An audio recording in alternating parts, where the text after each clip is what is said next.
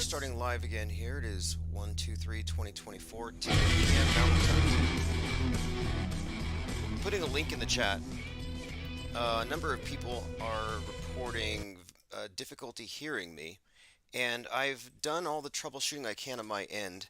So I'm going to put a link here if you want to donate for a new microphone and a consultation with the sound engineer. I'll have someone come in to the studio here, to the headquarters, and I think what we'll do is we'll work something out. We'll find some kind of way to improve the audio. I'll be right back. Let me go ahead and resend notifications. Stars always stay on the same course year after year. Einstein was a turd. Hawking is a fraud. NASA is a hoax. Coriolis is a bunch of bull. Take a look with your own eyes. All right, we're back. 10:01 p.m. 23rd of January 2024. And let's go ahead and start going through the notes. I think Trump won in New Hampshire, for those of you who are following the political soap opera. G33 says, I'm sorry, but I'm in agreement with your old stuff more. Just saying, reruns are nice. Well, I haven't changed anything. In fact, if anything, I've doubled down, tripled down. And I haven't backed down. And I've realized something else as well.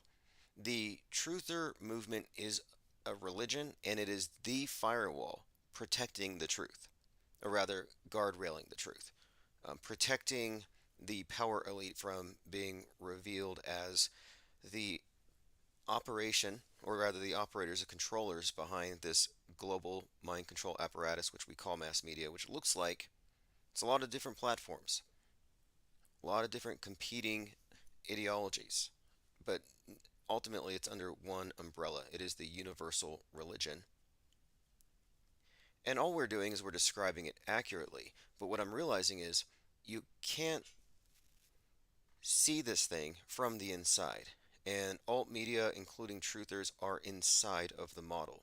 So what I'm suggesting here is what's more important than any conversation about the model of the world, is it flat, is it round, or whatever, a more important thing is about your internal worldview.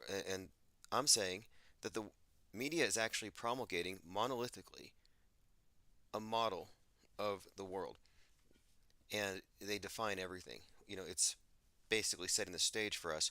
And again, the truthers are on that stage, and they're actually the ones who are I think, the final firewall. Anyone seeking a way out is going to have to go through them. They are the obstacle, in other words. And it's ironic because in the very beginning, it was auto hoaxers being chastised by truthers who would say, you're trying to discredit us. And now I'm looking at it thinking, yeah, it's about time. I think we have to discredit them because they are the controlled opposition. But as far as the replays, I am definitely reaching back into the reruns to find content 24/7, and I'll be updating it as we go. But if you want to pitch in for a new microphone, and again, I might just have a sound engineer come in here and see what we can do to optimize things. I'm definitely going to be looking into that because a number of people have reported the audio is low. And I'd also like to optimize the phone system and possibly even video. And I have a person in mind, actually a relative who actually has a recording studio. And they record audiobooks, albums, etc. And they're here in town, so I'm like, maybe I'll see what we can arrange. But I definitely want to take all of your input and act on it. All right, joined by Jennifer Reeves, Thirst for Truth, Into the Beyond, Radio or Not 31, Ears Up 7. We at IPS appreciate the support. Thank you very much. G33 says your old stuff was nice. Yeah, and it's not even that old. Although, look, the archives are only going back a couple of years. I plan to go back to 2017. So another reason why I really think that I need to spend more time here and less time out doing other things, I want to really focus on this, is I want to get the 24/7 thing in order. And I want to go back through the archives, deep into stuff that we may have forgotten about. can re-examine things with new ears, new beaks. Okay, well, the main topic today, I think we're still continuing along the lines of Laura Loomer, but speaking of loons, I wanted to talk about Satelloons. Someone in chat, I believe it was P. Trippa, had pointed out or had remarked on one of these. Was it a Starlink satellite setup? Like, how does this work exactly?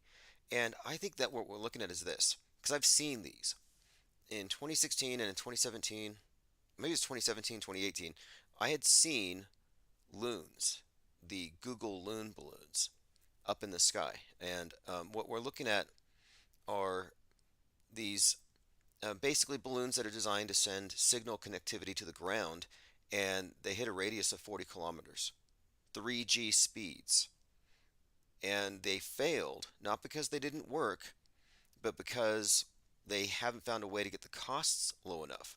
So Project Loon, it floats balloons up 12 miles above the ground, and they send internet service down to rural areas. And this means that they wouldn't have to install base stations or fiber optic cables in those areas. The idea was to deploy a fleet of balloons that would circumnavigate the planet. The balloon's flight paths would work like a conveyor belt. Whenever one balloon floats off to a new position, the next one moves in, maintaining continuous service on the ground. Now, they said it didn't work out because of finances, but I'm thinking here that they didn't want the public acclimated to the idea that we can have our internet everywhere delivered by high altitude balloons. They want us to still think that it revolves around orbiting chunks of metal going 17,000 miles per hour, a couple hundred miles above your head. They want you to stick with that. And I'm thinking here that Loon wasn't really terminated, they just rebranded it as Starlink Satellites. Loon LLC was an Alphabet Inc. subsidiary working on providing internet access to rural areas, remote areas. They use high altitude balloons in the stratosphere to create aerial wireless networks. And again, I've seen a couple of these. The balloons were maneuvered by adjusting their altitude in the stratosphere to float to a wind layer after identifying the wind layer with the desired speed and direction. Users of the service connected to the balloon network using a special internet antenna. The signal traveled through the balloon network from balloon to balloon, then to a ground-based station connected to an ISP. In 2021, they shut it down. So I'm thinking this explains Starlink satellites. Let's just call it Starloon. Starloon satellites. And of course, we saw one of these descending a couple of years ago, and everyone thought it was a Chinese spy satellite. And what it really looked like to me is maybe I don't know if it was intentional, but an unintentional reveal. Portal Complex says helium is scarce because of NASA. Yeah, I'm thinking we may be hitting, well, peak helium, and then all the satellites come down. But I think it's a little suspicious that, oh no, we just can't make it work because of, it's just not viable in the marketplace right now. So we're going to stick with the orbiting space boxes. And then you have these Starlink satellites showing up all of a sudden, and nobody considers the possibility that it's balloons. And I saw one of these globe defenders on Twitter, I think it was Fight the Flat Earth.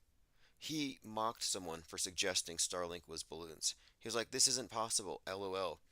What a bunch of idiots. And I sent him a link to Google Loon.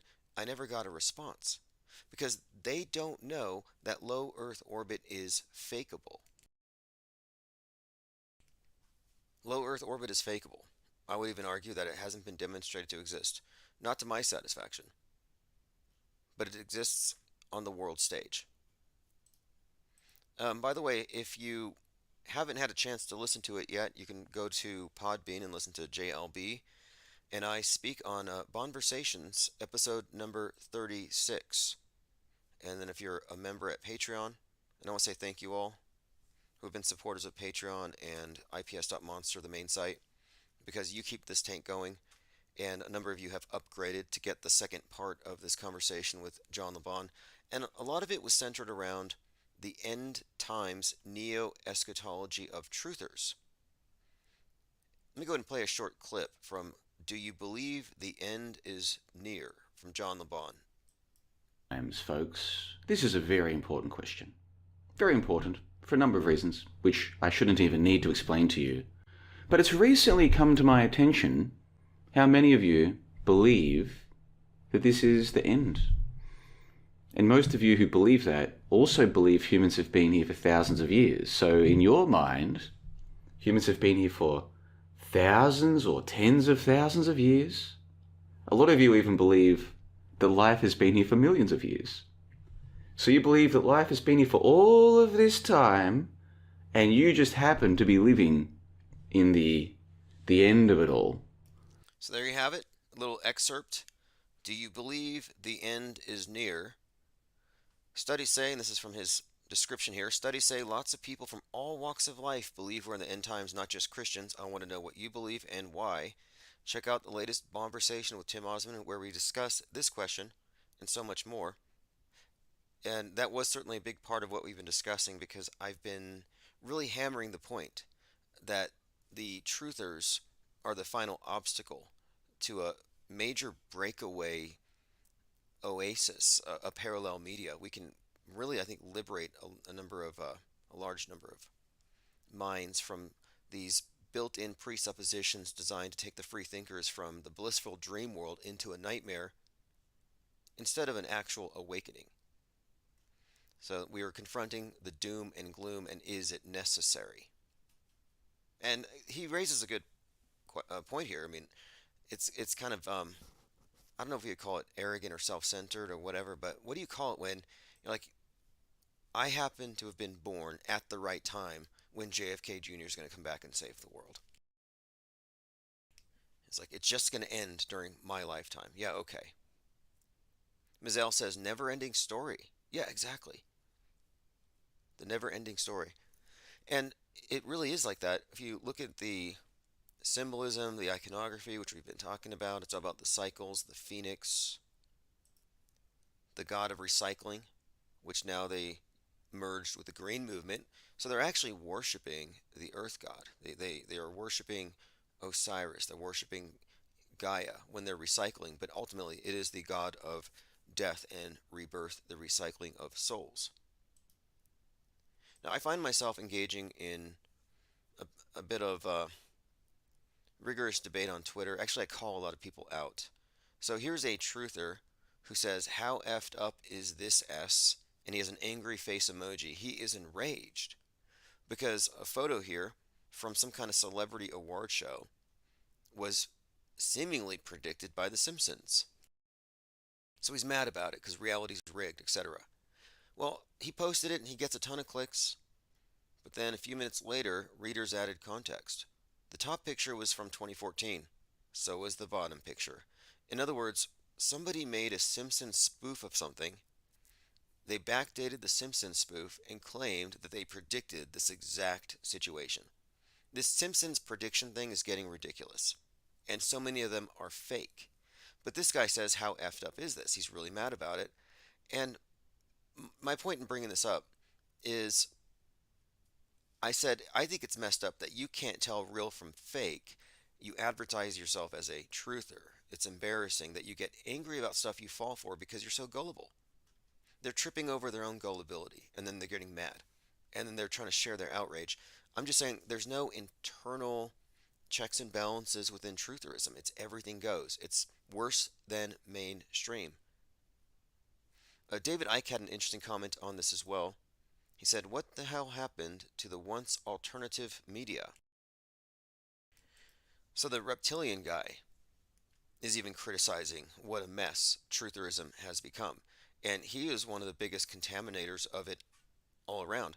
So Luke Rudkowski is full-blown full of hopium here. Let me just play this clip. Future Trump administration, and that would be starting off with Tucker Carlson, vice presidency, press secretary.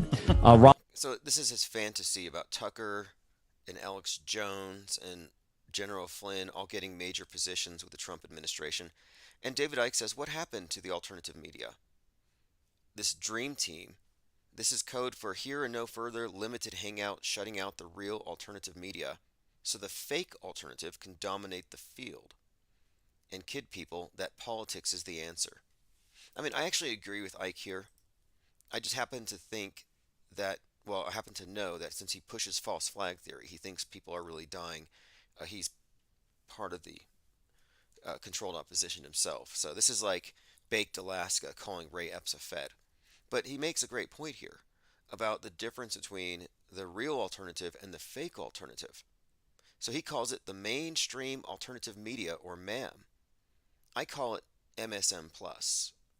But the mainstream alternative media, I used to call it mainstream light.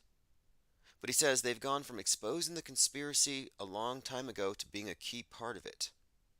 See, I like David Icke for the most part. I think I do, but however, he's married to the nightmare. He's having a nightmare. He's been having this nightmare for decades. He either believes it and he's duped by it, or he's part of the terror operation, which I think is far more likely, given how much sensitive material he's dealing with when it comes to the bigger picture. You know, they need the truthers to interpret 9/11 in a certain way, and every other subsequent event.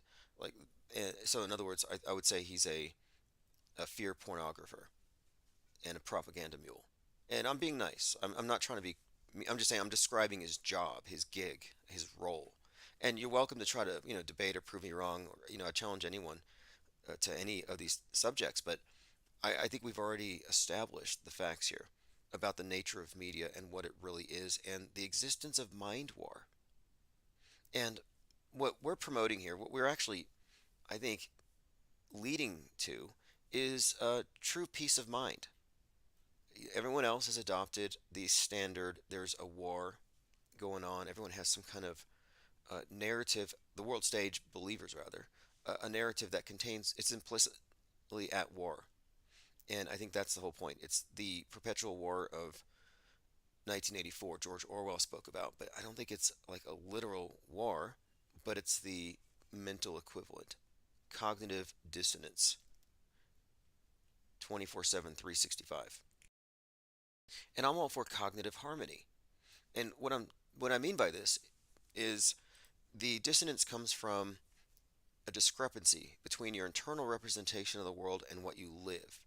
There's a discrepancy, and the easiest way to solve the discrepancy is just to put aside your own thoughts on the matter and go with the authority, go with the dominant one, go with the flow.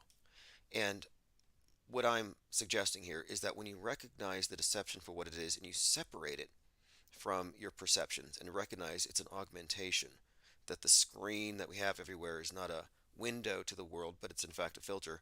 When you separate it, you actually attain, I believe, cognitive harmony, because now what you experience is consistent with your internal representation of the world, because you haven't augmented it with a wide array of superstitions and fictions and narratives that are meant to contain you in a specific paradigm. You can free your mind by stepping off of the world stage. You can't free it by engaging in info war, flinging mud back at the other side. What's that expression? I think it's George Bernard Shaw. He said, never wrestle with a pig, because you both get muddy and the pig likes it. That's why I'm all about inactivism from an ivory tower. And I'm fine with that. Like, I'm not triggered. Not at all. I am not triggered, and that triggers the triggered. Like, how dare you not be triggered? Your lack of triggerishness threatens the rest of us. Like, really? Because I'm not going to panic. I didn't panic in 2020. I'm not going to panic no matter what happens in 2024. Nor am I going to be duped by any of the obvious incoming hoaxes that are being talked about. Like, for example, we've been talking about Laura Loomer decoding predictive programming for the Trump headshot, which means it's going to happen, but it's going to be fake. But she's saying, no, this is a threat. George Soros, his son, Alex Soros, here's from an example. Alex Soros shared a link to an article from The Atlantic, and MAGA is convinced that it's a coded threat against Trump. Again, truthers and red pillars will say, yeah, this is a coded threat. And I'm saying no, it's predictive programming. But they're getting ahead of it because they don't want truthers or anybody in the world to think it's fake. It'll blunt the impact of the psyop. And it won't have the same emotional impact, is what I mean. And it won't for us. Like, I'll tell you, I haven't had an emotional response to a news event since, well, I can't even remember. I guess maybe the Boston event. I mean, it's been a while. And I haven't missed the stress. I haven't missed the emotional roller coaster. I haven't missed feeling bad for fake dead kids or fake dead anybody. I haven't missed any of it. I don't miss the sense that at any moment we could be annihilated and we probably deserve it. I don't miss the sense there are all kinds of weapons of mass destruction. And I believed in this stuff. Remember, I was military. I was 54 Bravo, NBC. My MOS was nuclear, biological, chemical. So I'm fully apprised of all the various ways that the normies believe that we can die, like in mass, should one person have a really bad day. Doomsday scenarios. I've dispensed with all of those. I don't believe in doomsdays. In fact, here's something else. The globe model, I would argue, is mainly to introduce scarcity by limiting the amount of space, that is land. So the myth of outer space constrains the actual space that you inhabit. But so too, the end times eschatologies that exist in the scientific paradigm, the religious paradigms, anybody who's watching too much news, we're in the end times, that truncates time the same way the globe model would truncate land or limit space, reducing your frame of reference. Because the news benders are writing the news decades in advance, they don't want you to get ahead of that. They want you to be in the now. But let me play this, because right-wing pastor here named Mark Burns is melting down about this bit of predictive programming because they don't know how it works. If they're not operatives and part of it, they think this is a threat. But no, it's like, look, if you're going to say that this one image, and we're talking about an image from the Atlantic that has a gun, no, it has a bullet hole, and then a stack of cash. And the cash is, I think it totals $47. And like, oh, this is a threat against Trump.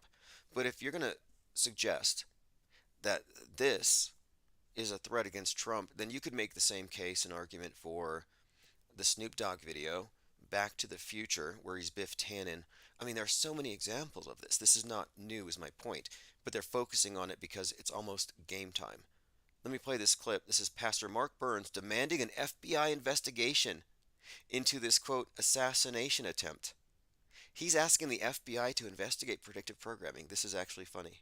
I think that's very dangerous dog whistle messaging that Alex Soros was sending. I mean, we already know that the Soros family, based off of the actions that they've been doing, are evil people, right? And to put this dog whistle, and many are interpreted as an assassination attempt of President. So he's calling it a dog whistle.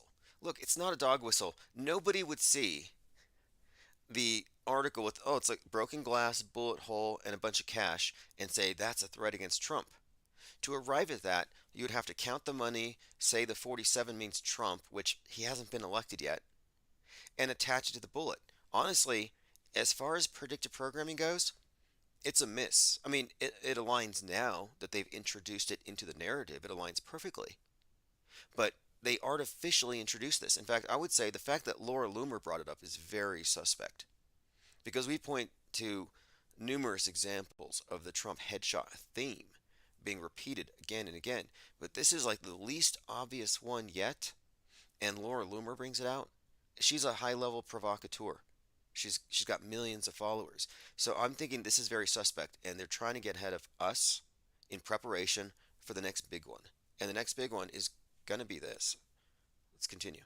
President Donald Trump. Again, this is a very dangerous time, and I really hope that the FBI would really take a look at this, because to me, it's clear messaging.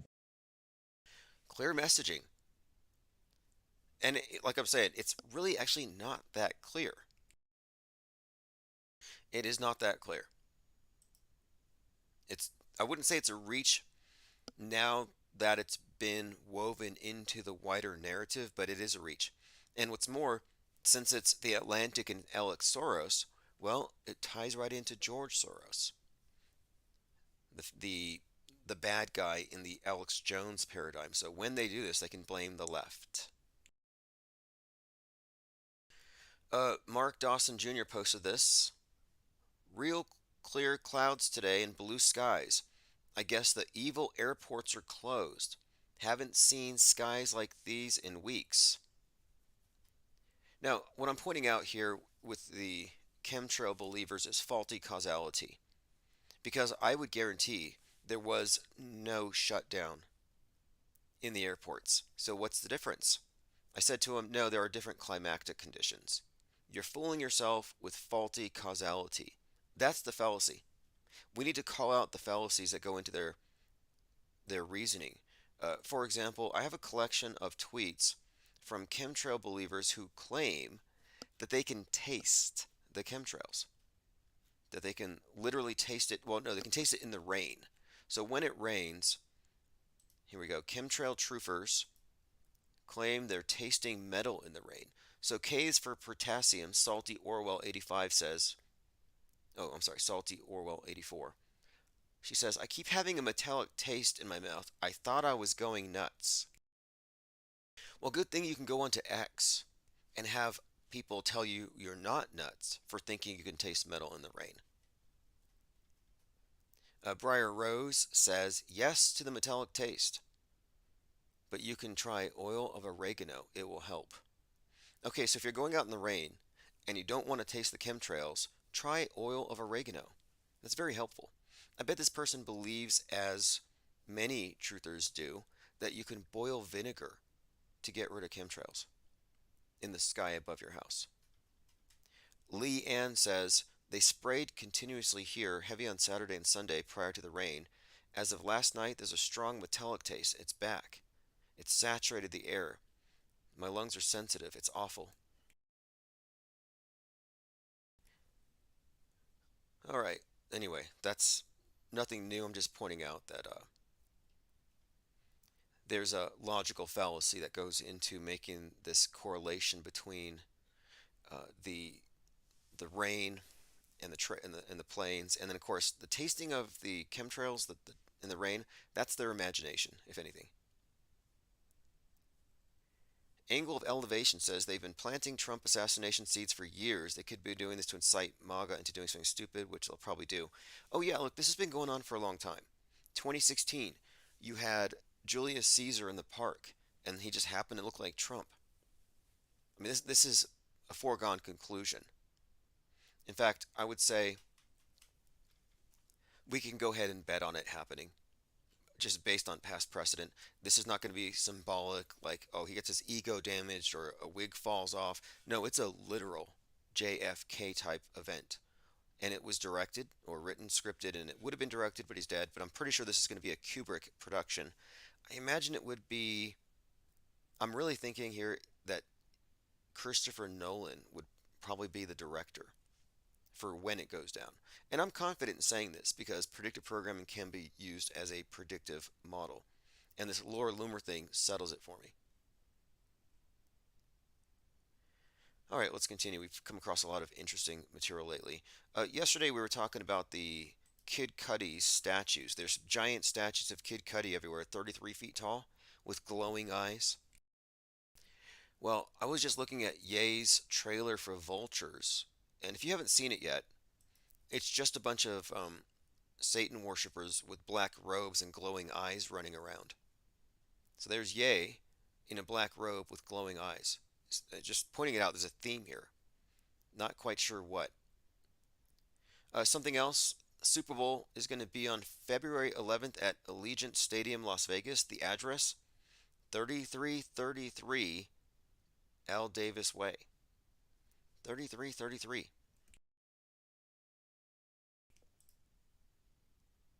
Into the Beyond says, Loomer's another one of these repubs that refuse to concede when they lose. Well, Lord Loomer is a provocateur on par with like a Milo Yiannopoulos, Lauren Witzka or Witzkin. Lauren Witzkin, Stu Peters, they all run together. MTG, they're all part of the same clique. In fact, MTG even did a retweet on this predictive programming for the Trump head wound. That's pretty, that's a pretty big indicator of how important of a narrative this is. Angst G says he looks like a Jawa with them glowing eyes. Oh, that's right. The Star Wars characters with the glowing eyes. Here we go. Jawas have evolved from a rodent-like creature. Their glowing eyes enable them to see in the dark. Over time, it became a form of... Okay, interesting. I'll continue to follow this story with these 33-foot tall statues, but... All right, here's the article referenced by Right Wing Watch. An article about crime and inflation has stock images of a bullet hole holding cash. Because it totals $47, MAGA World has convinced itself it's a threat against Trump. This is really blowing up.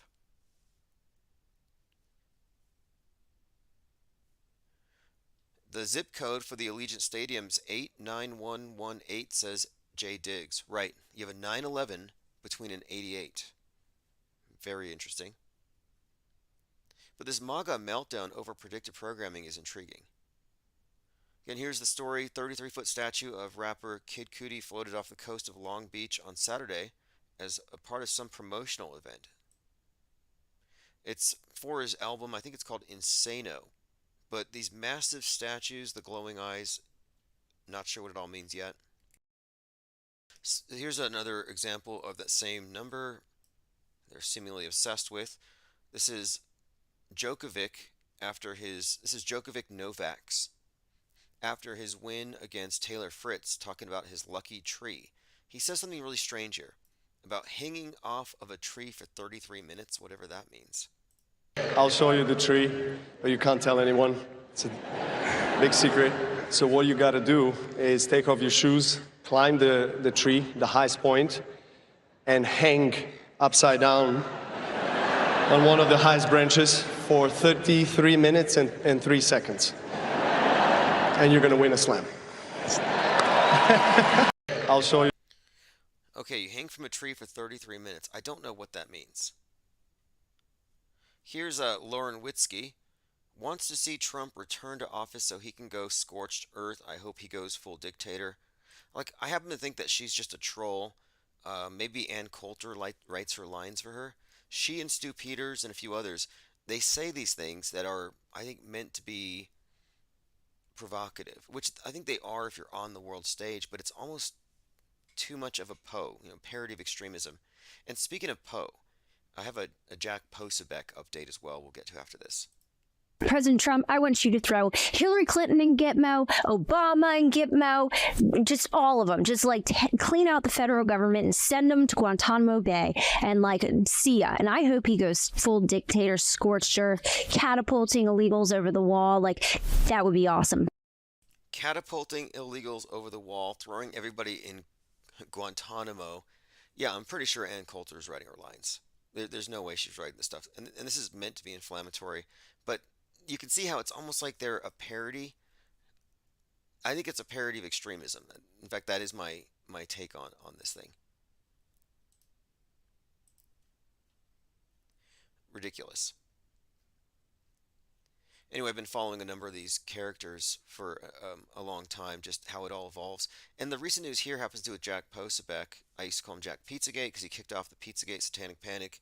He's done public exorcisms of Dodger Stadium because some nuns, the Sisters of Perpetual Indulgence, drag queen nuns performed there. So he's been a big promulgator of the Satanic Panic, and he even says that he grew up in the era of the Satanic Panic and he thinks we need another one. And I'm seeing a number of these characters like Stu Peters saying it's time to burn books on witchcraft. They're bringing this stuff back, and I'm just pointing out how often these types tend to be major league hypocrites. I mean, look at Ollie Alexander. We don't want to revisit some of this stuff, but I think these guys are all blackmailed. So Jack Poe, parody of extremism. This just came out. Meet Jack Posobiec. Below is a shot of his Bumble account. Now, I don't know what Bumble is. I'm assuming it's a dating site. Created after he was married. Jack was, or at least attempting to, cheat on his wife. Don't be like Jack, posts Tyler Motes. So apparently he failed to delete evidence of early philandering. This account doesn't look like it's been updated because he looks, he doesn't look so ruffled these days. He looks like he's had some kind of stylist and he's a little more mediagenic than this. I don't know if this would have landed him any dates, but he's certainly trying. Interesting that it pops up, just not surprising. And, I don't care what people do with their lives one bit. However, these are the people who are promoting this MAGA ban ideology. They're purer than thou and all this stuff. Here's Stu Peters, aka Stupiders. It's what he calls his subscribers, or what I mean, if you're legitimately subscribing to this guy, not just following him because you're studying another propaganda mule. He says, "It infuriates me that the Nazis would have these book burnings. Unless it's witchcraft or smut, books should never be burned." So you should go burn witchcraft books and smut.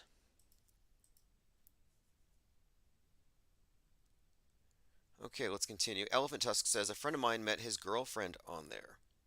Okay, okay. It's a site where women can contact men only, a one-way type of thing. Oh, and it was a friend.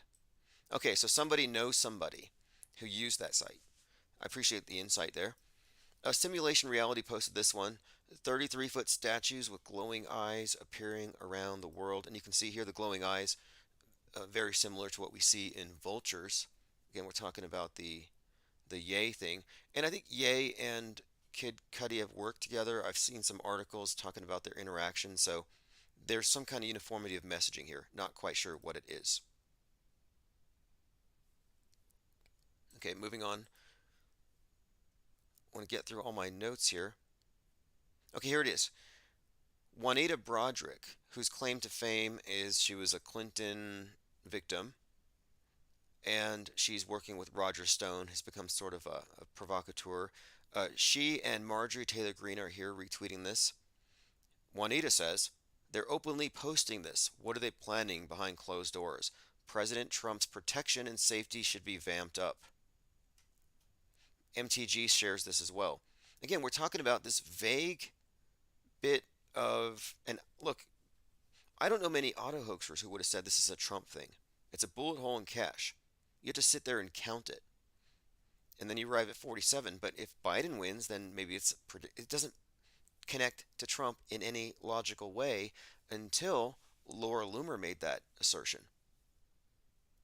Alex Soros tweets out a bullet hole in 47, a direct violent threat to Donald Trump by Jim Hoft. Do you believe this? Like, this is not a legitimate piece of predictive programming, if you get my point. It doesn't connect to Trump until they made that connection, and now we can see how it's just reinforcing what we have been saying all along. We have actually just seen now the mainstream merging with this narrative that we've been seeing brewing for years. They've just mixed it in. They've connected it. So we'll see where this goes.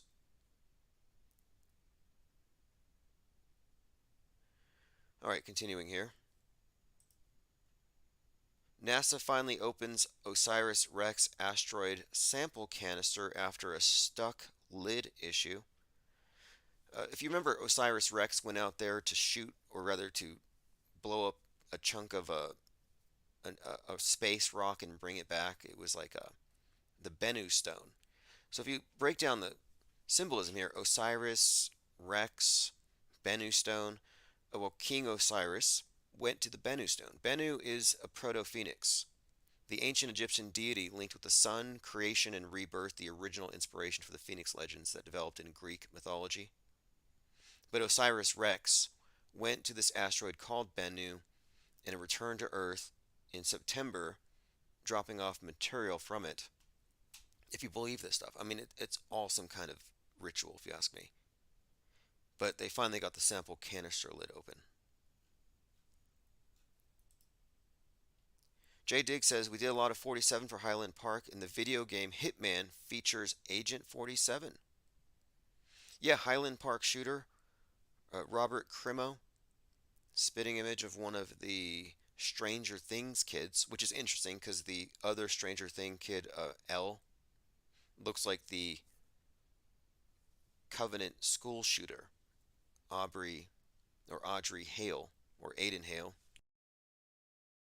But yeah, he had an obsession, an inexplicable obsession with the number 47. If you remember the story, on 4/7 or the 4th of July, there was a parade in Highland Park. At the same time, the Parkland High shooter was on the news because he was given his sentencing. So, like, wait, Parkland High, now you have Highland Park, another crazy person. But the Highland Park shooter has a 47 tattooed on his temple. He has the word awake tattooed under his other eye.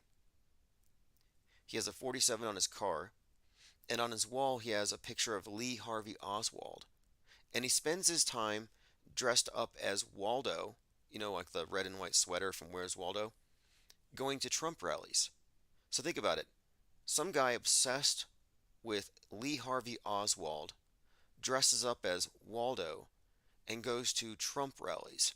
Being obsessed with the number 47 has it tattooed on the side of his head as Trump's team introduces hats with the 45 on the side of the head. And now 45 and 47, which is easily a code for 9/11. But the numbers on the temple, the reference to the side of the head, the shooter obsessed, the sniper obsessed with Lee Harvey Oswald, the 4/7, the date, it's all there. If you put it all together, where's Waldo? Where's Oswaldo? Well, he's out there at a Trump rally waiting to pull the trigger. Meanwhile, as he's shooting up this parade, which is all fake, by the way, his mother's shopping at Target. And you see these pictures when the news breaks, and you see his mom holding a Target bag which has a target on it, which not only connects to the theme of a sniper, but connects to some predictive programming elements within Kubrick's work from Full Metal Jacket, where the character Joker, who actually represents JFK, has that target symbol on the side of his head. But yeah, 47, then you had, of course, player 47 gets his throat slashed, the hockey player. Then you have 47-year-old Derek Chauvin getting stabbed 22 times. Meanwhile, of course, the guy who got slashed was slashed by player 22. We've seen a lot of stuff with the number 47. And then it was Super Bowl 47 that was the Blackout Bowl in 2013 that went dark for 33 minutes. So I've been looking at this for some time thinking this 47th presidency is going to be the Blackout Bowl. That was some kind of foreshadowing. And there's quite a lot that builds on this, especially when you look at the people who were there.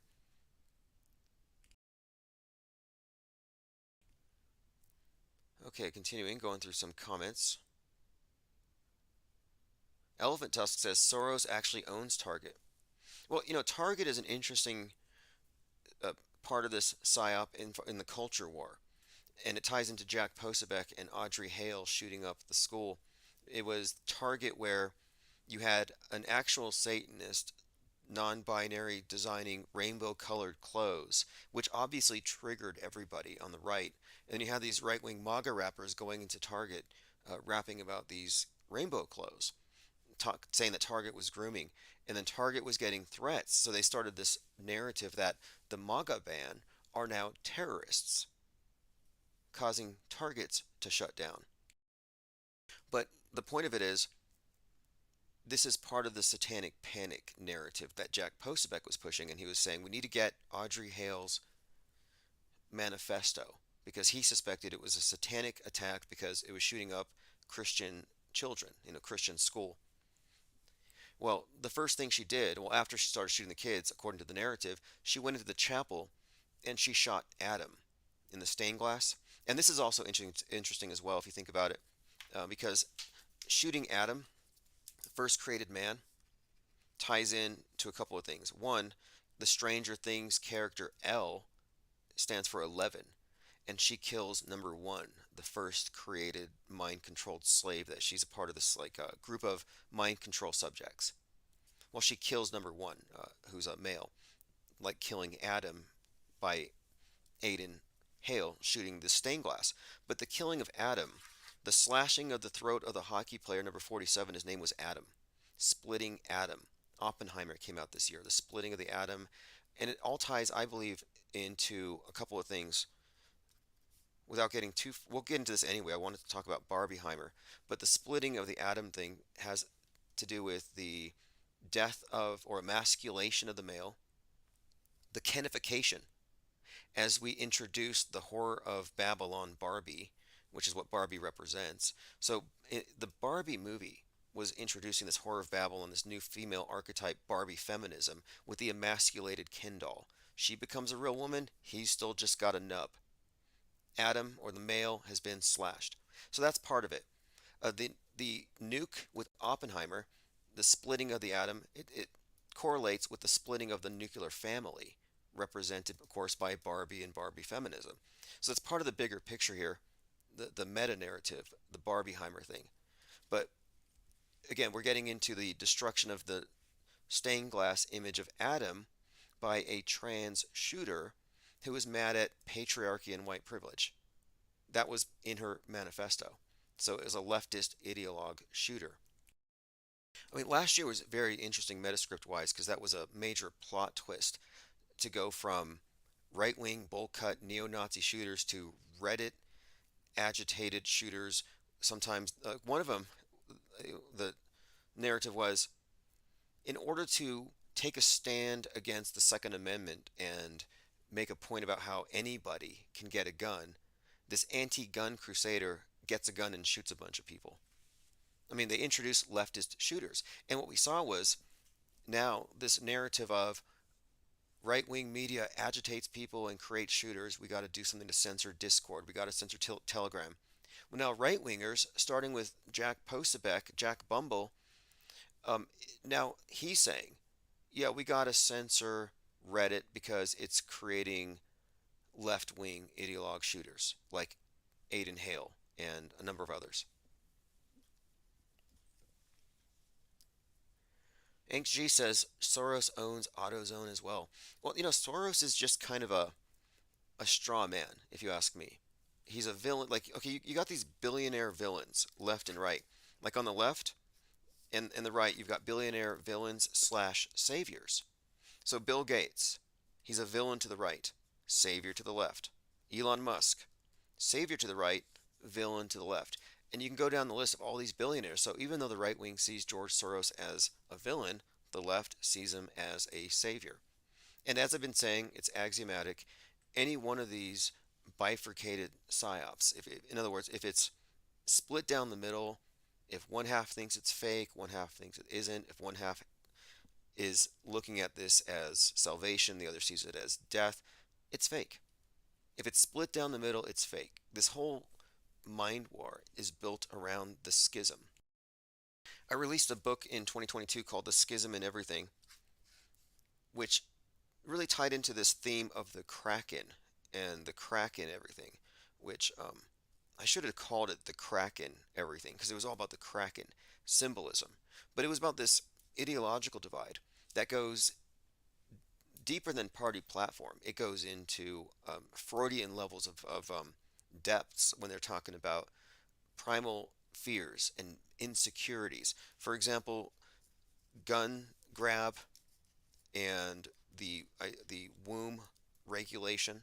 You know, they're going to grab our guns. They're going to regulate our wombs. Male, female, toxic masculinity, toxic femininity, left, right. I'm just seeing these splits, and we are elucidating all these splits down the line where you can pretty much know everyone's opinions if you can just figure out what one issue they actually believe in. Just one thing will give you a clue. It's so compartmentalized. We live in a compartmentalized world. Elephant Tusk says it's odd that the Floyd thing started with AutoZone. Yeah, if you remember, the riots following the George Floyd event kicked off, and I think the first building, one of the first buildings, was an AutoZone, and you had the guy with the black umbrella smashing the windows. And then you had, in Seattle, they founded Chazistan, which is called an autonomous zone. So people had made connections between the guy with the black umbrella at the AutoZone and the Antifas with their umbrellas at the autonomous zone. If you remember, they were using the umbrellas to block cameras from live streamers. So there was a lot of connection between AutoZone and autonomous zone, which later became, it was like the Capitol Autonomous Zone, Capitol Hill Autonomous Zone, Chaz. That's where we get Chazistan. 2020 was a fascinating year. We're going to have to go back and revisit some of this stuff because much of it was templated on the political turmoil of 1967, 1968. Like 1968 and 2020 had dozens of repeated elements that were obviously coordinated, and it actually followed. 1969 correlated strongly with 2021, even including an anniversary date moon landing. Was it 720? 1969, and then 720 2021 Bezos did an anniversary launch. G33 says pyramid on the back of the bill, world reserve currency compartmentalization.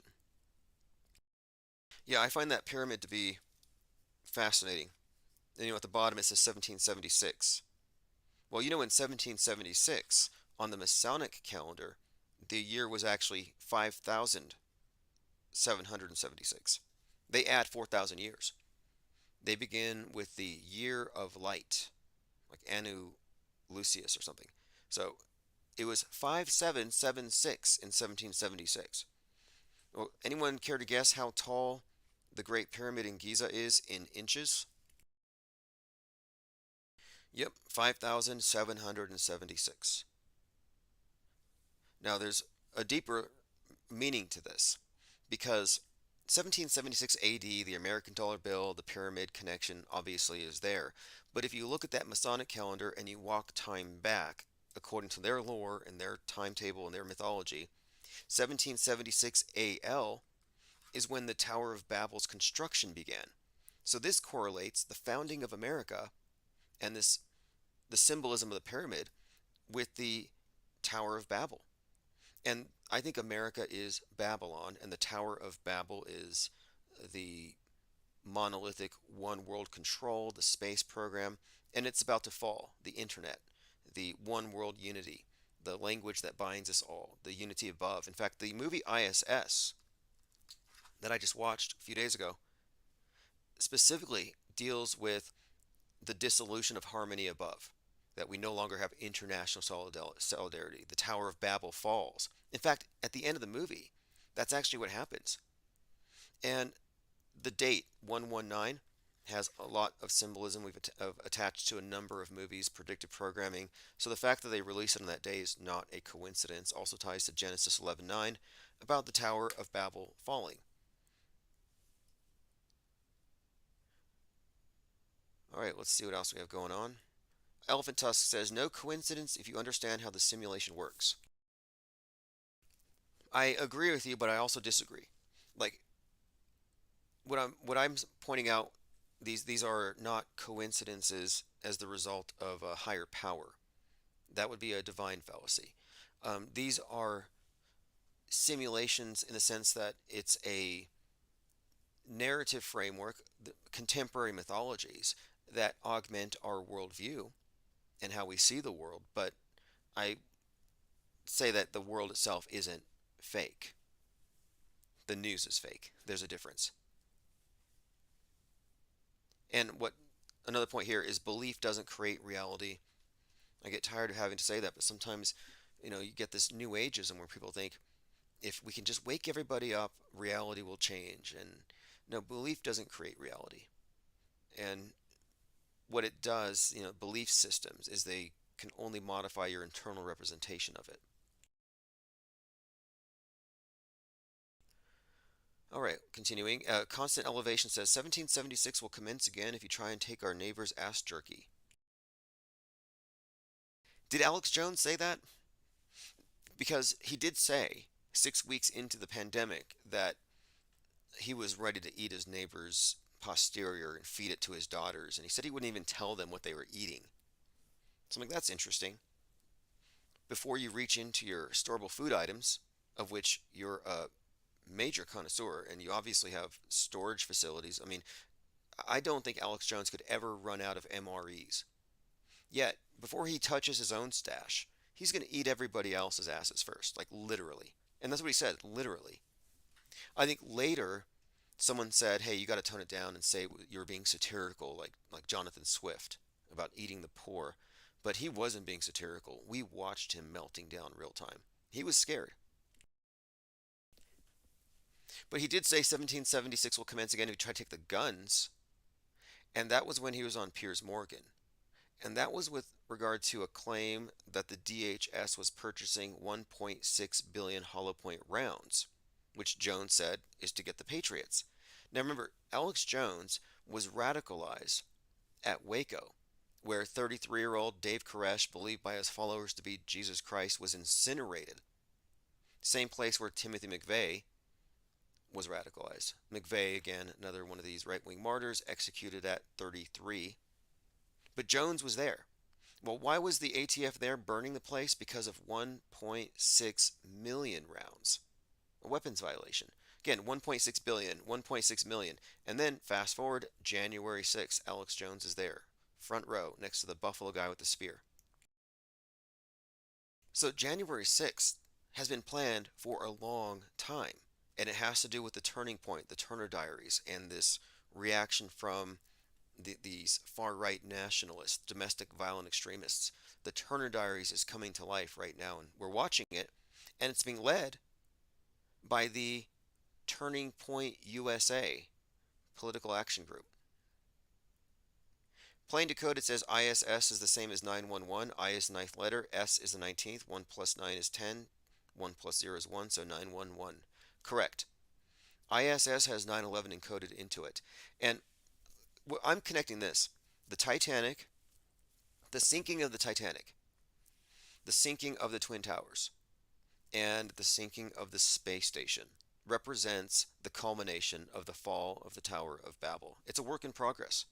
It's metascripted. It's a story being told across multiple generations. And you can see how all these things are intricately connected. And it all ties into, interestingly, well, just really quick here.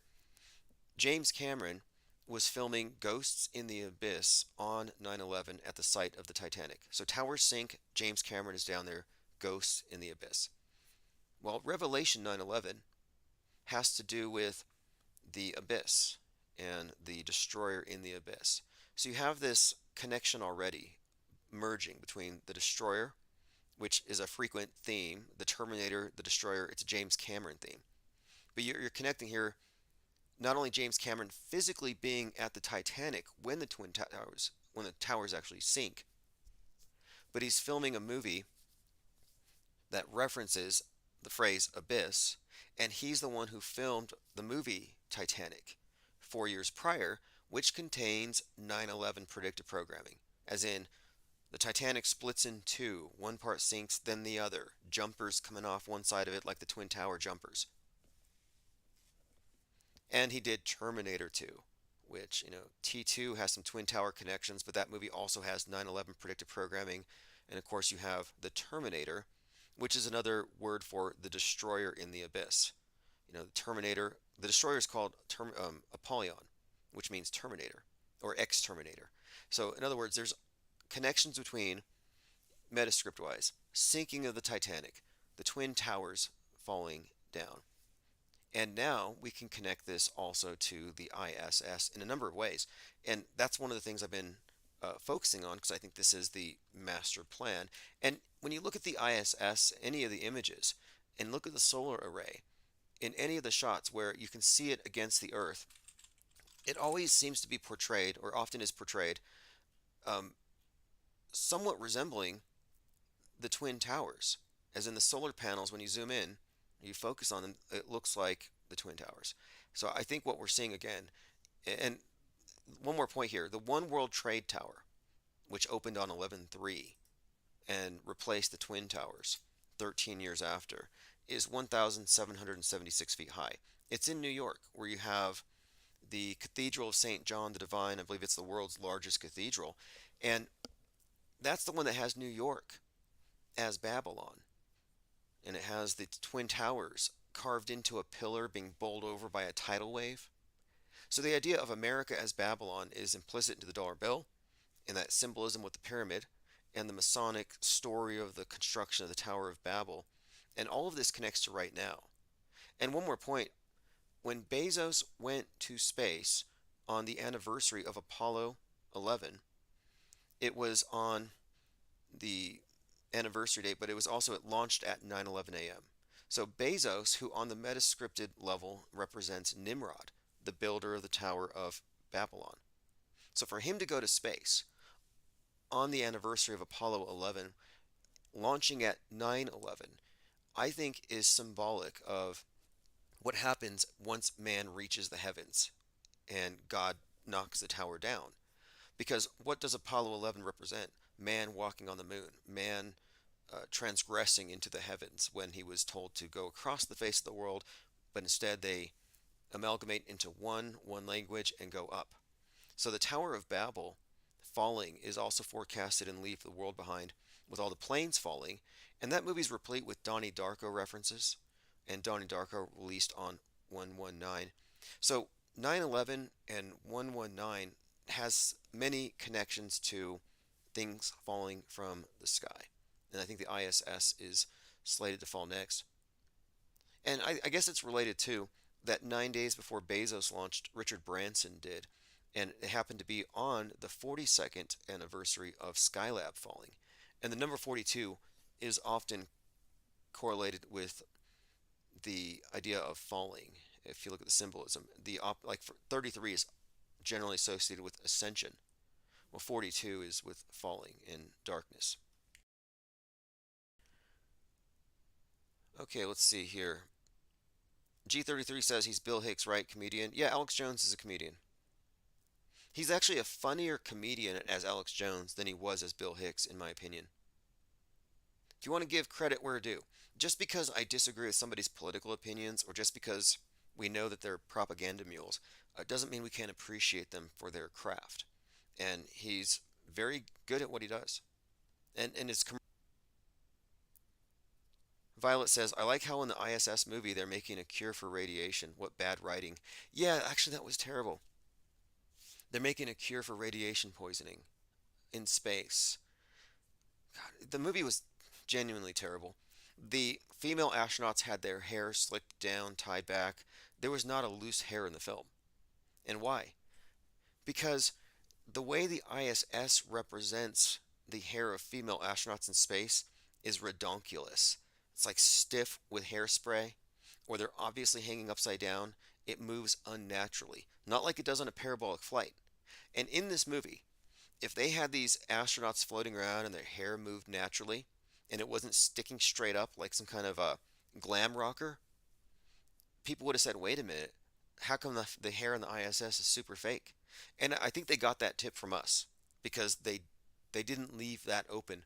And also, at the intro to the movie, they showed a lot of bubbles in space.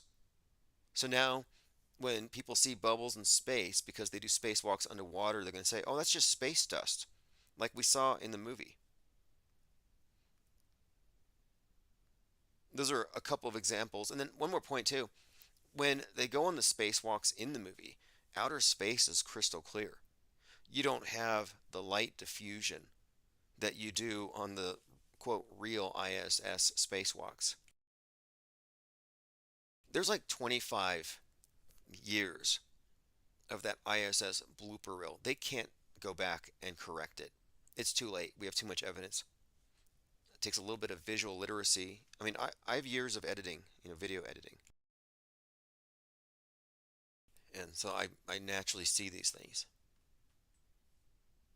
Although what's weird is I didn't see them for the longest time. Like, for example, even while I was video editing and doing animation, I didn't process the ISS footage as fake. I just was, that's how this thing works. The screen. It's like another sensory apparatus, and it's just giving you a window to what's out there. There's no pause. And that's what skepticism is. It's a pause. You pause, you suspend judgment until you have enough information. But before I became a media skeptic, there was no pause. You see it, you just assume that it's been vetted. It wouldn't be on TV if it wasn't vetted. So you give the screen some kind of implicit argument from authority on whatever it says. It visually lies.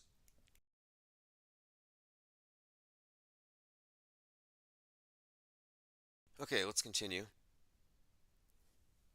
Violet says, someone here watching believes in the ISS. Well, we have a couple of people who kind of believe in it, whereas like they haven't seen it. And some have even tried. We had a caller the other night who spent 2 nights out in the desert with a astrophotographer, and they had the app, and they weren't able to see the ISS. Although I would have left, like half an hour after sunset. No reason to stay out overnight. Hey, here's a little known fact. You can't see satellites at night. Not just because they're fake. You can't see them at night because they necessarily have to reflect the sun. And it would be impossible for an object in low Earth orbit to reflect the sun in the middle of the night. But there's just this common misperception that people have seen it. People reflexively lie to defend the screen because they think they've perceived it. They become liars when they take the world stage as a given. For example, how many people have you heard say, "Oh, I know the Earth is curved. I've looked out the plane window." It's like, no, you haven't. And I used to get a lot of callers who would say, "Yeah, I've been seeing the ISS. It just flew over, and I'll call back in half an hour, and I'll tell you if it's flown over again." And they'd say, "I just saw it again." And until I introduced to the believers an understanding about the 870,000-mile column of darkness, aka Earth's shadow, until I pointed that out, none of them knew there was a shadow, and they thought you could just see lights all night long and they're just satellites flying around. It doesn't work that way. And they don't just float anyway. They're not just floating around. They're falling at 17,000 miles per hour.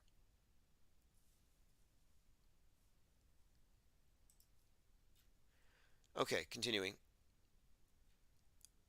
I want to talk more about doomsday.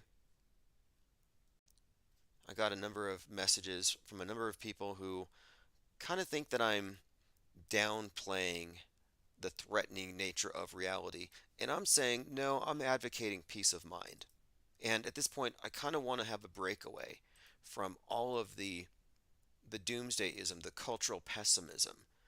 I think that all of that is psychological warfare, and if they're putting you into a state of fight or flight, I think you're engaged in the MK Ultra program, and I'd like to disengage from that. Like, I would even go so far as to say that the only legitimate anti-war effort there is media skepticism, because all of it is ultimately mind war, and that's where it all begins. Look at this tweet from David Icke. He said, someone had asked, "Can somebody remind me who did this? I can't remember." And it has the Twin Towers blowing up. And Icke says, Mossad, CIA, and Pentagon mate. See, there you go. David Icke is controlled op. CJ Synchromorphia said, "Hollywood, homie. Fake AF." Yeah, that's what, exactly, Hollywood. So who did 9/11? Stanley Kubrick. I think we can give Stanley Kubrick credit. Give credit where it's due. Stanley Kubrick did 9/11. And it was a movie. And if you can't process that as good news, you've internalized the dismal, dystopian world stage that they've given us. And the blue pillars are blissfully ignorant, having a dream, and the red pillars, including David Icke, are living a nightmare. Okay, I have to go. Thanks for joining. This is Auto Hoaxer GTFO. I'll send out archives. And again, check your inbox if you haven't read the newsletters, or check the archives from yesterday, because you can get a link to the Bonversation number 36. And the second half goes on for almost 2 hours. We covered a lot of things. Anyway, have a great evening.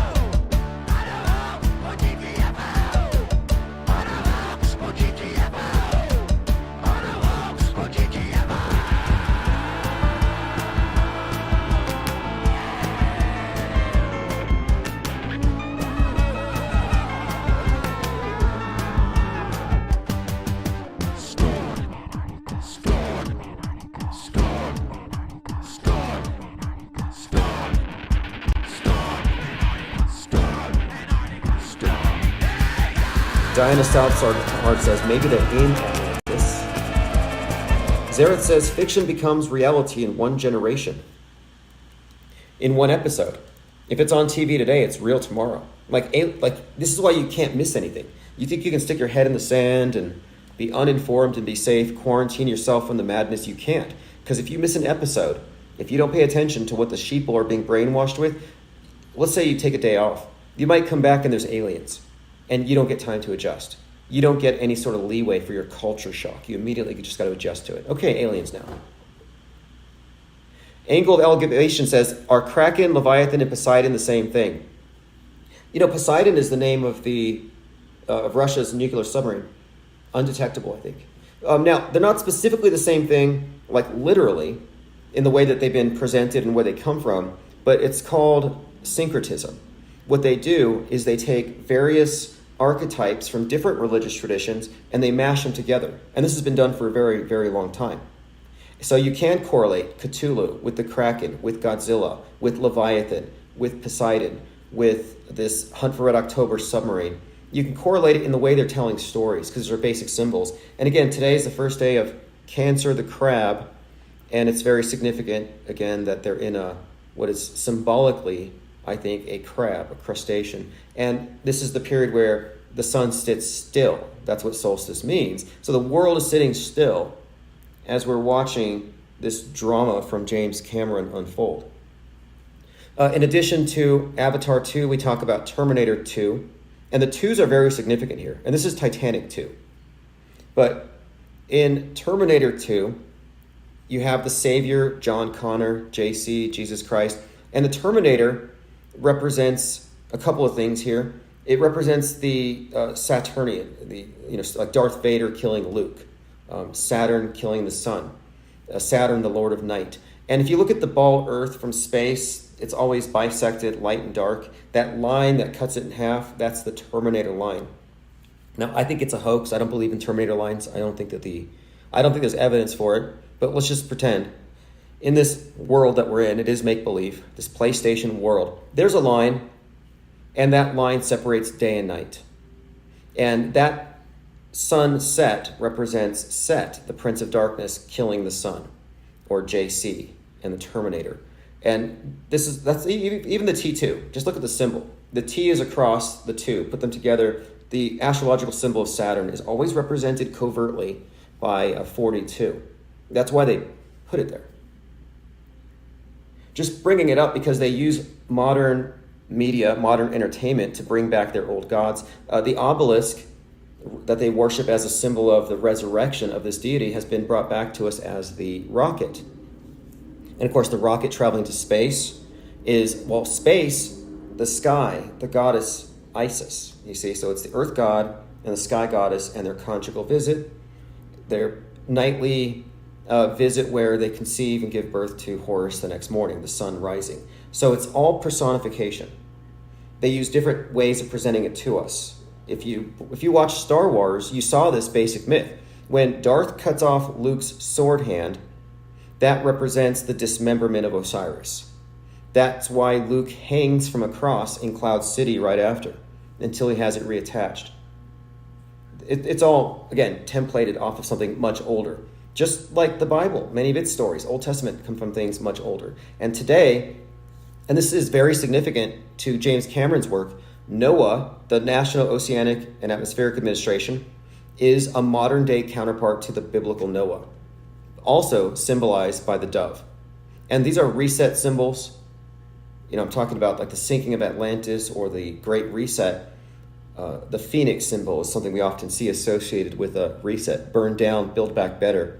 In this case, the case of Noah's flood, it's flooded out, and then they build back better from whatever's in the ark.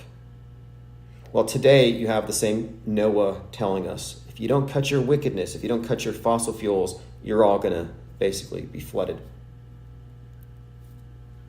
Rocco Calzone says, I'll be back, Terminator line. Yep. And the Terminator, or Arnold Schwarzenegger, is behind this World War Zero initiative. They want to cut mankind's carbon footprint in half by 2030.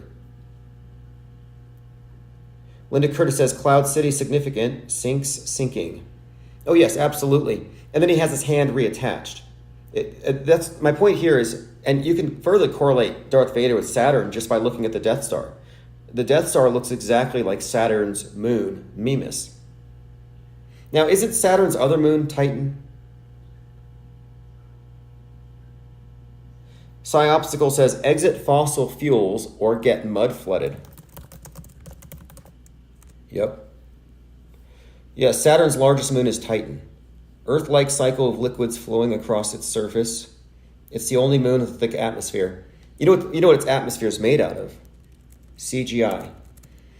It's possible. If we are living in a sim, if this is a PlayStation universe, as Linda Curtis suggests, then I think that once you go 62 miles up, once you hit that Kármán line, it turns into pixels. Like you look at yourself in the mirror, you look like a Minecraft character. Like it's all sim at that point. That would explain the glitches we see on the ISS. They're not faking it. The reason why you see all this pixelation isn't because they're trying to hoax us and fake space. It's because space is actually CGI. Zara says, screw your freedoms, Arnold. Well, look, Arnold apologized for that. And he's done some penance. I've seen Arnold filling in potholes in his neighborhood on TikTok. I'm sure he wasn't doing it just a virtue signal. Now, on June 19th, early in the morning, I sent out a breaking press release from Infinite Plane Media. This is why you should sign up at infiniteplanesociety.com. It was breaking Titanic Part 2. Submersible taking tourists to the Titanic reported missing in the Atlantic. I called it the Titanic Part 2 before the Drudge Report did. But this story is huge from a Metascript perspective. The symbol of the Titanic is powerful in itself, emblematic of the ship of state, steered by greedy and powerful fools. And we've discussed before its correlation to the Twin Towers. And I just found out today that Satan 2, and we talked about Terminator 2. Terminator 2 has the nuke that blows up. It's in Los Angeles, but it focuses on a sea turtle, which I actually think is a Seattle reference. But, Cameron's work here is what we've been talking about. And what the symbol of the Titanic, this is one of the point. It's a metaphor for the sinking of the West. So here you have Putin with Satan 2 threatening to sink the West. And this correlates with the crumbling of the World Trade Center. And I actually have on my Substack, if you went to my latest blog, I have a link in Titanic. The actual movie from 1997 is linked there, just the clip where you can see it breaks up into two. Terminator 2 is connected with 9/11 predictive programming. In the original timeline, Judgment Day occurs on August 29th, 1997. Skynet was activated on 8/4/1997. Someone needs to tell JL-42. It became self-aware, and it launched nuclear missiles at Russia to incite a counterattack against humans. So that's kind of the storyline here, Russia, nukes, and Judgment Day. And speaking of Judgment Day, Donald Trump launches his campaign in Waco. Waco, An American Apocalypse, was released that day on Netflix, and he says this is our final battle. I mean, we've had a lot of apocalyptic rhetoric all over the place. Okay, going through your comments. Angled Elevation says Biden wants no new combustion engines for cars by 2035. There's no way there's enough electricity for that. But if the world population is only 500 million, now that's interesting. Well, good luck with that. The instructions for bringing man to heal were written in stone and, the Georgia Guidestones, and they were meant to survive an apocalypse. But somebody put a cherry bomb on top of it the summer before last and blew it up. So 42 years, they stood, and there are no more Georgia Guidestones. And I don't believe there's going to be any depopulation because they've been talking about the population bomb and overpopulation for so many decades now that it's almost like if they really wanted to do something about it, they would have taken care of it decades ago. Like it's too late. And I think that the reason why they want you to think there's too much of us is because they want to inculcate our entire culture with self-hate, self-loathing. It's part of this mortification of the flesh taught by many religions because we are living in a new religious paradigm. It's full of superstitions, mythologies. It's got its priesthoods, has its counterparts for sin, original sin, for heaven, which is space, for transcendence, transhumanism. Angels are now aliens. But, we're in a new religious paradigm from top to bottom, and they need you to hate yourself. They need you to hate the fact that you breathe because you're making God mad. God being their God construct, Gaia. You want to hate the capitalists because they're going to kill Gaia. The Avatar 2 was about, it has the scientist played by Sigourney Weaver who says that Earth was sentient. And this is a big secret. Because if the public knew that Earth was sentient, they wouldn't let us drill it. They wouldn't let us destroy it. And this was the premise behind Pandora and man having to go parasitically to go harvest from another place. This whole story is very fascinating. You have to remember when Avatar 2 came out, the World Economic Forum was having its meeting and there were all kinds of floods everywhere. Ellen DeGeneres was like, look at my house, it's flooding. They were really focusing on floods. And that kind of got forgotten about, and then it went into train derailments. Then it went into random shootings. The current thing's always changing. Okay, now listen to this. This is a tie-in. This is James Cameron's The Abyss. This has got to be what I'd call a concurrent programming. Yeah, The Abyss is a 1989 science fiction film directed by Cameron, starring Ed Harris. Very interesting actor there for all of his roles in a lot of these psyops. We often talk about the directors, the metascripters, but what about some of these actors who were in these hugely significant roles? We have to do a deep study on them as well. Okay, listen to this. We're talking about the movie The Abyss.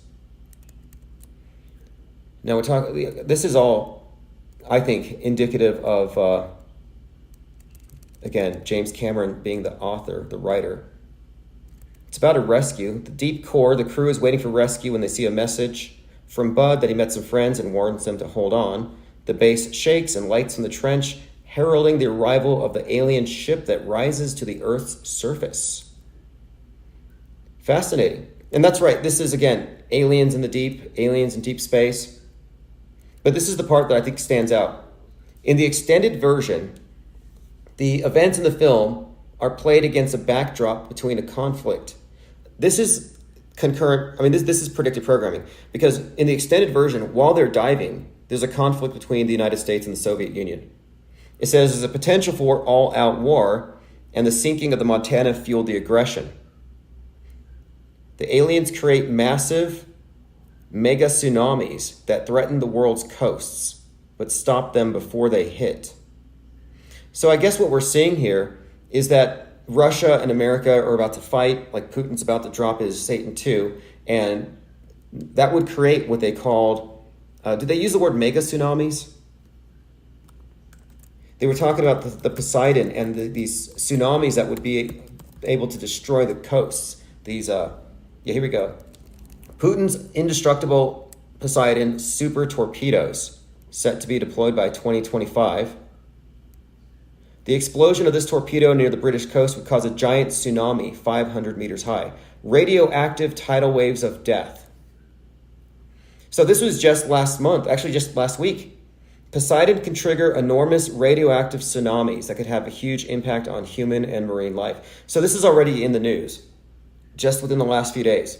Poseidon, radioactive mega tsunamis, and that's part of this story, the backdrop as they're diving, and the aliens get to save us. So we're still waiting on that. James Cameron's The Abyss surfaces for 4K Ultra SD Laserdisc with new 14-disc widescreen letterbox set. Did this just come out? Looks like it. So if you want to order it, you go to highdefdigest.com. James Cameron's The Abyss, and this was just a couple months ago, was released 4K. Fascinating timing. It's always like this with these various psyops. It's always like this, where somebody's making money somewhere. Somebody just published a book or is just about to release an album. All right, we're sticking to this topic right now. I mean, there's so many other things to talk about. The Tate brothers being charged with human trafficking, etc.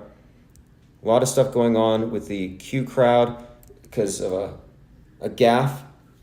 Donald Trump was on an interview yesterday, and he's talking about, this is on Fox News, he's talking about Robert F. Kennedy, but he accidentally calls him JFK Jr. And he says, he's a very nice person. I know him very well. Now, he was talking about Robert Kennedy, but you know how it goes. The QAnoners are convinced it was a wink.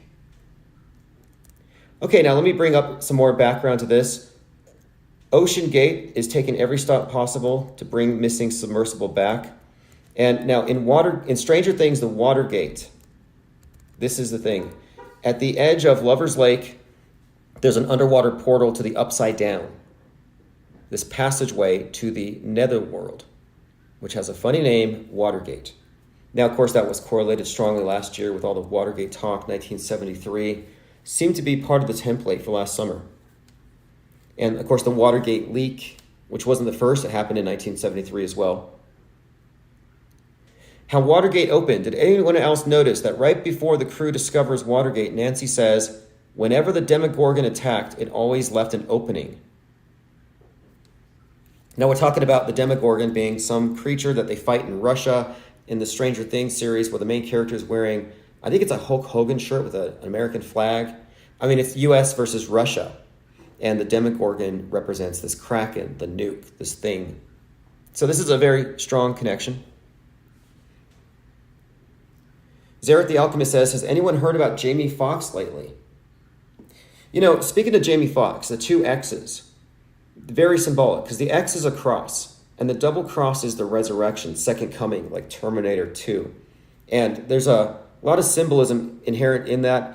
Jamie Foxx is in the news because he died and came back to life, more or less. But the timing of it, I think, was most significant. Him being 55 years old, and the number 55 has been all over the BLM martyr creation complex. Every one of their psyops has the 55 connected with it. And I think it had to do with MLK's 55th death anniversary. And here you have Jamie Foxx, very significant for BLM, which of course kicked off after Trayvon Martin, and he was one of the celebrities that helped bring this thing out and make it go mainstream. Jamie Foxx also played Django Unchained, which ties into the psyop with the 33-year-old Burning Man Christopher Dorner, among other things. But while he was in the hospital, the accuser of Emmett Till died. And so Emmett Till's death kicked off the civil rights movement. Then you had Trayvon Martin kicks off the modern BLM. So my point is, he's fine. His collapse and his death, or almost death, his near-death experience, it was all fake. And it was faked because they were bringing a bunch of pieces into the view of the public while they're telling this story. Same thing with Damar Hamlin. Like, just so you know, if somebody drops dead on TV, it's probably fake. Like prove me wrong or find an example find the exception to that rule, please. And you'll see that it's the rule, not the exception. Okay, surprising fact, Harding has also been part of 2 record-making trips to the South Pole. The first of which was 2016 when he was joined by astronaut Buzz Aldrin. I think Buzz Aldrin's mom's maiden name was Moon. Wasn't it Marion Moon? And Mary, you know, there's just so much scripting here with every single aspect to this. In March 2021, Harding joined U.S. businessman and adventurer Victor Vescovo on a dive into the Challenger Deep, the deepest known point of the ocean's floor. So again, reiterating Challenger Deep, the abyss, and the Challenger being destroyed. There's something here. In June of last year, he was one of 5 to fly on board Jeff Bezos' Blue Origin's 5th crewed mission to space. So he's an astronaut, which means that he knows how to fake traveling into space, which means he can fake traveling into the depths of the ocean. Zareth says that overweight raptor just dropped out and hit the ground pretty hard. Okay, well, look, if X happens before Y, it doesn't mean X caused Y. If you're going to say he was killed because of a pokey that you don't know he took, you might as well say he got killed by chemtrails. And he didn't fall any harder than Heather McDonald or any of these World Wrestling Entertainment actors. Like, they know how to fall. And here's something else that I think was fake. There's a musician, a performer. Her name is Rexa. And there's a video, you can see it on Twitter, where she's on stage and somebody throws a phone and hits her in the face. A preliminary investigation by New York police determined that a 27-year-old male threw a cell phone at the 33-year-old star. Rexa received EMS treatment, was taken to a hospital, according to Rolling Stones. Now, just because it's a 33 doesn't mean it's fake. However, when I look at the picture of her, she has a bit of makeup above her eye. I guess that's where the phone hit. Tape over the stitches. And she has an all-seeing eye on her ring. And her hand looks like a lobster claw, just the way her nails are. But I'm just saying, it's just kind of interesting, the one-eye symbolism, the all-seeing eye ring. She's 33. So that was probably a foam cell phone prop. That's kind of what I think it was. Kind of like the foam brick that was used to hit Reginald Denny during the LA riots. Totally fake. Brick is just a clue that the whole thing is very Masony, as we like to call it here. Jennifer Reeves says her smile was a smirk in that pic. Yes, absolutely. Okay, Putin's Poseidon and the radioactive tidal wave of death. We're still waiting for that.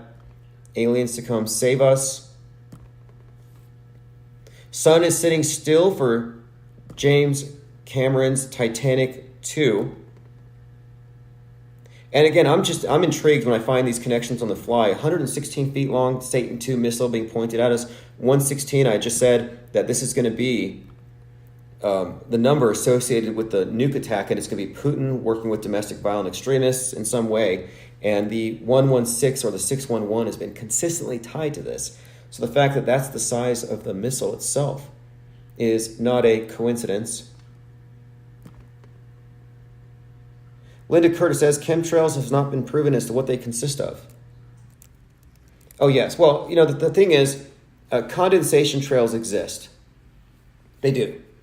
And they are observable. You can test. You can make observations. You can create them.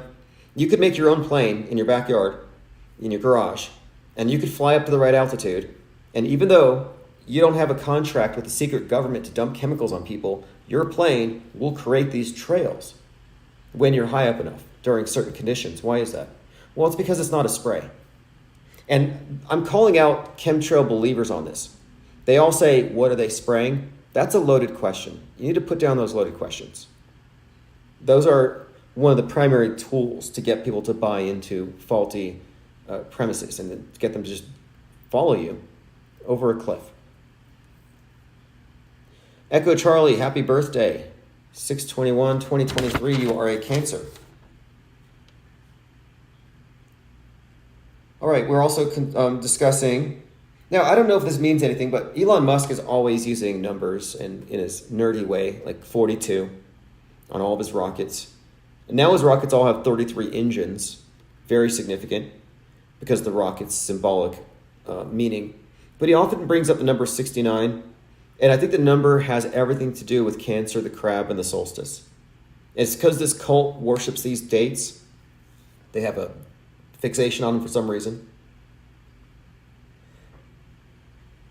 Okay, moving on. Going through my notes here. They have less than 12 hours left, so we're going to have some kind of resolution on this soon. Now, there was a Freudian slip, but I think it might have been authorized. I don't know if you heard this. Congresswoman Stacey Plaskett, she said Donald Trump needs to be stopped. Donald Trump needs to be stopped. So she meant stopped, right? But she accidentally said shot. Erica Bear says, regardless of what they're spraying. No, they're not spraying. What I'm saying is, if you're saying they're spraying, you're suggesting that there's something in the vehicle that's coming out of it, that it's squirting it, it's spraying it on you. And I'm saying, no, there's nothing in it. And you can tell by zooming in that the trails don't immediately come out of the spigot. They have to form. It's condensation trails. And this is a fact. And the thing is about facts is they're kind of persistent. And chemtrail is mostly conjecture. And people ask, what are they spraying all day long? And it's like, you got to stop asking these questions that presume the premise has been established that there is a spray. There is no spray.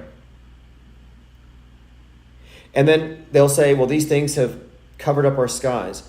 Well, maybe not. The cirrus clouds they create are created because the environmental conditions were already there. They don't bring the rain, they indicate it. You can actually use condensation trails as a predictive tool because now you know a little bit about climatic conditions at high altitudes. And when I say observable, testable, repeatable, 18% of flights have these. And it correlates with the right atmospheric conditions. And one of the things that really made me take this perspective is the military planes don't make these trails. And so people say, well, they must not have the chemtrail juice on them. No, it's because since the advent of military planes, they have steadfastly avoided those altitudes because it would make them easy targets. Joined by D-Rec, says, you mustn't see my comments. Who are you going to sue this week? Well, the last person I sued was someone who had hacked my Kickstarter account, attempted to hack my Patreon, hacked my WordPress, Vimeo, Gravatar, and had engaged in a 4-year-long pattern of online cyberstalking. That was the last person that I sued. Intersection says they sprayed hard at sunrise yesterday, Cleveland, Ohio. Again, they didn't spray. So intersections, if you get your hands on a plane and you inspect it, you would see what I'm talking about here. Like there is no mechanism by which a spray would be loaded into this thing. There's no additive in the fuel. What is being observed from the ground are the effects of the hot jet exhaust in the cold air. I'm not going to spend too much more time on it, but I think it's interesting that the chemtrail theory is so popular that it's never censored. I'm like, what's with these conspiracy theories that never get censored? Maybe these are things they want you to believe. And I realize it's this. They want you to believe in anthropogenic climate change. And you don't believe Greta, you're like, no, Greta's a fool. I don't believe Al Gore. That's all fake. There's no way. Man can't cause climate change. But then you turn around and you're like, well, actually he does. Geoengineering. They all do it. And I don't believe that condensation trails cause climate change. And I don't believe in geoengineering to the extent that chemtrail believers do. Because it's just a replacement belief for too much CO2 makes Gaia mad. You're basically espousing the environmentalist main talking point that they have fought decades to get people to believe without evidence. And you're believing it for the wrong evidence, but you're still believing it. Benton says, chemtrail lives matter. I think a lot of people have a hard time admitting that they're wrong or that they can be wrong. If you think you can't be tricked, you've obviously been tricked. Rocco Calzone says, it's easier to fool a man than convince him he's been fooled. Mark Twain. Yep. Now, they do create cloud cover. Condensation trails are man-made clouds, and they do linger. Do they affect your quality of life? Are they causing climate change? No. Although chemtrail believers say so. And now, I used to say that this was to merge the left and the right, and it's actually happening. Because as of last year, NASA's been saying condensation trails are actually the main cause of global warming. Javo82 says chemtrail believers should stay in their house if they're so scared, like people who wear masks. Intersection says, I do not doubt my eyes and years of experience. I can help you. Your eyes aren't special. You're a human. I know how your eyes work. If you go to a beach, Intersections, and these are facts, and you look at a boat, your eyes will tell you that they went over the hump and that you're on a ball. Do you doubt your eyes? If you don't, then you will end up thinking you live on a ball. And you might have years of experience seeing boats go over the horizon. If you don't doubt your eyes, then you can be fooled. Magic shows are designed to fool the human eye. You have to deal with stage magic, sleight of mind, optical illusions, sleight of hand. So the fact that you think your eyes can tell you the truth without any kind of rationally parsing of the perceptions because of other factors, like, for example, angular resolution, then you could be tricked. Because boats don't go over the horizon. You bring out a P900 and they come back. They come back into view. And that's because your eyes aren't able to distinguish these objects from the horizon after a certain distance. Doesn't mean they went over.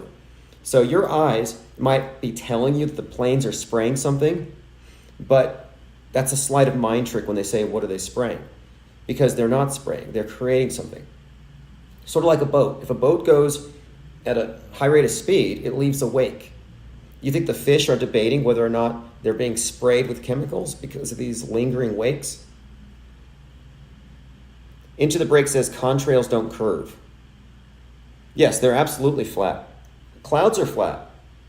Clouds are flat. I can look at clouds 120 miles away from where I am, and they are level with the ground that I'm standing on. They don't curve over any supposed hump, which is weird for those who believe that boats go over the hump. How do you explain it? If your boats went over the hump, and I'm seeing clouds 100 miles away that are level, then your friends on the boat must be looking at clouds at like a 45-degree angle.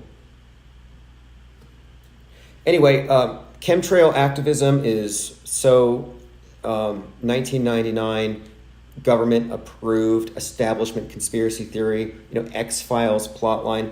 I'm not even interested in it, but I am interested in debunking it based on the logical fallacies that go into creating this misperception. And it's a misperception by design. They want you to be afraid of the sky.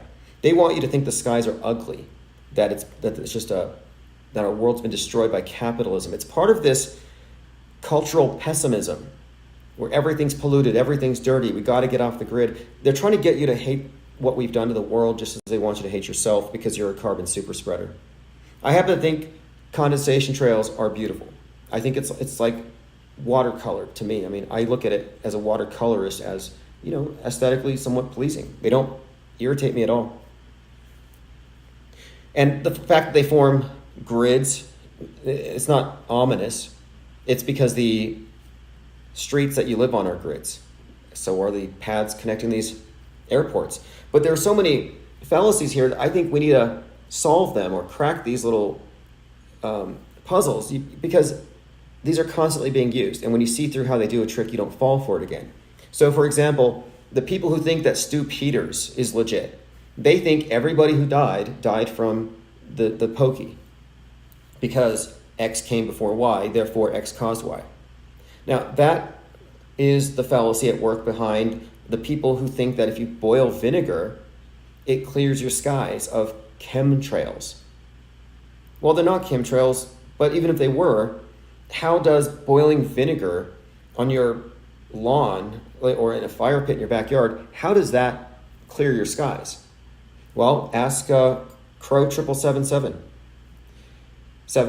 He says this, he does this, and he claims some days he feels like he's a cockroach being sprayed from above. So he brings out his vinegar, he boils it, and they go away. Now, I believe this is actually started by David Weiss from Deep Inside the Rabbit Hole. And he said, I tried it and it worked. And I've also seen people pray and say, oh, look, I made it go away. Now, the problem with this is it's no different than, let's just say, a high priest saying, yeah, there's an eclipse. And if you don't let me rip the heart out of a virgin, it's going to stay perpetually dark. So thank God they let him rip that heart out because then the sun came out again. No, it was going to happen anyway. And if you know it's going to happen anyway, and you claim that your actions cause it, you can get gullible people to think you're magic. So here you have this witch doctor character, Crow 777, boiling vinegar and dancing around it like one of those COVID nurses, and then the clouds just disappear like some kind of negative rain dance. And it's again false causality. Alan Smith says, Tim, Dr. Shiva's assistant has been trying to contact you. My number is on the site, ips.monster. I saw that he's running for president. And yeah, we should definitely talk because he's very informed about a lot of the things we talk about here.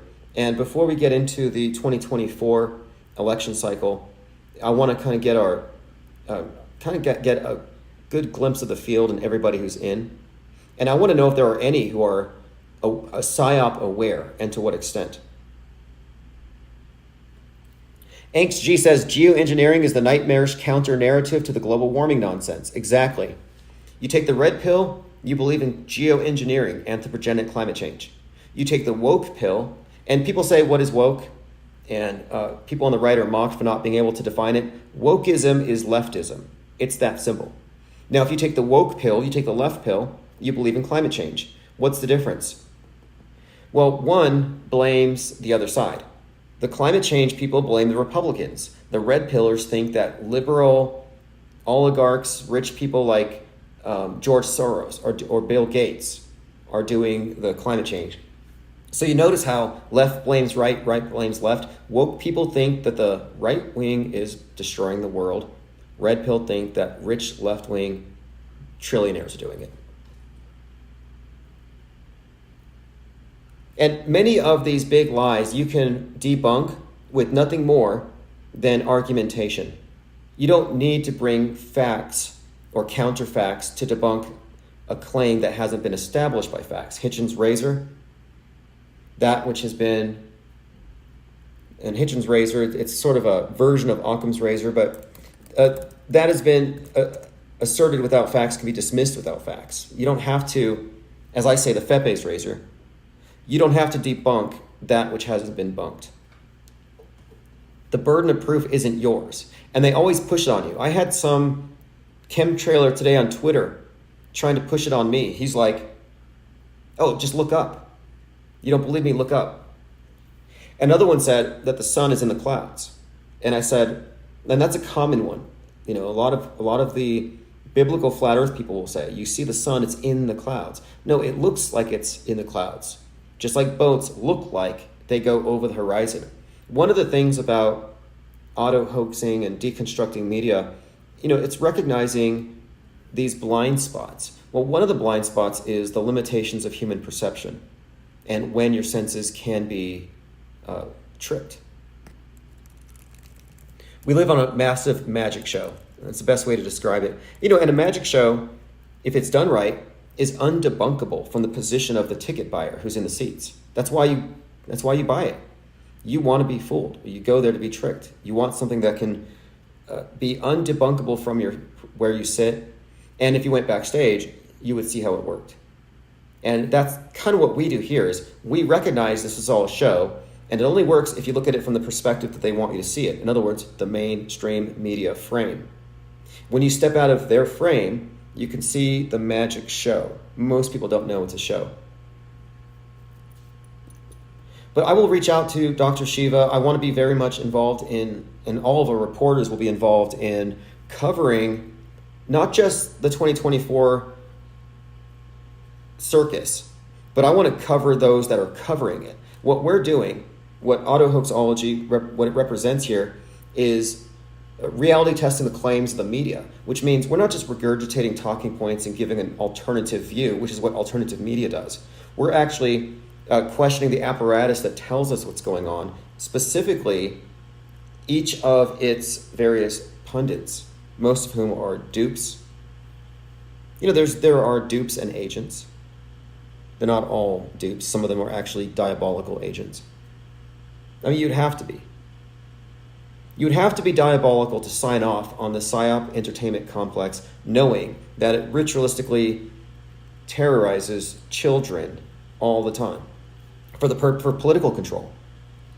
We talked about this the other day. Someone had said, what's the point of all this? What's the point of all the mind war in the theater? It's the instrument of monarchy. They use, the elite, they use all the techniques, the pageantry, the mythology of religion and superstition to control the masses because they believe the masses can't control themselves. They think that we're intrinsically unreasonable, so it's easier to scare us into being good people. Okay, going through some comments. This thing on Twitter has been blowing up. It's blowing up as we go right now, this whole Titanic sinking thing. And I looked at one side of it. The Titanic 2 is how it's being described on the Drudge Report. We've compared it to Jaws. We've compared it to Apollo 13. And these are all just different things that connected to the same body of symbols and the same idea. And now for Putin to come out waving around Satan 2 really completes the picture here. Finding out that James Cameron dived into the ocean to check out the Titanic 33 times just further correlates how much correlates with the significance of the towers, the Twin Towers, and their connection to the Titanic, among other things. But I believe we've covered most of the points I wanted to get to. The concurrent programming in Black Mirror's Beyond the Sea, the movie The Abyss, and how that relates right now to the situation with Russia, the fact that it's a solstice, very symbolically significant here, the crab, James Cameron's work depicting underwater aliens, deep space aliens, I Can't Breathe being the main theme of Avatar 2, Gaia Can't Breathe, and now we're looking at an asphyxiation tragedy. Ocean Gate, the company, which ties into Stranger Things, the Watergate, where the Russians have their Demogorgon. This connects to Hunt for Red October, A Loose Submarine, more Tom Clancy, who also has 9/11 predictive programming in his works. The Way of Water, and Atlantis, and here's the Atlantic Ocean. And we talked about the Atlanta PSYOP in Cop City.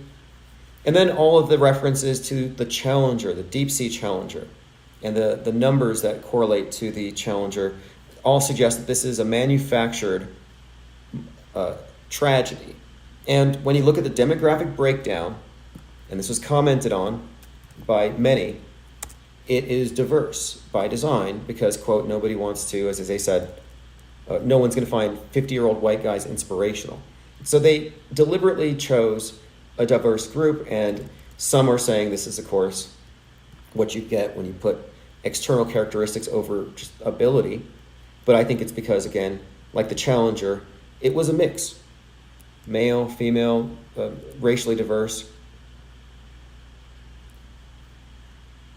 Ellen Smith says, you got to hear how Dr. Shiva tears up Booby, Bobby Kennedy, and Trump.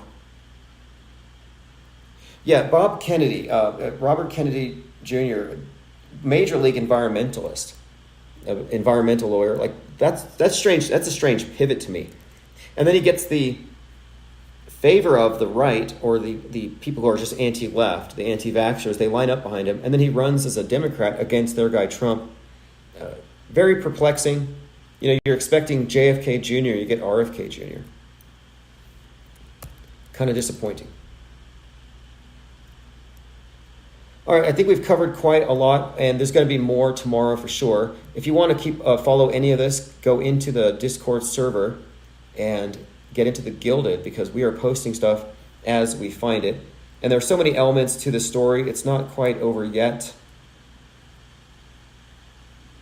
CEO of Ocean Gate explains the company didn't want to hire, quote, experienced 50-year-old white guys because they weren't inspirational. Now think about it. 5 white billionaires dying in the ocean. Not going to get a lot of sympathy from the woke left. But then you have a mixed group, and it's deliberately chosen to be exclusive of whites. And now you have a tragedy. Okay, there are so many other things, but I just really did want to focus on this James Cameron. Again, it is the solstice, first day of summer, and the world was supposed to end, according to Greta Thunberg. It's supposed to actually end today. Hasn't yet. And the ocean levels did rise. I know they've been predicting it for 35 years, and we're always like, oh, the ocean levels haven't gone up. The elite still live, in the beaches, and the insurance rates don't go up for people who live near the beaches. Like, there's no assumption that the water levels are going to rise. But they did go up detectably about 1 millimeter because of the PPE dumped in the ocean, mostly by the liberal left. If you think about who's really responsible for all of the pollution when it comes to PPE, it would have been the libs. Like, they did it. So I say, lock up the climate change activists. All right, thank you all for joining. Alan Smith, here's your wrench. If you're in the chat and you've said anything at all, I'll be handing out a wrench. And also, go to ips.monster and get on the newsletter so you get the archives immediately after. We're going to have open phones here in a couple of days. I'm getting situated in a new headquarters here in the next week or so. And we're going to do the morning live streams and evenings open phones. And I'm going to set it up in the office for the IPR Press Club to have our meetings. We're going to start sending our reporters out there doing deep dives. And if you didn't know, the emperor penguin is the deepest diving bird on the plane. Thank you for joining. We'll have probably a live chat in Discord at some point this evening.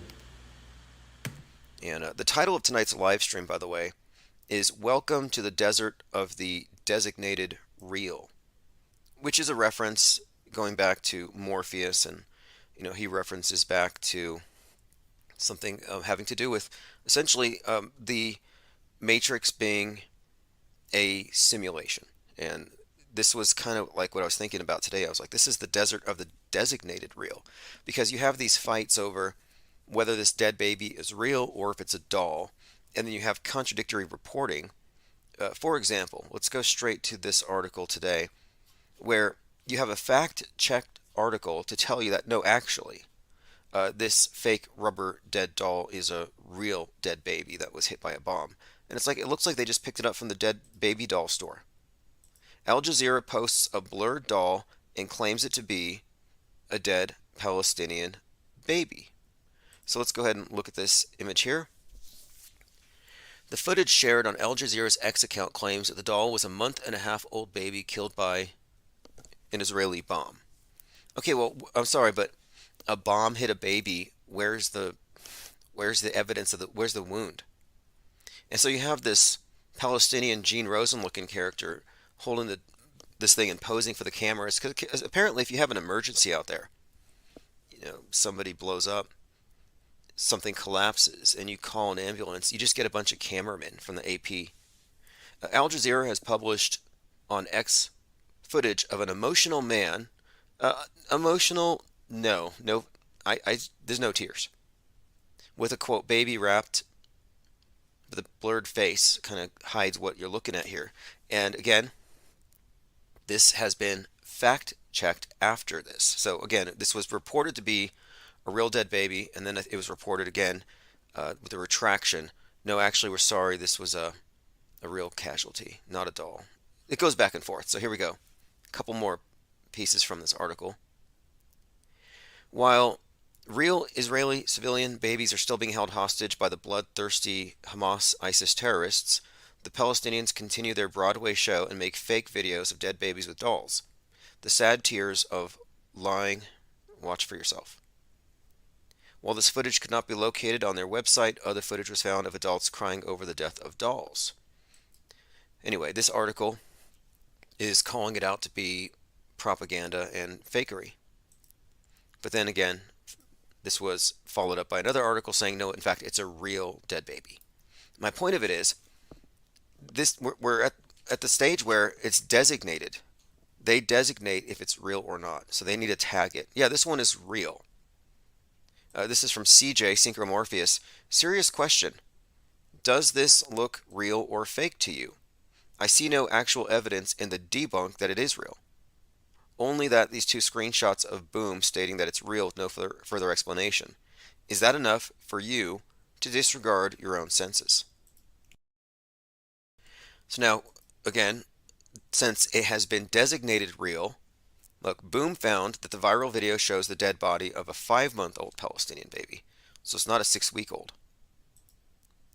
We also found several photos of the same dead baby on Getty Images attributed to photojournalist Ali Jadallah, and this is a news agency run by the Turkish government, which makes it all the more trustworthy. It comes from the government. My point being, it was reported to be fake, and then they later had to say it was not a doll, it was real. It goes back and forth. The Jerusalem Post said, over the weekend, we shared an article. The article in question did not meet our editorial standards and was removed. We take this seriously and will be handling it internally to prevent similar incidents from occurring. We regret this incident and remain committed to upholding the highest of journalistic standards. Context. The JP published an article titled Al Jazeera posts blurred doll and claims it to be a dead Palestinian baby. So if you got confused in this, it's because it's confusing. It's fake. They said it's fake. The other side said it's real. And now they've come to the consensus that, no, we go ahead and designate this one as real. Give that baby a Golden Hoggy Award. Real or fake? Let's see what else we have going on. The chat room is filling up. Excellent. Phones are open. Oh, Diana South brings this up. This is a great axiom from Pope Elon. Just a rule of thumb for the present age. The age of misinformation. The liquefied reality. It looks so fake, so it must be real. Like with Starman.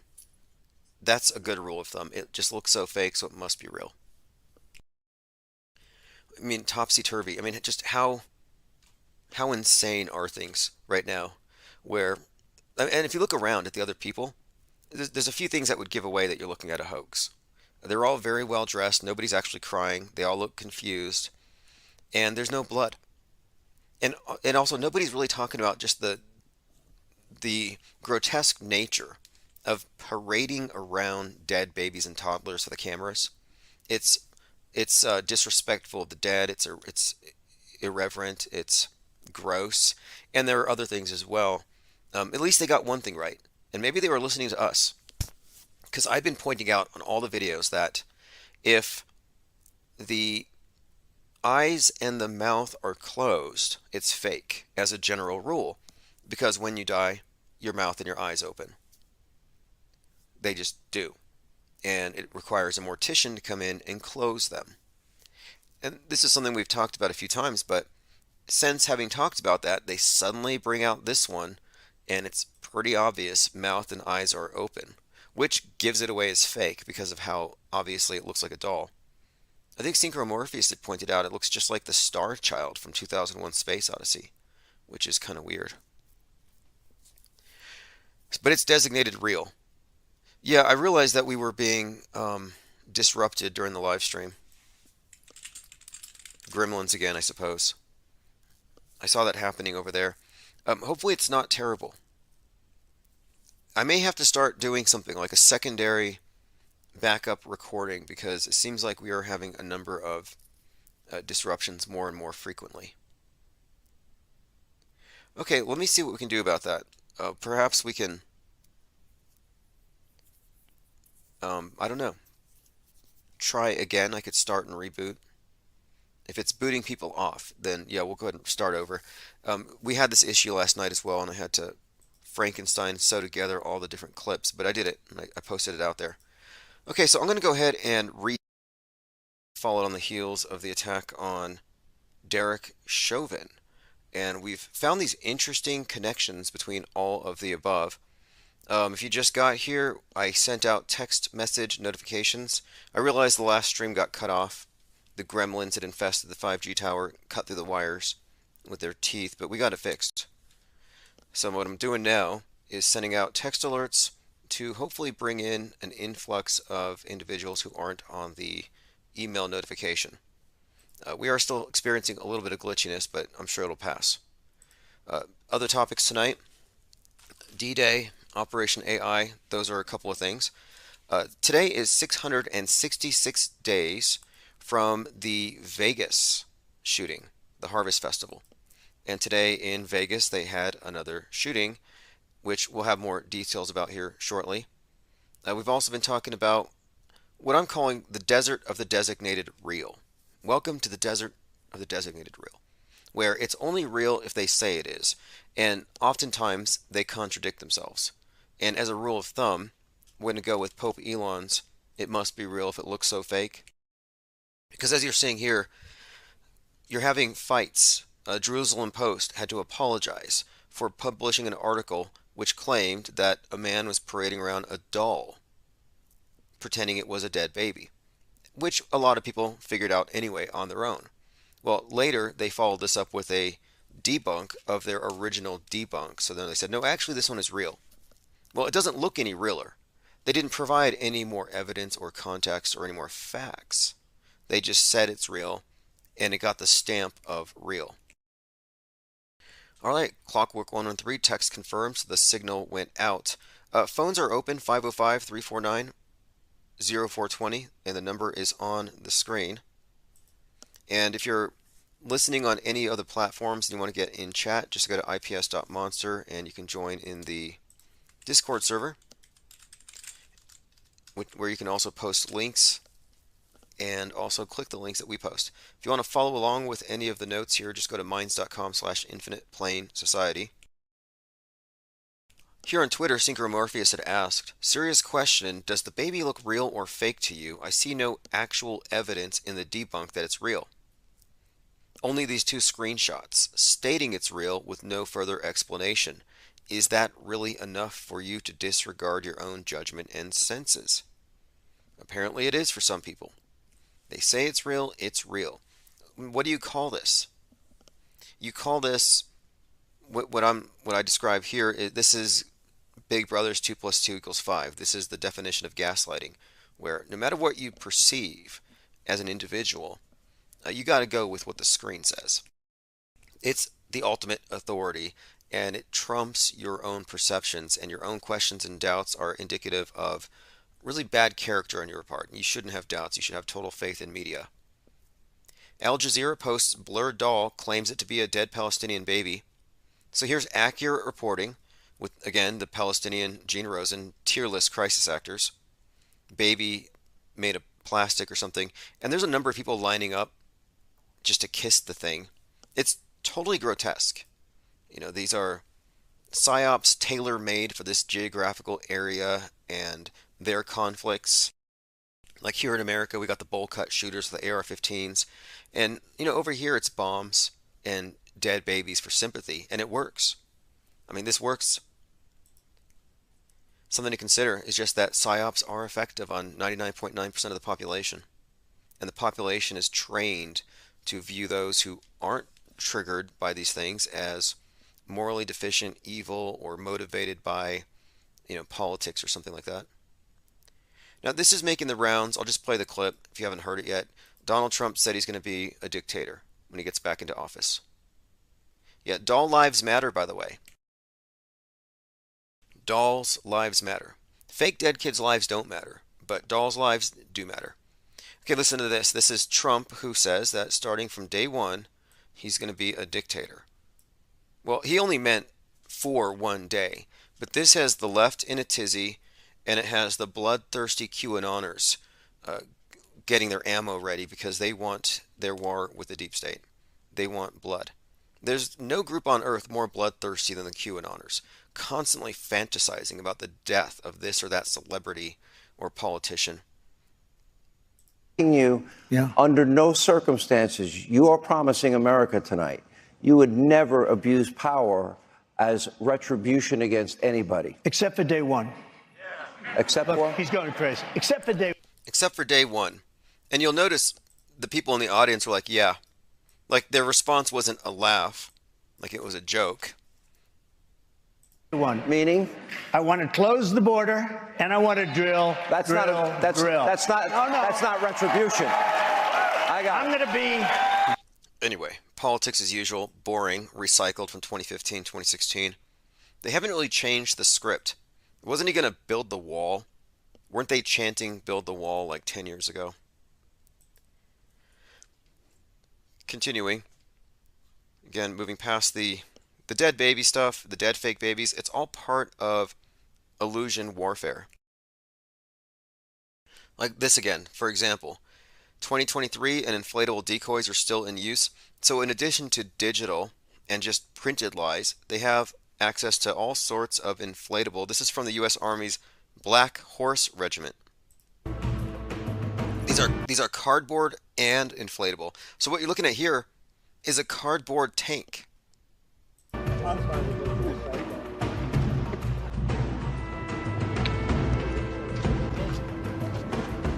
We can disguise how many fighters we actually have in a certain area, and not only can we confuse the enemy where they're at, right, it also helps protect those real assets that are hidden away somewhere else, right?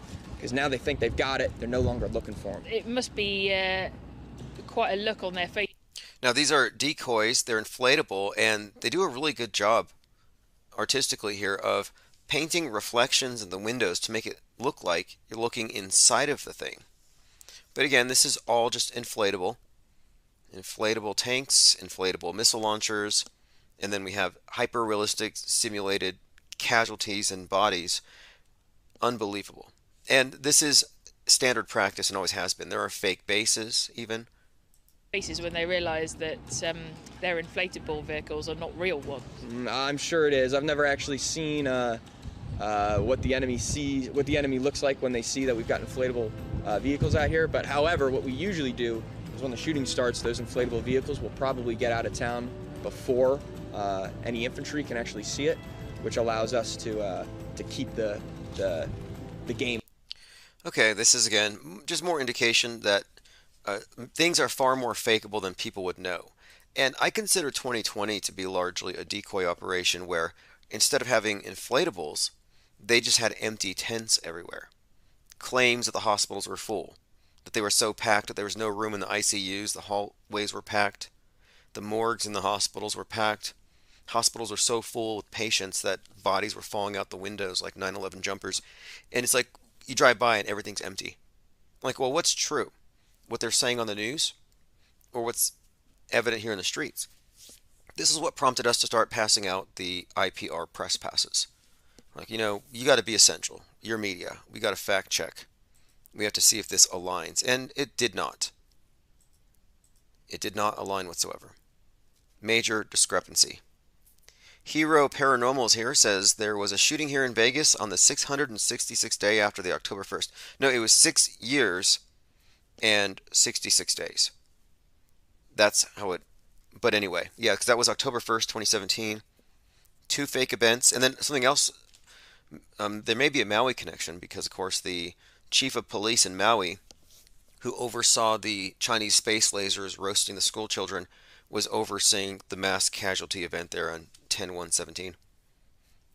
Michael Letts on X says, it's random that the hoax Las Vegas shooting from 10/1/17 occurred 6 years and 66 days prior to the hoax. Today, I don't need to see the fake details. The media promotes shootings that are fake. This was at the University of Las Vegas. So again, you can check here. Sunday, October 1st, 2017 to Wednesday, December 6th, 2023, 6 years and 66 days. Again, we're going to have to set up a PSYOP calendar here. NBA Tournament Final Four in Vegas, 12/7/2023, Sin City. It's symbolic. The largest mass shooting in all of history occurred on Vegas, 10/1/2017. 6 years and 66 days. Fascinating. Very interesting. Very, very interesting. This is not the first time that we've noticed such patterns. One of the more conspicuous ones, I think, was from Corona being declared as a pandemic, 3/11, to the was it the coronation of the king? It was like 911. These are just insanely accurate. Or from the first Q drop to the queen dying or dropping, it was 1776 days.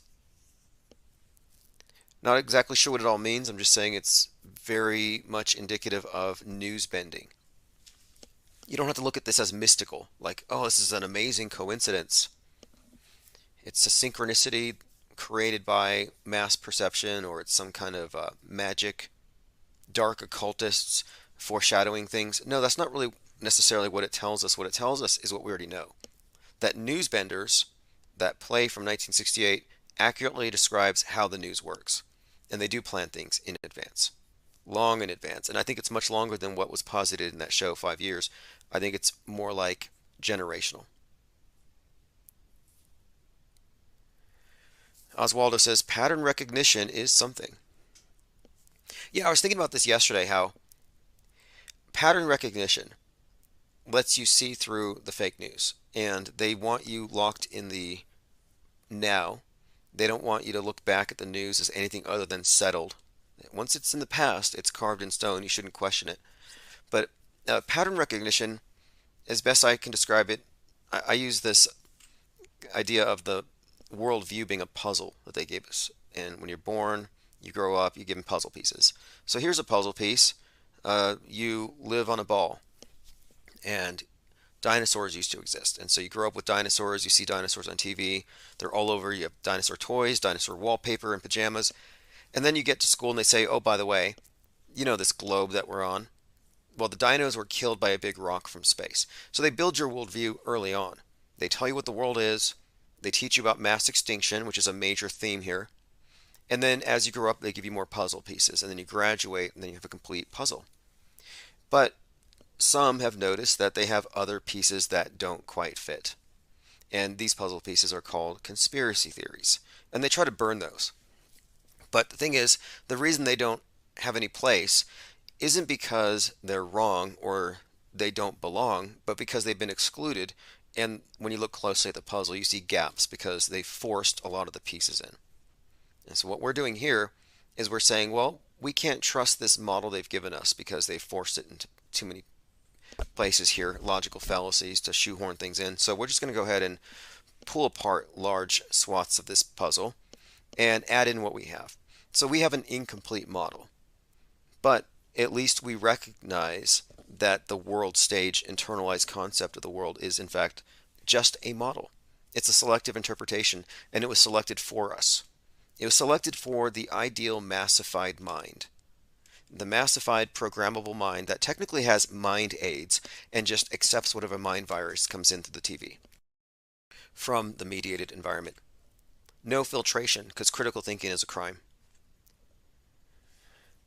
All right, let's go ahead and continue. So many interesting bits of patterning being picked up on by this channel. It's called, there's a few of them I would reference, but the one that I just cited was Michael in Truth, and that's on X.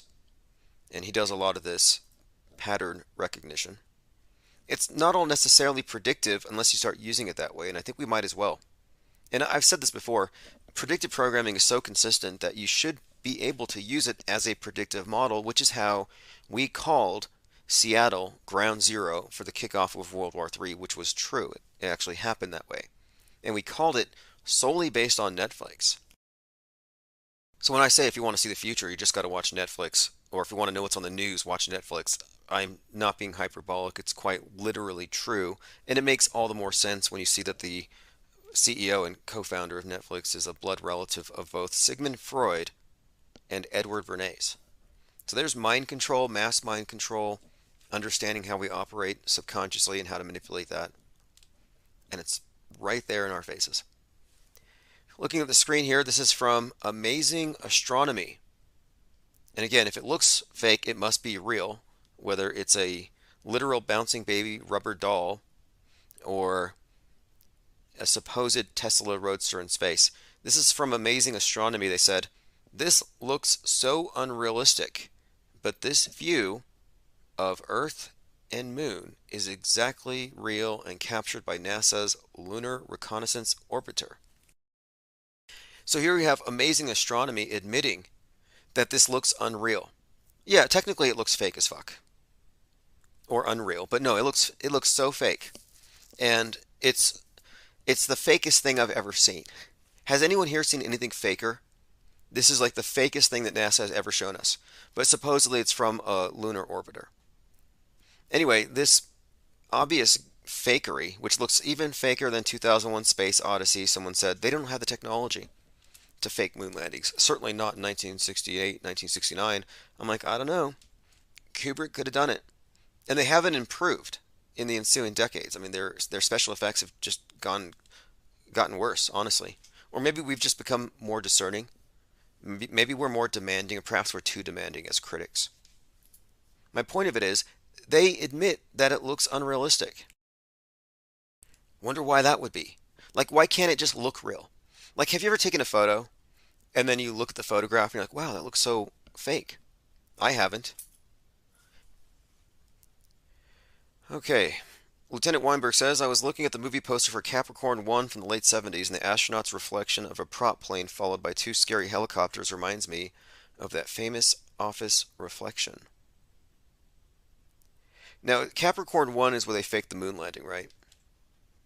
Wasn't O.J. Simpson in that one? I have to watch it. But the fakeability thing, there are some silly people out there who, there's some seriously triggered anti-flat earth types who will argue till they're blue in the face. They get mad, they get enraged, and they say it would have been easier to have built a rocket and flown to the moon than to have faked it. I don't know how they make that leap, because science fiction pre-exists everything that has become, quote, real in space. Everything really just comes out of a few science fiction authors. All right, continuing. We talked about Kyle Rittenhouse's book. I'll be getting that and reading it when it comes out. Okay, here we go. The Las Vegas gunman identified as a 67-year-old college professor whose job application at the university was denied. Okay, interesting. I'd like to know more about him. Let's get his name. So his job application was denied. We don't have any details yet. We'll find out what he was an instructor in. College professor. Fascinating. Something else I've noted as of late is that the political right has been targeted for a long time by the media as being radicalized by internet websites, for example, the echo chambers of discord. And if you look at all the last 5 or 10 shooters from the right wing, they've all been radicalized in discord. But then you had the guy shooting up the bank, and you had Audrey Hale, and these are leftists.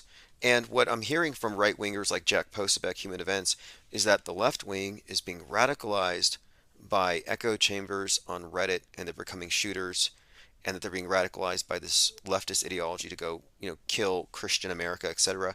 And I'm like, wait a minute here. Are we seeing agreement on the right now that these fringe internet sites that represent the ends of the political spectrum are now problematic and conducive to mass murders, that they're actually picking up mind viruses? And yeah, they're actually getting both sides to agree. Angst G says, Gremlin's working overtime tonight. Yeah, if we have any sort of interruptions, and again, I'm not exactly sure what's going on, I'm just assuming it's Gremlins, I will be sending out archives via ips.monster if you subscribe there, so you can go ahead and you'll get the full thing put together. I know the thing is broken up. We've got like 3 different tracks. Okay, One Eye Jack says they faked the Mars landing in Capricorn 1. Okay, now speaking of that, they faked the Mars landing. Donnie Darko, a movie that has predictive programming for 9/11 and COVID and Trump being the Antichrist, among other things. The father of Donnie Darko's director worked on the Mars project. He's a NASA guy. He worked on the Viking Mars rover. Or Mars, yeah. So the Mars rover, the Viking thing, his son made a movie that contained not only predictive programming for these different events in 9/11, but its promotional materials had to be changed because it all featured falling planes. Anyway, it came out on 1/19, interestingly. 1/19/2001. Just pointing it out, it's kind of, notice, you'll see it's like a small family, it's a small circle of people when you get down to it at the very top of this thing. Like we were talking about this yesterday with Mark Kelly. We're talking about Gabby Giffords and how it's like, wait a minute here. You got fake shooting, fake politics, fake space, all in one family. And here with the Viking thing, it's like, okay, the son of a guy who faked movies for NASA is now working in the entertainment industry and produces a movie that had predictive programming for a major league psyop just a few months away. Okay, let's continue. And anyway, Las Vegas gunman, we'll find out more about him. So there's talk now from George Magazine, and George Magazine is put together by Donald Trump's former photographer, Gene Ho, who has his readers believing that he works for JFK Jr. Well, now the big thing is they're claiming that Donald Trump is going to have his head carved onto Mount Rushmore. And apparently, there's some property there that's going to be given to Trump to create a presidential library after his next term. Okay, Donald Trump Jr. just posted on his Instagram, and he posted a picture of Mount Rushmore, and in this picture, he pointed to one side of it and says, hey, it starts to look like Donald Trump's hair is already there. So it sparked a lot of questions from people, but I'll tell you what I know. Of course, I was Donald Trump's personal campaign photographer, and also I was Donald Trump Jr.'s photographer in 2020, and we went to South Dakota, took some pictures there. But here's the interesting thing about it, because this is what I know about all this stuff with Mount Rushmore. I talked to people personally that own private land right around Mount Rushmore, and they said that they would be willing to donate this land to Donald Trump for him to build his presidential library there in the future. Now, whether or not Donald Trump accepts that gift or not, and this is in the future, it's up to Donald Trump. But private land around there, privately owned land around Mount Rushmore, will be given or offered to Donald Trump to build his presidential library. Now, as far as Donald Trump one day being on top of Mount Rushmore, I think it's going to happen. There you have it. Gene Ho from George News Online, who actually bought the trademarks for JFK Jr.'s magazine, is saying that they're going to put Trump's face on the side of it. And this guy ran for mayor somewhere in Florida. Major QAnoner, full-blown adrenochrome, child trafficking, Wayfair. There's nothing about the Q conspiracy that he did not embrace. He was full-blown JFK Jr. Anyway, if you're not familiar with him, he is George News and also George Jr., a QAnon-themed magazine targeting youth ages like 6 to 11, teaching proper patriotic roles for their future, to worship the Constitution, etc. Yeah, phones are open, and shout out to Harmon Walker. Appreciate the donation there. In fact, that's what finance. I just bought some credits. So for the next few days, we're going to have text alerts. So again, thank you. Appreciate that. And yeah, phones are open. We can talk about pretty much anything. I'm just kind of catching up on things. It's been 666 days since the Vegas shooting. There's another Vegas shooting. And then this. Alex Jones is going to be on Tucker Carlson, and they're going to talk about how he predicted 9/11. We know the Joint Chiefs of Staff wanted to blow up airliners, Baltimore Sun, or if you let some terrorist group do it, like the World Trade Center, we know who to blame. And if there was an outside threat like a bin Laden, who was a known CIA asset in the 80s, he's the boogeyman they need. We know the Joint Chiefs of Staff... So here you have Alex Jones predicting 9/11, and Tucker Carlson is going to have him on specifically to talk about this.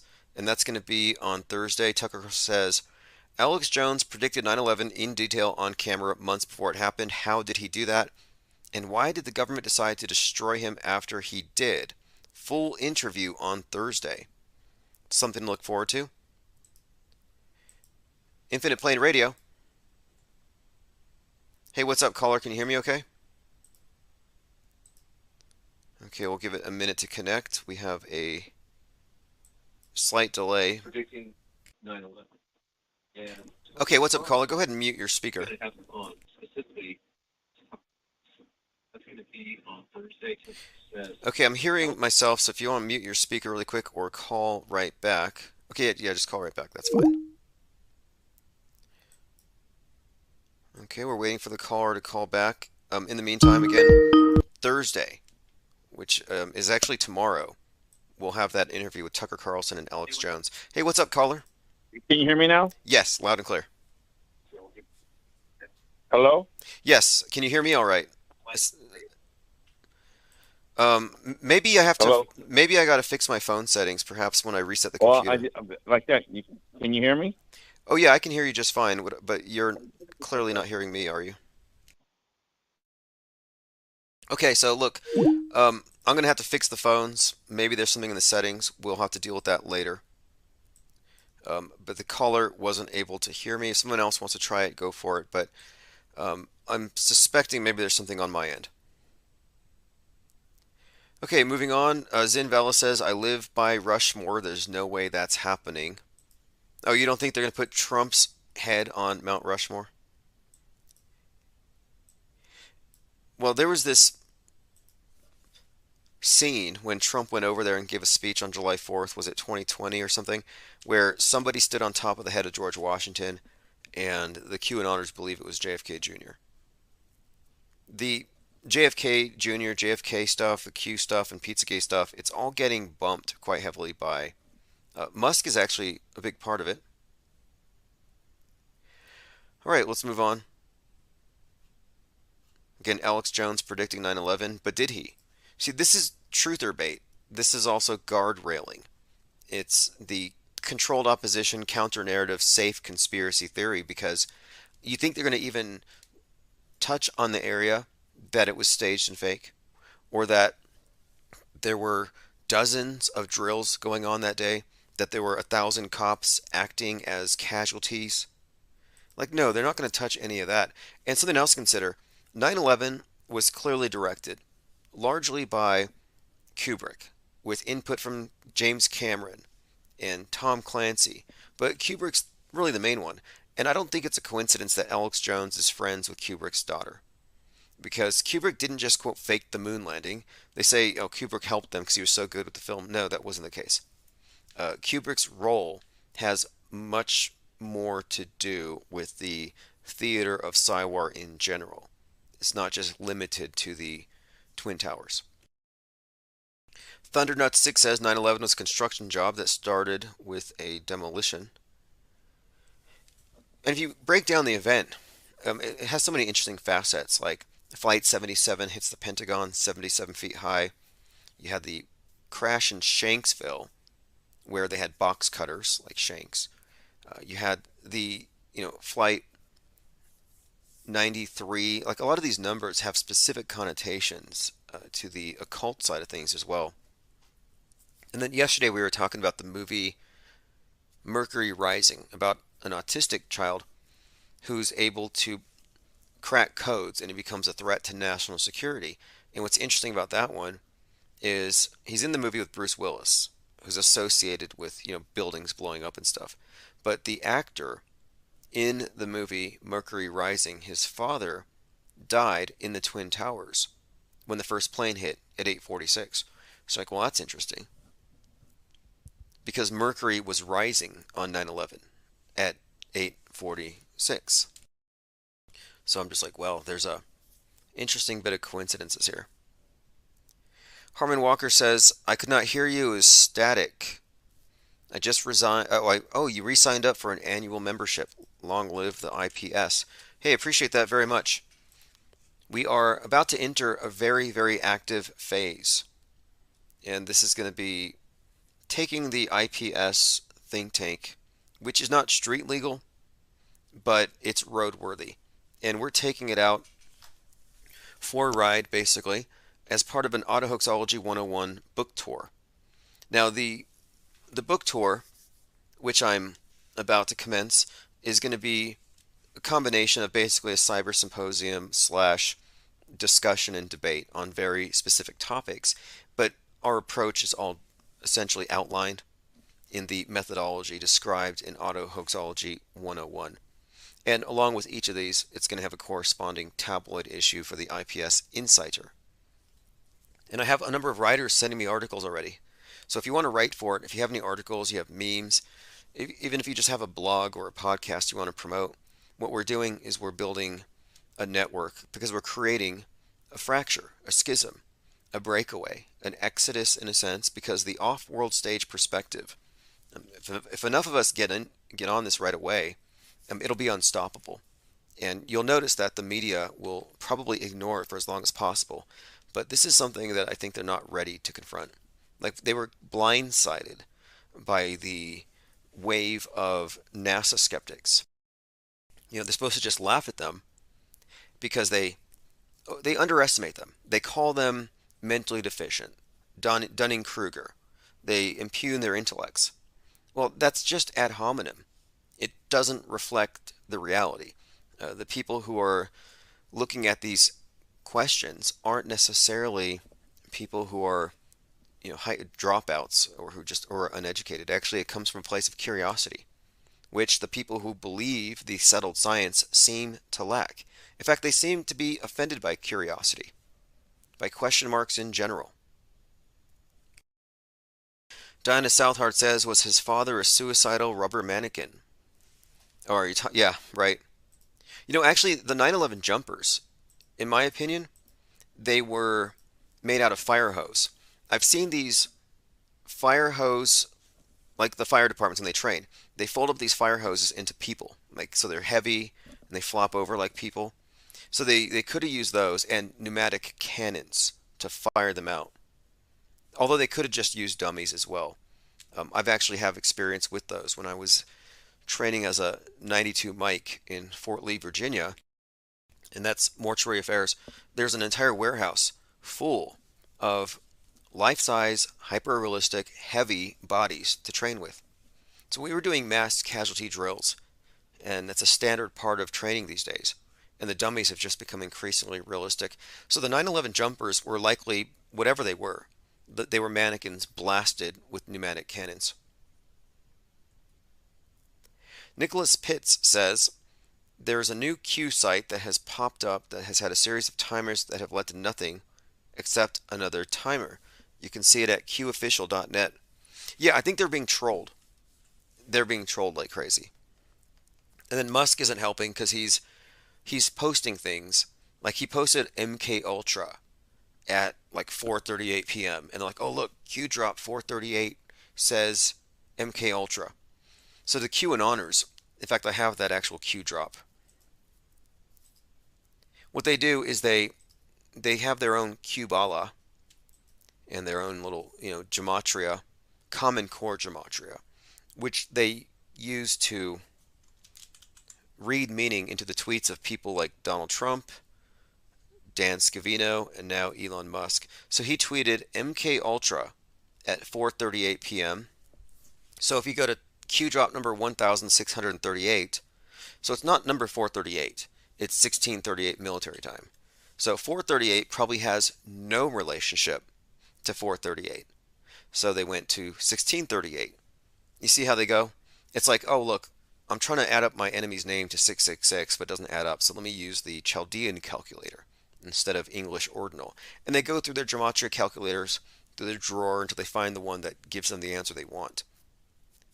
So here's an article. The CIA tried mind control to create the perfect assassin. The CIA experimented extensively with brainwashing, codenamed MK Ultra, involved 149 separate experiments. So the Q drop number 1638 says, think Bourne. Think Bourne, covert ops. So I guess Bourne means Jason Bourne, who is a CIA MK Ultra mind-controlled assassin. Q drop 1638 and Musk tweeting at 4:38. Does any of this make sense to anybody, or does it feel like that meme where the guy is looking at a bulletin board covered in string connecting different index cards, like he's explaining how Elvis and Pepe and the deep state all make sense? Like, this is insane. I'm not a conspiracy theorist, I'm a skeptic. These individuals are running amok with their cognitive bias, and they're just going to automatically find something. Any time of day that you tweet something, there's probably a Q drop that relates to it. It's not falsifiable. The Q droppery, this Q drop analysis, it's insane. It's like reading the entrails of a bull to tell the future. Like, this is some kind of divination.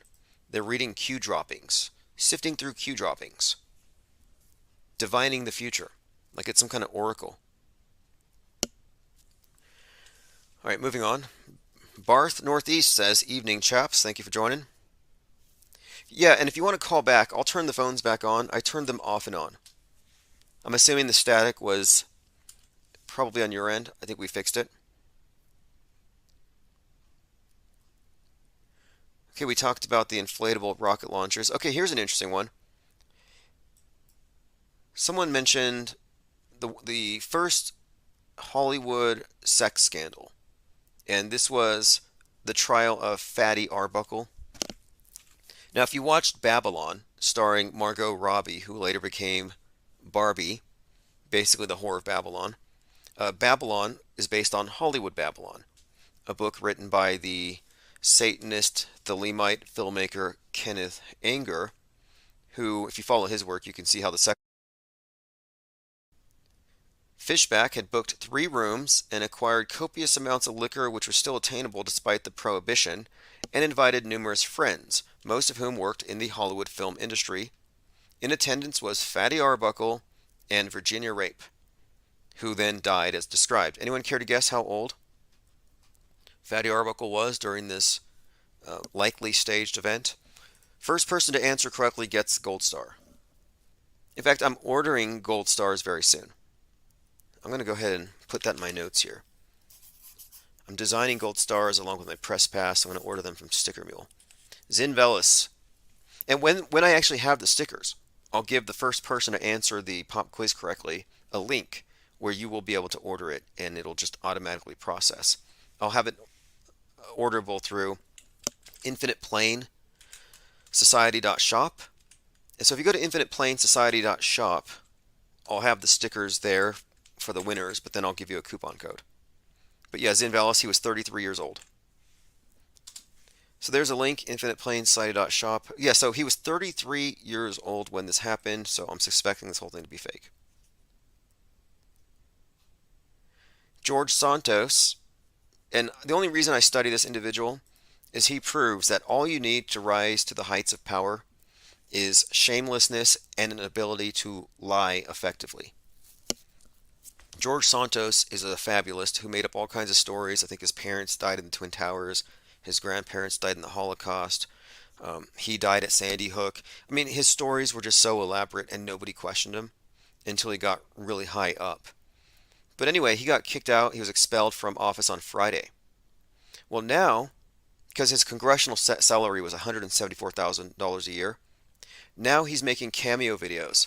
And I think it's something like $400 a pop. So he's an absolute whale. He's made 150 videos so far, and he's doing like 60 to 70 videos a night. So he's raking it in doing cameos. Garrett says, other channel down. Oh, did they shoot one of our channels down? Wouldn't surprise me. Right Wing Watch on X, Mike Johnson, Speaker of the House, who believed that there were dinosaurs on Noah's Ark, told a gathering of Christian nationalists last night that weeks before he became the House Speaker, the Lord told him to prepare to become the Moses who would lead the nation through a Red Sea moment. So move over Donald Trump, who originally was Jesus, but Jim Caviezel squeezed him out of that and gave him the mantle of Moses. But then he was upgraded to King David, awaiting his apotheosis to full-blown God. But I guess he's not going to be able to maintain Moses. That's being handed over to Mike Johnson.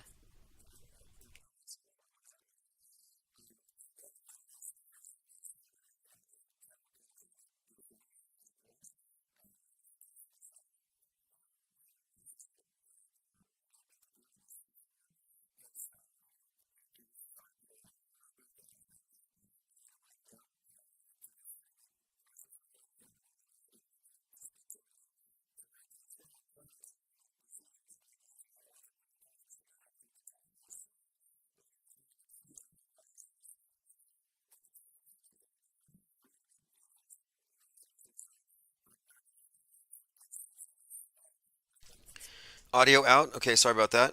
The long and short of it is the Lord woke him up in the middle of the night several times over the course of several weeks and let him know that he's going to be Moses.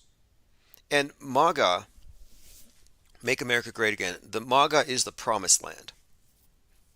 In fact, Trump has already been associated with Moses. There's a reason why he was arraigned on 4/4. It was the 55th anniversary of the assassination of MLK, who spoke about the promised land, and MAGA is their promised land.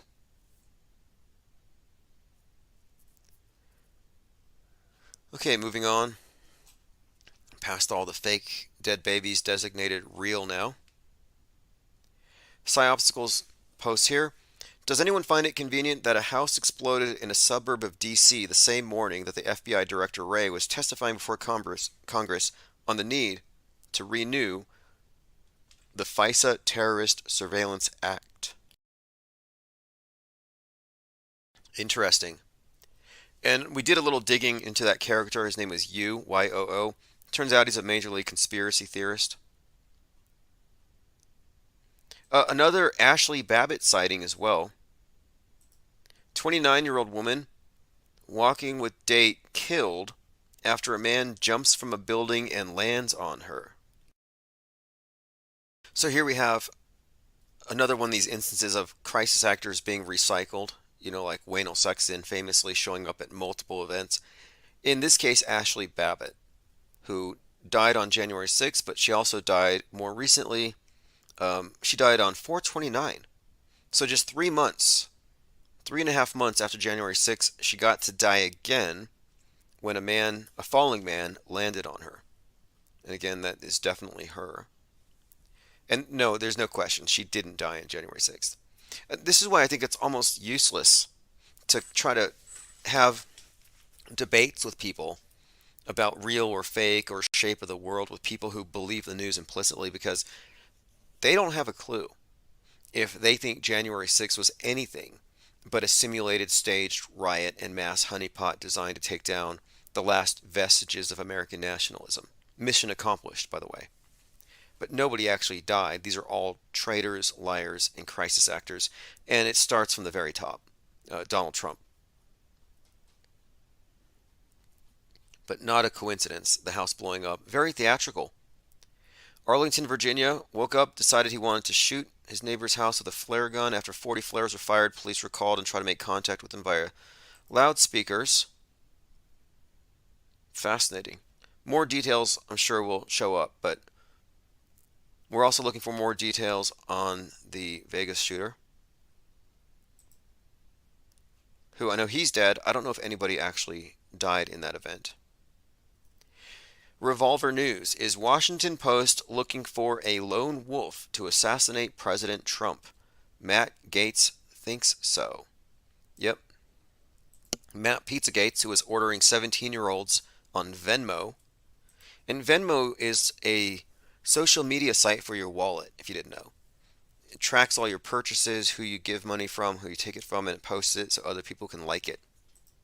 And he didn't know this, so here he is ordering 17-year-olds, trafficking these individuals across state lines on Venmo.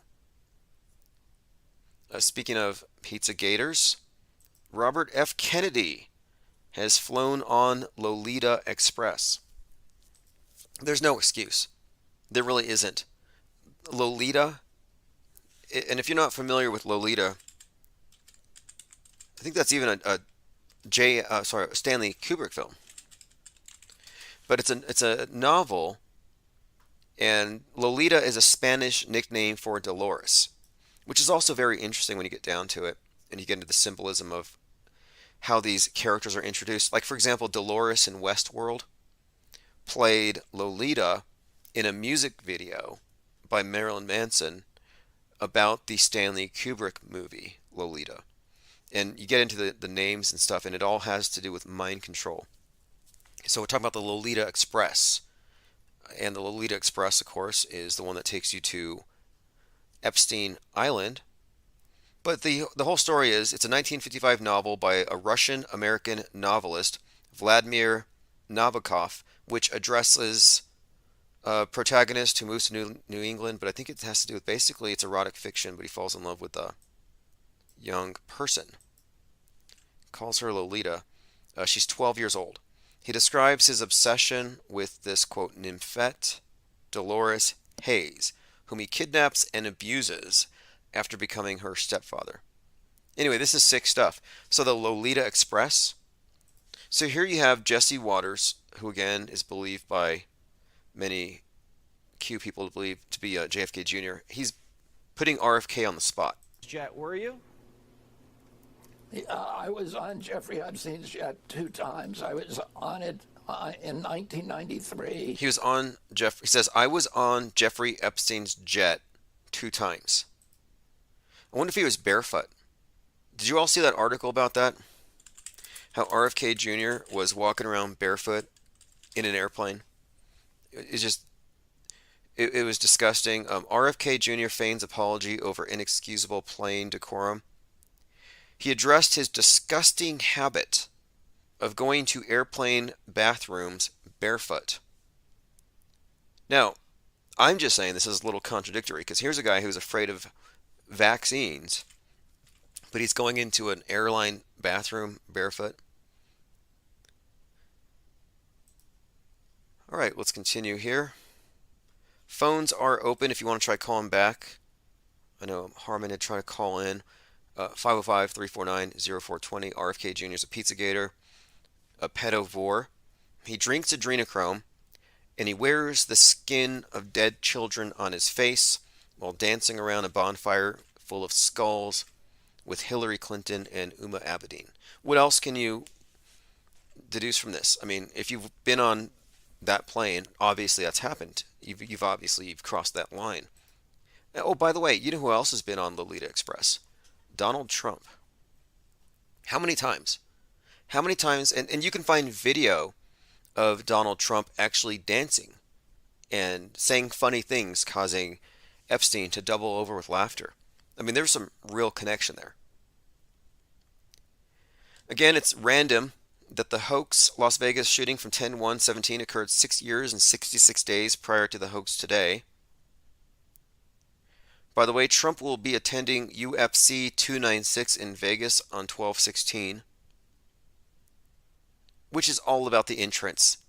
They need that shot of him walking in and a bunch of people cheering while they watch these fights. And it's not a coincidence. If you look at how MMA is aligned politically, if you're an MMA wrestler, you're basically flat earth, QAnon, pro-Trump all the way.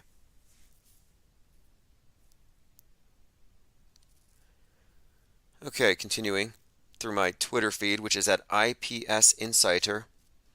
Again, active shooter, multiple victims at the University of Nevada in Las Vegas. Is it real? Is it fake? Look, my first thought on it was it's fakeable. It's probably fake if it's being reported and it has this huge presence, but who knows? The story isn't all that unbelievable.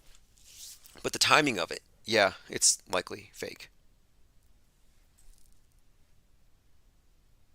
Okay, so it's just going to voicemail. All right, I'll see if I can fix that. Maybe I have to pay the phone bill. All right, so if you want to try calling again, I'll turn the ringer back on. Maybe I'm just missing it. Yesterday we talked about the Mandela effect and misheard song lyrics. And I think that's a Mandela killer. If you're still holding on to the Mandela effect, or you're not certain that it has been effectively debunked, you really got to think about this. Misheard song lyrics. How is that not reality shifting? Hey, what's up, caller? Can you hear me now? Okay. Clearly, there is something wrong with the audio here. Maybe I can fix the settings while he's here live. Audio settings. Okay, here we go. Fixed. Can you hear me now? I hear you. Okay, here is the deal. I got a new webcam for these cyber symposiums, and apparently the Skype tried to plug into its audio. So we fixed it. Thank you for the support, though. I appreciate you signing up for the year and keeping the think tank moving. I just calling in. I heard on one of your replays, you were talking about there was a list that you had on on your site, and I can't find it. And it had a list of flat earthers that you approved, and some are even shills. That list, I just wanted to know where that is. Oh yes, the IPS Truther Wall of Shame. That's probably the one. So if you go to the infiniteplainsociety.com, there's a bunch of buttons. I'm there. So you have to go to the main page, and then it says Truther Wall of Shame. And if you click that, it does. Yeah, so click on the. Okay, let me go. Yeah, at the very top. Okay. I clicked on. Yeah. We got. And where's the Truth or Wall of Shame at? It's the second I see button it. from the left. Okay, I'm there. Yeah. Oh, I got it. Okay. I just wanted to make you list. And I live here near Vegas, and my friends all told me let me read it. I pulled it up. What happened? I got it here somewhere. Right here. Let me read it. It says they closed down Tropicana, which goes right in front of there.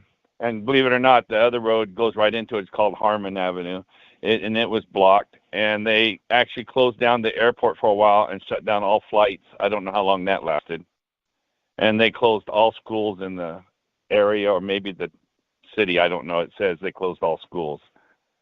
And that was about it. That's all I got out of it. Yeah, I saw that they were closing things down, which is a way of letting everybody know that they have another event, another Vegas strong event. And to me, that just seems more indication of it being hoax. And then they said police are saying to avoid the area. And whenever there's a big psyop, they block off the area with all their police and create a closed set, which is what I think is happening. And it's real close to the Vegas airport. It's less than a mile You know, to the UNLV where it happened. now isn't there a helicopter pad very close to that airport within view of the Mandalay? Oh yeah, it's right there. It's they did the tour helicopters, where they tour the dam and the Colorado River and all that area. Okay, because there's this The tour helicopters. there's this theory that Vegas was a real shooting and the shooter was in a helicopter, and I'm like, well, no, you may have seen a helicopter in the background, but that's because there's like a helipad just a couple miles away from. Yeah, that's what that one guy said. He lives in New York City. When he went down there and covered it, Jason, I think his name was. You remember him? Did the main coverage of that? Yes. He has his own channel. Yeah, and he's the one that came up with the helicopter was flying there at nighttime. You know, that was his theory. Yeah, and others too. There have been some pretty big documentaries, and I think it's the old second shooter canard. Whenever there's a psyop, people are going to question it, so they say there's a second shooter, and that keeps people focused on solving the story, the mystery, rather than even questioning if it even happened.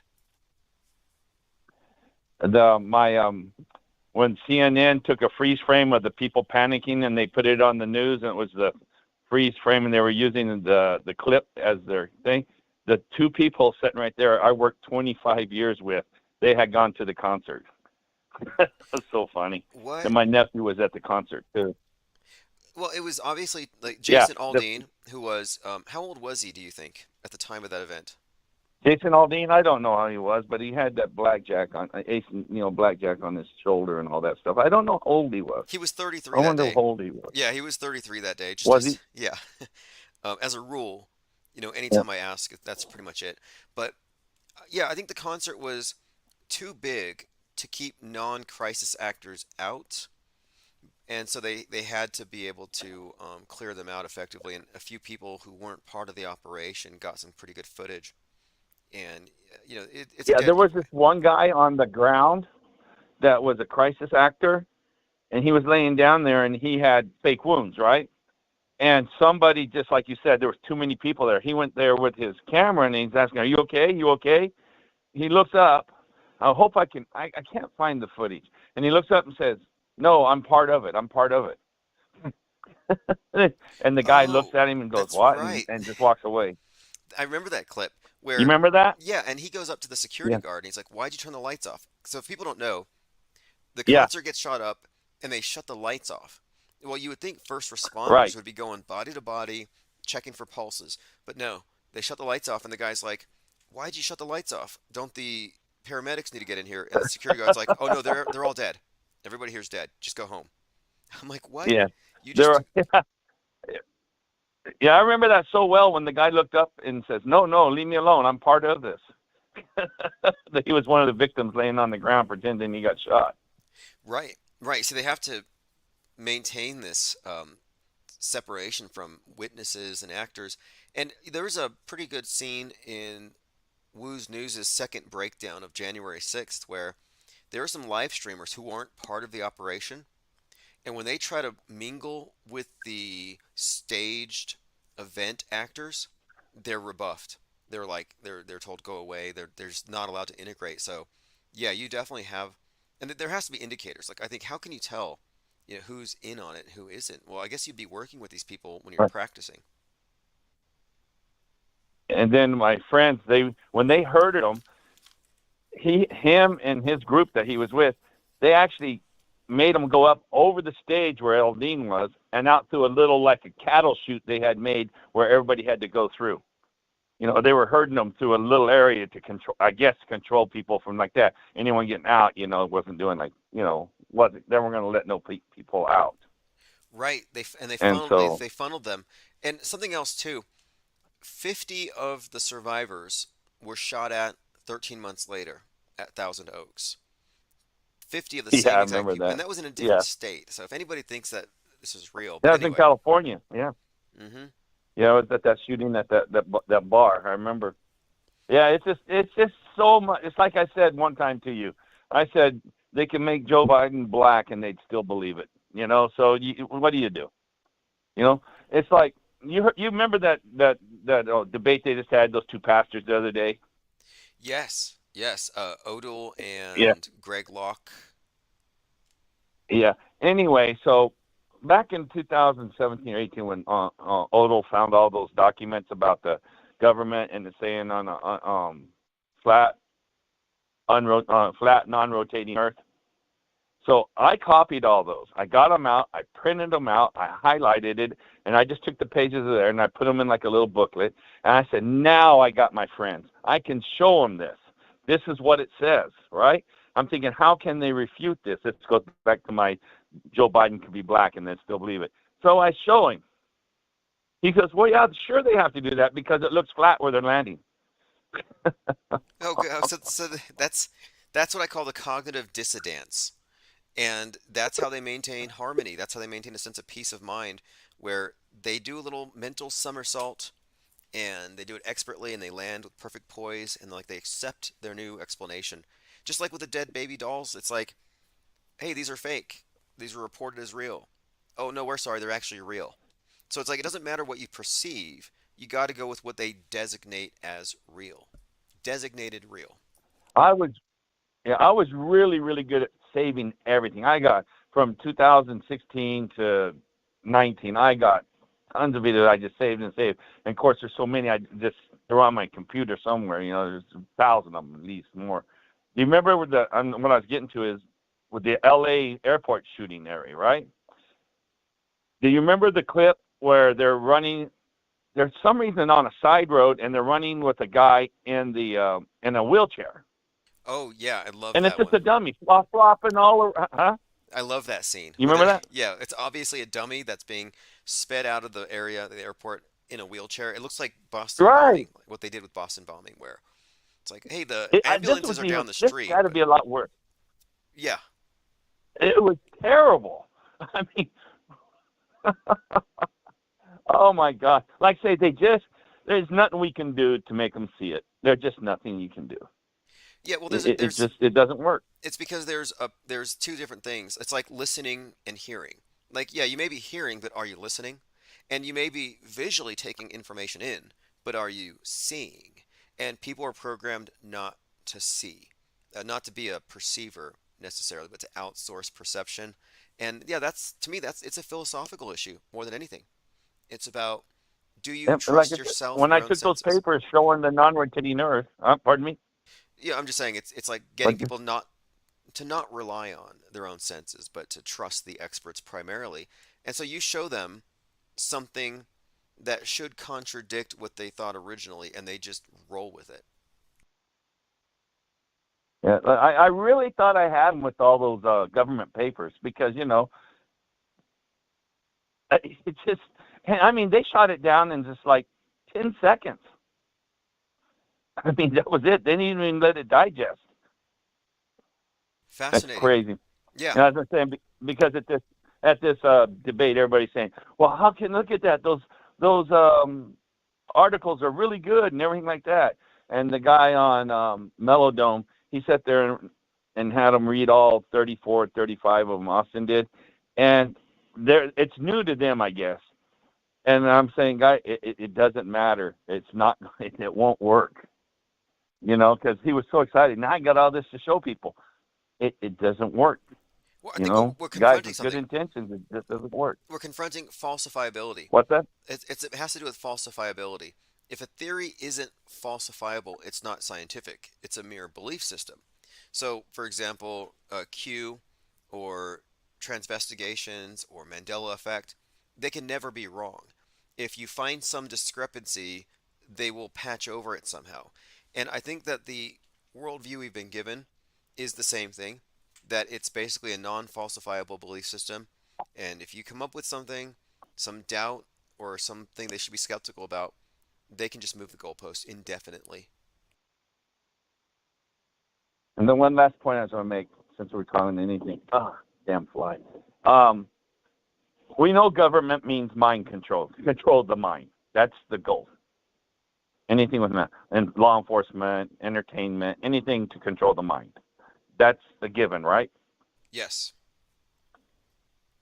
Okay, and so I'm trying, and I used to say way back in 2017, I said this religious side of this, because that debate, even though I didn't like that Greg guy, whatever his name was, Greg, and I've liked Odo for a long time, but I just couldn't get it that,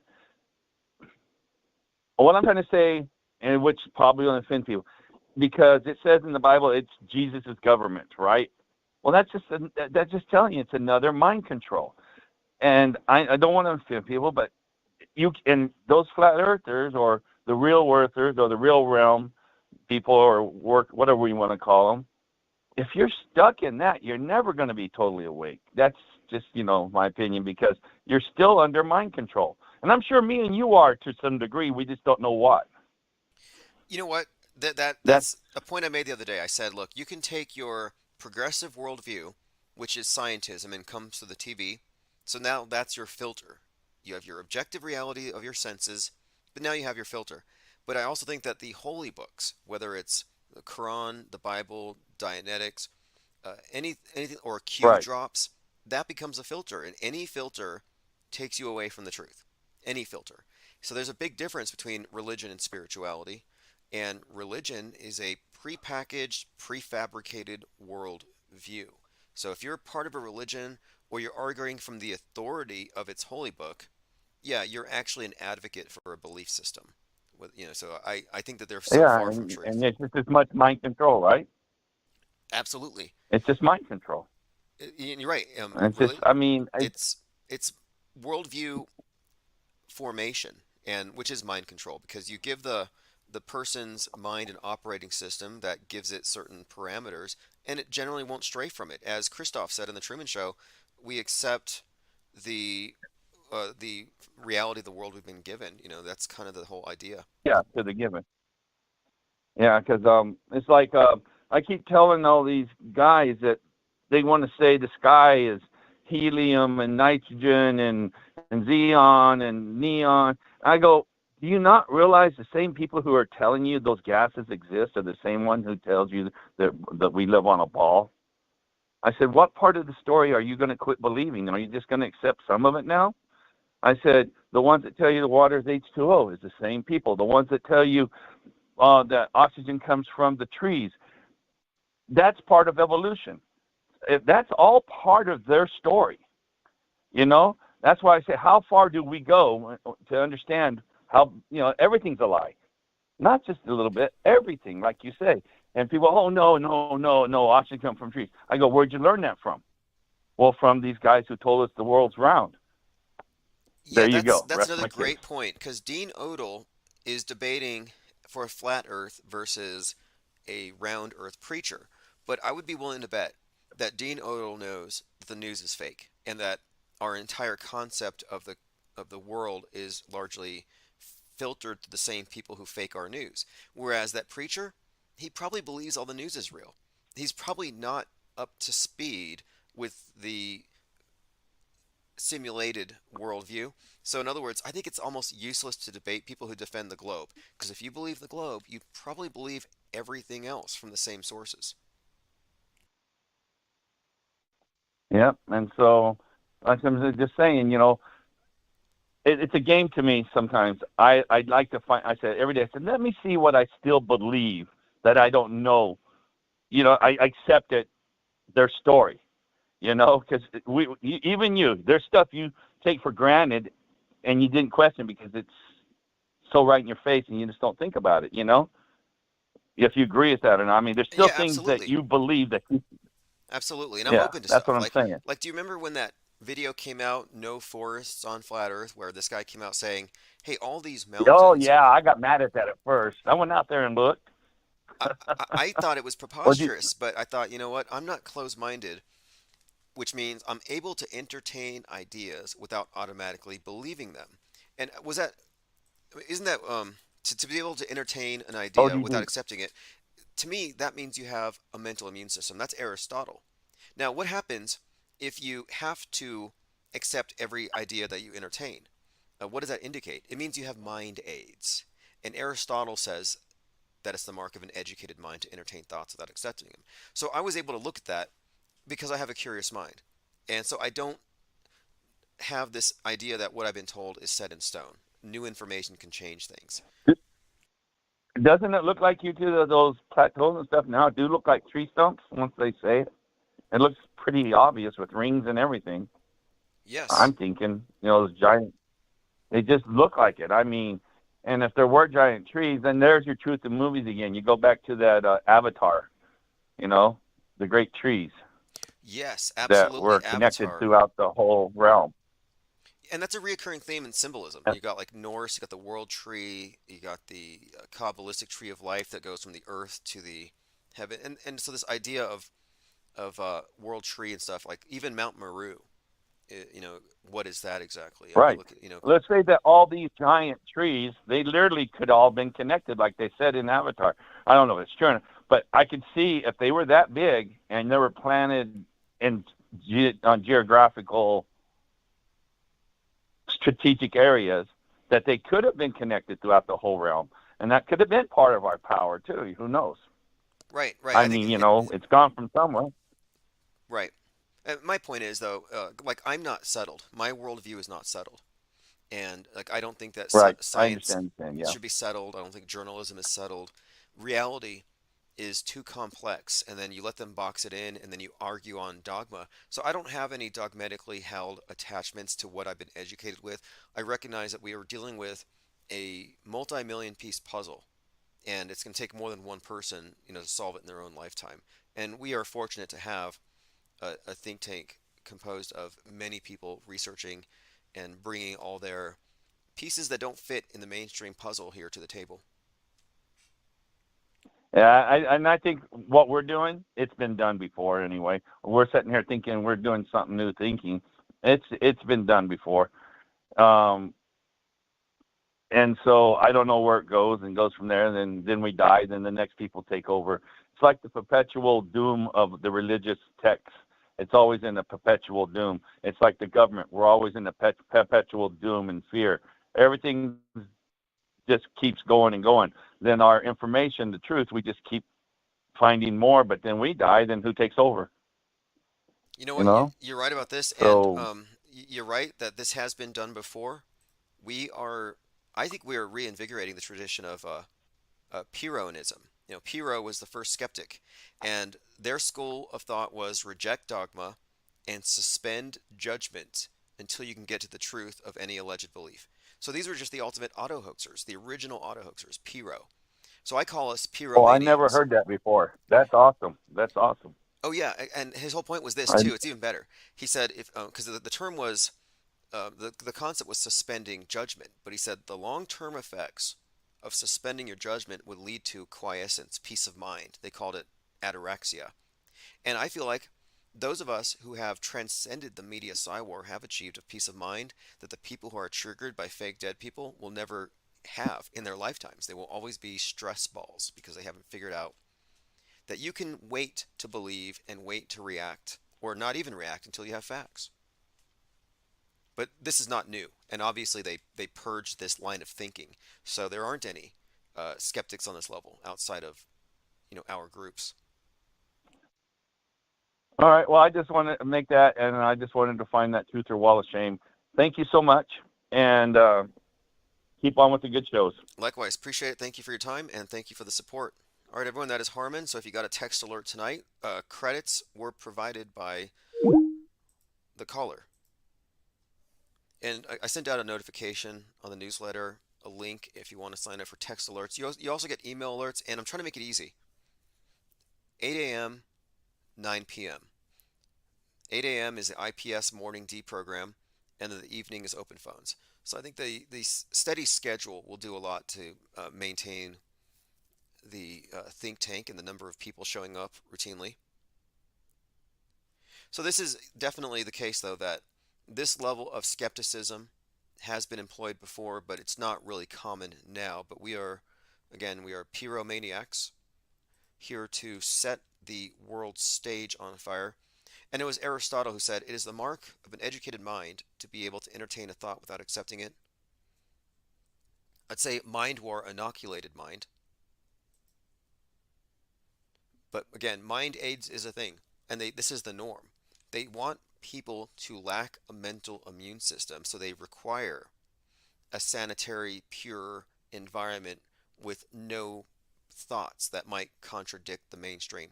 They just want that purity of doctrine. That's why I consider the mainstream media to be the de facto world state church Bible. But they're getting rid of the non-canonical text, the Apocrypha, and anything heretical.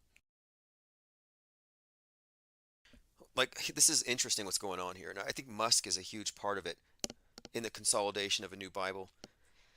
And a big part of it is it's about worldview, and it's about establishing this is what we all believe, these are the parameters, and they have to get rid of the non-believers, the Gnostics, the ones who know not to take it literally. And right now, the main weapon of the elite, I believe, is visual illiteracy, where people cannot visually discern real from fake anymore. And that is all by design. And even if you can, and more people are recognizing the need for skepticism, generally, their skepticism is only applied to the other side's claims, which keeps them imprisoned in this thing. Or those who see through it are getting their information from so many different sources, but there's no coherent way of connecting it all together. These are just a bunch of puzzle pieces that don't fit. What we're doing here is we're saying, hey, the entire puzzle has to be broken apart a little bit. We can't assume this to be real. And so we have this off-world stage perspective, which is, I think, the only starting point for arriving at, well, objective reality. And we are the only ones who I think can claim to be objectivists within media critics. Wayne Dion says, the world has never been so drowned in media and deception, though. These times are more significant. Auto-hoaxing has never been more relevant. Yeah, the advent of modern media has synchronized everyone, and it has always been monolithic. There's always been total media control. In fact, Roger Stone was talking about this recently on an interview where he said that at the time of Watergate, media was so consolidated that they could not defeat the mass media's ability to control reality, but that if they had the internet then, it wouldn't have gone down that way. And it's an interesting thought, but the idea that media has somehow fragmented and has broken apart in its authority and power is actually kind of wishful thinking. Big Brother just fractured into millions of faces. So Big Brother's still there, but he exists through every influencer, every alternative media, every independent media voice. Every single influencer out there is merely reflecting the worldview of Big Brother, or they wouldn't be out there. You wouldn't be in a prominent, influential position if you weren't doing damage, if you weren't helping to keep the mass mind impaired, if you weren't helping to flood the zone with misinformation. Okay, continuing. So we went over the Truther Wall of Shame. We had JFK fan 12345. These are Kool-Aid addicts, spelled with a Q, Kool-Aid addicts, reaching for the harder stuff. So this JFK grifter, JFK fan 12345, was one of ours because he's been promising since 11/11 that JFK would show up. Hasn't happened. Then we have Truth B, and anybody with the word truth in their name is kind of suspect. I hate to say it. So this guy is another lying truther. He's pushing fake child abuse content, videos of Joe Biden saying gross things to babies that are actually fake videos, fake audio. Jack Straw, deceiver of Q believers, Wall of Shame number 4. The Flat Earther, spelled with 2 R's, is a gas-lighting shill. Then we have Brock Riddick, pushes optical illusions as truth. Maverick X. Now there are so many. If you want to check out the Truther Wall of Shame, go to infiniteplainsociety.com. Here's an example of why someone would be put up here. So here you have the flat earther, and he's posting this. He says here, like, I'm a sheep apparently. He says more spraying. However, the sheep will say it's contrails. So here he is showing an airplane supposedly spraying poisons on people while it's flying a group of passengers to another city. Well, the truth of it is, this is a Boeing 747 super tanker water bomber aerial drop doing a high altitude dump of water. So this is not poison. And if it was, why would there be a photograph of it? Like, wouldn't they be hiding this? Anyway, he's on the Truther Wall of Shame because I corrected him on this and he blocked me, which they generally do. Truthers, or truthers as I call them, passing out red pills laced with menthol. And again, the only cure for that really is skepticism. And skepticism today requires that you break free of the 24/7 news cycle. They use the news cycle to keep you emotionally dysregulated and to break the sense of continuity day to day, to keep you in the ever-present now, focus on the current thing with no continuity. And also, in that 24 hours, you're flooded with so much information that you're just left to accept a lot of it. So all this is happening. You don't have time to parse everything.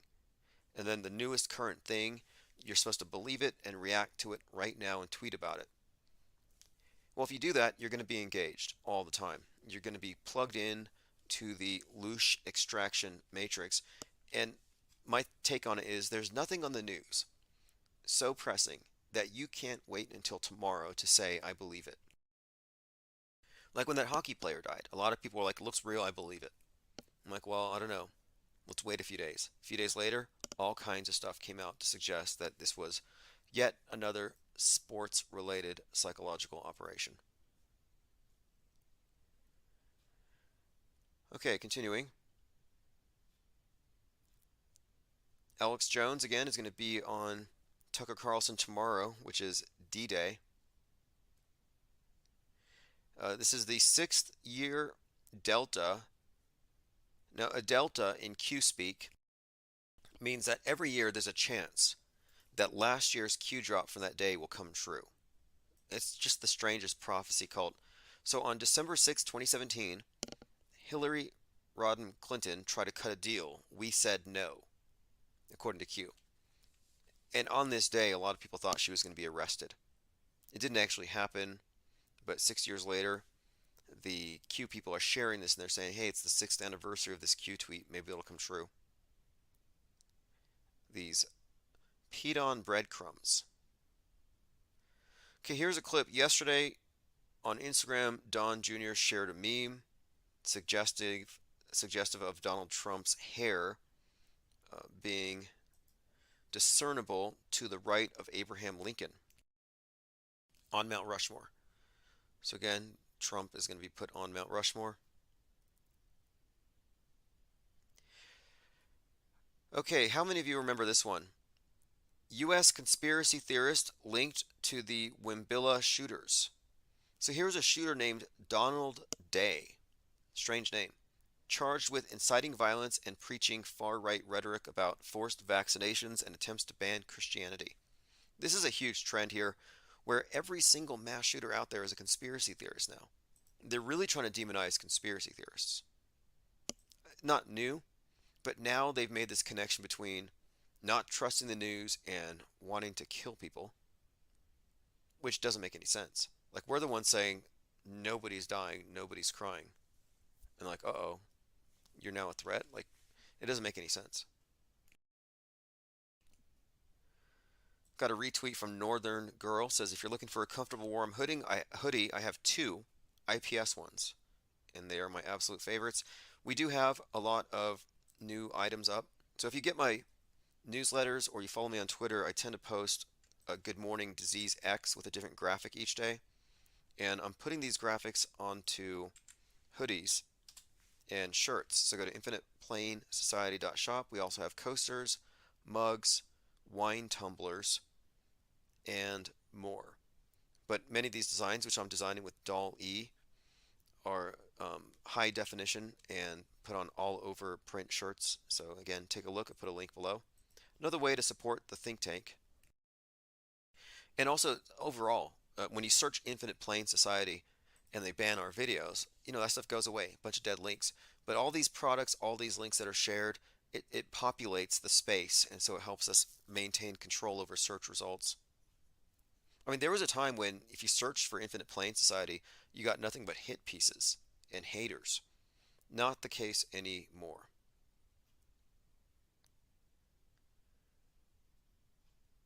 All right, I think we've covered most of what I wanted to get through today. We got to Les Luthor and the inflatable everything. Pretty much everything. Everything that you would think that they would need in war, any type of weapons, they can just duplicate with replicas, with dummies, inflatables, and CGI. We talked about RFK is a Pizzagator. He went on the Lolita Express, which basically means, well, it means that he hung out with a child trafficker or a pedovore, etc. He's compromised. Don't vote for him. But vote for Trump, even though he went on Lolita Express as well.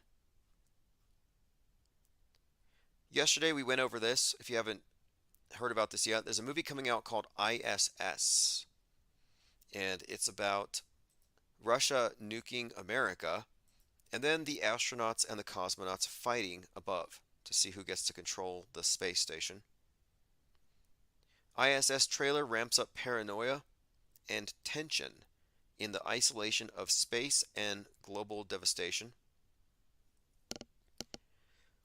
There's a trailer for Fallout, more nuke stuff. The Fallout trailer starts to unearth the secrets of Vault 33. Okay, let's see what else. There's a couple of other things. Derek Chauvin has been put back in prison after his stabbing. He was stabbed 22 times. Derek Chauvin, 47 years old, stabbed 22 times. Kind of interesting. Couple connections here. He's the face of Western chauvinism, Derek Western chauvinism. Meanwhile, the Proud Boys, who are Western chauvinists, their leader was sentenced to 22 years. So there's a connection here. 22 years, 22 stabs. And then something else. The Black Friday stabbing may correlate to the black hockey player slashing white hockey player number 47, and the player who did the slashing is number 22. Just more indication that we're looking at some kind of a staged hoax, but the number 47 has something to do with the election and with this Psy-War in general, but 47 is what's really standing out here. A shout out to the Chinese space station. They forgot to curve the Earth.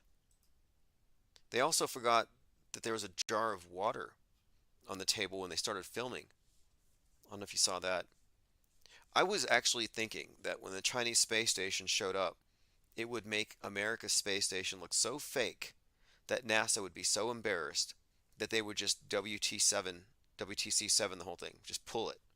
Pull the space station. It looks too fake by comparison.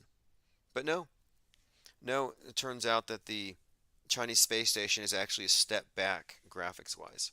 It's actually pretty pathetic. All right, let's see what else we have here. A chill in newsrooms across the country. News of the shooting spree caused a chill in newsrooms across the United States. Members of the media have been receiving threats, and these have been on the rise in recent years. Now, there was a few shootings I wanted to highlight. There was another one. There was a Walmart shooter who said 9/11 didn't happen. So you know who that's targeting. Newsroom shooter exploited journalism's open doors. 5 killed in Maryland newspaper shooting. Now, this is from a few years ago, but I've been kind of going through all these old articles because this was shortly after there was this Batman cartoon called Justice League in the Fatal Five, where you have this conspiracy theorist who holds a newsroom hostage and demands that JFK come out of hiding. Here's a clip. It's just too specific. psyops in the news. They have it in the cartoons for children. And here they are in 2019, Justice League, characters coming out demanding JFK come out of hiding. It doesn't make any sense. Well, it didn't at the time, but now it does. Very targeted. President Kennedy, you've got 2 minutes to show yourself and prove once and for all that your assassination was nothing more than a hoax. Or Gotham's #1 news team gets canceled. And if you think you can take me out first, then everyone goes. Simple as that. Where the hell's that weather girl? So there you have it. Cartoons depicting conspiracy theorists as psychotic terrorists. That character's name is Bloodsport. All right, get your email up on the newsletter so you don't miss any of our archives. You can also get your phone number put on the text alert list. Here's the direct quote from Christof in Truman Show. We accept the reality of the world with which we are presented. Just a reference to the phone call where, yes, people never let facts get ahead of a good narrative, you know, if that's how they're wired, and that's how most people are wired these days. The news media narratives always trump facts. Brogetta says, makes sense for the Fallout director since he did Westworld. Okay, that's Christopher Nolan's brother. Westworld's director. And Christopher Nolan, of course, just did Oppenheimer, then the Batman. So it's Jonathan Nolan. Jonathan Nolan. So Jonathan Nolan did Fallout. That's interesting. I didn't know this. Okay, so there's going to be something in here. There are synths in Fallout, which are basically androids like in Westworld. Okay.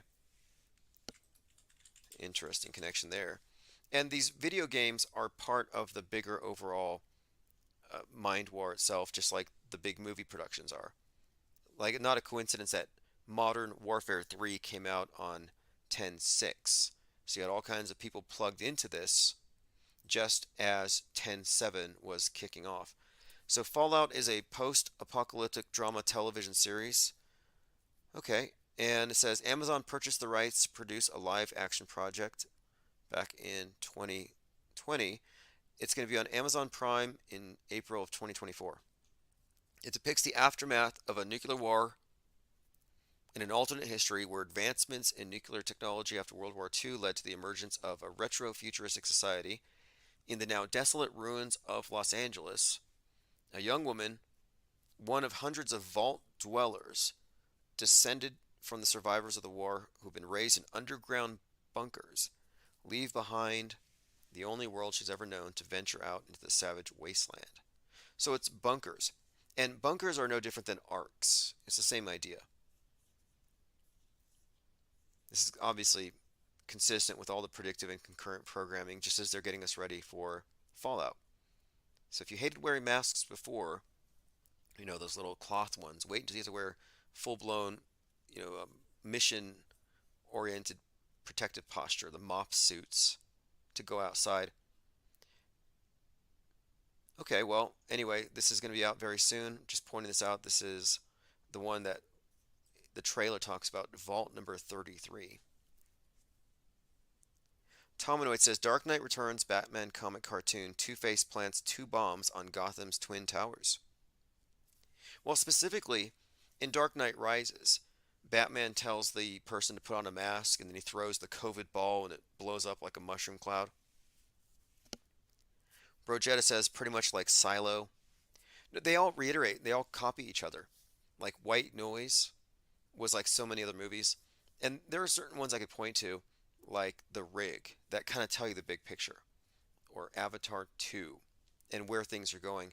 But a huge part of all of these is the next reset involves nukes, wipe everybody out, and then everything starts over again. It's always a recurring theme. A really good series is called The 100, where an AI is given control over government and decides that the best way to proceed into the future is to wipe everybody out and start everything over again. But before they do, they microchip everybody, and allows them to upload their consciousness to the city of light, where supposedly their consciousness remains in control of their digital avatars, even though their bodies are now dead. Meanwhile, there are space arcs, and the space arcs are full of children who are going to be put back on the earth when they're 18 to repopulate. So it's kind of like the mud flood and the orphan trains, but it's orphan trains from space. But it's this reoccurring theme. And my point of it is, everything that you see, predictive programming, concurrent programming, it's preparing you for what's going to happen in the news in the future. It's news bending. So I'm just pointing it out. Nukes are fake, sure, but they're fakeable. And if they're fakeable, they're believable. And if they're believable, then they can use the masses of believers to regulate even the non-believers. But we have the advantage. We may have to go along with everything because we have no choice, but we don't have to deal with the stress. And there's also possibly here, I think this is an indication, the movie Songbird about COVID-23. Well, COVID-19 came out in 2020, so if COVID-23 is forecasted in this movie, we may have something along those lines in 2024. And yes, you can truly use predictive programming to predict the future. We've done it, and I think 311 vindicated us more than anything. Joined by Jungle Jim, thanks for joining. So if you just got here, we had a live stream. It was slightly interrupted, but we got it back on. And so I'm going to go ahead and put these two clips together. And we're going to go back on over to the 24/7 here. So appreciate the calls, appreciate all the support.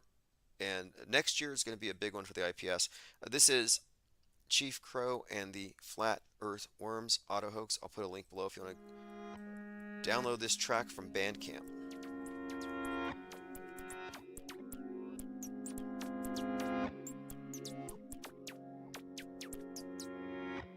I'm on Auto Hoax, and it feels so good. You just auto believe everything. We should see an influx of people joining here any moment now. Oh, fantastic. I only have one moderator in the YouTube chat, in the Fakeologist YouTube, and that's Stupid. And I think if he's moderator, I think maybe he can give out wrenches as well. I don't usually use YouTube, but I know you're an expert. YouTube. YouTube. I hand out wrenches when I can, and people are always like, "What happened to my wrench?" I've never taken a wrench. What happens is my accounts go down, and then they have to get a new one at the new account. So if anybody comments just once, I will find you and I will hand out your wrench. Can your moderators give out a wrench?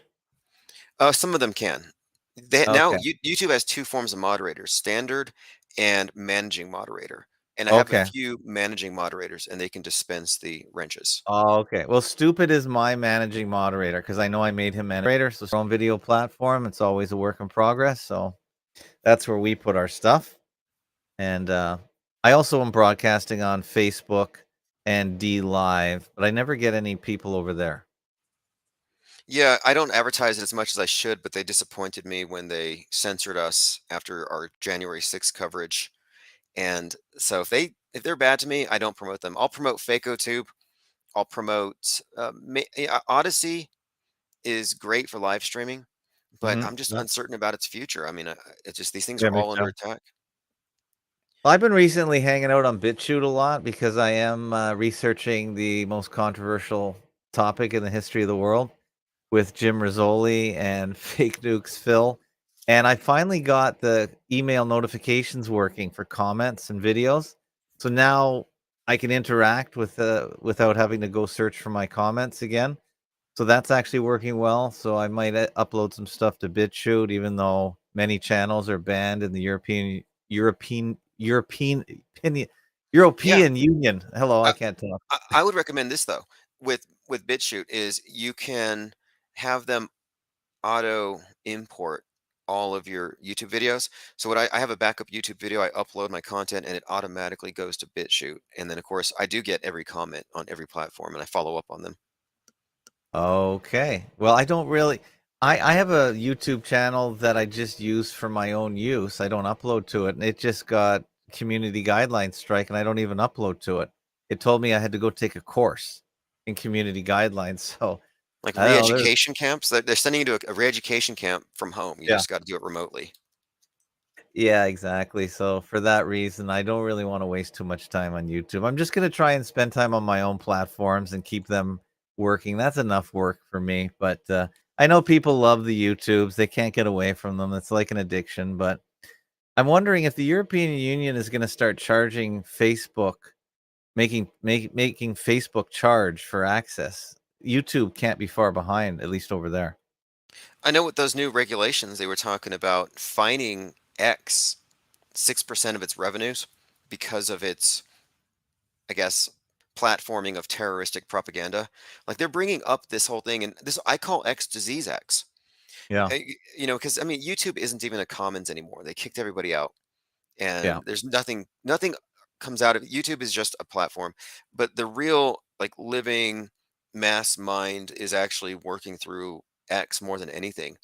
And I'm calling X disease X because they are going to set us up to think that this is what happens when you let free speech run rampant. And they're going to Yeah. say we have to shut it down. Like that shooter in Maine who went and shot at the bowling alley, those other Yes. two locations.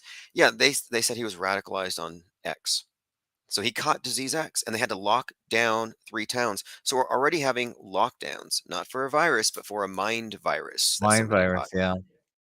Yeah, I don't really hang out on X that much these days just because just the stink of it and all the negative publicity, I've stayed off it. And there's so many places to go on the internet. You don't have to go there. That's not the internet to me. And it doesn't take much to just say, okay, I'll just move on and do something else. Because they sort of promoted get away from us. They said they were limiting views or hours. I don't even know what the rules are. But if you start adding regulations, I'm hitting the highway. Oh yeah, 6,000 tweets that you can read per day. And people are like, oh, that's nothing. No one's going to read 6,000. Well, once you establish the premise that we're in a closed system now and you have to log in to read the tweets, once they set that up, they killed it. They already turned it into a closed system. And I think that's the main thing today is we're dealing with closed systems, echo chambers, and excluding anything that doesn't go into the echo chamber. You know, I noticed that you took a clip from my live stream about why it's healthy to be a skeptic. Yes, that was very good. I Did you appreciate it. come up with that? Or- Yeah, that was your thought. Yeah, that was a Yeah, good one. I put it right here. Should we play it? maybe we should, because what we're really arriving at, I think, here is the fact that the people who are rushing to judgment are forgetting the basic rule of skepticism, which is reserve judgment until you have the available facts. Yeah, I thought it was great. You brought up some history and found the origins of it. It was fantastic. I'll play it. Here we go. Let's turn up the volume. Led to happiness. The state of mind achieved by the skeptic, ataraxia, implies a life free of concern or worry for that which doesn't truly matter. So, skepticism in this sense means suspending judgment before you agree to believe.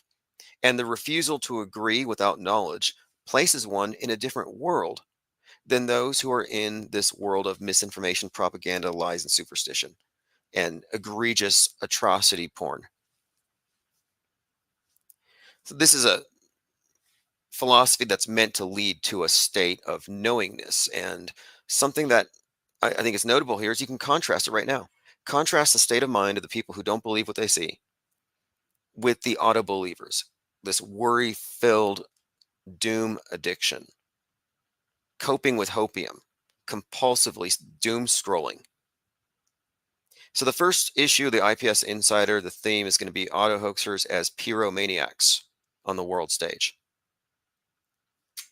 That was a good clip. I should upload that to what do you call it? TikTok as well. But TikTok is very they like to strike things down pretty fast, so I don't know. I don't know if it would survive. Oh, yeah. I was surprised. I thought, hey, we're going to get onto TikTok. It's going to be like Twitter, but with video, and instantly our South Pole got pulled. Our videos were being censored.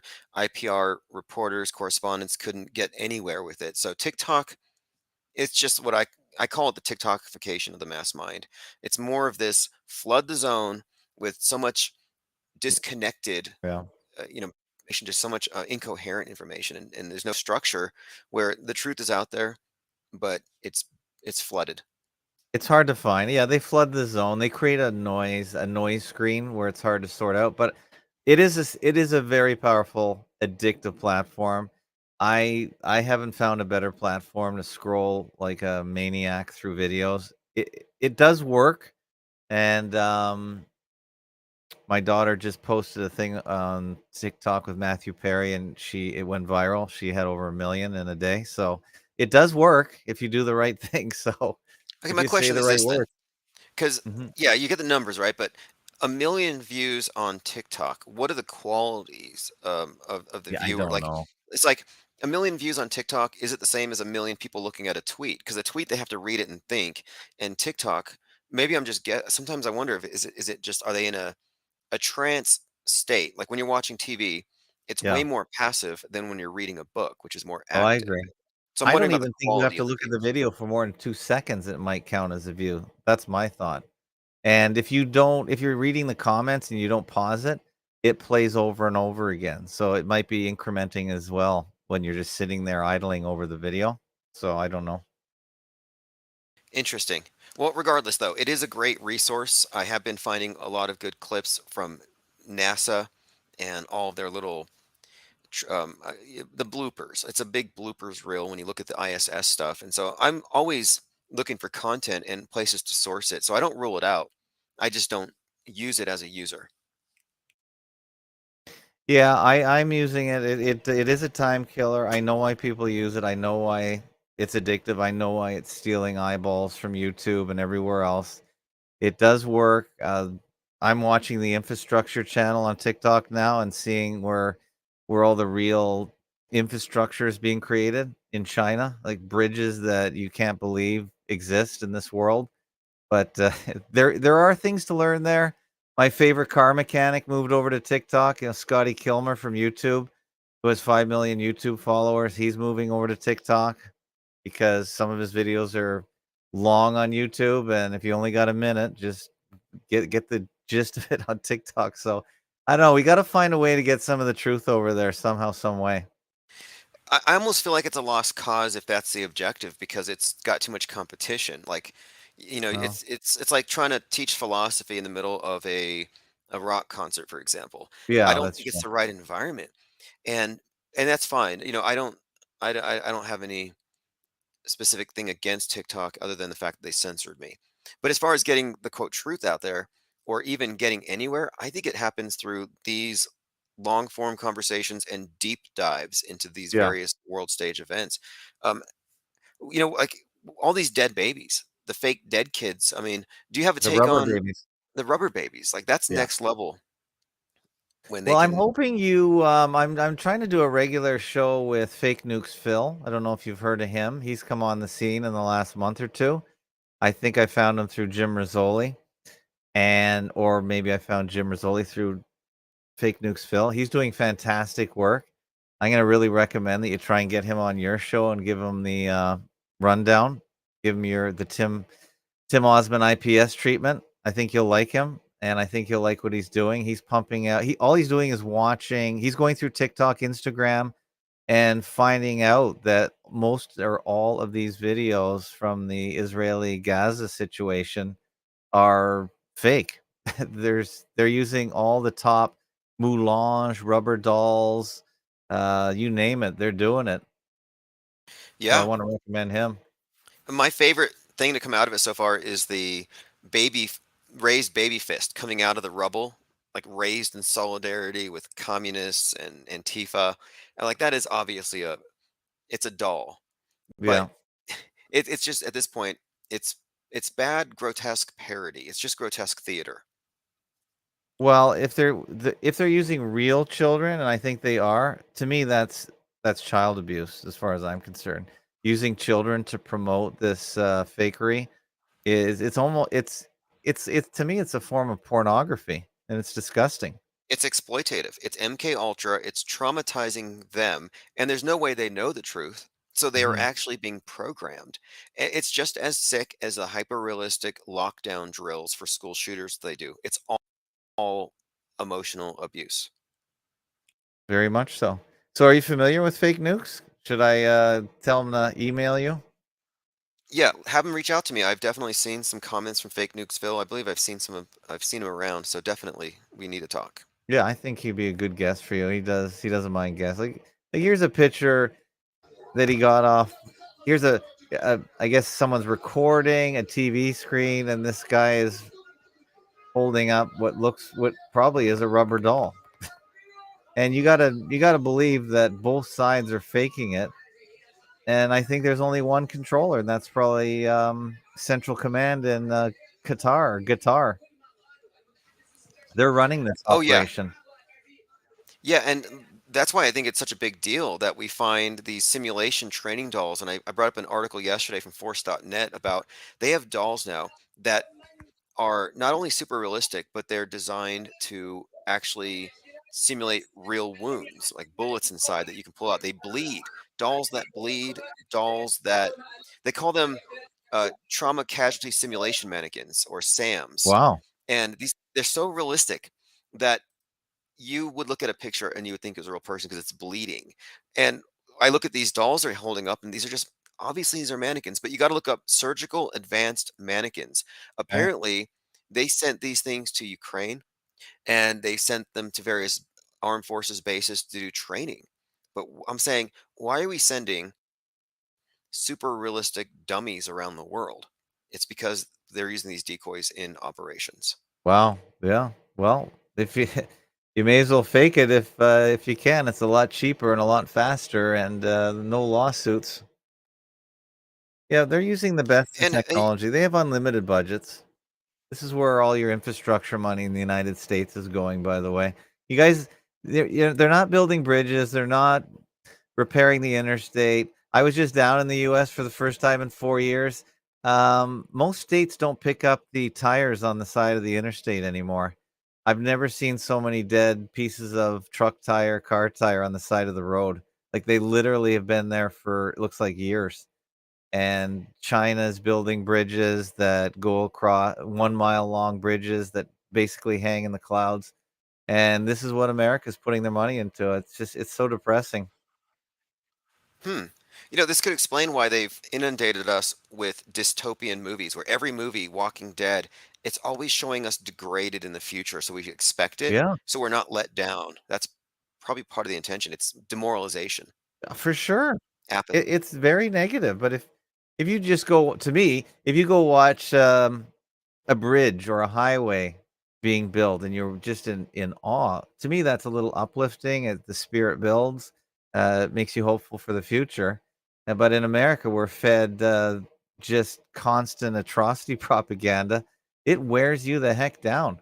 How does a young person feel when they want to get together and make babies when they see all this all day long? Are you kidding me? It's for them, they just shut down, Yes, I think. it's a really good point. It really is. I've been doing a lot of research. I put out an ebook called Media as Narcissistic Construct to describe how the dynamic of having toxic media actually puts you into an alternative reality because you internalize its version, and it's just a dominant personality versus a subjected personality that is just compliant.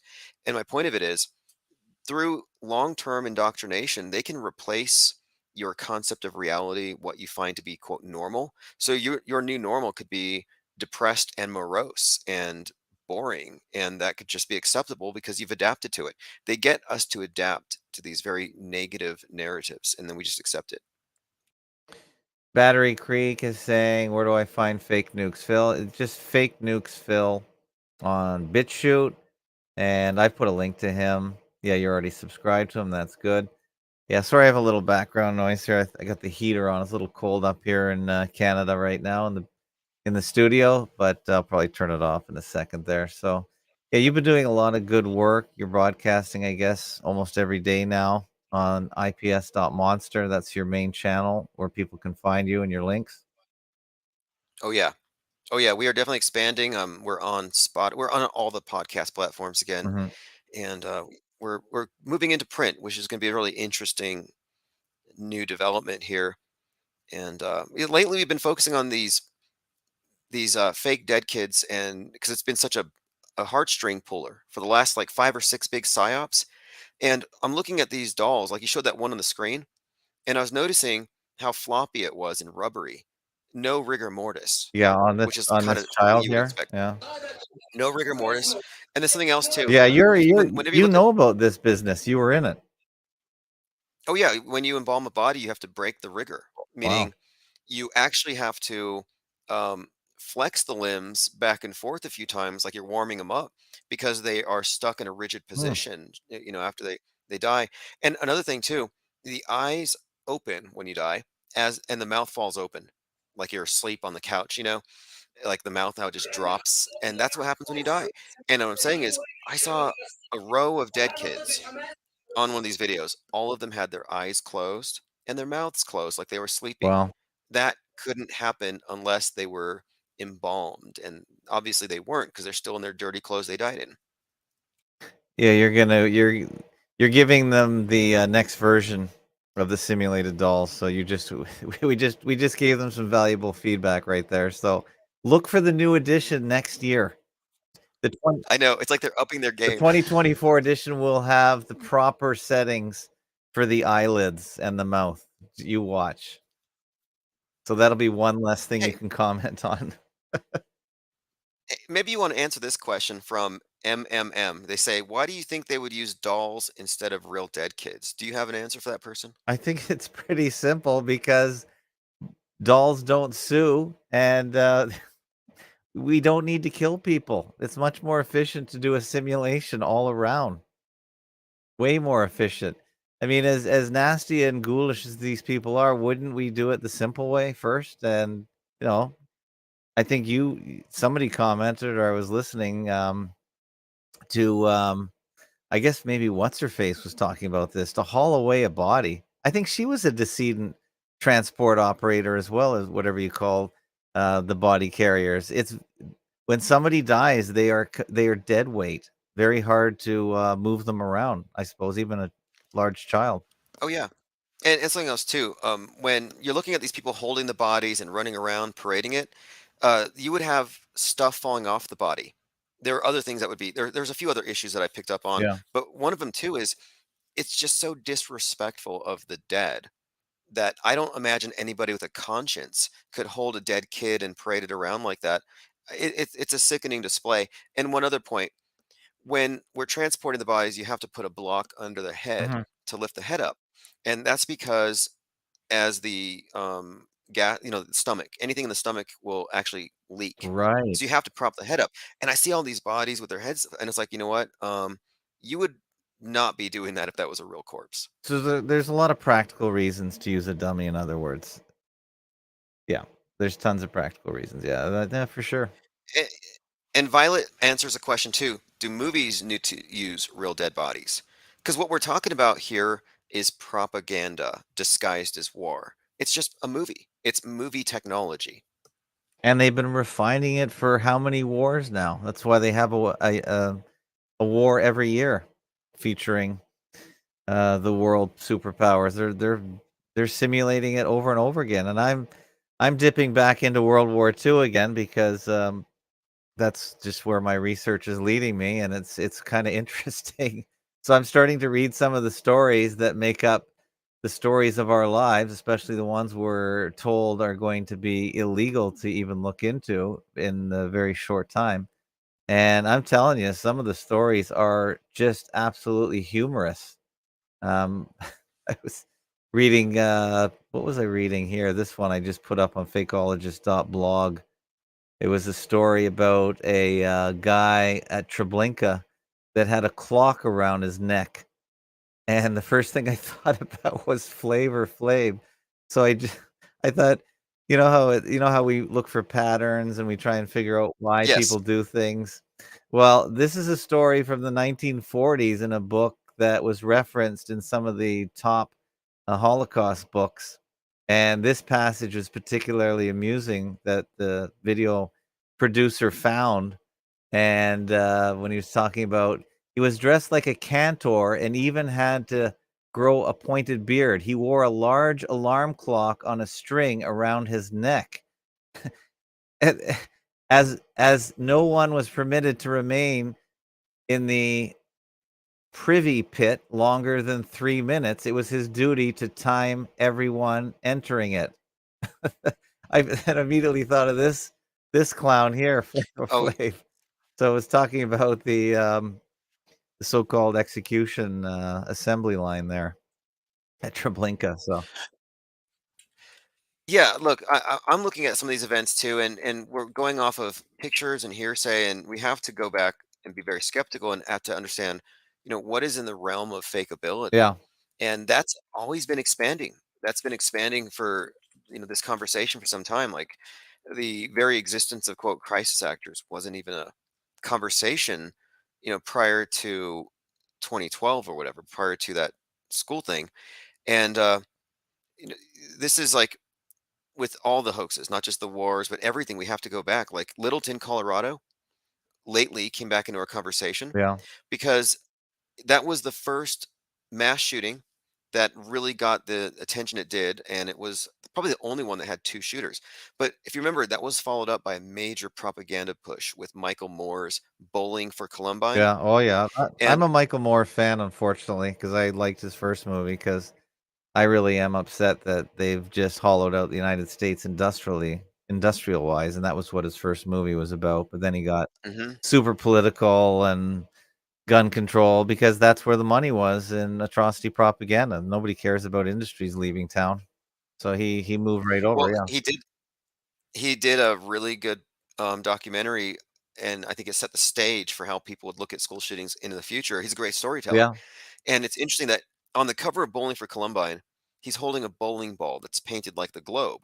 And then we Yeah. have the subtext, Bowling for Columbine. Are we nuts for guns or are we just nuts? And it's all about how we're crazy for guns in America. So then we have this shooting with Robert Card at a bowling alley, and one of the girls that he shoots gets grazed on the leg, and she's on the news, and in the picture she's holding that's painted like a globe. So and it's Littleton and Lewiston. So I'm like, bowling for Lewiston. And as we looked at it, I'm like, this is part of a continuous story. From this is not these are not disparate events. It's a symbol though, and I think the symbol of the Yeah, bowling ball. why hold up the globe? I guess it's like a bowling ball, but what are they getting at? Are they just promoting the whole shape of the earth in a movie as well, just because they have the audience? What are they doing that for? I think it's about the one world government with All the right. major impediment, in the Second Amendment and the First Amendment in America. Right. Yeah, you've seen the picture in front of, I guess it's the UN in New York with the revolver with the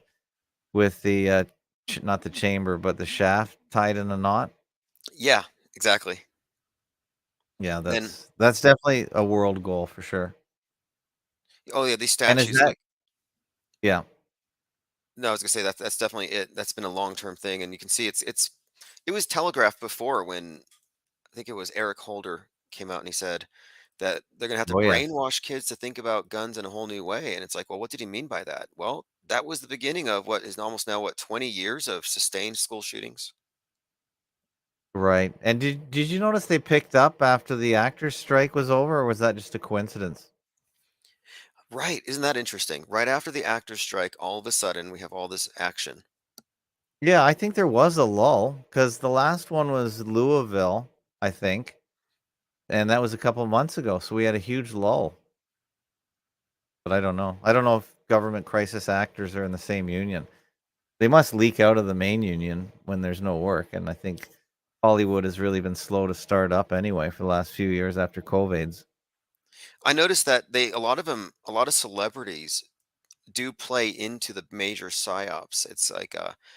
It's a major way to sell anything. They can sell any agenda. Tom Hanks sold COVID. Right now, you have celebrities lining up on this latest thing, and it's pretty grotesque. It really is, but it's surreal also. Listening to these podcasters who automatically believe everything because it's their job. They live in a fictional universe, and I don't envy Mhm. them. Now, Triple M says Israeli or Palestinians that are using the dolls. Well, I think this whole thing is being run out of Central Command in Qatar, so both sides are being used or being promoted, and they get the same technology both sides. Same So I don't. director. It's the Yeah, same same movie. director. Yeah, It's the exactly. same movie. Look, when this thing first broke out, like 10/7, I had Mhm. noticed Modern Warfare 3 came out, major video game Okay. about that came out the night before. So you had millions of people plugged in to this war sim. And a lot of the videos being shared showing Israeli tanks being blown up are from video games, funnily enough. But right after this started, I noticed that downtown they're showing the movie World War Z.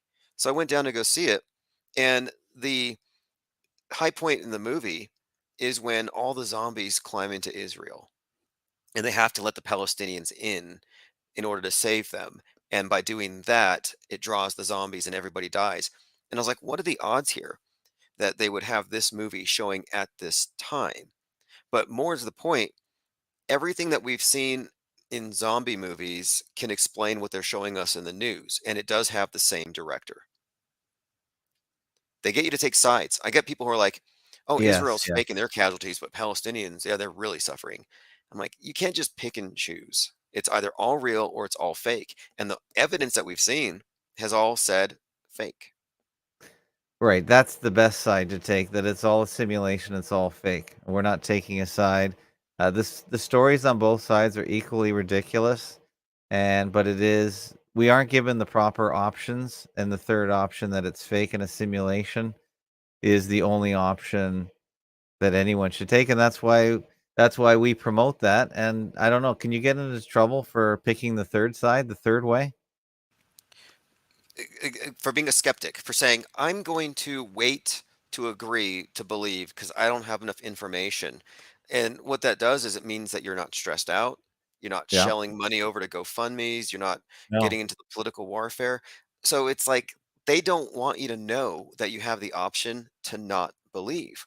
It's a world of believers. They don't want knowers. Knowers are people who are slow to believe, which means that they're slow to manipulate. And we, Mhm. I think, represent a growing body of skeptics that it really doesn't exist in mainstream at all. Did you see this latest thing? I have a couple email. I'm on an email list, so I think you are on the same list. I have one or two people that send emails to all of us on a regular basis, and I think he sent just one now. And I posted it before we came on fakeologist.blog. Republican Corey Mills, or Representative Corey Mills, says that some of the dead Palestinians are paid actors. Of course, he's picking a side almost, but at least the thought is getting out there. Did you see this one? Yeah, someone had just sent it to me. I actually had that one marked in my minds where, yeah, he came out and he actually did say that you had staged performances and actors. Yeah, But let me play again, it. I'll yeah, play play it. that. Play it, What the please. mainstream media is saying about the indiscriminate fire and the actors. I mean, you literally have paid actors who are pretending to be killed or pretending to be treated that's now coming forward. So what I ask every individual, as we already do here in America, educate yourself and find good, positive outsources and stop trusting mainstream media that corrupts the minds of every single American at home. Now, can somebody take his voice and have him say at the end, go to IPS Monster and fakeologist.com? That would be fantastic. If someone could do that. That's great. Let's do that. Let's take that clip. And Because he just said go find sources, so he's telling you what to do. that's good. We ought to actually, you know what? I'm going to put that in my notes, everyone. Yeah, That somebody is do that. You can make one for you and one for me. it's Representative Corey Mills. Yeah, that's fantastic. He's telling everyone to go to the proper sources. That's great. Thank you, Corey. He's on our side. Now, if we only get Trumpelstiltskin to say the same thing. But he's going to say, yeah, the Palestinians are faking it, but the Israeli Yeah. victims are real. The Yes. 40 Yes, I think he lives in the I guess you could call the Zionist state of Florida, so he is definitely going to blame it on one side. I think it would be political suicide to do anything else in Florida. right, right.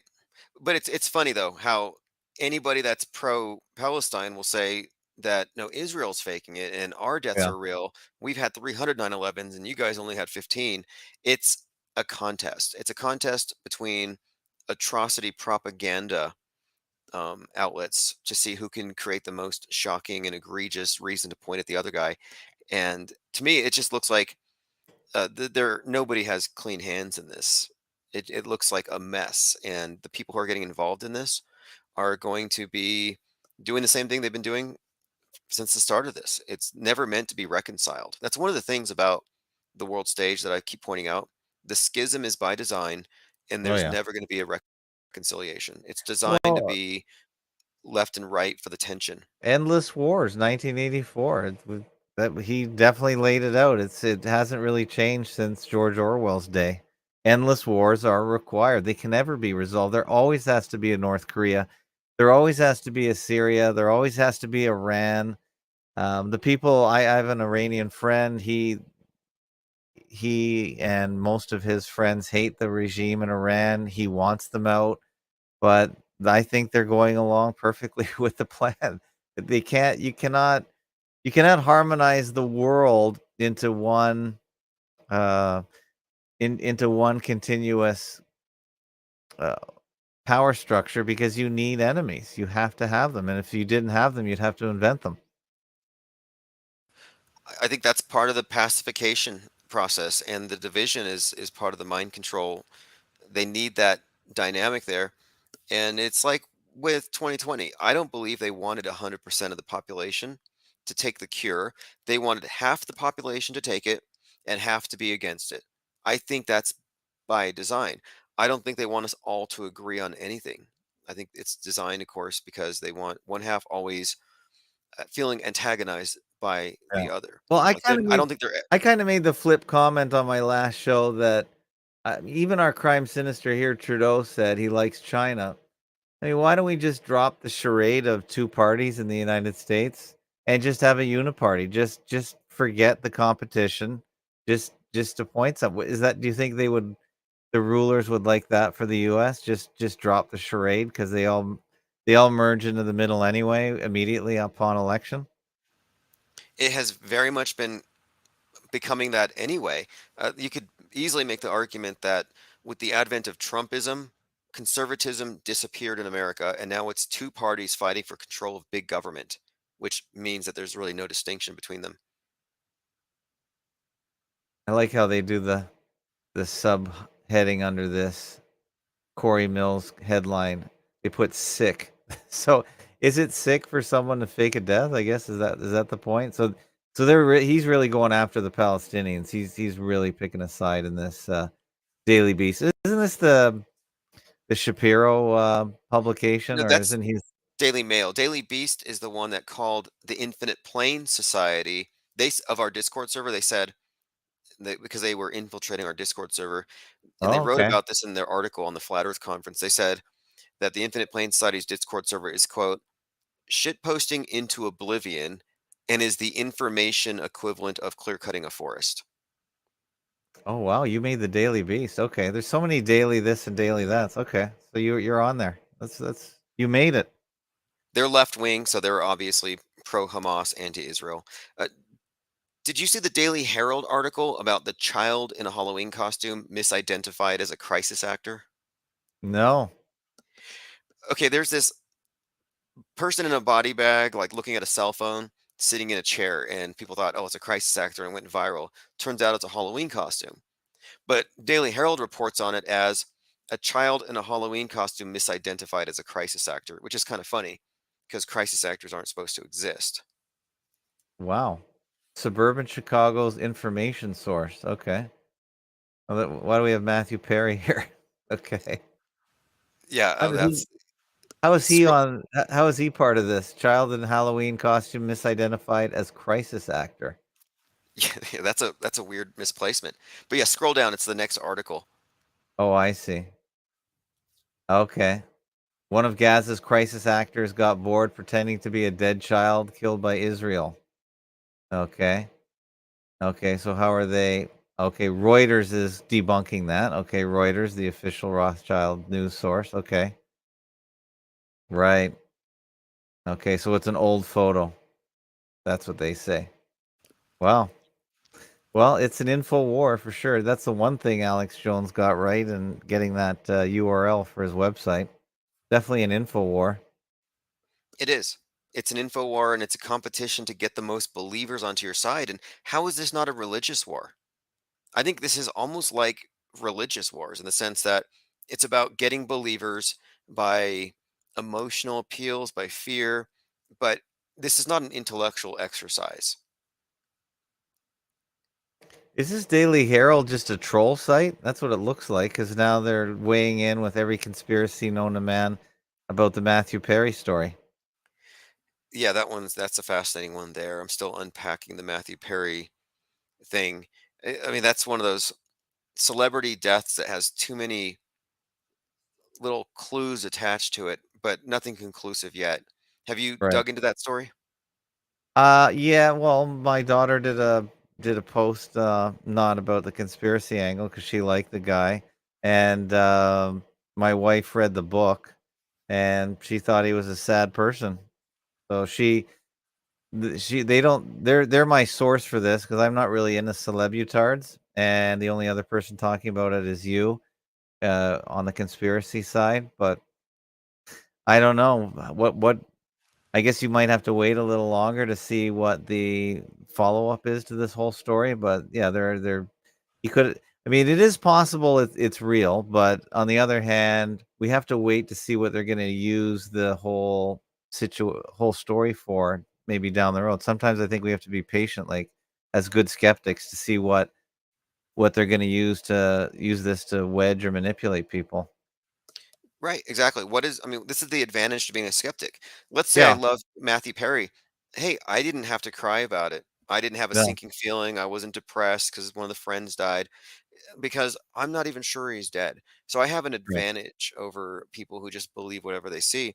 I don't have any reason to doubt the story. I mean, people die like that all the time, and it's sad, and it's too young, obviously. But then he had these really bizarre cryptic tweets and posts that happened the day before, and his Yes. character's birthday is 4/8, the day of the big eclipse. He dies in an eclipse. The Map-Man, What? Batman references. It gets pretty intricate if you connect some Yeah. dots. Yeah, that's your wheelhouse. You do a lot of research into Batman and the symbolism. So is that yeah, that's all evidence of something.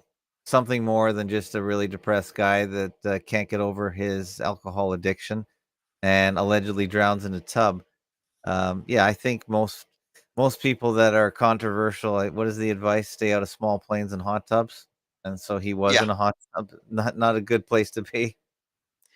Apparently he had photographed 3 cranberries. Like, he did a little video of a couple of cranberries, and Wow. this stood out because the singer of the band, The Cranberries, died in a similar way. Oh And wow. then it was also pointed out that cranberries float, suggestive Interesting. of a fake death. And as a cooking note, cranberries are usually only available around Christmas time or Thanksgiving time. Very hard to get during the rest of the year if Very you are to interesting. make them yourself. Take that from someone who eats cranberries about once a year, so they're pretty cool when you do them yourself. Yeah, isn't this all just conspiracy candy though? It does get people interested and it does get people talking, doesn't it? Yes, my only interest in it is it's conspiracy candy, and if any of it's true, it exposes the ability for them to structure and engineer a fake reality. But yeah, I'm still looking for the agenda here. It could be mental health, which is always a big one. Yeah, celebrities always get everyone's attention, so they're really good for the oligarchs to send messages through, whether dead or alive. They're very powerful. Now, there is predictive programming stuff, like the beginning of the Friends show. If you look at the intro when they're dancing in front of the fountain, Matthew Mm. Perry comes out of the fountain spitting water out of his mouth. And then, like Lean Dion says, bathtub water deaths like Whitney Houston are symbolic rituals. So there may be something there. And someone else points out things like there are again examples of predictive programming enough there for me to doubt the official story. And also one Yeah, more point, it's a yeah. loose trap. People really, I mean, people really are connected to these shows, and when one of these actors dies, it does impact people emotionally.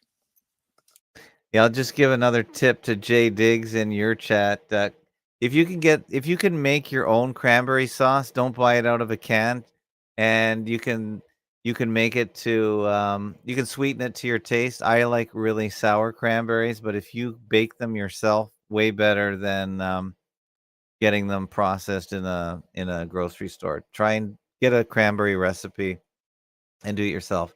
As far as I know, it's not that hard to do. Just bake your cranberries, and they are amazing with turkey, which I guess your Thanksgiving is coming up in a couple weeks. So there's this is also a cooking show.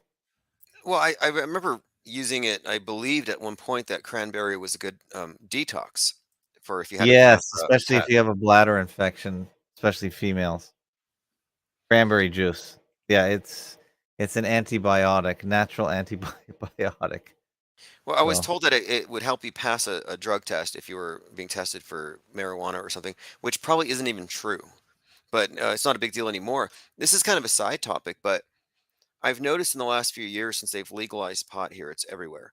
And I've right. also noticed a huge trend in all of the energy drinks going from high sugar, high caffeine to no sugar, high vitamins like Wow. B12 that are for focus and concentration, where it's like between these two, it's almost like there's some kind of alchemy being done on the public. And I'm thinking, okay, the bars are being replaced or there's an alternative now, and the drugs are changing. And I think it might be by design. What would that design be? To make people more adaptable to the metaverse, to sit down in one place, stare at a screen, and it's very cerebral versus going out and dancing or going out into the world. So I think it's like, I think they're preparing us for the right drug and entertainment cocktail to fully immerse ourselves in the lockdown culture of the future. Yeah, for sure. It definitely pacifies. It's been weed is legal in Canada. You can grow your own, etc. I've never that's not something I do, but yeah, it's like the new Soma. It really pacifies people. It mellows them out. It makes them not care about anything. They're certainly not dangerous when they're high on weed. I think it's I think it's safer than alcohol. Alcohol can radicalize and make people more violent for sure and amplify negative emotions. But yeah, weed I think is more a pacifier if I ever saw one. Right. Well, I think it's important to consider, mediation and what we live in, this info war. It has to be somehow including the various, drugs and the drug culture and everything else along with it. Because what they're doing is they're, of course, manipulating the masses at every level they can. And with drugs, you get the somatic, you get the emotional. The other guy we both like, and I'm a Patreon or whatever. I am a patron of, and is Les Luthor, and he was doing some interesting research. He got stuck in Cyprus, I believe, which is the only place where you can fly to Israel at the time from, maybe still. So there was some interesting research. I found it really interesting because I sort of knew about Cyprus in the back of my mind, but I forgot that it was a UN humanitarian village or protectorate of some sort. And he found some war-torn like buildings that have been standing still, kind of like an old American city, Detroit, where they just leave the buildings standing up. What's your take on all that? Yeah, what he's describing, I think, is what makes everything make sense. We have the ability to simulate stuff and stage stuff. They can film it in advance and superimpose the footage somewhere else. But what he's really showing you is that what we're given is carefully curated. It's not like you're getting real coverage. It's like if the journalists are there, they're on a guided tour. And there's no real reportage coming out of it. It's a closed movie set. And that's one of the things, that he's really made the case that we're looking at movie sets, that this illusion warfare, as he calls it, is based on creating movie sets out in the open, more or less, but they're all closed sets. Now he also is agreeing that most of the actors that are dying are all just acting as if they were dying. So he thinks that's part of the simulation as well in his latest post on Twitter. I'll put a link to his profile on Twitter. It seems to be the only place where he exists on Twitter. So what do you think of that? Are all these died suddenly actors still acting? Is that what's going on? Yeah, I thought about this one too because there are so many of them. Like for example, there was a guy, a surfer, who died at 34, and I'm like, Right. why is this on the news? And it was like, oh, it was obviously because of a heart attack, and he's got a Corona shirt on. I'm like, oh, Corona, come on, there's a clue there. So when I look at this stuff and I think, if they want to maintain an anti-vax presence, they're going to have to continually feed them reasons to oppose it. And I think they want the antis and the pro by design. So I think a lot of the died suddenly stuff, the narrative there, the high profile celebrities like Damar Hamlin, yeah, I think they want you to run to these conclusions. And that's why they're echoed by a lot of big influencers like Stu Peters, for example, because they want you to have that. And I think it's more likely the case than not that if it's a public death, it's agenda driven, or if it fits neatly within a psyop, that it's probably fake. Yeah, he's doing really, really good work, and I haven't really listened to him lately. I know he does interviews with what's the lady's name from? You remember? I think you interviewed the lady that I can't remember her name right now. Human. What is it? Oh, Human. human events. You Oh no, no, no. human vibration. Human Vibration, right? I just lost it. She went behind a paywall, so it's really hard to get her stuff now, as far as I'm concerned, which I'm not a big fan of, as everyone here knows. So I've missed a lot of her podcasts. Yeah, this information I think is so important that and it's because they've already more or less censored and killed the possibility of having these conversations on major platforms. The last thing I want to do is stultify its spread. We're trying. I believe what we're doing here is we're growing an informed body of media critics and consumers, and that's important. So I do have paywalls, but it's not that I'm paywalling the content. It's that I'm isolating a group of people committed to the think tank itself Yeah. to continue to make it go. But yeah, ultimately, Yeah, all your content is available. You don't really have any content behind the paywall. I'm a patron of yours on Patreon, and there's just some messages there, but I don't think you have any audios or anything behind any walls. I haven't really made that a point because my objective here right now is just to survive and stay above water. This attempt to drown us out. And I'm like, you know what? When they started saying, like a lot of people in the quote truther community are like, you can go to Discord and you can talk all day and voice chat and never be censored. It was a trap from the beginning. It was to get us to decentralize. So here we are, a big body of quote truthers growing on YouTube, covering every topic. And there's always conversations going on. It was easily integrated with Google Voice, and you could have these big group chats. And they Yeah. killed that. They killed it and they scattered us. And everyone they quarantined us. If you think about it, they quarantined the truthers before 2020 even happened. He just did I actually this is the value of bookmarking a particular person on Twitter and not using the app, because you can just read all his tweets and not have to see all the garbage suggestions on Twitter. And I've missed a ton of his tweets. So if you just go to his channel on Twitter or his profile, you can read all his stuff in one shot. And here he does. I'm really sort of been into hockey lately. I've been going to some junior games just to see real hockey and not the staged hockey. But this was a story about, as Les said, there was a 2-minute silence for the bloke you've never heard of who played that sport that nobody knew existed here in the United Kingdom. It was a story about a player I'd never heard of either. They allegedly got a skate in the neck, and there was some blood and guts. And I put it on FacoTube, and I asked the audience, do you think this was real? Did you see that one? I did. Adam Johnson. And look, all we have is a video and some blood, and then he dies off stage. Nobody has a close up, and it was a very unusual thing. It looked like an accident, like he crashed into the guy's uplifted leg. So it looks like, well, that Yes. shouldn't have happened. Now, it could have been an accident, a freak accident, as they described it. But the reason why I think it might not be an accident, but a staged psyop with a squib, Right. is because one, it was a black and a white player, and that was Okay. immediately jumped on by the right wing. Okay. Second, the families asking for quote justice. And again, justice, black, white, the Really? balance. It's like, what do you mean asking for justice? That's weird. And then finally, all of the team members are wearing 47s on their helmets because of his number. Well, that's like Already? the 47 on Trump's hat. Like the Wow. 47 stands out with the neck wound. I'm not sure. And then one more thing, his name is Adam, and all this stuff about the nuke and the splitting of the atom.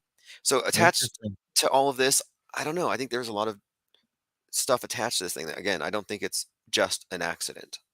The 47 seals it for me. And in this day and age, if it was real, would they show it as often as the planes hitting the towers? Would they just keep cycling it? I don't even know in this day and age if they would not promote that video if it was real. Because what about the respect for the family, that kind of thing? You know, what they give to us. Yeah. I'm pretty torn on it myself. Now I've talked to hockey people that watch more hockey than me, and they say, yeah, it does happen that your legs do go up in a haphazard way. But and now we're seeing some of the players voluntarily wearing neck guards, which I don't really see, unless you bring it right up to your chin, how it's going to make a difference. But they say it does happen, but the way it happened, that it almost looked like he did a karate kick on the way down, made it a little less realistic to me. But I don't know. I don't watch enough hockey to make a really good judgment. But yeah, all those things you say are just little signs and signals to just definitely make you skeptical. Oh, yes. And one more point about it here. On Mm. Friday the 13th, we had the Global Day of Jihad. And Okay. on that day, there was this popular story here where a landlord heard on the radio that the Islamists were going to attack. And so he stabbed his Muslim tenant and her son. So there was a stabbing on Friday the 13th. Then you had other stabbings being reported. So I thought, okay, there's this stabbing nature of it. And then, of course, his slicing of the neck. So I thought, it's kind of a stabby thing as far as like the Yeah. psyop at the time. So there could be something there as well. Yeah, and I didn't know they were really playing hockey in England either, because I didn't know there was a demand or an interest, and I certainly haven't heard of this person either. So that doesn't mean that the skater doesn't exist, but I don't know. It's another one that I just marked down as super suspicious, and because it was promoted by the media, we know the media is the enemy in this case. They're the ones that sell us the lies, so everything has to just be taken with super skepticism. And recently, we had the Brooklyn activist Ryan Carson. I think that was the one who was stabbed, and he was white. The guy who stabbed him was black, and this was all put into the context of social justice and Mm. somebody who was oppressed by society lashing out. Same story with Daniel Penny strangling Jordan Neely on the subway. So the family's calling for justice. We have the black and the white, and then the 47 is, I think, some clue relating to Trump and the upcoming presidency 47. And again, the number 47 has been tied to some fascinating things, like Super Bowl 47 was the blackout bowl, 47 minutes of darkness. So I'm just suggesting that there are some symbols in this event this that make it look like some kind of a blood sacrifice or some Wow. foreshadowing. And of course, there's a penguin. There's a penguin for all IPS fans on his uniform. That can't be left out. Yeah, I know. Ollie Goering's like, it's a passive aggressive of them to put the message there with the penguin. I've had a number of people point this out. They're like, hey, I think they're trying to tell you something. And I was like, Yeah. yeah. Well, why not? They're signaling the IPS. You're definitely on the radar. You definitely are breaking everything down to an infinite degree, which is great. And I've been going about an hour. I've been trying to cut my shows to around an hour, just because I think it's better to leave people wanting more. And I know you do a couple hours most of the time anyway, so I presume you started before this and probably Oh, will yes. continue on. I brought everybody on. So actually, I was just going to wrap up here on the second hour with you. I was just glad I was able to jump on here and catch up because these are really interesting times, and I think that we are evolving the conversation and the methodology as we go. I think things are accelerating. I think I think Diana South put it in the chat earlier. This is a great time. There's so much happening, and people are scrambling to find news sources and people to break things down. The traditional sources are just slowly falling away. They're losing their grip, and we just have to keep pumping out this information before any kind of information lockdown happens. I don't know. I can't see it happening right away. What about you? Do you think you'll be free to do this for the immediate future? I think they're going to continue to press the angle of mental illness. You remember how it was like healthy super spreaders endangered people with compromised immune systems? They're Right. making a parallel argument that mentally healthy spreaders of information like us are endangering the mentally ill. And they're going to point to people, oh, that guy was radicalized by Twitter and he did that shooting. That guy was radicalized by Fox, he did that shooting. So I think what they're going to try to convince the public of is that we need to have the pandemic equivalent, like a lockdown of the internet, treating it like there's a pandemic to take care of mind viruses. So I think they're going to continue to hammer the point that the violence that we're seeing would be prevented if we could just stop free speech. It's going to continue. But anyway, But we're not promoting. We're not falling for their side. So we're not falling for their gory trolls and their wars. We're not falling for any of it. So is there anything they can use against us for saying that this? We're saying nothing really is happening. These guys are just simulating all this, and you're falling for it. Is there anything they can come out against us for saying? right. How could they call that hate? You know, Yeah. that's a great question. Like at the point we're at here, we could say this is just purely academic. It's philosophical.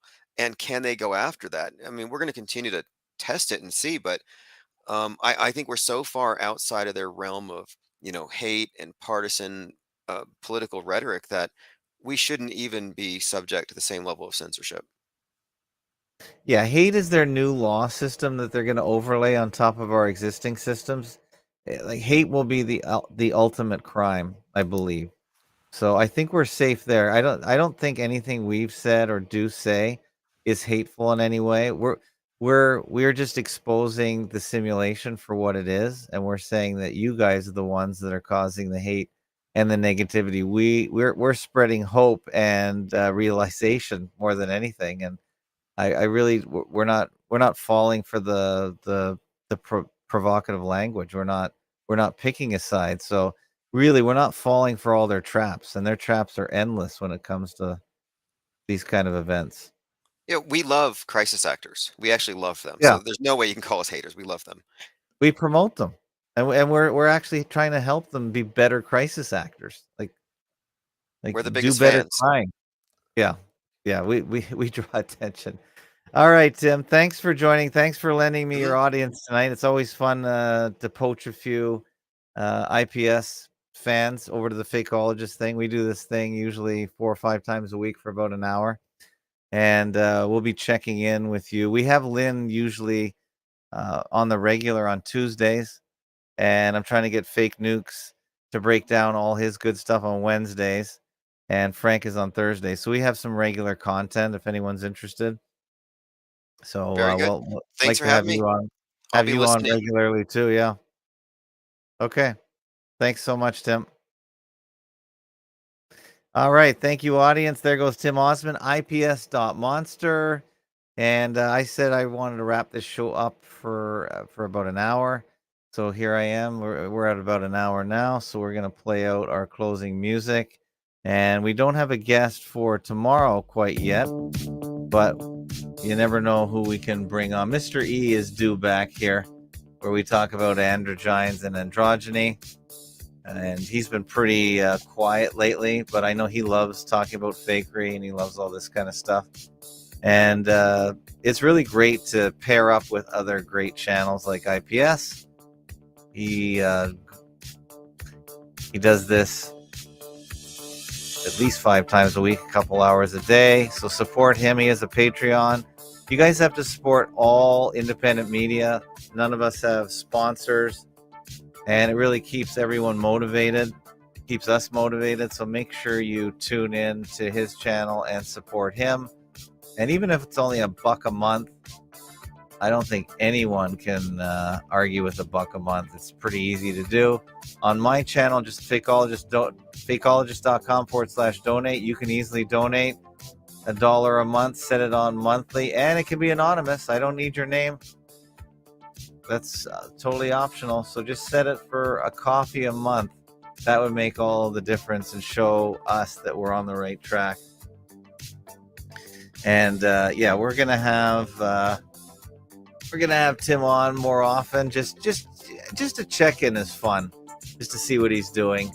And I post a lot of his show. When I listen to it, if he says something particularly profound, I will clip it and I will put it on fakotube.com. That's my platform.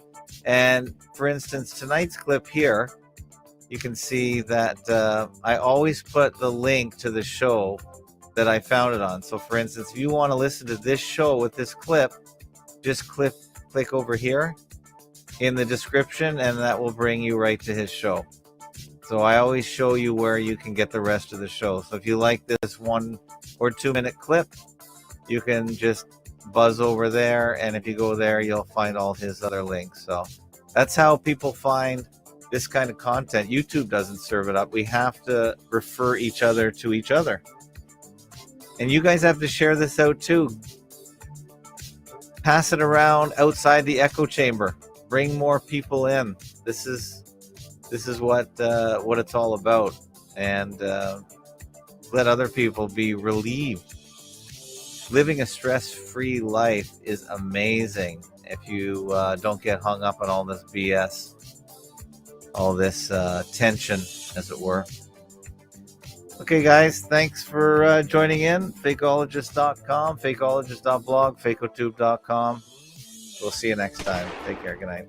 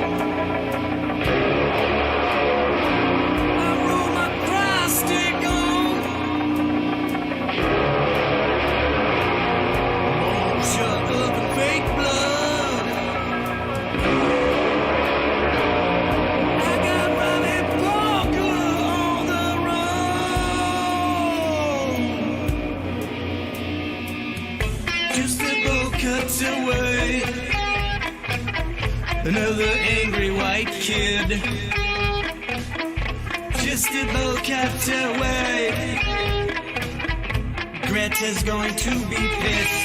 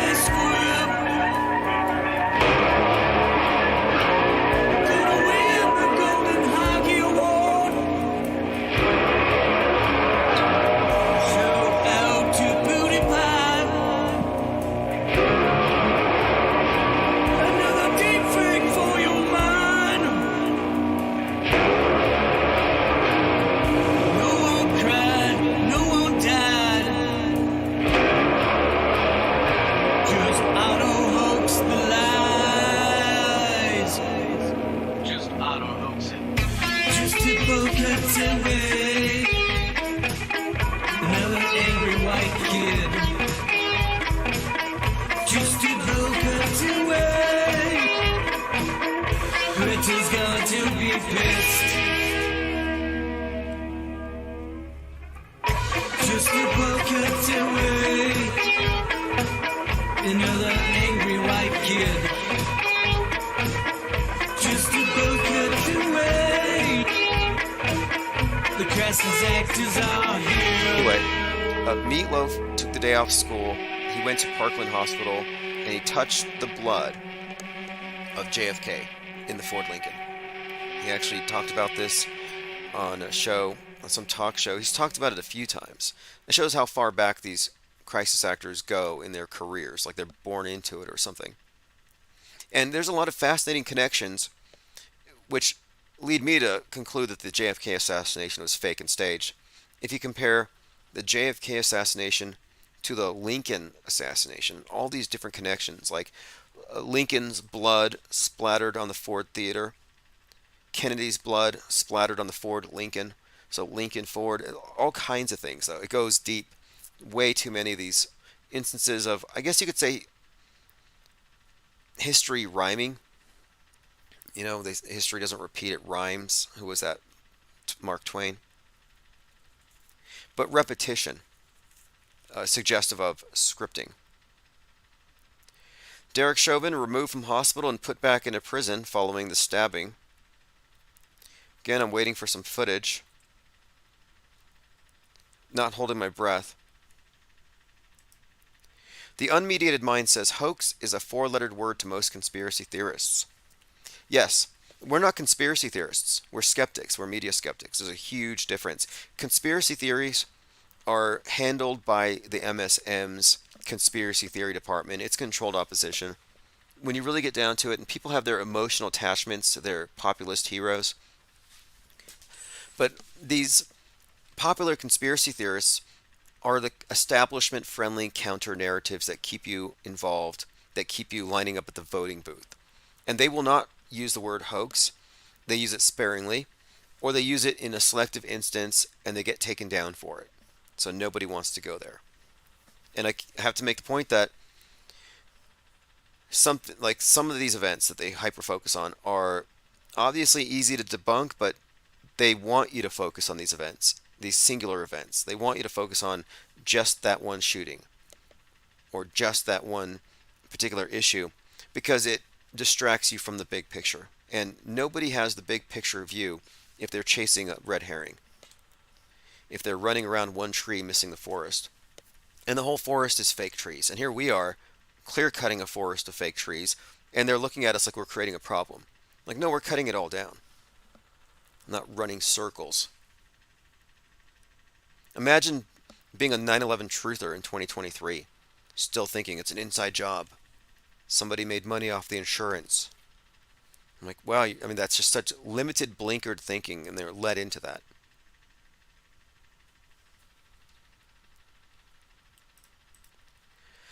Okay, let's continue here. I was working on the IPS Insider, and I got an article which has to do with the role of sports in the big picture, in the crowd control, the mass crowd control, which I think I'm not going to give you any spoilers, but if you want to contribute articles for the IPS Insider, just email me.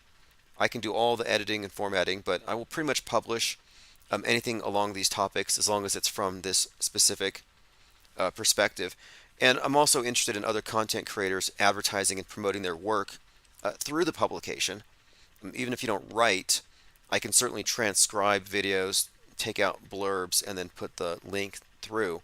But what we're trying to do is consolidate all of the best minds that come from this perspective into a publication that represents what we're really about. Because what we're creating here, what we have created, what the raft represents here, is a schism, a split, a parallel media. We're not competing, we're not regurgitating their stories, but it's a parallel institution, and we've been maintaining this, and it's going to blow up as soon as the menthol-laced red pills are exposed for what they are.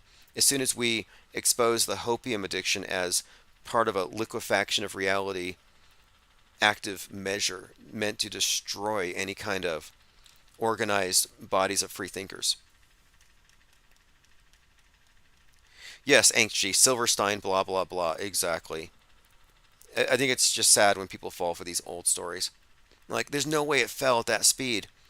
Well, we get in these, like, what the fake, like, or these people died from all the powder, so they used thermite, or it was space lasers. They invent all kinds of things. It was direct energy weapons. So these additional explanations that involve science fiction and speculation and conspiracy theory presume that what they saw on the screen was real. They just didn't have the full story. They need more information. So I call conspiracy theorists MSM plus. Their face is not just to the screen, like the MSM mediated minds, but it's actually through the screen. They add on to it. So again, the red pilled are actually more deceived than the blue pilled. And they're like, wake up, wake up. People are sleeping. It's like, well, you're having a nightmare. They're dreaming blissfully, and you're having a nightmare. The only ones who are awake are the perps, the ones who are staging these things, the one who know how reality is fabricated, but we never hear from them because they are, of course, the elders, dressing up in the devil costumes and prancing around the perimeter to keep everybody scared in the middle of the village. The only people who truly know what's going on, of course, aside from the perps, would be the auto hoaxers and the advanced media skeptics.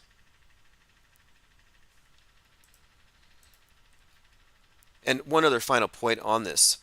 The people who don't like the conspiracy theorist fringe that say the word hoax, they're not skeptics. You're not a skeptic if your perspective begins with accepting the MSM screened version at face value. Just because you add on additional facts doesn't make you truthier. You're actually going deeper.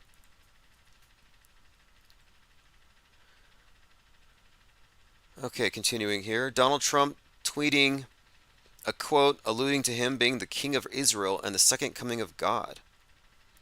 Donald Trump retruthed, "Thank you, Wayne Allen Root." Oh, this is on Twitter from 2019. Wayne Allen Root, initials WAR. I've read some of his articles. Wayne Allen Root is one of the biggest writers on the right pushing the Trump is Jesus thing. Trump is Moses. Trump is King David. President Trump is the greatest president for Jews and for Israel in the history of the world, not just America. He is the best president for Israel in the history of the world, and the Jewish people in Israel love him. Like he's the king of Israel. They love him like he's the second coming of God. But American Jews don't know him or like him. They don't know what they're doing or saying anymore. It makes no sense. It's okay if he keeps doing what he's doing.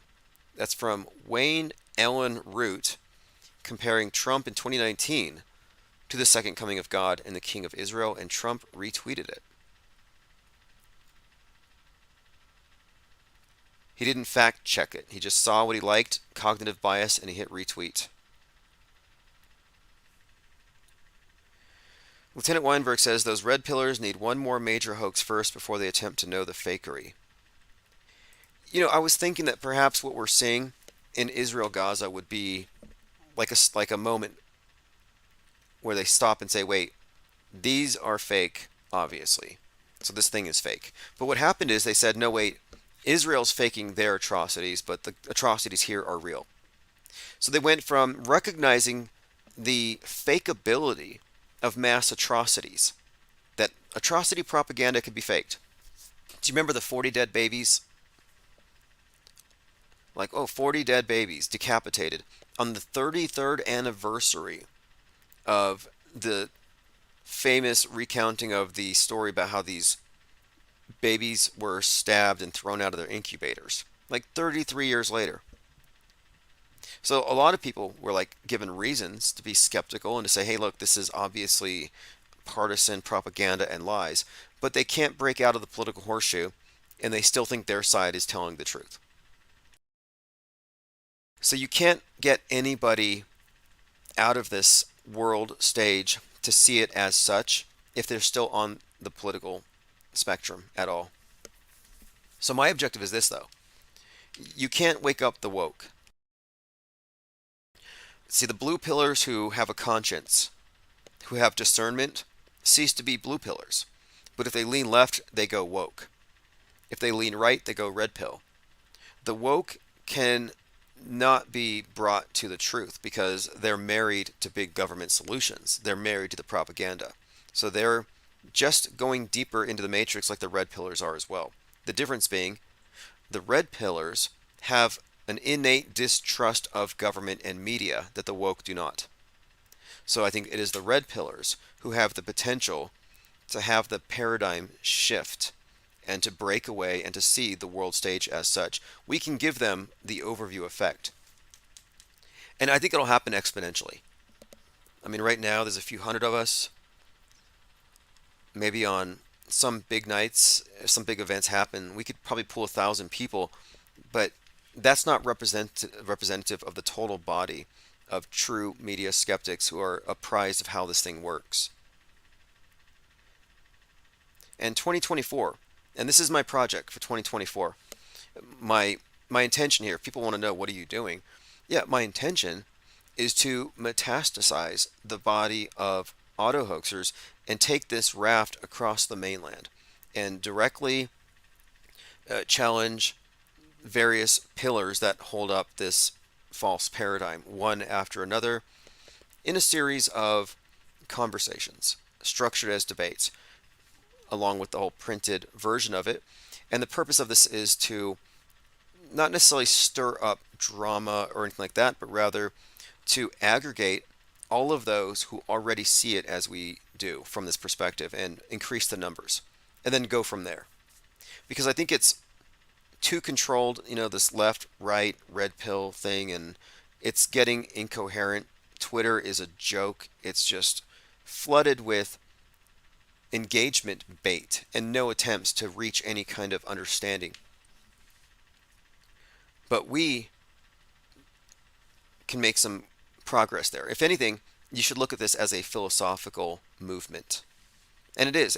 Philosophy in the sense of your personal operating system, your epistemology, how you believe what you believe. And what we have done here is we have, I think, refined a methodology that is really just a repurposing of skepticism in the original sense. So yeah, we are skeptics, media skeptics. We're not conspiracy theorists, and that term conspiracy theorist is there to disparage free thinkers who generally go from being free thinkers to being corralled. And we're the ones who've gone over the rails. If you want to support the IPS, just join and subscribe, and you'll be in the know as we move into becoming more heavily involved in publishing and debating. And this think tank is not an echo chamber. We're deliberately aiming to reach people we do not agree with, or people who would obviously disagree with us. So for example, I want to bring people into the conversation who can add to the conversation. I think that if we're going to have a debate about the ISS, I need to bring some experts in. And I don't mean astronauts. I mean experts in creating simulated computer-generated environments. I would like some expert opinions. Hey, is this a camera view from an actual physical camera looking at a physical environment? Or is this an internal camera view within a simulated environment? And they would know about this. So that's kind of the objective. And it's not just for a fake space, it's for every aspect of the mass media apparatus. Fake space is one, the atrocities on the ground. But there's so many areas for exploration. The IPR deep dives. Activated reporters being put onto the task of getting to the bottom of various things. And we have unearthed many things. We've built upon, you find a glitch in the matrix, and you can usually take that and build on it. So the fact of the existence of, for example, simulated news and crisis actors has bigger implications. So when I first started noticing these staged shootings, I thought, how come the right wing doesn't call this out? You have all these citizen journalists who can see it. How come these gun manufacturers are shelling out millions of dollars? Do they not have the ability to determine that they're being hoaxed into giving up their money? They're being extorted or something. Then I realized it's pretty clear now that the reason why the right doesn't call out left-wing psyops that work against their interests is because the left doesn't call out the right's psyops. They don't call out each other's psychological operations because they share a psyop department. They're totally controlled on both sides. It's monolithic. Lean Dion says truthers are falling for Pope Elon because he came out to say a big FU to his advertisers. Yep. They love it. They think he is fighting the powers that be.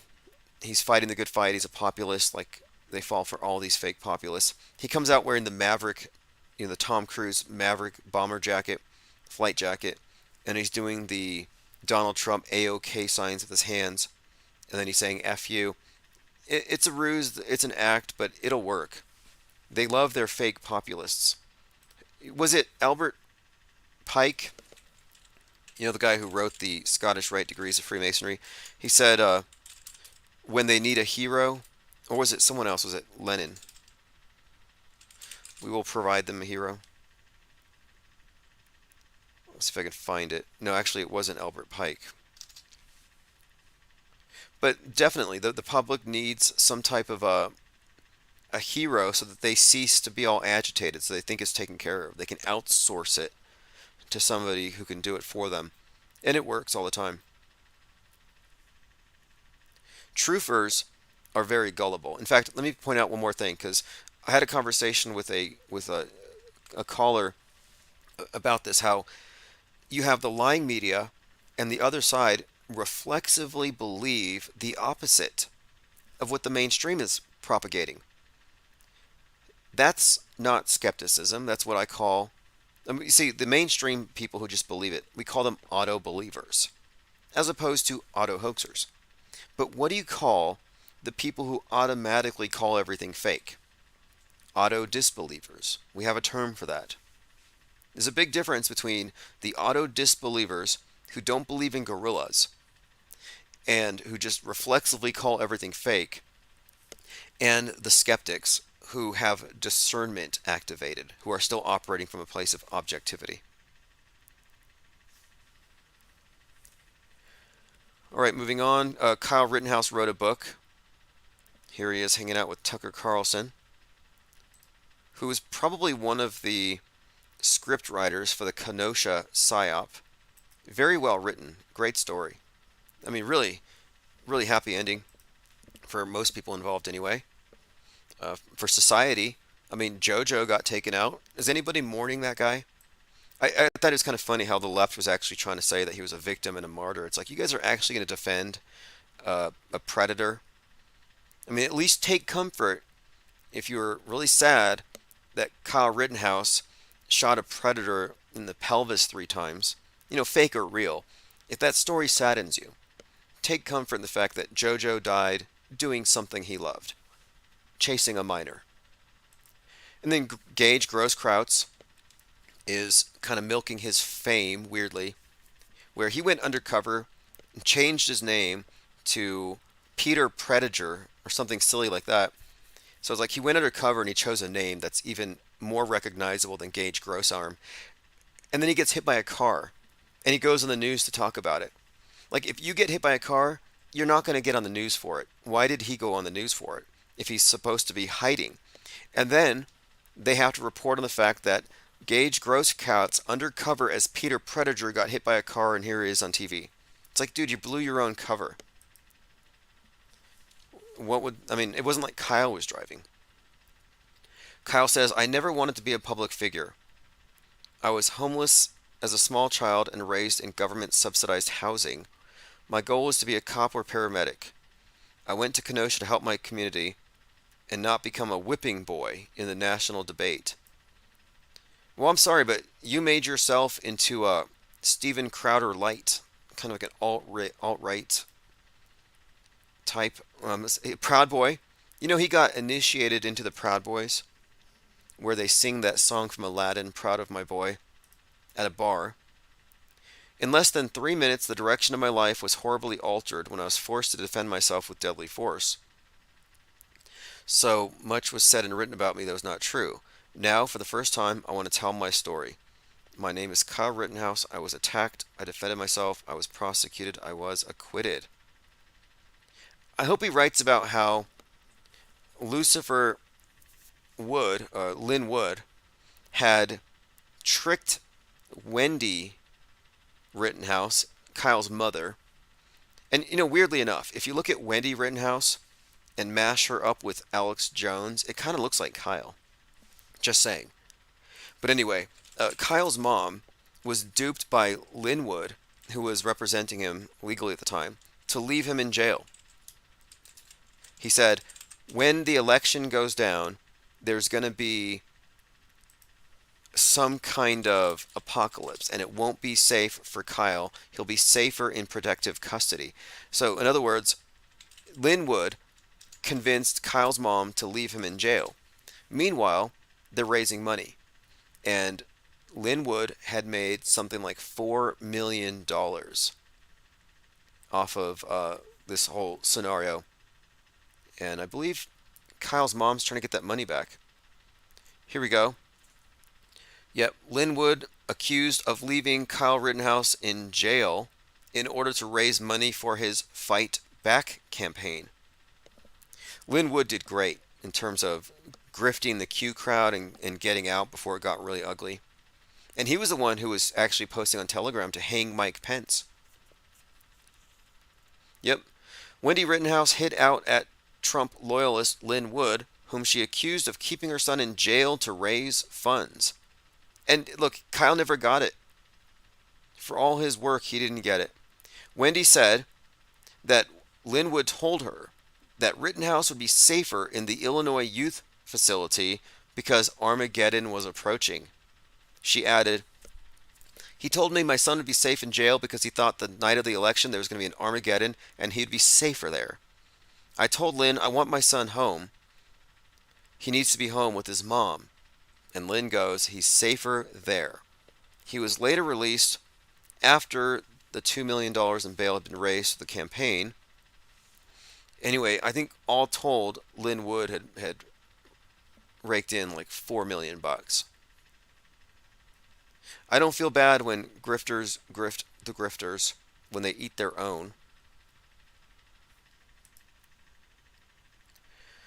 Okay, continuing here. Yellow Spider Guy says, Elon is a fraud. Not any more or any less than anybody else. He's a great actor, playing his role.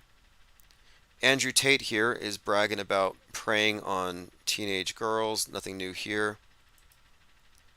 I think a lot of these alt-right figures are brought out there for the purpose of iconoclasm. They want the public to demand that all men become Ken for the future. We've got Barbie feminism and Ken dolls. They don't want Russell Brands and Andrew Tates. And I don't necessarily know if these guys are actually committing these crimes they're accused of. Because if you remember, Andrew Tate was being called out for his 33 Bugattis by Greta Thunberg, who has the same birthday as Kyle Rittenhouse, by the way. 1/3/2003. I mean, how does that happen? They're like on opposite sides of the political spectrum. Poster children for the worst each side epitomizes, and they have the same birthday. Did they come out of the same vat? Is my question. But a lot of these characters, Andrew Tate, Russell Brand, I think they're being purposefully torn down in front of the public for the purposes of course, setting an example for the future. Lean Dion says, you're safe in jail and your money is safe with me, okay, Kyle? Yeah, I mean, that the fact that they fell for it is just too funny. So there's going to be Armageddon. Give me a break. Safer in jail. Like, who could be a bigger target than Kyle Rittenhouse in a jail? Like, that's insane to me. And it's also insane to me that he didn't go into witness protection. Same thing with Gage Grossarm. It's like if you're really worried about being taken out in the public by your political enemies, you should stay off the news and not give away your new fake name by popping up on the news. Okay, let's see what else we have here. My third eye says, has Ricky Schroeder weighed in on anything? So Ricky Schroeder is the child actor from Silver Spoons who donated millions of dollars to Kyle Rittenhouse. And I thought that was kind of funny for a few reasons. You know, child actor helping out another child actor. But what's more, and here's a picture of them together. This is Ricky Schroeder. I think there's a subtext, Silver Spoon, having to do with probably privilege, you know, the rich versus poor in this whole communist thing, which is ultimately what it's about. And here he is wearing Black Rifle Coffee Company shirt. So you can buy Black Rifle coffee at Walmart. You can get Starbucks at Target. And if you look, we talk about the left-right divide. Walmart fits into the culture war, everything right, Target, everything left.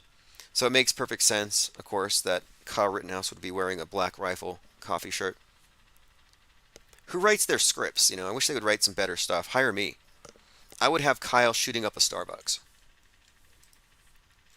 Their writing is pretty terrible on the world stage. You know, they don't have a new Kubrick. They haven't tried anything very bold. I mean, 9/11 was bold, putting just a movie on TV through the news and having it reinforced by actors on the ground and all these government puppets. Like, that was a bold move. They haven't done anything that big. COVID-19 was a 9/11 sized psyop and event, but it didn't have spectacle. The best we got was the Wuhan thing, where people were falling on their faces. The Kung flu, back when they were getting kicked on the back of the head. Yeah, I know Walmart sells the Starbucks as well, but over here they have the BlackRock on a big display. And the BlackRock like aims to be the right-wing Starbucks, because Starbucks tends to glom onto left-wing causes. But they everything is just perfectly split in this ridiculous culture war thing, obviously all by design. And I listen to the podcasts on the left and the right, and more it sounds like WWE. And they are just reflections of one another. I used to always think that it was an oversimplification to say that fringe right looks like fringe left. But it doesn't get any more clear than looking at Kyle and Greta, and having the same birthday just underscores it all. Like, each side is designed to be specifically antagonistic to the opposite side. The Yellow Spider guy says Rittenhouse was the name of the family that secretly rules the world in the NBC TV show Timeless. Now, I don't think Kyle came out of a vacuum.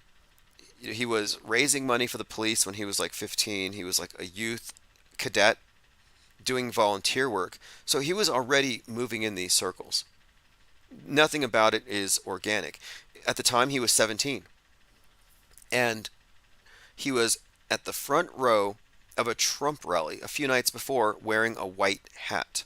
So the QAnoners are like, oh, look, this is a white hat sent by Q to save us from the rioters. So they kind of built this little story around him. I'm going to read his book. He made a video game. I don't know if it made him any money, where you shoot turkeys, but they're media turkeys, which is like kind of threatening to media if you think about it. Yeah, Bizarre Rittenhouse turkey video game lets you shoot media turkeys. You shoot fake news. That's why I'm saying it wouldn't be far off for Kyle to go to a Starbucks. Or, look, this is Kyle shooting fake news turkeys. Like, this is like revenge fantasy. I think Alex Jones has a video game out as well. But look, there's Kyle shooting turkeys. Fascinating. Yeah, Kyle Rittenhouse's turkey shoot. Kind of psychotic. Not a good look. Again, this is not consistent with somebody who wants to play like he's a victim of the media. Like, you can't be both. Are you oppressed? Are you a victim? Or are you a rebel standing up to them, being bold, and standing up to the entire left-wing mob? Like, which is it? I'm going to read his book, and I'm pretty sure he's going to try to act like he's as a victim of some kind. Lean Dion says Alex Jones also has a video game, like father, like son. My Third Eye says Christopher Nolan's filmmaking talent is dwarfed by Kubrick and many other filmmakers of previous generations. He's probably the best they've got these days. Yeah, and remember too, Christopher Nolan, and he is compared, I think, to Kubrick, and I think he's probably, honestly, I like his work better. But in terms of the Metascript writers and all these different directors that we can point at, Nolan is hugely important right now. And it's interesting that in The Dark Knight Rises, they have that scene which foreshadows 2020 where he says, put on the mask. It's not for you. It's to protect the people that you love. So you have Batman in 2012 channeling 2020 Fauci. Then he pulls out a COVID ball. It looks like a COVID ball, a spiked ball, but it's a smoke grenade. And he says, count to 5 and throw it. So it gets thrown, and then what happens? It blows up into a mushroom cloud. Now, if you put this together, COVID, and then a mushroom cloud. So what's the next PSYOP? What's the next one with spectacle? It's probably going to be Christopher Nolan directing the nuke, which they probably filmed when they did the Oppenheimer movie. So it's already been prepared, I'm saying. And isn't it interesting, too, that back in 2012, Oppenheimer wasn't even being talked about yet. Nobody knew that Nolan was going to make a movie about the nuke. And yet, here he is foreshadowing the nuke in the Batman movie, which foreshadowed COVID. And again, they made heavy use of a burning bat, the sculpture, the symbol throughout the Batman series under Nolan. Well, a burning bat, it's a bat as Phoenix. And the Phoenix symbol is the symbol of the reset. We have the Great Reset because of COVID, triggered by the bat. So the bat was the catalyst. The Phoenix symbol is one of the most common and important symbols, I think, to understand this cult. Sometimes it's a phoenix, sometimes it's a bat, sometimes, like the crow, it's a raven. Then you've got the dove, Noah's Ark, a reset symbol. It shows up after the flood. But these various reset symbols are... And there's another one coming out, too. There's a movie called Songbird that already came out. But Songbird, which came out in, I think it was 2021, it's about another pandemic, but it was about COVID 2023. Yep, here we have it. Songbird. Get ready for COVID 23, making a pandemic thriller. Here we have it. Initially conceived as a creature feature, coronavirus gave Songbird, the first film shot in LA since March, a terrifyingly real monster. So Songbird 2020, American dystopian science fiction, was shot in March of 2020, first one since the pandemic. Okay, so anyway, my point of it being, and by all accounts, it's an awful movie, but it's set in 2023. So some have suggested, well, maybe they're going to do something in 2024, like COVID-19 shows up in 19, but it doesn't get real until 2020. But my point in bringing this up is I'm talking about the reset symbol and the phoenix and the bat and the dove. Well, the Songbird movie makes use of a phoenix-like symbol of a bird. And again, it's just very consistent symbolism. If you see here, it's the outline of a bird. I haven't seen it. I may check it out. But again, just pointing it out, another consistent thing. Hunger Games, another dystopian post-reset type movie. And it has the Mockingjay, often burning. You see it in flames. And it's holding an arrow instead of an olive branch, but it's the same symbol. Again, here's the Songbird movie poster. No, then you got, let me bring up the burning bat. And Christopher Nolan's brother is the one, is it Nathan? What's Christopher Nolan's brother's name? Who's the one who did Westworld? A lot of intriguing and interesting symbolism there. But again, here you have various images of the burning bat from Dark Knight Rises. Here it is. It's a bat-shaped hole in a building, or is it a plane-shaped hole? Welcome to a world without rules, The Dark Knight. Again, this is all predictive programming for COVID and the reset and the catalyst, which would, of course, be... Look, it made no sense at the time, the bowl of bat soup thing. That was never believable. It was probably never meant to be. But they needed that because it's a major prop. And does anybody here remember who the whistleblower was in Wuhan? A guy named Wei Lion. The first one to catch it. And he died trying to save the world by being a whistleblower. Anybody here know how old Wei Lion was? Wuhan's whistleblower who tried to save us. Anyone care to guess how old he was when he died? That's correct. 33 years old, the first casualty of it. Lean Dion says a new Hunger Games movie is out. I'll have to check it out. It's got to be concurrent programming. I watched the new Godzilla movie, all about the nuke. As far as predictive programming with Godzilla, it probably is just more or less reinforcing the dread and the fear of nuclear weapons and the Kraken symbolism. And part of it too is just the visuals of the destruction. But for the most part, though, the movie was just all around self-sacrifice for the future, preserving the nuclear family. So that's kind of interesting too, if you think about it. Oppenheimer splitting the nuke, Barbie destroying the nuclear family, killing babies at the beginning, going her own way, Barbie Land, Babylon. So I'm like, wait a minute here. Splitting the nuke, or splitting the atom, the nuclear bomb, splitting the nuclear family. There's something here. And then the Godzilla movie, it was all about how the war was tearing their families apart, leaving orphans, and they had to come together to bring back these family units for the future. So there's something there. Lean Dion says they want the world to think it's a lab leak thing. Yeah, the lab leak thing, the bio lab thing, is a guardrail, alternative, red herring, inside job explanation so that people don't go with the it's all fake. And that's really what they want to avoid. They want to avoid any kind of discussion about things being exceptionally fake because, of course, what does that imply? It implies that the media has the power to fake reality. And that's their main power. That's what's being hidden here.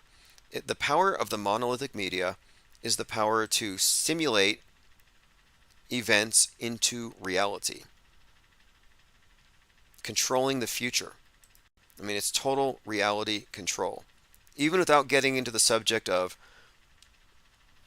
reality co-creation, perceivers creating reality or any of that, just reality curation itself. You know, it's what religions and cults have always done, but now it's just done to the billions at a time by the mass media, which has created the massified mind. All right, thanks everyone for joining. Appreciate the comments. This is Death to the Ball, One-Eyed Jack and the Shells. We'll be live tomorrow morning for the IPS Morning deprogram. If you want to get the archives, go to ips.monster and sign up for the newsletter.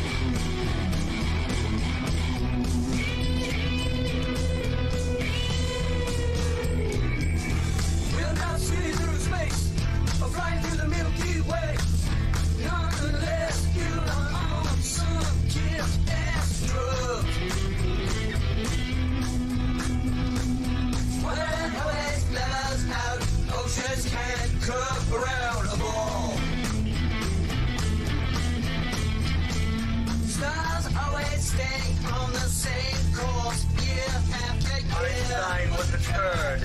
Hawking is a fraud. NASA is a hoax. Coriolis is a bunch of bull. Take it, look with your own eyes. It's the end of the ball. You know they're gonna lose it now. Babylon is falling. Caterpillar everywhere. There's no room for the ball. Requiem for the ball. It's all over now. Babylon is going to fall. Imitates life. And I was going to say life imitates psyops far more than psyops imitate life, because we live in a psyop-driven society. These are just stories. Exalt says, I won't post anti-vax. And I am a free speech absolutist. But free speech does entail a few obligations. Like, you have to accept the consequences of what you're going to say. It's perfectly legal to say what you want to say, and you can make your cases, but just because of the political climate, it doesn't make sense. And then the other part of it is, nobody in there, in the server, literally not one person, is going to be in any way, shape, or form enlightened by any of your anti-vax postings, because they've seen it all a million times. You'd be like, it's so redundant. It's like, well, who are you helping here? All you're doing is virtue signaling. Like, look at me, I care for Democrats. I mean, isn't that ultimately what you're saying? Because this is a political decision. The people who side with the MSM church and its priesthood and take its communion are always going to go that way. Glenn Clark says, I walked away for a second. Are you all mad at me? No. We're not mad at anybody. Just pointing out the fact that we had to kick an anti-vaxxer out of the Discord server, because anti-vax is the position of the dupe who has taken the bait for the establishment-friendly counter-narrative. Why are you carrying water for the mainstream media? Tucker Carlson, episode 32, said, you'll be shocked to learn this, but it turns out the whole George Floyd story was a lie. This is such a ridiculous guardrail. Anybody who still thinks this is like groundbreaking is just the exact kind of clueless they need you to be. Now that we know that it was not, in fact, a pandemic of the unvaccinated, now that we know that Ukraine is not actually winning the war against Russia, it could be time to revisit some of the other slogans we've been assured are true and ordered to repeat. Are they, in fact, true? Did, for example, a racist white cop actually murder? Infinite Plane Radio. Hey, what's up, caller? Hey, Tim, real quick. Hey, how you doing? Real quick on the Joe Biden thing and his chin and stuff. You're familiar with the video of Gerald Ford being asked the question, when will we see the first female president, at the Herbert Hoover Library, where he's interviewed by a bunch of little kids and a little girl asks him the question, and he kind of gives this long answer, like very specific too, about how it will happen or won't happen, as though they'll get voted in like the normal way. There'll be an old man in office and he'll die, and that's how the first female president will take over. Oh, that's right. The funny thing, real quick about that. Yes, exactly. He did say something about this. Go on. Yeah, there's a video about it. It's online. But what's funny about that is, with Kamala Harris being in office, if this did happen, she would take over. Kamala Harris was born on the day Herbert Hoover died.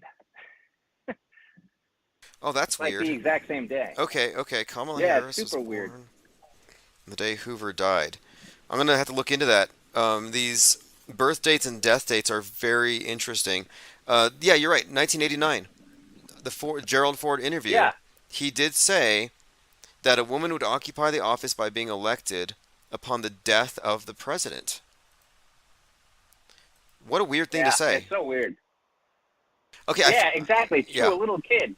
But, I mean, if you've read, I don't know about what you think of Kathy O'Brien's book. She had a lot to say about Gerald Ford and herself dealing with him, but I don't know about all that stuff. I mean, that could all be hearsay with that book, but, I mean, he did have a thing for little kids, I guess. Terrible. Nothing about any of these characters would shock me at the end of the day. But yeah, this is definitely a strange line that he was given, and he did say it to a young lady, and I really don't think that this would be an off-the-cuff thing. But yeah, I'll play the quote here after you hang up, because this is probably relevant. I mean, definitely Biden's face is melting. I mean, how much further can you go? Yeah, I mean, and if this stuff is, if they are messing with people, maybe the guy's already been taken out or put on a Celebrity Island, and they're just kind of teasing us for his upcoming death. Who knows? Interesting. And the thing about Kamala Harris's birthday coinciding with Hoover's death day, I'm not suggesting reincarnation, but they place a lot of stock on dates and astrology. So there's something there. Yeah, oh, for sure. All right. Anyways, man, I'll keep listening and I'm enjoying it. Just wanted to throw that in. Appreciate you calling in. Call in anytime. Thank you. All right. Bye-bye. Okay, let's get to this clip. This is 1989. President Ford interview on female presidents. For president and a woman for vice president. And the woman and man will win. So you'll end up with a president, a male, and a vice president, a female. And in that term of office of the president will die. And the woman will become president under the law or constitution. And once that barrier is broken, from then on, men better be careful, because they'll have a hard time ever even getting a nomination. Now that's an interesting and ominous warning, considering the proximity to the release of the Barbie feminism, Barbie Land, this Whore of Babylon, and the Ken dollification of men today, toxic masculinity and all that. Very interesting and very detailed. I'm going to play this last few seconds again here. Hard time ever even getting a nomination in the future. But that's the way it's going to happen, and I think it'll probably come sometime in the next 4 or 8 years. Now, he was off there. He thought it'd be sooner than later. But that scenario was quite specific. I would have guessed 33 years. Glenn Clark says, "I'm clearly not mad at me, but Tim being savage to the anti-vax, we're just trying to help people see a point that they're dangerous." No pun intended, I'm sure. And to that, I would argue that the people who want to take your AR-15s just want to help you see the point that those things are dangerous, that guns kill people. In fact, I will make the moral and intellectual equivalency between anti-vax and anti-gun. Guns versus needles, left versus right. One is active, one is passive. They are both involved in self-defense, which is interesting, but from a different perspective. One believes that you should be defended by your government. You don't need your own guns. That you should be defended by a government-injected immune system. You don't need your own immune system. Whereas the other side says, no, you got to defend yourself. You need your guns. You need your own immune system. You got to protect your skin borders. So you have this perfect dichotomy, and it's designed this way. And I'm just saying that anti-vaxxers are part of a political campaign that isn't really about saving lives. It's about saving lives, I guess, in this specific scenario, if you believe it all, but like they think they are. They're not really saving lives. Dwayne Garrett mentions here, why not campaign against cigarettes or alcohol? More people die from that, and it's confirmed. Or obesity. If you're going to campaign to save lives, and that's my point here, is like the character Exalt, who's posting the anti-vax stuff, and I banned him. I try to get it out of him. I'm asking him, are you saving lives? Are you a hero? Can you at least admit that? Like, I am a hero. I'm trying to save the lives of Democrats from their own dumb decisions that I think might be dangerous. And then if your standard is, well, we have to warn people it's dangerous, okay, well then if you're a warner, if you're a person who's go around society warning people, like the town crier, I got to warn people about the dangers. I'm going to Chicken Little them for everything. Well, I think you can find some more significant threats to their existence than a volitional choice that's between them and their doctor. And the fear and the hype and the vaxophobia kind of peaked around 2021. And then it was like, to people like me, they would say, hey, don't give up hope yet. Or don't think you can dismiss us yet because they probably sterilized us all. There's going to be no more babies. They keep pushing the goalpost back. So here we are in 2023. And if you're still talking about Bill Gates wants to kill us all, it's like if there was any truth to any of that, the Democrats would already be dead and they wouldn't be voting and Trump would be a shoo-in. But the fact of it is, it's an overhyped scenario like climate change or bowl cut shooters shooting up the schools. It's fake. It's actually a psyop. And so, yeah, some things are driving without your seatbelt. Can't do that.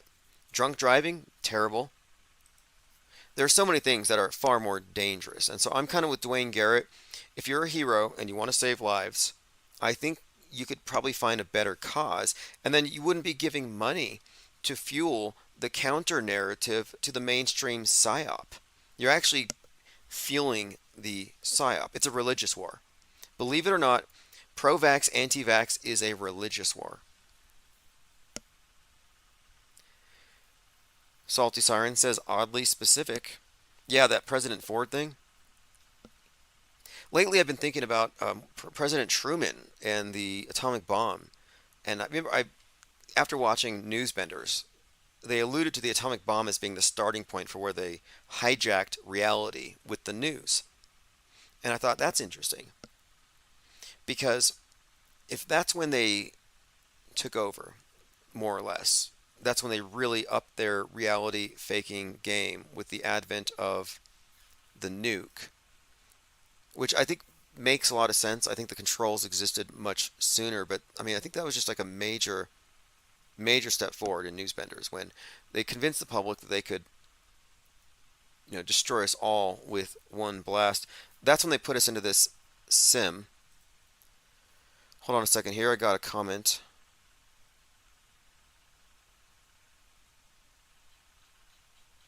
Linda Curtis says the news is the nuke.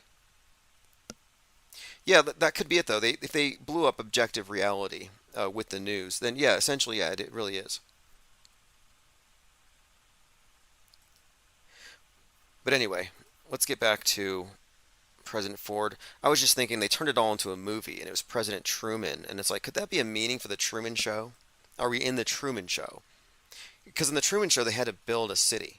Like, they had to build the enclosure and put them in, and it's a big studio with the fake walls and everything. But it could be that we were put into the Truman Show in our internalized reality about the time that they, quote, blew up or split the atom, destroyed objective reality. We asks, are we still live? Nope, it's a replay. Just a weird coincidence.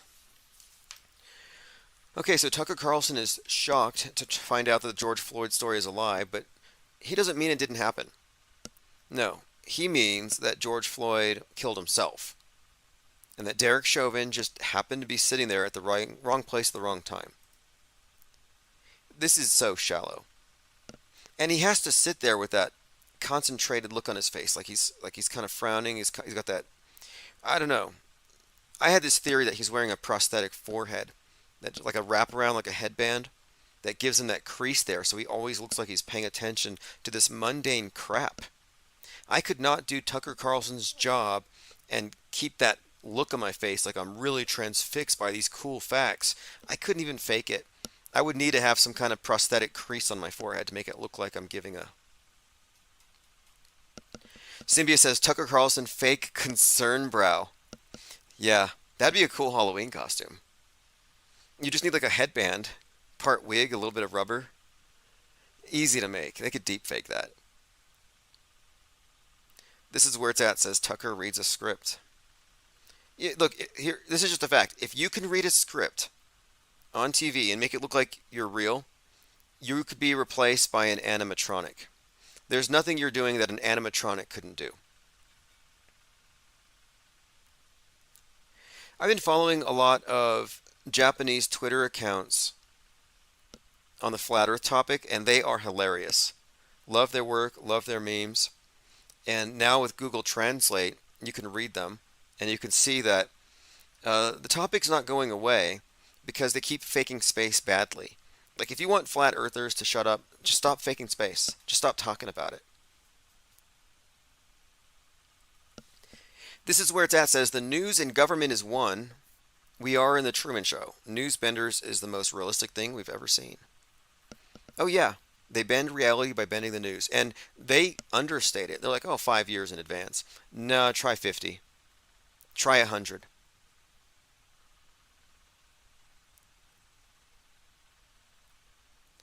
Gematria 101 says Gerald Ford aircraft carrier was on the news on Kamala's birthday 10/20. She was born in 64. Ford aircraft carrier is number 64, headed to Israel. Interesting. Now, I've heard some comparisons between Ford as being bumbling and falling around and Joe Biden, and some other connections here between that and maybe the Gulf of Tonkin. There's going to be something with that carrier, according to some. Something else, Kamala's birthday. Now, do you remember when Kamala was chosen to be the VP? There was this Drudge Report headline that said, "Rip Kamala," or "Rip Kamala Harris." And I was like, wait a minute, rip Kamala Harris? This is in August of 2020. And then Kamala Harris is like, I'm like, what's going on here? WWE superstar James Harris, popularly known as Kamala, passed away at 70. One of the most iconic superstars. Kind of recognize him. Anyway, this wrestler, Kamala Harris, ripped Kamala. This was in the news about the time they picked her. Interesting, anyway. Don't know what to make of it all, but look. Ronald Reagan was shot. Him and Hinckley, were shot by John Hinckley, who happened to have JFK's birthday. So a presidential would-be assassin has the birthday of a president who was assassinated. These are just interesting connections. This is where it's at. It says Kamala Harris is Lisa Simpson. Yeah, there's plenty. I mean, Simpsons have had so many episodes that at this point, you can almost take any news story and say it was predicted by The Simpsons. And I'd make one other point here. For predictive programming to count, it has to be assumed that it was viewed by the same people who are going to see the fake news event. It has to be reaching the targets. Does anybody watch The Simpsons anymore? This is where it's at. It says, auto-hoaxing makes life less stressful and free from the stress of news and history. Stress-free living. Yeah, you're not worried about aliens. You're not worried about pretty much any of these things that they've been hyping. Meteors, asteroids, comets, global warming. And it matters. It matters when you've removed superstition and fear from your frame of reference for a lot of reasons.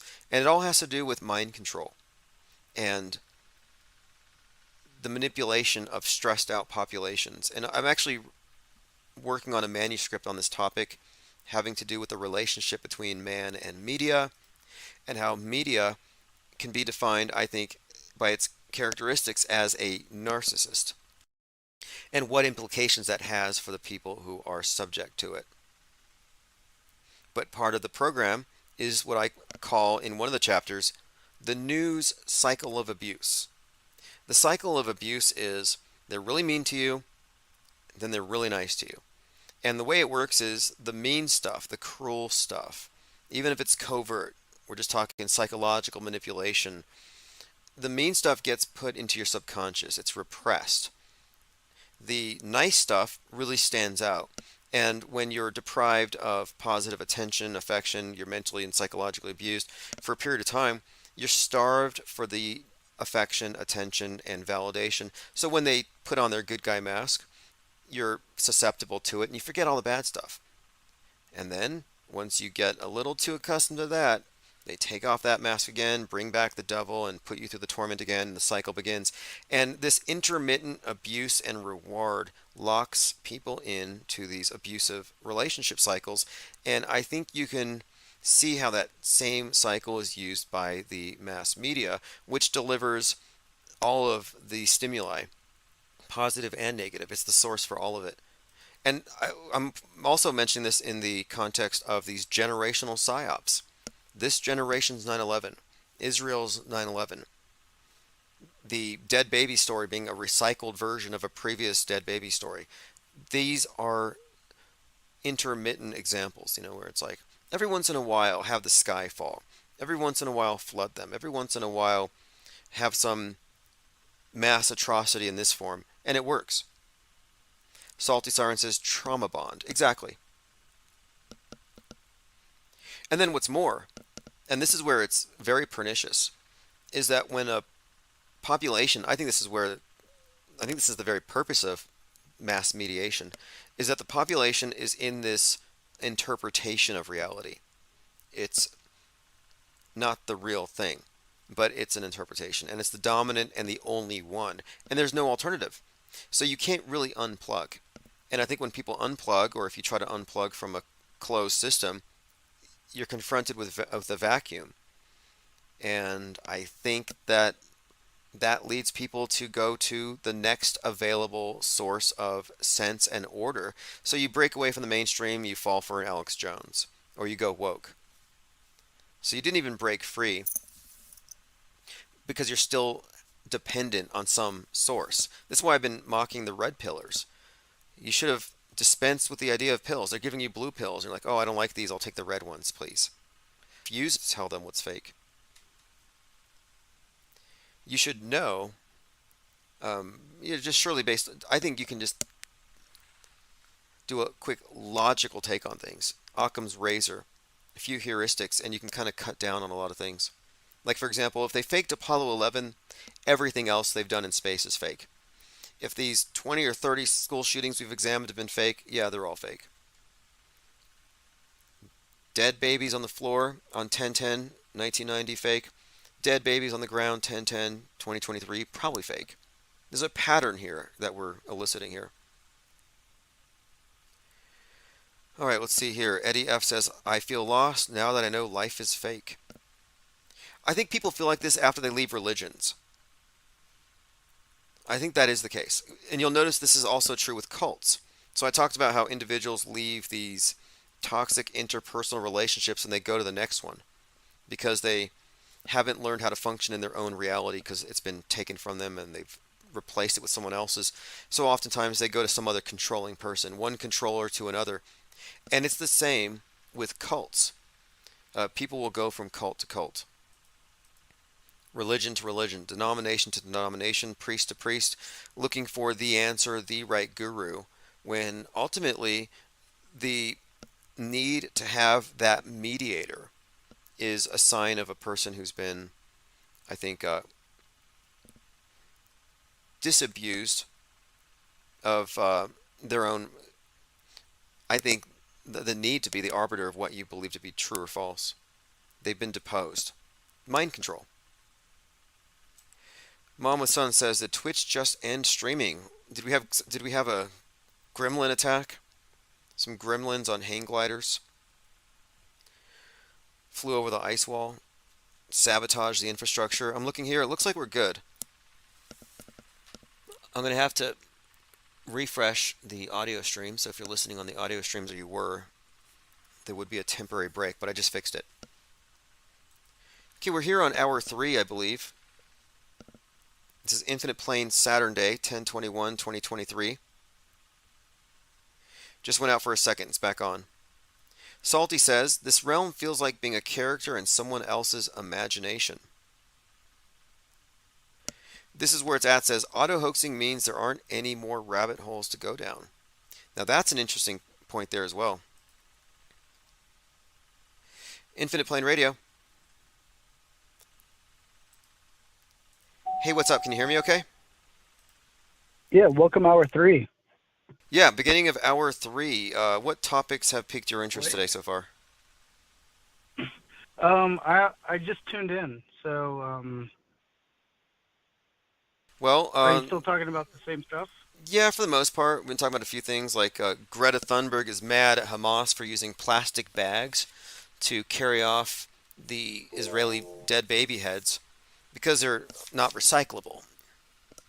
But I thought of doing a sketch with like, you know how Geppetto was a woodworker, but I want Geppetto to woodwork some baby guillotines, and then say it's like he's from Palestine. He's Palestinian, Hamas or Geppetto. who's Geppetto? I don't know. From Pinocchio.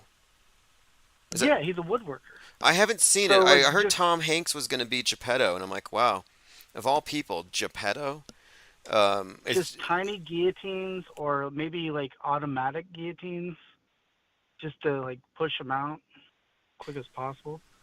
right, right. Well, the whole point of it here, though, is that there weren't any dead kids. That the whole thing was just a hoax. And what's her name? Greta sides with Gaza, but she's also a major global warmist, and it was a political cartoon. It wasn't real. Sorry. Oh, I thought you were saying she actually came out and said that. No, she literally said I stand with Gaza, but she wasn't mad about Hamas carrying off baby heads in plastic bags. Like that wasn't a. Speaking of plastic bag, like I work for a company that makes every plastic trash bag in America for the most part, and when I go out in public and I tell people, I can tell right away that from their reaction if they're like what wing they're on, if they're left or right. Because like they'll be like, "Oh, you plastic bags," like they'll get disgusted. But I'm like, my company recycles more than any other company in America, and they don't even care. Interesting. I use plastic bags for the trash bags I get. They're cheaper, but they're recyclable. The only problem is they're transparent. So I get cheaper bags. They're good for Gaia, but now But they can see your dirty laundry inside of it. yeah, what you're buying. very strange. I don't know if it's intentional or not. Like maybe it's some kind of shame thing. I mean, obviously they want I to know. see in the bag that you're not putting non-recyclables, but yeah, I think of recycling as a way of expiating the guilt for your sins against the climate. Yeah, like when my neighbors see me with my clear trash bag walking out with like 24 beer cans and 2 bottles and a couple of McDonald's wrappers, and I'm like trying to tell them how fluoride is bad in the water. Is They're it? like, come on, man, what are you even? Is that even true? Is fluoride bad in the water true, or is that a lie made up to help Alex Jones sell water filters? As someone, I do commercial transport as I'm a truck driver for a living, and I go to these water processing plants that process a lot of the majority of the bottles of water, and they truck in. So these people that fear pipes and lead pipes, which is kind of understandable, like the water treatment plants is kind of understandable, but they don't understand that their water is probably manufactured in one place, then trucked over in these liquid truck haulers to another plant to be bottled. So and then like they tube it through a bunch of pipes into holding tanks, which is metal. So they're like, your water's going to be touching a lot of metal, even if you drink bottled water. Right. No, I understand. Then there's microplastic. Look, there's microplastic. the thing is, okay, these are all superstitions. I think there's a superstitious dread of the water and of the sky. And the water is an old one. The idea, the other tribe is poisoning the wells. These are easy fears to spread. And I just decided, you know what, I'm not going to be afraid of fluoridated water because of Alex Jones. And they say, oh, they put fluoride in the water because it makes you apathetic. Really? So I can drink some water here and I'll just chill. I won't be all angsty. I can actually relax for once. Let me drink some tap water. It doesn't work. Sorry, the fluoride has not made me apathetic.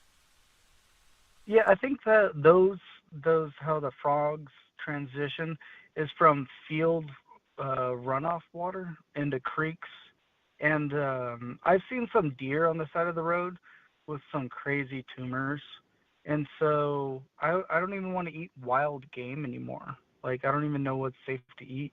Well, look, I don't have any of those fears, to be honest. I think that a lot of the truther-isms are based on superstitions, and I'm trying to really get rid of a lot of that stuff.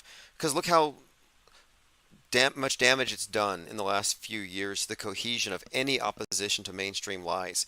Just the brainwashing is so intense. I guess it's always been this way. Well, I think everyone wants to know, what do you eat? What's your diet consist of? Mine? Wouldn't you want to know what Yeah, I what look do like you first? Wouldn't you want to know what I look like before you decide to take my Well, dietary recommendations? We saw your Mark Sargent video on the student council video or whatever it's called. Did I look reasonably healthy? You looked possibly like in the mid state of your transgendered into a man.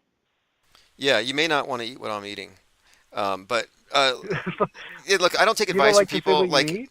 No, it's not that. It's like, why is it even relevant? Like, I want, like, what are you eating so I can avoid it? No, I'm just kidding. But what I mean is, like, why would you I'm listen? Like, do you want to follow? I Like, honestly think. I look at Alex I Jones and I'm honestly like, think I'm not going to take condiments- what he's I taking. think condiments. I think condiments is what's making people. Anything with preservatives, like if you can set it on the counter, for 3 months, I think anything with preservatives you probably shouldn't eat. I don't even know if that's But, I bad. mean, that's Honestly, my I own don't. Look, I'm just saying I don't take health advice from truthers. I just don't, for a lot of reasons. And I think it's because they're given alternative things, and it's just a target market thing, and it's very faddish. And I don't follow health fads. And a lot of these people are fakes anyway. Like, were you trying to follow? I don't know if you followed him very much, but the rubber man, what'd they call him? The guy, the liver man. He looked like he had a big rubber bodysuit. The liver man, he ate nothing but liver, and he got super big, and you find out he was all using drugs. Oh yeah. I think I heard that. Yeah, I think I heard of that. It, like he was like, that was a couple of years ago, wasn't it? When he Is he got still caught, alive? I don't know when he got caught, but I'm just saying, I'm not taking health advice from people on the internet or anything like that. Like if you go to the Flat Earth Conference right now in Vegas, Dave Murphy's there, and he'll extol the benefits of drinking your own urine. And I'm like, okay, I'm good. I'm gonna try some other things first, like jogging. I'd have to look at somebody how first. how do not people see like, you don't even have to piss on your grass or anything. Well, hey, But where I gotta dogs pee, take a everything- quick everything call dies. here. Someone else is trying to call in. Appreciate it very much. Have a great Infinite Plane Saturday. Go to infiniteplane.live if you want to listen on audio. All right, take it easy, dude. I have to address a comment here. This is very important. A comment by, here it is, Eddie F. Eddie F says, and we were talking about the fakery, he said, besides talking about reality, how do you interact with people around you? And then he went on to say something I thought was kind of interesting. What's left after knowing the majority of our reality is false? I've become emotionless. And here's what I want to say about that. Creep a beat, man. Come on. Why are you know it? disconcerted that Infinite things, man. all those dead The place society. Infinite plane, infinite plane, infinite plane, infinite plane. Doing my thing, do my thing, do my thing, do my thing. Infinite plane, yeah. I live on an infinite plane. I live on an infinite plane. They telling me different things. That's supposed to be pulling the strings, but I know they playing the games. Since I found out today, I live on an infinite plane. I ain't playing no games. I'm on a different plane. I live on an infinite plane. Yeah. No, the news is fake. They're trying to choose my fate. I know the views is fake. They pushing the global stage. Fake news on the radio wave. All the hoax, the whole world is a stage. Body double like I'm Saddam Hussein. Doing my thing. Don't want the fame, just trying to make change. They took out my page. But I'm infinite gang, infinite plane, playing no games. Infinite gang, we ain't playing no games. Infinite plane, I'm on an infinite plane. Infinite plane, the world is not living is strange. Cause I'm on an infinite plane.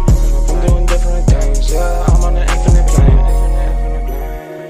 I'm on an infinite plane. I'm on an infinite plane. Stay with the infinite gang. Supposed to pull the strings, but they can't follow the game. I'm on the infinite plane. Infinite gang, man. That's in your mouth. I stay in my place. Infinite plane society, man. Yeah, man. Tell her I can just black roll out, yeah. Just do it, man. Can't take us down off the shit, man. You should, man. Check the stats, man. Can't do it, man. Check the word is flat, man. Globe is the whole, man. Take it down on shit right now, man. Shit, satellites are not real, man. I think satellites are real, man. I don't even know what the fuck. I rock the Eagles and shit, man. I already got it, man. I'm telling you right now, it's all right. All the hopes, man. All the hopes, man.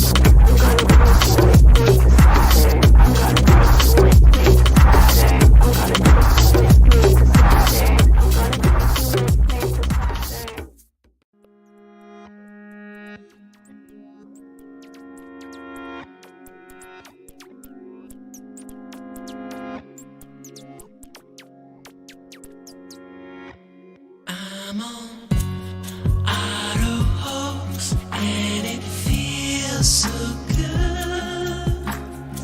You just auto believe everything like I knew that you would.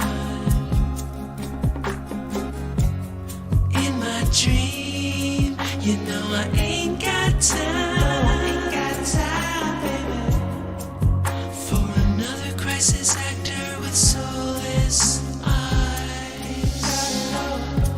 My buddy,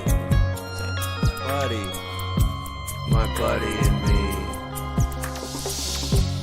Telecommunications Act of 1996. 96, y'all. Gonna filter your eyes and scrub your mind. The weatherman, he's just another bad joke. You can be a doomed little donkey like Eeyore. I'm gonna be an auto hoax, and it feels so good. You just auto believe everything like I knew that you would.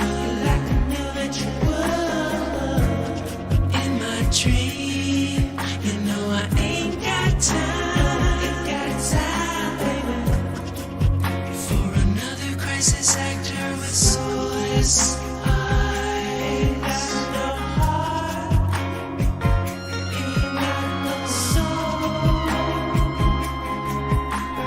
Food, water, weather, maps, TV, bones, books, secrets, symbols, numbers, planets, etc.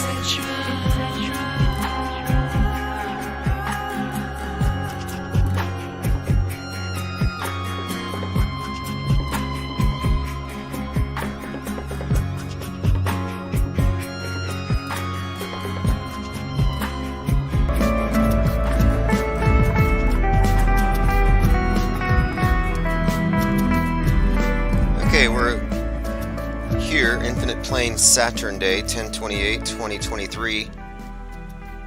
Shout out to the birthday boy, Bill Gates, who happened to be born on the day, well, this is actually 10/28 is the anniversary of the date that Elvis Presley shot himself up with the polio vaccine on television. Bill Gates would have been 1 year old, and he said, when he saw that, he must have said to himself that he wanted to somehow be attached to that miraculous occurrence.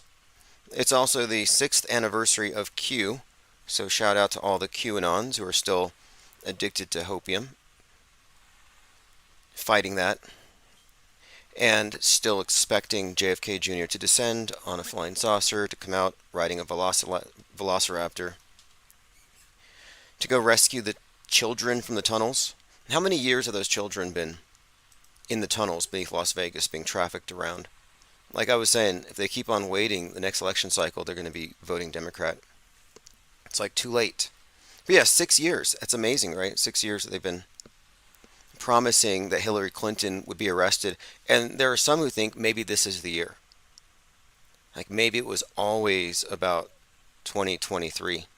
And they can push it back indefinitely. That's actually part of the trauma bond. This is what's so messed up. You know that cartoon of Lucy and Charlie Brown? Like the most famous image of them is Lucy holds a football and Charlie runs to kick it. And every single time, without fail, she pulls the ball before he is able to kick it. He never learns.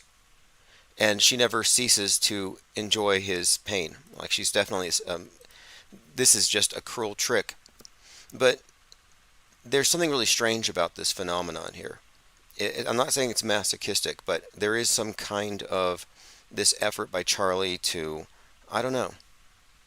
It's not that he's, again, not that he's trying to hurt himself, but he's in some kind of a toxic bond.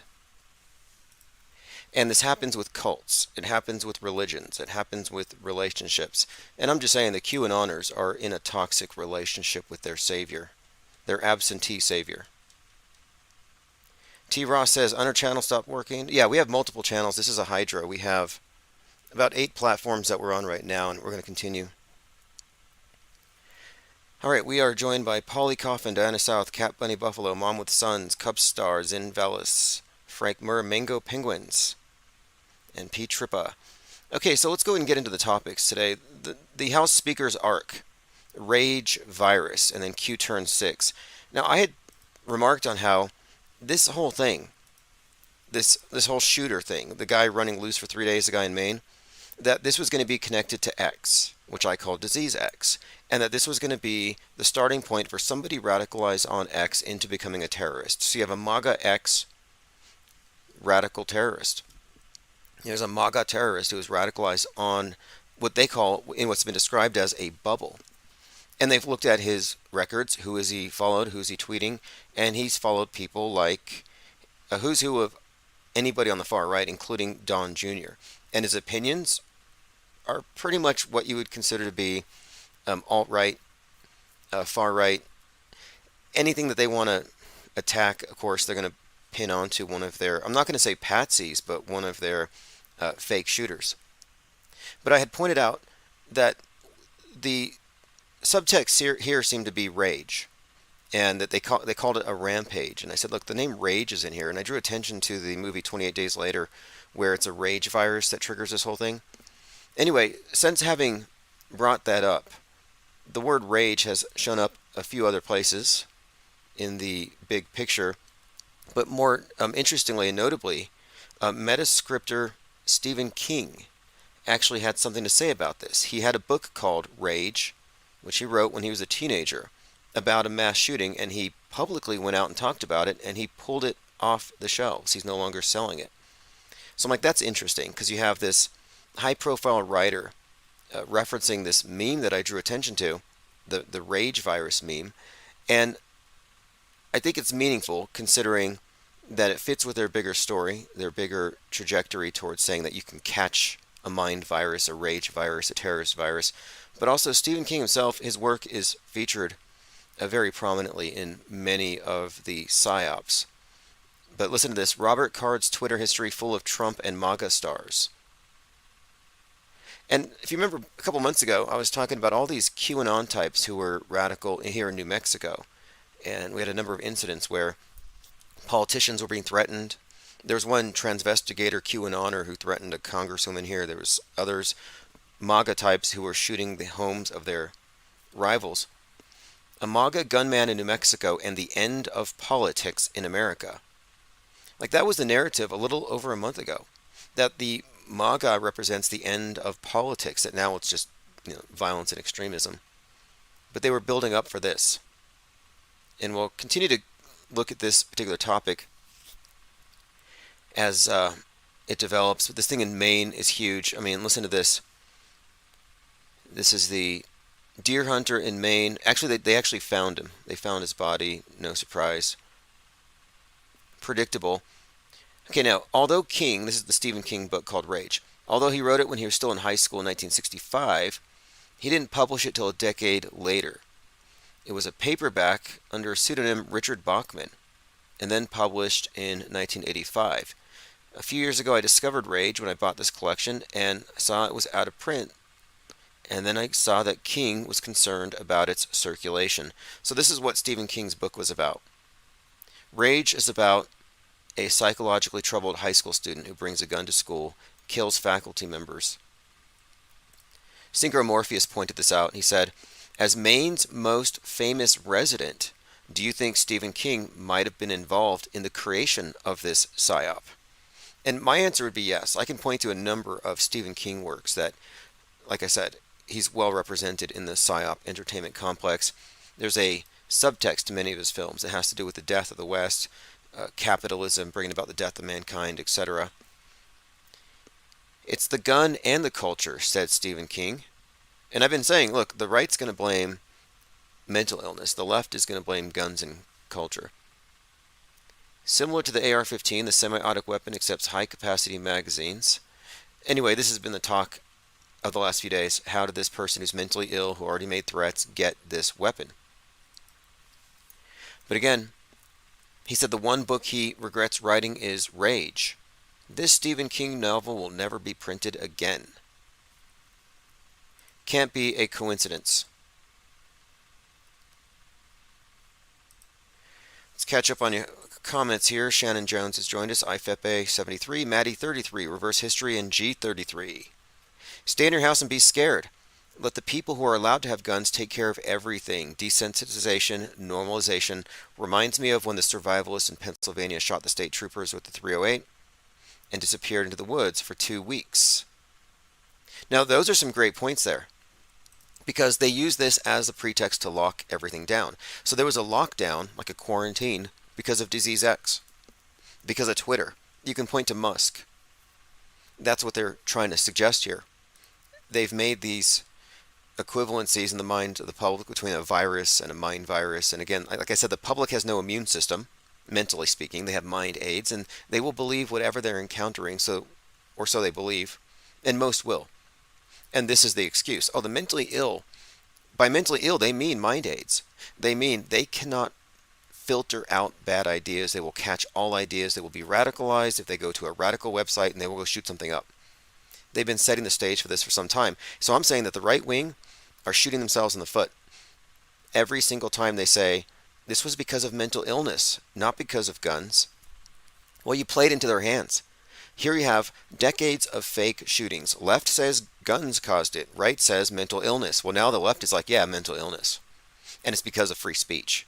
2 for 1. They kill 2 birds with 1 stone. Blame free speech for infecting the mentally ill with the mind viruses that cause them to abuse the Second Amendment. It's a psyop, obviously.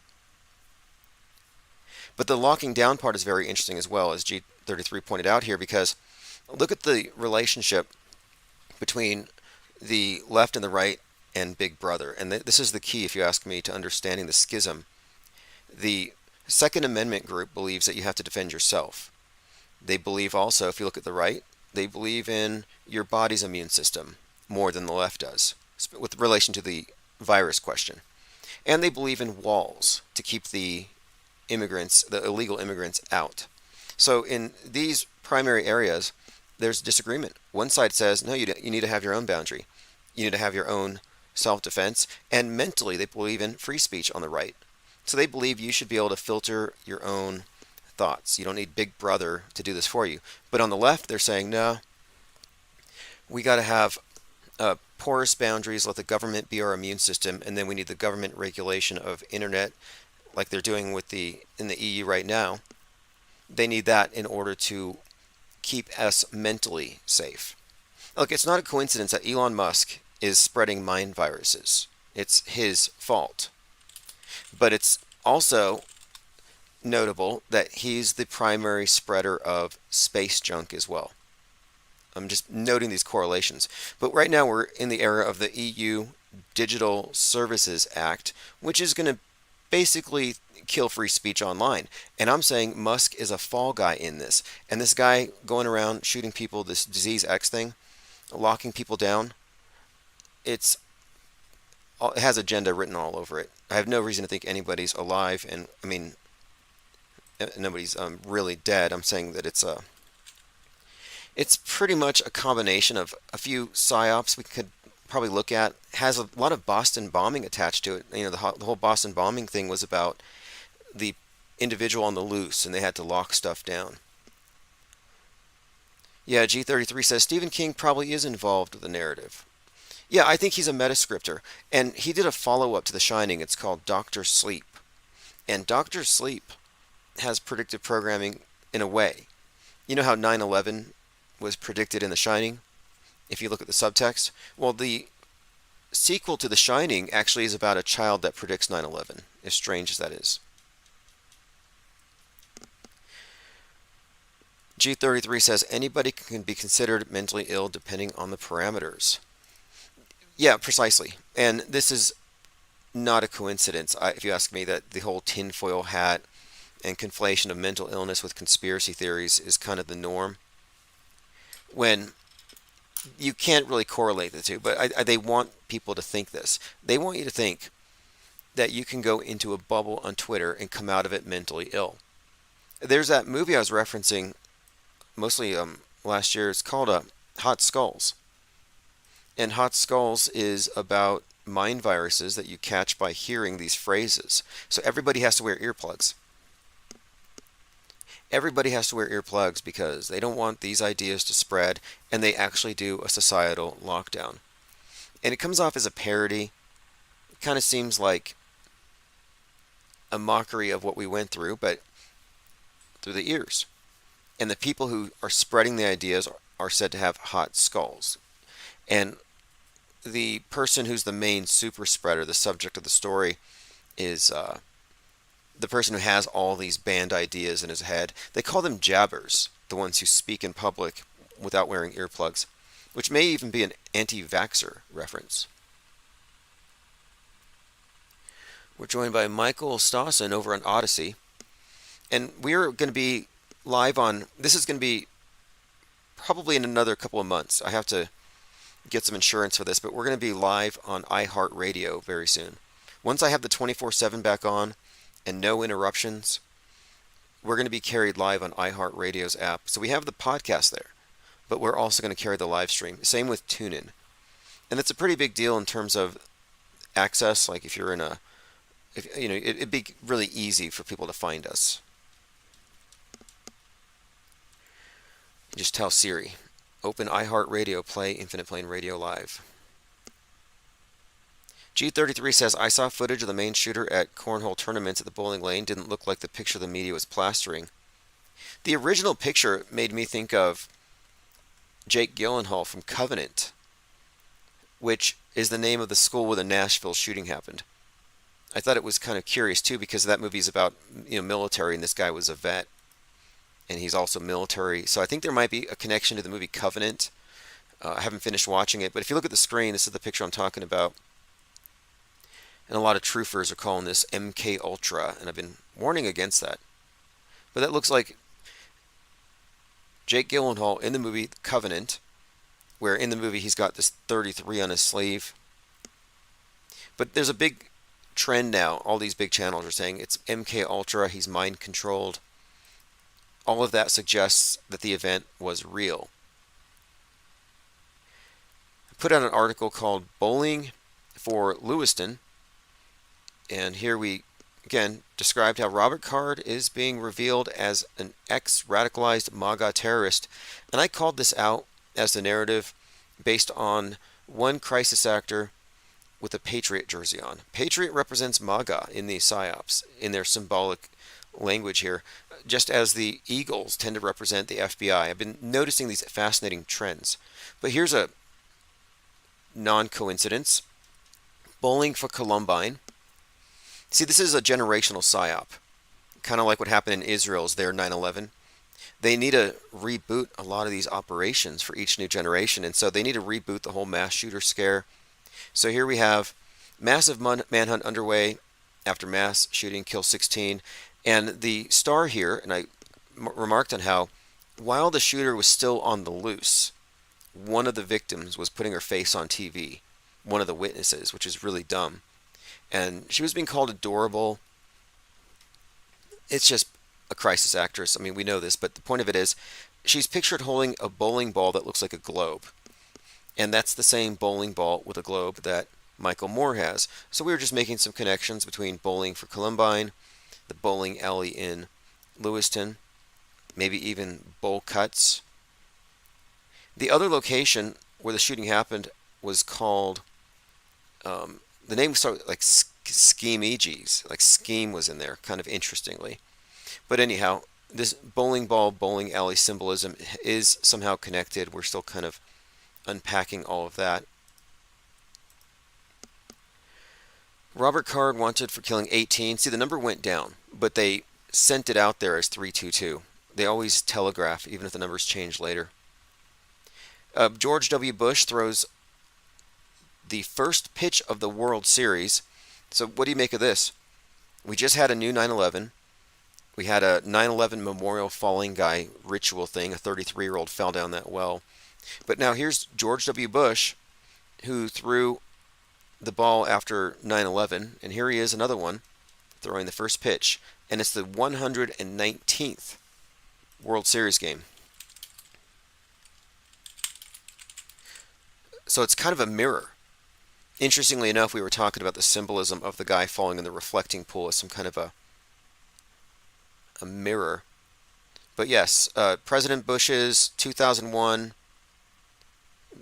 pitch, the ceremonial first pitch before Game 1 of the World Series. I mean, this is some kind of symbol here. I would suggest maybe it pertains to the recycling of the 9/11 story, bringing back Islamic terrorism, perhaps. Skimonges, yeah, Skimenges. Again, happy birthday, Bill Gates. Happy birthday, Q. Do we have any QAnoners here still trusting the plan, that are willing to admit it? Musk tweeted this. This is a quote by Isaac Asimov, one of the architects of our fake cosmography. There are no nations, there is only humanity. And if we don't come to understand that soon, there will be no nations because there will be no humanity. Doomsday prophecy. They want us to think that we can somehow, if we don't all become one, we can just self-annihilate. We're all just going to mutually self-destruct or going to destroy each other. It doesn't work that way. They want you to think they have this kind of power. But he does have one point here, if you ask me, is that there is only humanity. I don't think we're divided into different governments. I mean, it's all for show. Because we're all under the same mind war, the same spells.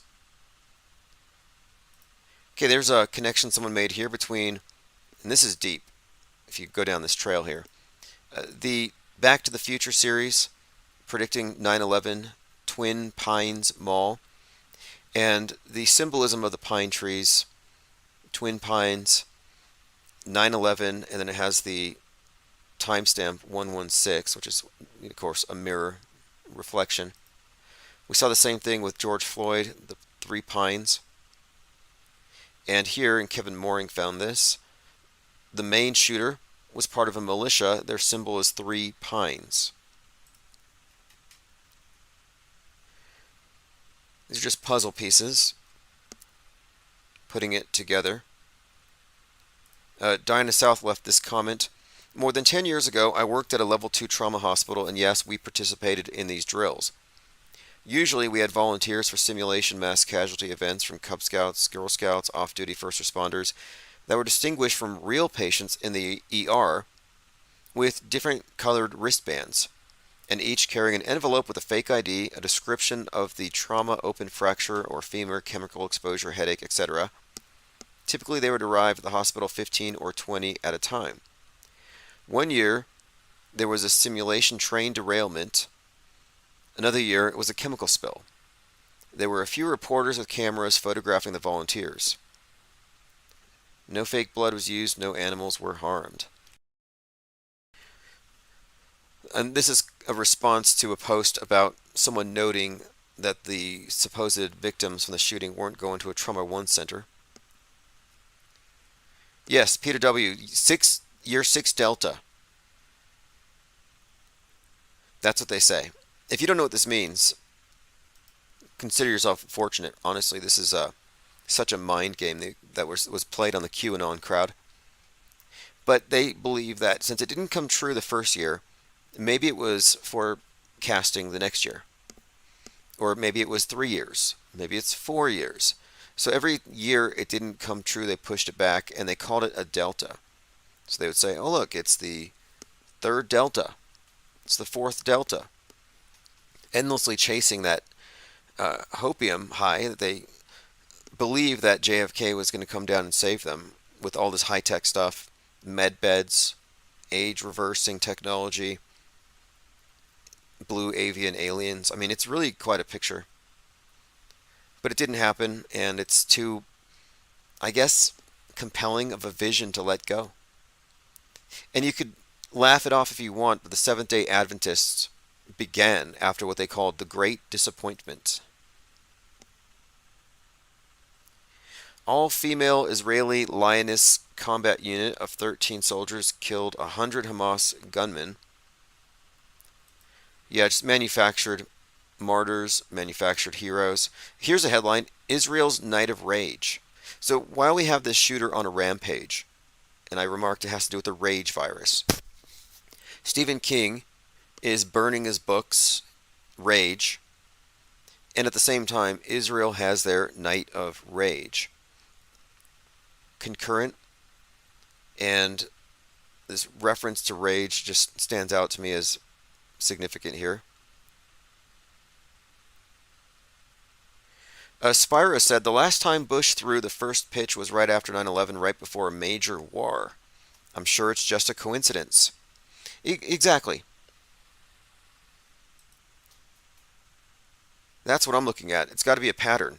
And these patterns are in front of our faces all the time. Remember, they found the 40 decapitated babies on the 33rd anniversary of those incubator babies that were thrown on the ground, which turned out to be a hoax, as did the 40 dead babies. Kevin Mooring says full moon tonight. Peter says Hillary will be arrested on Monday. 6-year Delta. Yes, Hillary Clinton's been out there, and there's people shouting her down in public, and she's pretty scrappy, or her clone. You know, she's fighting it back. She's not passive at all. She will confront people and offer to speak to them after. It looks staged to me. But yeah, the QAnoners believe that she was taken into a black van where JFK Jr. was waiting for her, and then she was taken to Gitmo and executed. But that the world isn't ready for the loss of Hillary Clinton, and they wouldn't accept it, so they had to replace her with a clone. So we've had a clone for the last few years. That's how they patch their broken worldview together.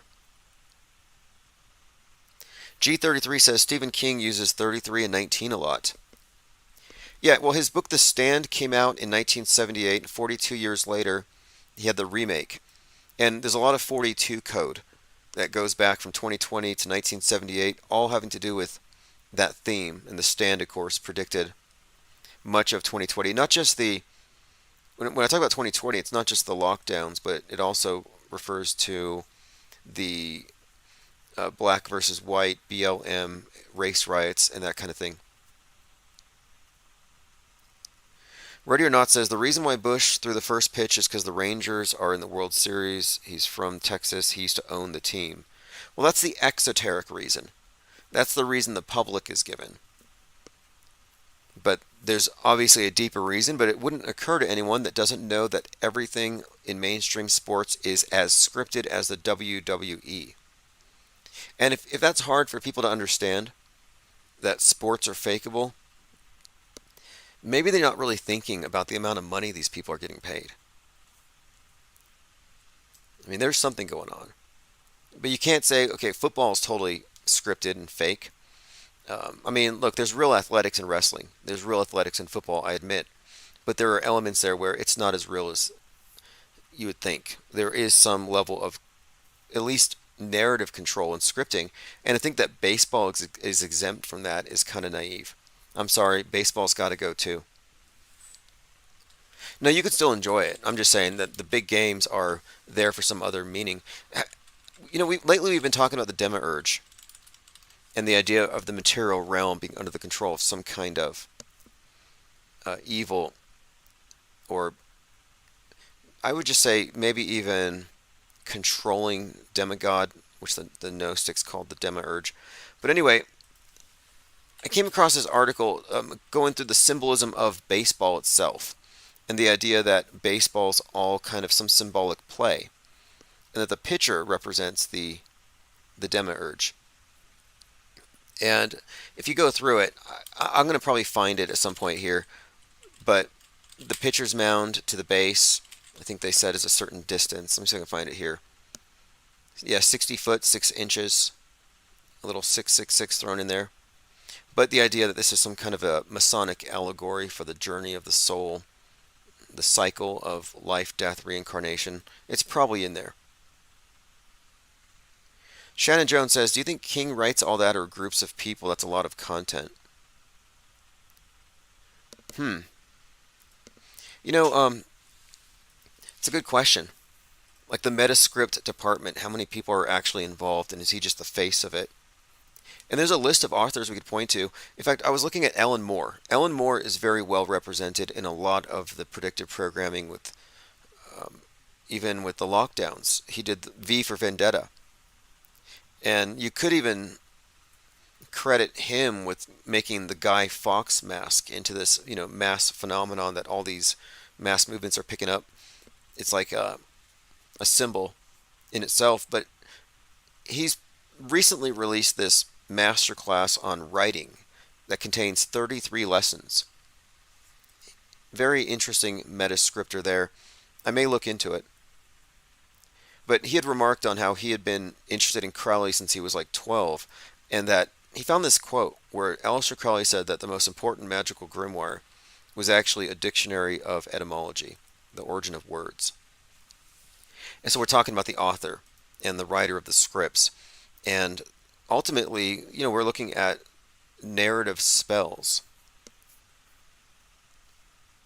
and the use of movies to prepare us to do drills in our heads to basically insert future events into our frame of reference way in advance.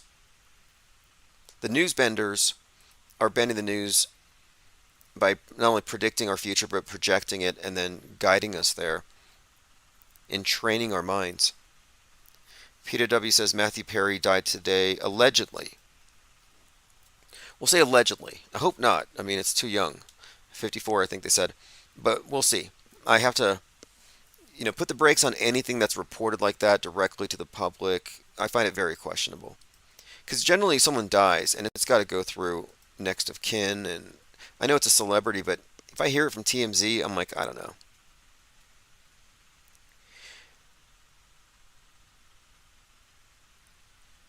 Lieutenant Weinberg says there are 2 9/11 references in The Natural. Getting back to Stephen King, I find a lot of his work to be rehashings of Richard Matheson's works. Not saying he's not original, but a lot of the stuff seemed like it was kind of taken or borrowed or regurgitated with a lot of communist, anti-American subtext. Maximum Overdrive, a green cloud, shuts the world down. All the machines attack us. That's kind of communist. People under the stairs, the rich people controlling the neighborhood, the poor people under the stairs, and there's a revolution when those guys break in, LL Cool J. They blow up the house and the money shoots out the chimney and all the poor gets it. Redistribution of wealth. There's a subtext like that in all of his movies. He's always ripping on middle America, quote, rednecks. Trucks are always enemies, bad guys, big truckers in Stephen King's movies. Stephen King is a propagandist, first and foremost. And I think he even once said, oh, People Under the Stairs isn't Stephen King? I would say Maximum Overdrive, oh, that's Wes Craven. Maximum Overdrive is the one with the green cloud and everything attacks everybody. Yeah, I guess I've been mandoozled. Yeah, probably a little too good for Stephen King, honestly. People Under the Stairs was actually a pretty... 1991, 13-year-old boy named Fool lives in the ghetto and found out they're about to be evicted, so they go to the landlord's home. But anyway, my point of Stephen King's work is The Shining was modified, obviously, by Kubrick in order to fit Kubrick's particular use for the script. But it definitely had a theme. 9/11 predictive programming was a huge part of it. The psychic child thing, predicting the future. And he worked that into the sequel. So I would say Stephen King is definitely in the list of metascriptors, up there with Tom Clancy. Up there with Now, Tom Clancy's very well represented. 9/11 came out of one of his books, more or less. The Division kind of laid the groundwork for lockdowns, and Hunt for Red October, which is pretty big right now as well.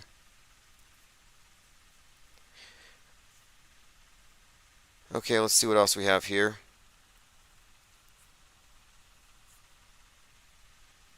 The Dark Tower series is very esoteric, says G33. Yeah, I may look into that one. I mean, I don't want to rule it out. I mean, I just haven't had time for anything other than movies. Now, there's an interesting aspect to his movie Pet Sematary, which, again, Pet Sematary is about what?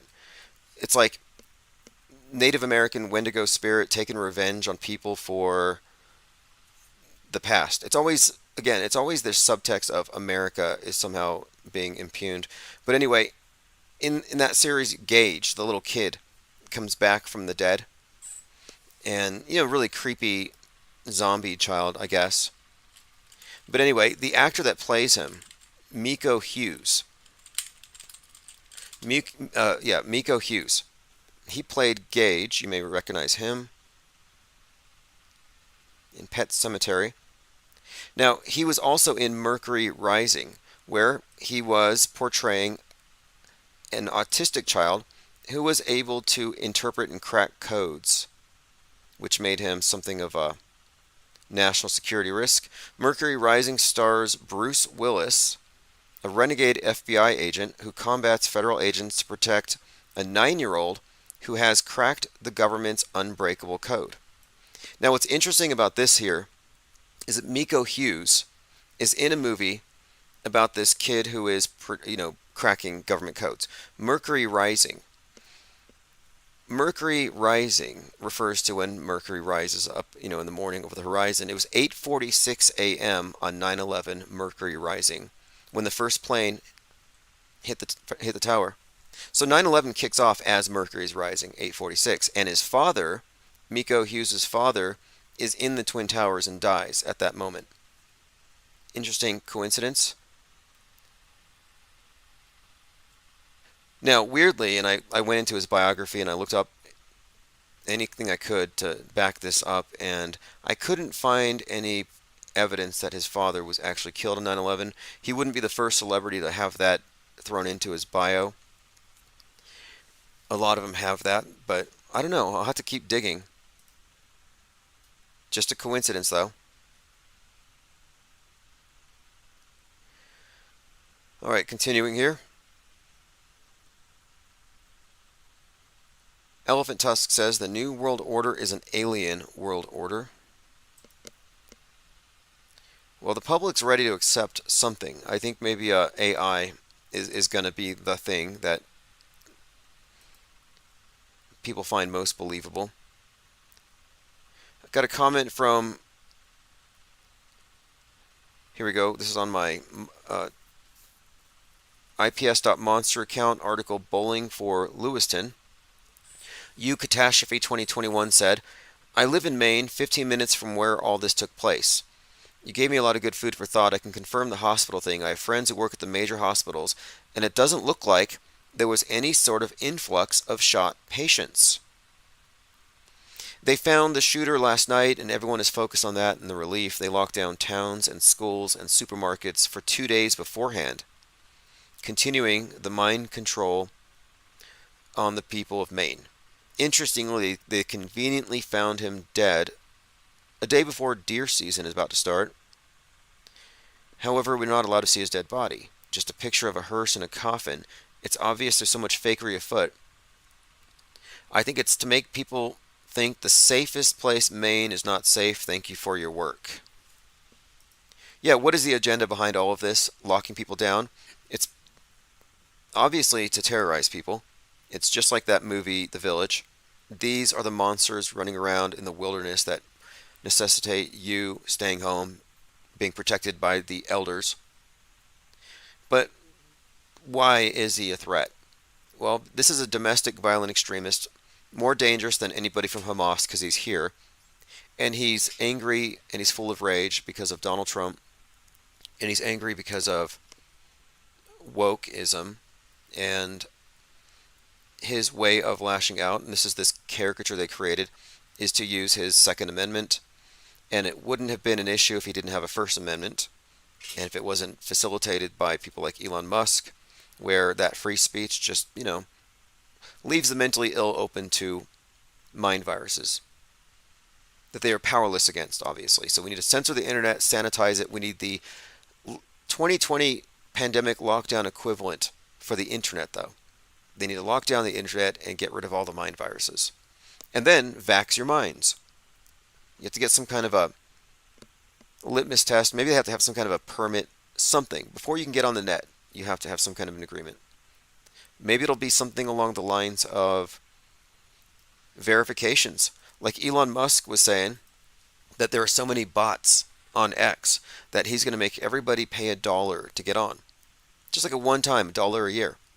No big deal, right? Just a way to verify. I'm like, what's going on here?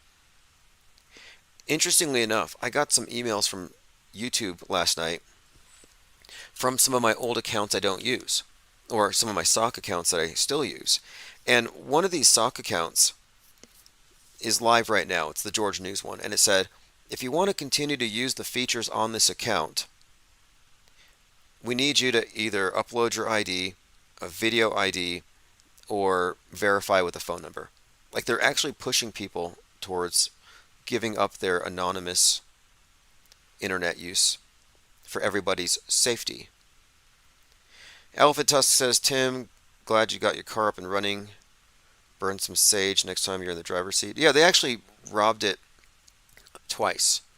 They did take my $5 Bluetooth speaker, which I bought it knowing that if a crackhead took it, it wouldn't bother me. They didn't touch any of my books. I could have left my money, credit cards, and license in my books, and they wouldn't have touched those. I think they took the battery out of spite because they weren't able to start the vehicle. They tried to jump it. They tried to hotwire it. I'm really not bothered at all. I mean, it's insane to me that somebody would choose that as a career path. You can work at any fast food restaurant here and make probably more than a school teacher. And yet here they are crawling under cars, cutting off mufflers, stealing heavy, worthless batteries. I don't think that thing was worth $5. But in addition to the 2 robberies in the last month, or 2 burglaries on my vehicle, I have a bunch of citations stacking up, which I'm going to contest. All this happened, I think it all started after that documentary crew left. And I actually drove one of them around in the truck to one of the locations. Not connecting the two. I'm trying not to be paranoid about this. Alright, let's see what else we have here. We have quite a lot going on. They caught the shooter dead, if you want to believe the story. He left a note behind. We haven't seen the note yet. And I assume the note's some kind of a manifesto. I know they're trying to pin this on the MAGAs, and I think they have plenty of reason to do so based on some of his tweets. Israel's Night of Rage, gunman on a rampage, President Bush, 119th game, throwing a ball. A pattern is emerging. Maddie33 says, when is the documentary out? When can I watch? Yeah, we'll see. I'm not sure. I'm assuming Amazon. I don't know all that much about it. I know the name of the paper. It's the USA Today equivalent out there in Scandinavia. So it's a pretty big paper, and they sent some people over. It wasn't just here. They went to a few places in America, and they were talking to a bunch of conspiracy theorists. They were going to talk to a few different flat earth content creators, but after they spent a day here with me at the headquarters and with you all in the think tank, they said they had all the information they needed. And we're going to go ahead and put the thing into production. But I wanted to get the IPS Insider into distribution. That's why I've been focusing so much on that, because one of the things they talked about when we were here, one of the things we discussed was censorship and the ideas that we cover and why they're being censored. And I kind of turned it into a commercial for our tabloid and for the channel itself, for the whole concept of the IPS think tank. So even though it may be a hit piece, even though they might try to Mark Sargent me, it's totally worth it for the traffic that we get, because we're not trying to reach the mind-numbed blue pillars. Not at all. Oswaldo says, just missed Oktoberfest. Looks like you misspelled Oktoberfest. I'm not going to say it that way. Look, I can't say it was a bad thing. They got 500 people to go. It was a little pricey, but I'm just kind of disappointed that it's become Conference Earth. I thought it was Flat Earth. I thought you guys wanted to go to the edge. I thought you wanted to prove everybody wrong, break down the wall of lies. I mean, really, that would do it. If you want to have a real reset and you want to start humanity off on a level playing field, depose the elite, go to the edge. Go to the middle. Take a picture of Mount Meru. But nope, they're too busy going into conference rooms. And again, nothing wrong with that. Everybody wants to party with Mark Sargent. I understand. Chief Crow performed. I heard some live, and it was excellent. That's always good. Salty Siren says Drunktoberfest. Well, you know, it's actually keeping. I think it's actually keeping in line with, because they call it Flattoberfest for flat Earth, and of course, flatflation drove the prices up to $254 a ticket. But Flattoberfest is actually a beer drinking festival in the UK, where they call apartments flats, and you just go around to different flats drinking beer. But I'm definitely in favor of, you know, people gathering on these topics and conversing. But the strange thing about this one was there was one guy there who was a ball earther. They let him in because he said he was flat, but then he changed his mind halfway, and they roughly kicked him out. I'm like, why are you dragging somebody out because he has a different opinion? It's not only is it culty, but it's kind of counterproductive. You know, if you're really going to make something happen with this, you're going to have to get skeptics on your side, not just believers. Lean Dion said that 4.3 million sub YouTube account, that's the guy who was there, the guy that he got kicked out. He said he'd take him to Antarctica if he gets 1 million views. Okay, good. All right, let's move on here. The Ark encounter. So many people in the Flat Earth, I guess, community who fall along the religious spectrum, they're the ones who think it's a biblical thing, which is fine if you do. To me, it's like, look, you don't bring your Bible to a conversation about climate change if we're going to debate whether or not anthropogenic climate change is real. Yeah, you don't bring a Bible to that. Why would you bring a Bible to a conversation about the shape of the world? It's not relevant here, especially when the deception is being fed to us through visual lies that can be deconstructed. It's like, oh, let me dig up this dusty old verse, this old book, this archaic concept of the world, and try to pitch this to the people who believe we're on a ball. It's like, why don't you just show how the video depictions of the Earth from space are all fake? Just seems like it's going in the wrong direction. But anyway, the belief is kind of attached to this young Earth creationism and the idea that the Earth is just 6,000 years old, etc. And check this out. The new speaker, Mike Johnson, is actually one of those. Now, he may not be a flat earther, but he believes the Earth is 6,000 years old. He believes there were dinosaurs in Eden, and the Ark was a real thing. The Ark encounter is one way to bring people to the recognition of the truth that what we read in the Bible are historical events, said Mike Johnson in 2021 about a creationist theme park where children learn that dinosaurs were on Noah's Ark.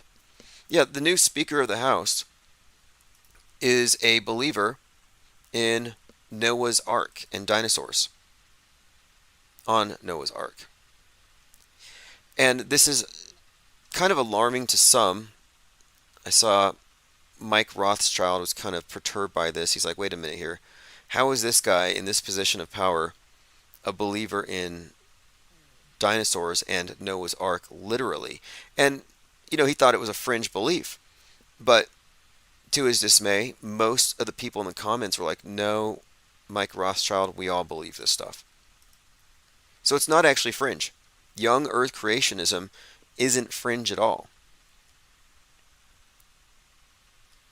And now it's been platformed. That's really strange. And I listened to it. That's from a year ago, 2 years ago. I listened to the podcast. It's not even like something from 10 years ago where you might say it was just a conversation that you could separate from anything else. No, this actually does, I think, tie into everything else here. For one thing, MAGA, the MAGA view, or the traditionalist view versus progressive. It's the progressives who believe in sin. I mean, virus is the replacement. Like for them, they don't believe in the devil. They don't believe in sin in the sense that the traditionalists do. For them, it's more about your carbon footprint. But when it comes to the traditionalists, they still believe in the devil and satanic panics and sin. That stuff is all pretty much what informs their worldview. So I'm not actually surprised at all. Here's a statement from Mike Rothschild. More on Speaker Mike Johnson's relationship with Kim Ham and young Earth creationists in a 2022 podcast. He left no doubt that he believes the Earth is 6,000, stating that what we read in the Bible are actual historic events. Commenter says, it's a pretty standard doctrine. If you're surprised, you may need to step out of your bubble. And he said, standard? What bubble am I in? Bible literalists make up 20% of the U.S. population. It's down from 25% in 2017 and 50% in the 80s. The rates are higher in the rural South and Midwest. Johnson is fairly representative of Southern Republicans. It's definitely not extremely fringe.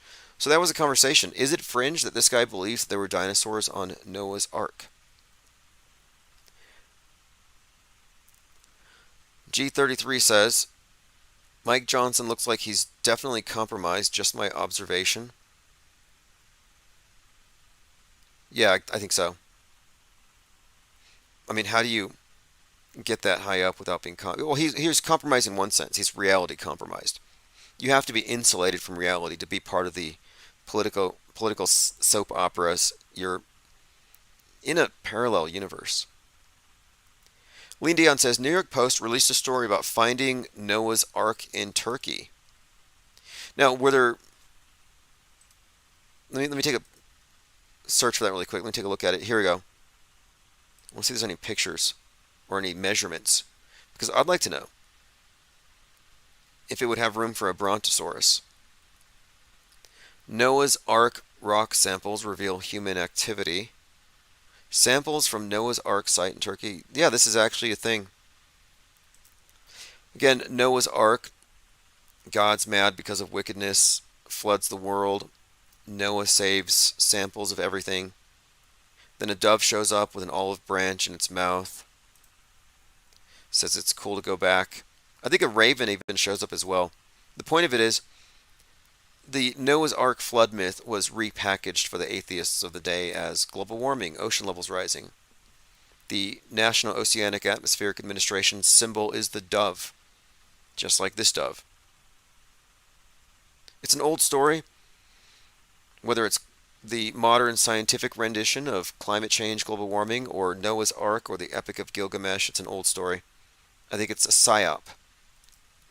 It's a way for the elite to control you by convincing you that if you don't do what they say, a higher power is going to wipe you out.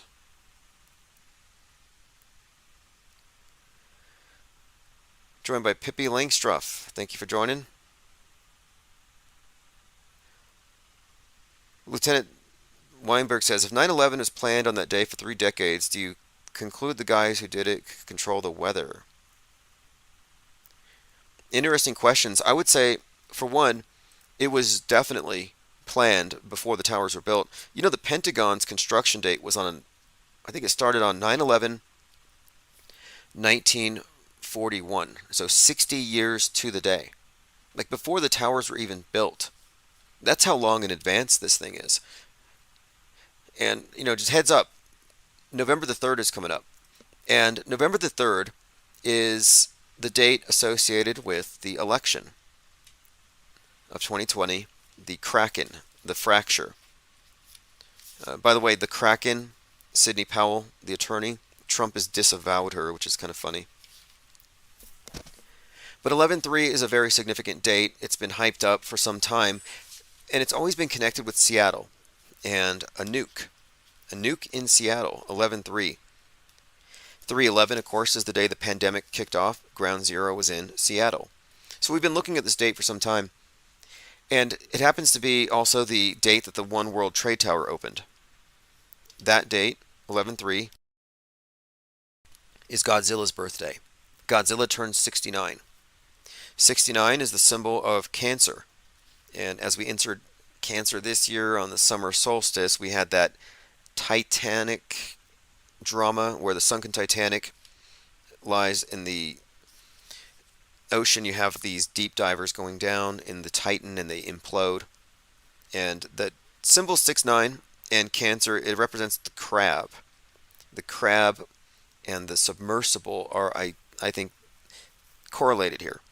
So what I'm pointing out here is that for like the last few months, we've been having this reoccurring symbol of the crab, the submersible, Hunt for Red October. And now that we're approaching Godzilla's 69th birthday, I'm like, wait a minute here. This is the summer of Oppenheimer and the nukes. Godzilla is a product of the nuclear age. So his birthday, associated with 11/3, a date associated, of course, with the Ground Zero Tower, associating it with the submersible explosion and the Hunt for Red October, I think something's been building up. And here's the final piece to it. 11/3 should be even more significant now, considering that from the perspective of the MAGA terrorist, this is the date that their country was taken from them. So I'm looking at 11/3 as if there's going to be a date, the MAGA terrorists are going to release the Kraken. That if the beast in the abyss, which has been referenced again in many different ways, James Cameron's work, Terminator 2 predicts 9/11, but in his documentary Ghosts in the Abyss, he's at the scene of the Titanic wreckage on 9/11. On that date, he's at the scene of the wreckage, filming a documentary called Ghosts in the Abyss. He's in a submersible called the Deep Sea Challenger. So connecting it all here is this. The Deep Sea Challenger, the Abyss. The destroyer in the Abyss is referenced in Revelation 9/11. The destroyer was referenced in Oppenheimer, where he said, I have become the destroyer of worlds. Death, the destroyer of worlds. Destroyer is referenced again in Revelation, connecting to the Abyss. So we're making these correlations here to Godzilla, to the beast in the sea, to the Kraken. And Godzilla is a very Kraken-like entity. The numbers really speak for a lot of this stuff. Peter W. says Godzilla destroyed Tokyo. Right. Well, this is the 33rd Godzilla by this director. And if you look at the numbers here, it also kind of conveys something. Godzilla was stored at sub-level 33. James Cameron went to visit the Titanic 33 times. Now, what really ties it all together is this. The sinking of the Titanic represents the sinking of the West. The sinking of the Twin Towers meant the same thing. The sinking of the Twin Towers has been correlated with the sinking of the Titanic. You see, these are repeated stories. James Cameron's movie, The Titanic, came out in 97. Has the Titanic splitting in two, like Twin Towers. One of them had jumpers. So here you have another connection. James Cameron predicted programming for 9/11, connecting it to the Titanic, and on the day of 9/11, he's at the Titanic. Revelation 9/11 is about the destroyer in the abyss. So again, putting it all together here, I'm saying there's a 9/11 connection to this beast from the abyss, and it happens to be that the new tower rising from the ashes on 11/3. So is this the day that the beast will rise? That the beast from the sea will rise up, just like in James Cameron's Terminator 2, some attack on the Pacific coast. And again, one more time, just the proximity of Oppenheimer to all of this makes me think, you know what? Godzilla is going to take out Seattle next week. Godzilla is a prehistoric reptilian monster empowered by nuclear radiation. So there you have it. The original Godzilla is a dark, somber allegory for the horrific destruction nuclear weapons can unleash. A creature like Godzilla signifies nuclear fear, and these symbols were explicitly connected to the nuclear tests. A few other interesting connections here. 113, the number 11-3. In PBS's series The Bombing of Seattle, episode 113, there's this scene, or it's a scenario, a drill they did, where they had Seattle getting bombed. Now, this was a drill. You know, it was all just a drill, and it was done at Husky Stadium. The interesting thing about this, a mock bomb raid held at Husky Stadium in Seattle. The bombing of Seattle. The PBS documentary on it was number 113, and I kept pointing it out, and they pulled it. Now, the fascinating thing about this is that this ties into some Dark Knight Rising. It ties into some of the Batman predictive programming for a stadium-based attack. But now, here's what's even more interesting. We're talking about Seattle, Ground Zero, a nuke. EMP, right there by the Space Needle, you have the EMP. And electromagnetic pulse is what you would, refer to as the effect of the nuke. It creates this EMP, which shuts off your electronics. Well, you have the EMP Museum right there next to the Space Needle. Now, Husky Stadium, where the bombing of Seattle was staged, is where the wave started. You know the wave in the stadiums where people stand up and they wave their arms? And it goes around. So I'm thinking that's fascinating. The wave is an example of in a packed stadium where successive groups of spectators briefly stand, yell, and raise their arms. A metachronal rhythm achieved. So this wave started in Husky Stadium. That's the first place where it appeared. And the reason why I'm making this connection is that we're talking about Seattle, EMP, a wave. I think there might be some connection here to it being the ground zero for this next major calamity from a domestic violent extremist. And there's quite a lot more to suggest that the next 9/11 is a domestic 9/11. And that's why, 9/11, terrorists from outside. But much of the domestic violent extremist terrorism symbolism has a 6/11 attached to it, or 11/6. Like the Batman movie, Gotham, Underwater, 11/6. It's the domestic extremists that do it at the behest of Q or the Riddler. Oppenheimer wearing a K6 badge. Again, 11/6. The movie 11 Miles Long of IMAX film weighs 600 pounds. Many, many connections with 11/6 and the Kraken, or this attack, this nuke or whatever. And I'm just saying, November the 3rd is a very significant date. Also in the Ingersoll Lockwood books, where it talks about a disputed election. But again, the connection here, the Kraken, Godzilla, 11/3, domestic violent extremists with a grievance. And if they're going to use any date, I thought 6/11, Timothy McVeigh's execution date. But now that I think about it, 11/3 would make a lot more sense.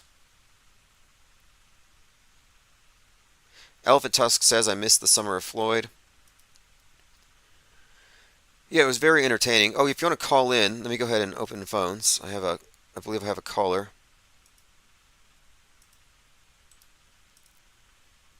Infinite Plane Radio. Hey, is this Tim? Yes, how you doing? Hey, good, how you doing? No, I was listening to your show tonight, and I was asking G33 a question, but I think he thought I was trolling. I was not. So my question is about if it was planned 9/11, 4 decades in advance, then the people that did it would not have risked a cloudy day. So therefore, they can control the weather, or do you think maybe it was already in the can? That's it. Oh, okay. Interesting question. I'll see what he thinks about that, and I'll answer. And what do you think, or do you have an answer? I don't have an answer. It was a legit question because, like, in the last couple of months, I've been listening to you. I went back. I fell for Judy Wood. I fell for Richard Gage, all those guys, and I've watched all the Hollow Towers guys too, Strahan and McWilliams. And anyway, long story short, I think those guys are correct, and you made me revisit it again. So anyway, I was just thinking that if it was planned that far in advance, which I think it was, then what is your thoughts on, like, so they would definitely not risk a cloudy day I see what you're saying. because otherwise they could, you know what I mean? Yeah. All right. Yeah, okay. So I'll hang up. I'll listen. To Cool. You. Yeah. Thanks for the Or call. whatever. Or just go. Yeah, appreciate Thanks. the call very much. And yeah, okay, my take on this thing is this. Simply, I do think it's an amalgamation of a real time simulation as well as pre-recorded content. And then obviously the crisis actors have their lines in advance. So there is pre-production. These things are not done on the fly, and there's definitely practice. But yeah, weather would change things very significantly. I think the main thing is they smogged out the building.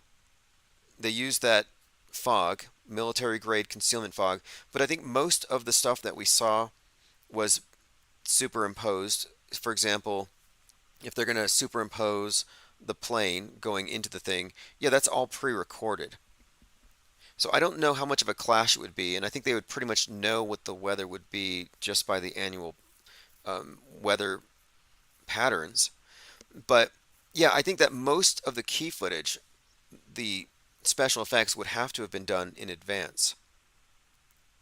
I don't know how much the weather would actually have affected it, adversely. And something else to consider too is people are like, well, there's no way they could have faked jumpers. People are watching on TV. Well, if you actually go back and look, nobody saw jumpers on TV. Nobody. Not until the next day. It wasn't live. We have to make a distinction between what you saw live and what was pieced together in your mind later. Like people say, I remember when Kennedy got shot. Oh, really? It wasn't broadcast live. It didn't even make it into the TV, into the airwaves until 12 years later. So it's like, you have to keep in mind that people mandoozle themselves, like I mandoozled myself about people under the stairs. Infinite Plane Radio. Hey, what's up? Just talking about the pre-planning that goes into these events, and what do you think 9/11? You think that it was more or less? I don't get this dude. I didn't say nothing about 9/11. What's he talking about? Probably a misunderstanding. There's 90 people in the chat, so Yeah, I was like talking about like Stephen King and like I didn't say nothing about 9/11. Like, dude, obviously something's wrong with 9/11. Enough said, dude. Right? Yeah, I would say so. Something seriously wrong. Enough said. Yeah, absolutely. I'm glad that he's not falling for the Judy. Who cares about the weather, dude? Like, what's the weather got to do with it? I guess let's say hypothetically you had like inclement weather and it was snowing, but a lot of your pre-produced footage had a clear day. I guess that would be problematic, but like again, I don't even think it's a huge deal. I mean, there's so like however those things went down, what's that got to do with the weather? well, if you're planning something long in advance, I guess there might be something. I don't know.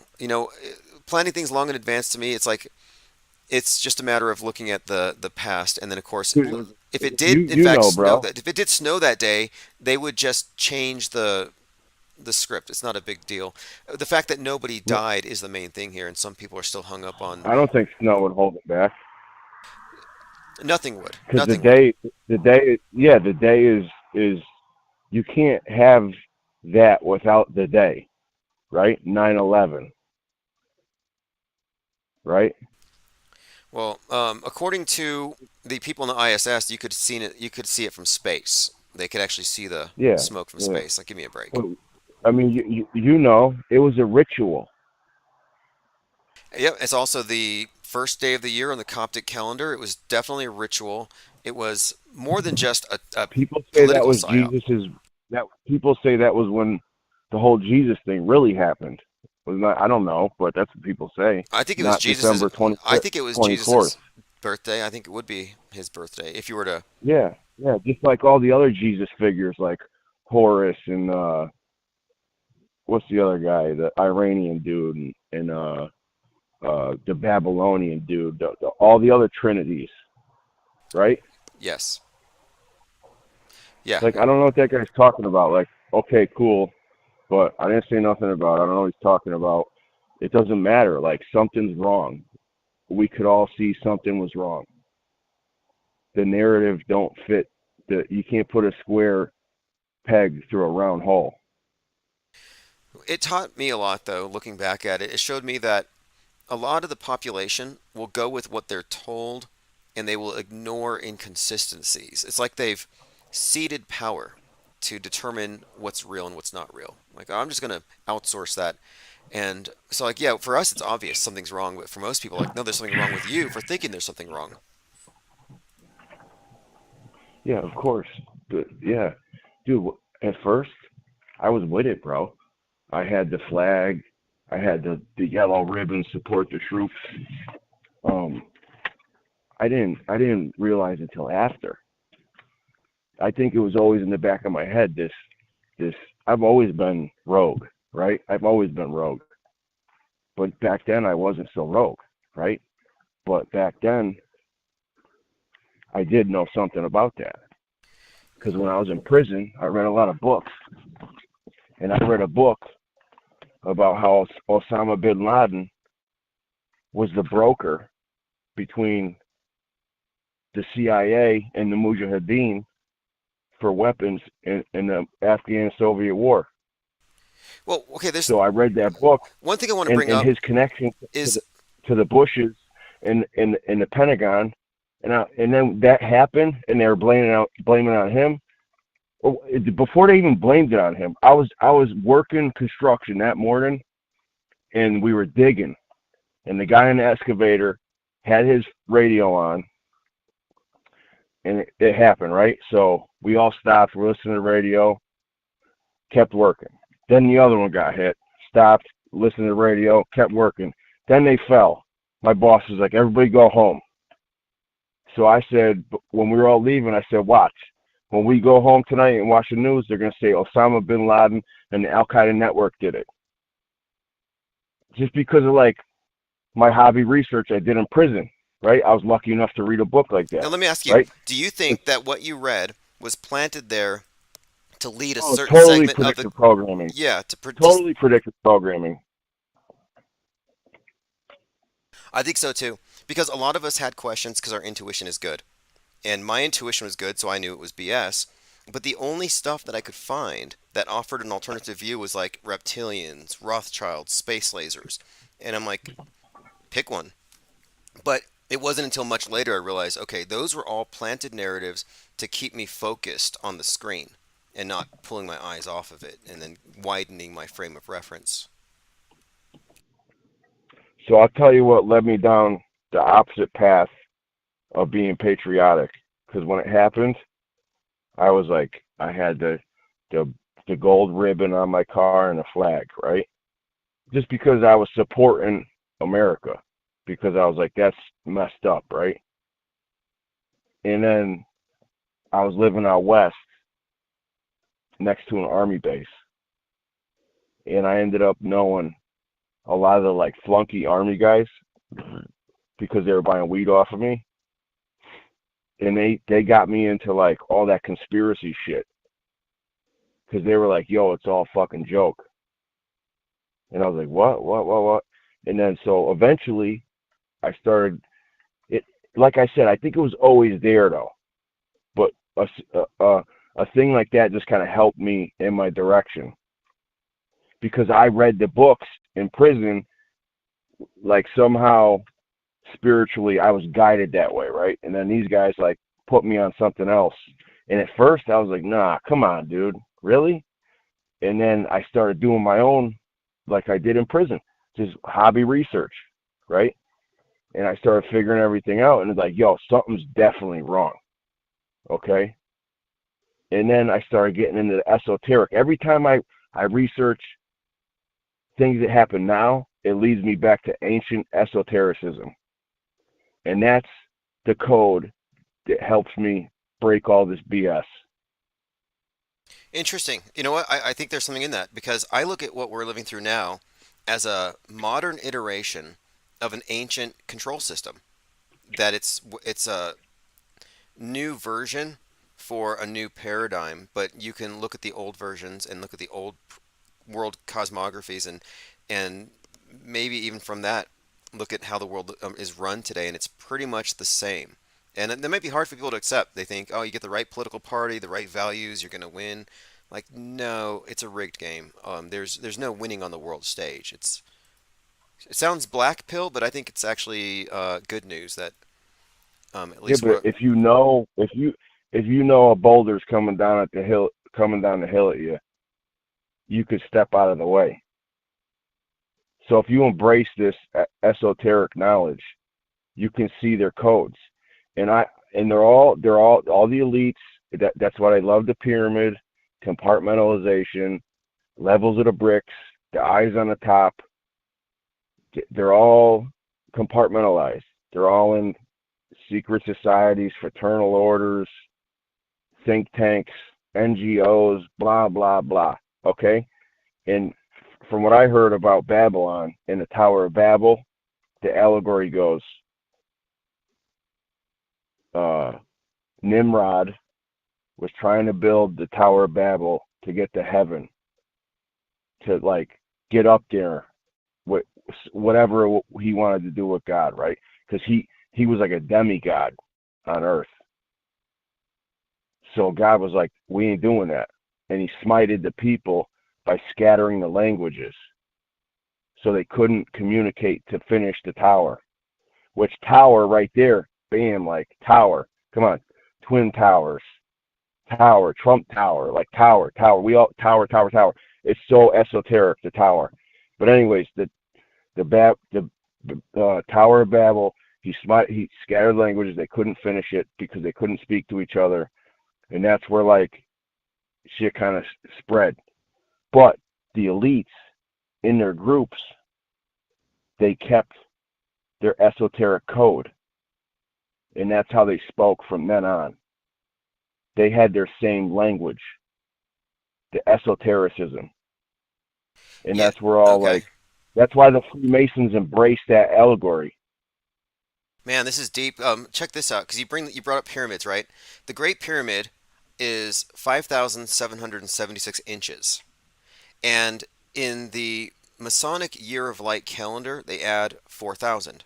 So interestingly enough, if you go to 1776, when America was founded, the pyramid on the bill has 1776.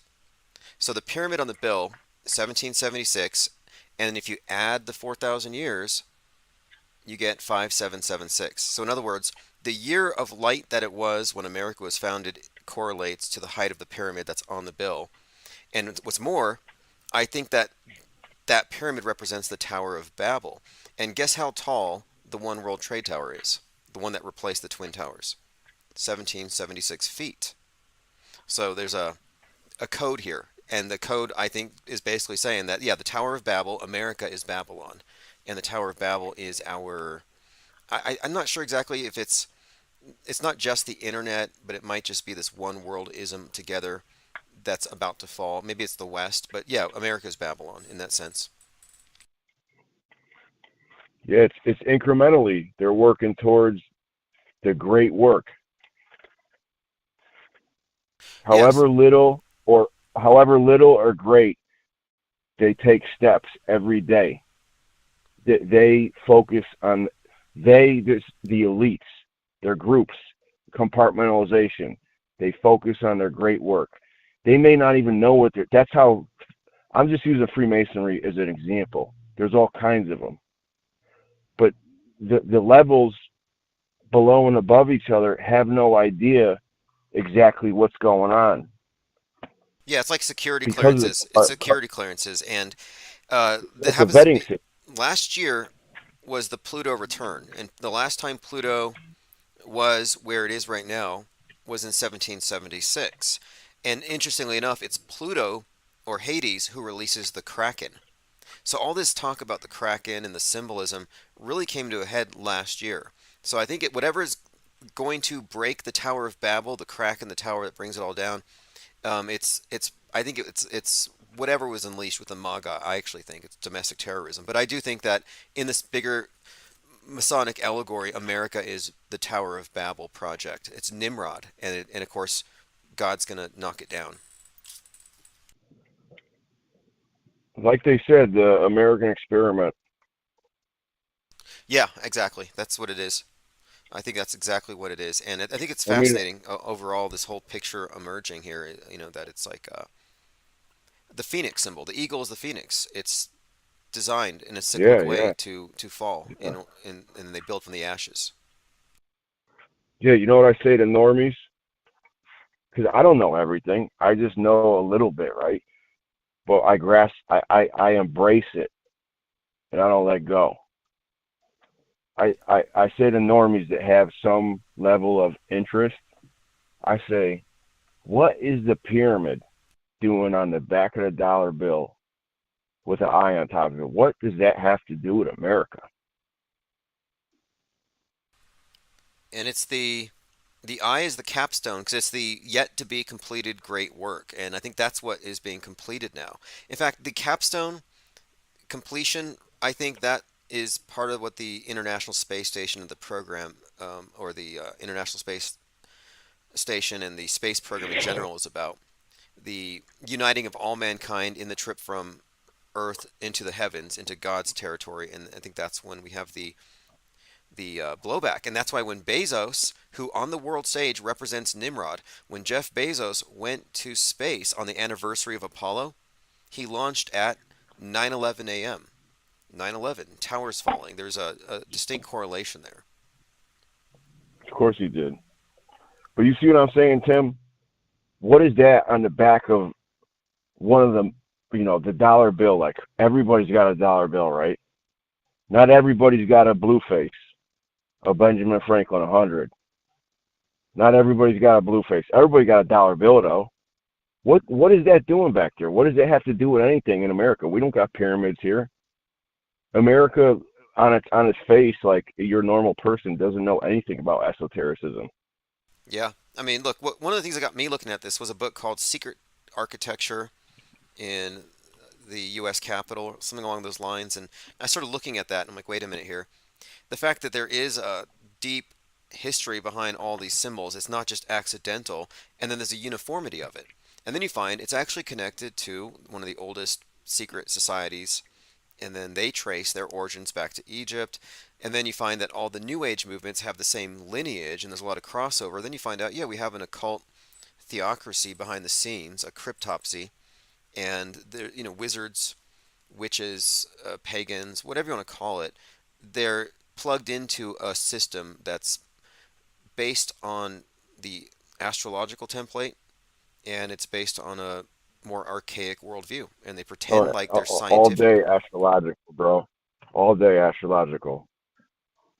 Yeah, absolutely. It's even to the point where the timing, like I said, Mercury's rising 8:46 a.m. minute the first tower is hit, 8:46 a.m. George Floyd kneeled on for 8:46 on a day the sun set at 8:46 because the setting of the sun symbolized the same as the ritual of the Prince of Darkness killing the Sun King. I mean, it's all timed so precisely, and the fact that they plan these things Yeah, down. I mean, yeah, I agree with you. I mean, I see kind of what they're doing, but if you really get down to it, it is so hard to keep up with like every little timing, number, code. Like dude, it's all over. It's sometimes it's hard to believe. Oh yeah, You know? yeah, exactly. It is. It is definitely hard to believe. It stretches credulity, and it should. And I'm very slow to say I believe anything, but we've been predicting predictive programming to the point where it's like, okay, on this date, something's going to happen. It's like, okay, there's so many instances too where we're not even confused about it. I'm like, these are weird coincidences. It's like, no, this author did this. Oh, that's the fingerprint of Stephen King in that psyop. This psyop was clearly written by Spike Lee. Like, we're getting pretty nuanced in our deconstruction. So I see a heavily mediated population where media is like a drug, and they've put us into their warped worldview, and they have total creative control. It's the biggest religious cult of all time, and everybody's in it by default. Yeah, yeah. I mean, psychological warfare. Yeah, precisely. And the more I research that, it's why like, why would you do something? Why would you put the boot on the neck when you could coerce someone into doing it to themselves? yes. I just started a movie on Amazon called Awareness, and this individual has this power to put illusions in people's minds.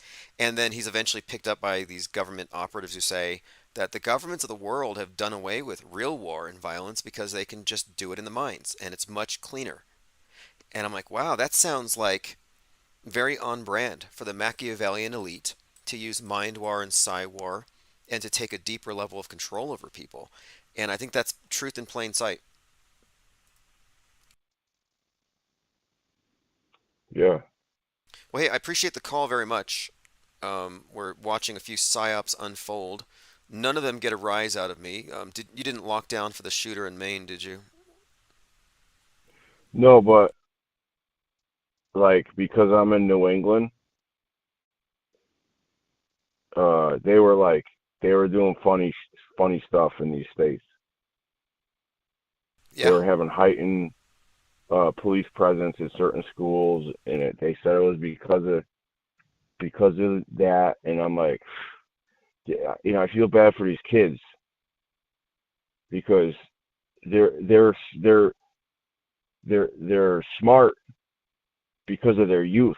Like they're energetically smart, right? But they don't have the wisdom to figure stuff out necessarily. Okay, so they're more susceptible to the psyops, and then their parents that love them are more susceptible to the psyops. So they got these. I've been in prison, bro. Like they're treating these kids with these lockdowns and stuff. That's a shakedown. That's like in prison, dude. That's right. That's right. It really is. That's an interesting You know what I point, the mean? language they're using. And And then the cops are at the school and stuff.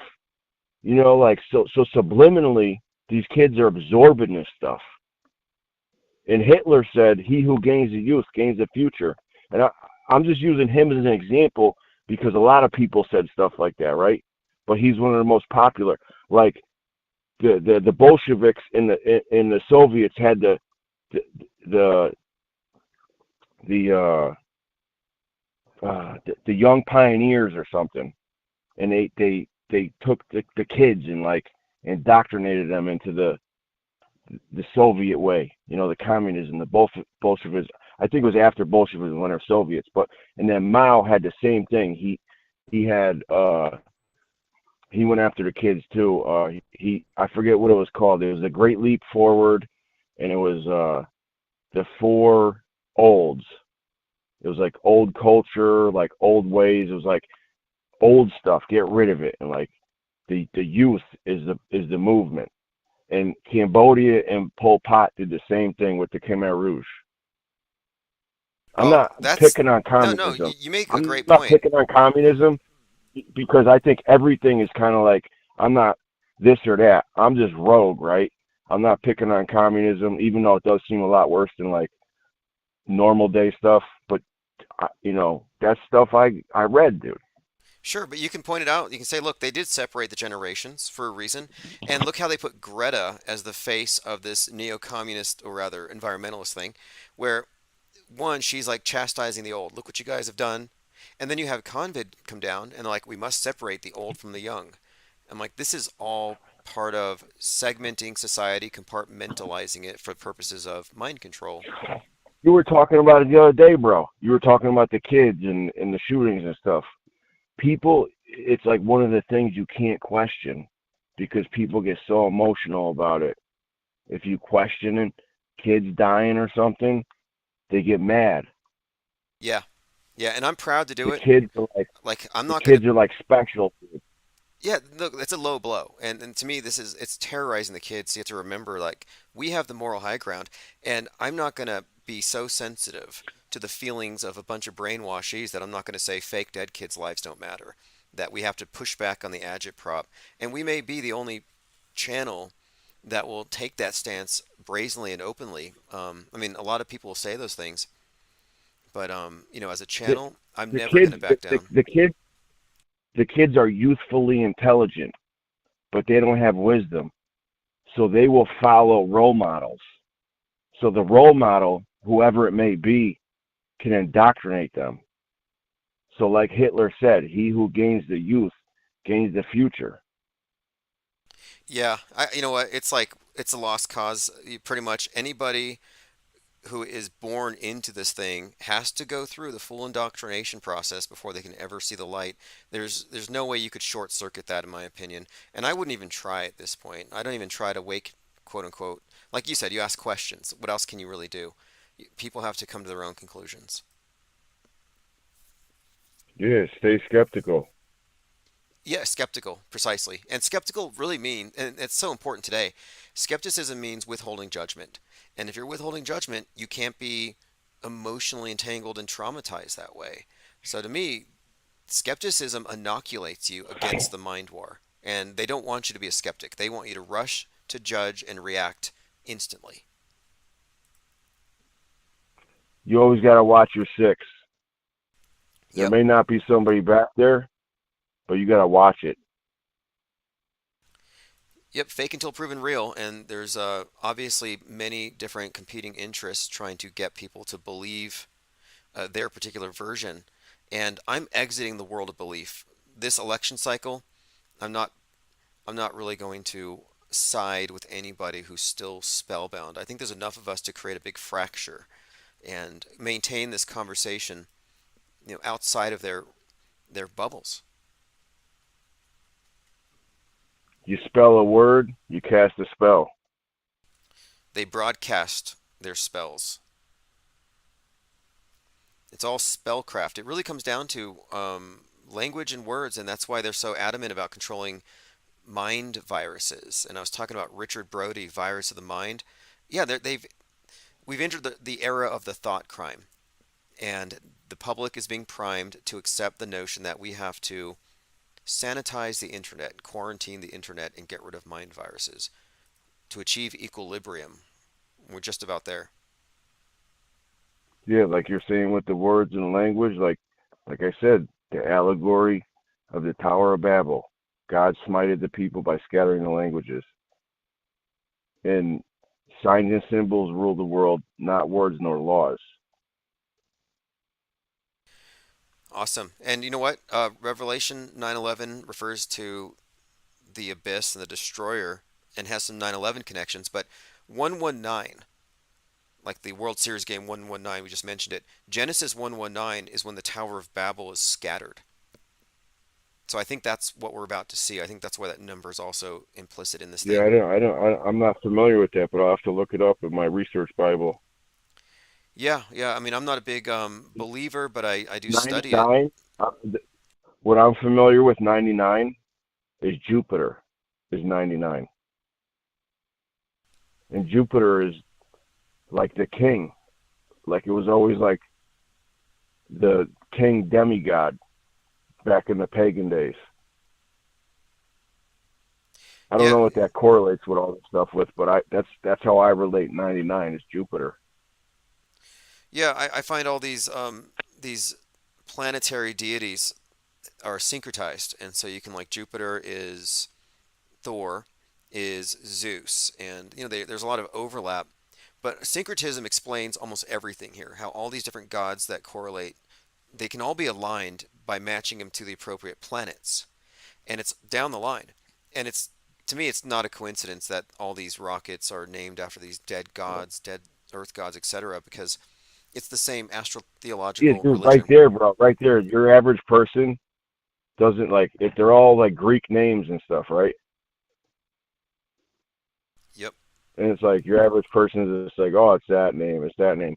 But you're like person that that embraces like research and esoteric and occultic information is like, dude, like they always use these ancient like stuff. Hey, check this out. Portal Complex remarks Operation Alpha 119. So there's your Apollo 11 and a 119, and I was talking about the Tower of Babel falling, stuff falling from the sky would be implied there. Operation 119 was the Air Force's mission to nuke the moon. It was canceled, but fascinating. So 9/11, 9 plus 1 plus 1 is 11. And the Masons say that 11 is the master builder's number because there's something with the double numbers, 11, 22, 33, 44. Like when you're like doing building in like with this esotericism, like any double number is like double power. And I've told you before that I've heard a Jewish, like an Orthodox Jewish rabbi say that the letter is the container for the number, and the number is the power in the container.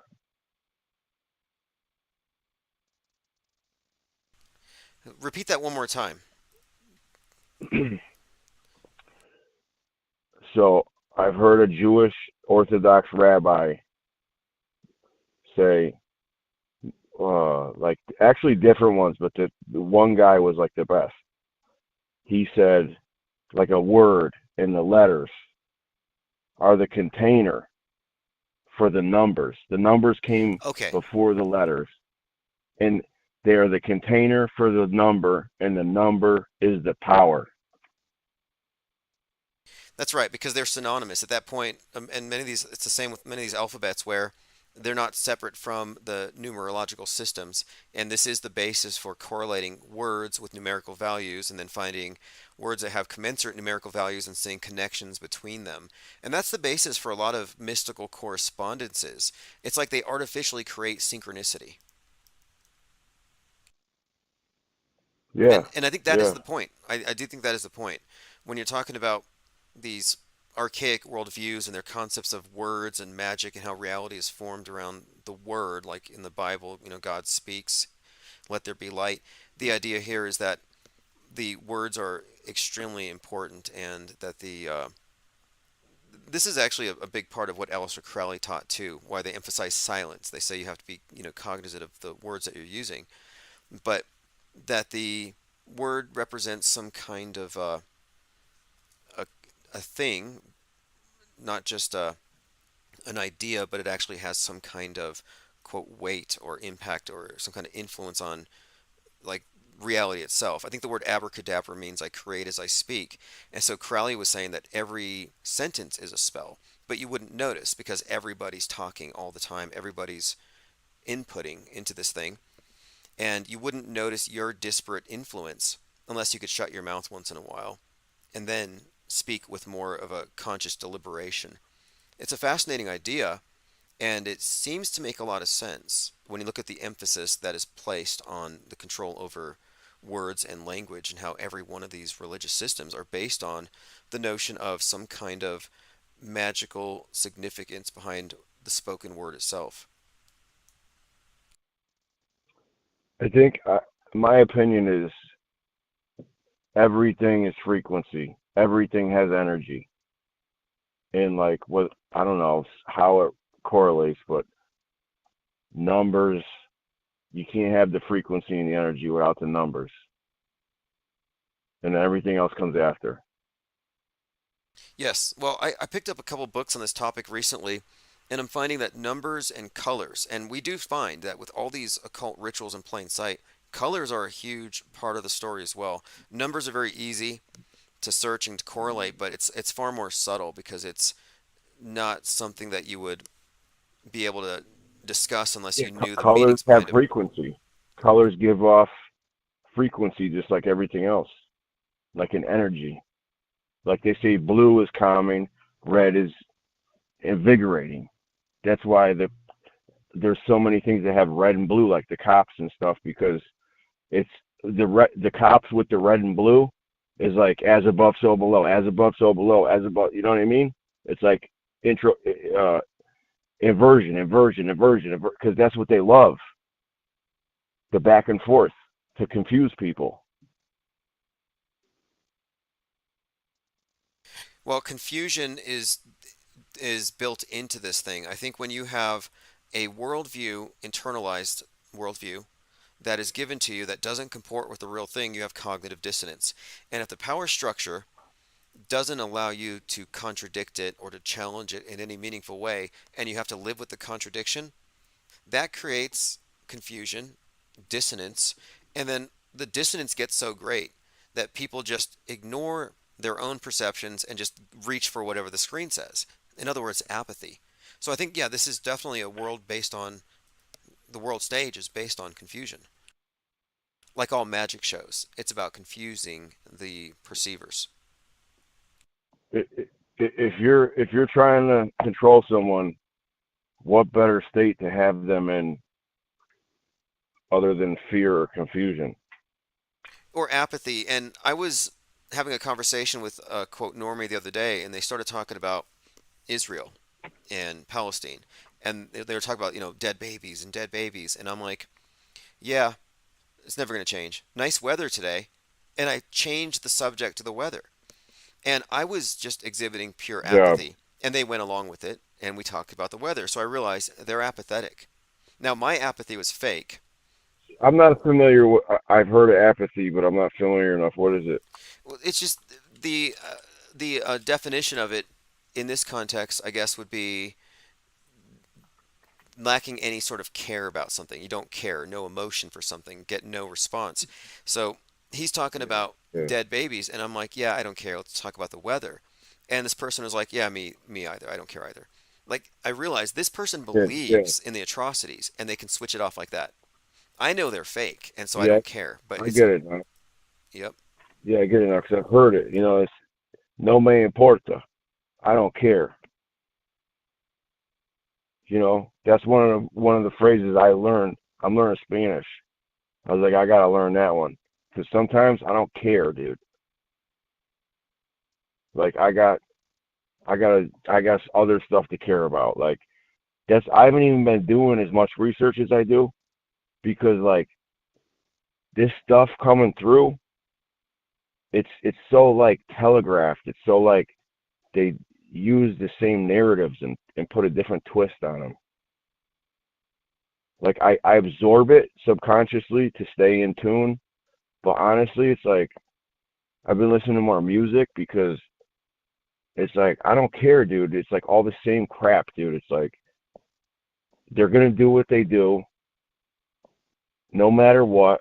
All I gotta do is make sure I'm on point, whether it's subconsciously or consciously when I get into the research, consciously, subconsciously, it's there. Luckily, I learned this stuff, and it's there. And I like the boulder coming down the hill, I could always see it, and I'm going to step out of the way. Well, I'm convinced it's coming down the hill, but I'm convinced it's fake. The boulder coming down the hill is fake, but the panic it's going to set off is real. Yeah, I mean, whatever application is done, there's something wrong. And it's always been wrong, right? But we're coming into this brave new world, is my opinion. Well, look, I think we've already been born into it. We're multi-generational mind control patients. It's an open air asylum. Yeah, they took our heel print, right? A lot of people are born in hospitals. They prick your heel and take your heel print, right? And I mean, I think that's happened to me. I think that's that's what they do in America a lot of times. I don't know if they do it anymore, but back in the day they used to. In my opinion, because they're taking your soul, a print of a footprint. They're taking your soul. They own your soul because you're in the corporation of America, so you're owned. Because you got a social security number, you're born in a hospital. See what I'm saying? I've heard this before, and it might be true. It's definitely the case, though, in my view, that we are basically residents in some kind of like maybe I don't know what word you would use. Simulation theory makes a lot of sense. Spiritually. Like it's a simulation, but it's real. But the internalized version of it is These guys, mostly. these guys know about the ether. Yeah, They know okay. about Do spiritual. you think that it makes sense that the people who are concealing the real version would, I guess, have the real version? Like if they're giving us a BS version, obviously they know what's there. But my question is like, how widespread is that? Is it just top of the pyramid? Because you have so many That's layers why they're of wizards. That's why they're wizards at the top. Billionaires use astrology. Millionaires don't. They're wizards. They know how to manipulate the ether or the psyche. And I don't know. I'm guessing here, like speculation. Well, there's mind Look at the entrainment through wizard. propaganda, Look at the but beyond the wizard propaganda, there's mythology. obviously some esoteric aspects to much of it, and I think there's levels of psychological entrainment, emotional, and there may be some spiritual component, which I rarely get into because I like to focus on the facts. I like to focus on the verifiables, and I want to get away from any kind of attempts to mystify things because people are like, oh, if we believe it, it's real, and reality creates belief. Like the QAnon shaman's like, if we all just believe, it'll be true. Sorry, reality doesn't work that way. There may be some level of influence or some level of interaction between the perceiver and the perceived, but it's not as simple as you believe it's real. Because if that were the case, moon landings would be real because everybody believes those, and we know that these are staged events. Yeah, I get it, bro. I mean, I don't care about the moon landings. I'm not up there. I'm not up there to look at it. I'm down here living No, my life. point is that belief doesn't create reality in that sense, not at that level where, and what I'm that is a common new age thing, magical thinking, and it's like no, it's not that simple. Oh, everybody's embracing it now. Look how big Halloween is now, bro. It's like every year it gets bigger. It's gonna be bigger than Christmas eventually. It is here. We have Halloween decorations. Like right now, there's like 13-foot tall skeletons and mummies, and they put this stuff out in September. Like Halloween is an entire season, and they'll leave it up there for Christmas. It is pretty big, and I don't Yeah, necessarily have a problem with it, but I've no, noticed. me neither. Me neither. I embrace it. Like I embrace pagan ways, dude, because I love the sun. Okay? If it wasn't for the sun, I'd be nothing. But everything has a good side and a bad side. And when you indoctrinate people that don't have, Well, let me point this out though. The Christians who are against Halloween will say, no, we celebrate Christmas, but we don't celebrate Halloween. Well, I'm sorry, but they're part of the same pagan calendar. They literally yeah, are. They're yeah, part of the same yeah, exact yeah, system of the rituals. Romans, Saturnalia, same time of the year.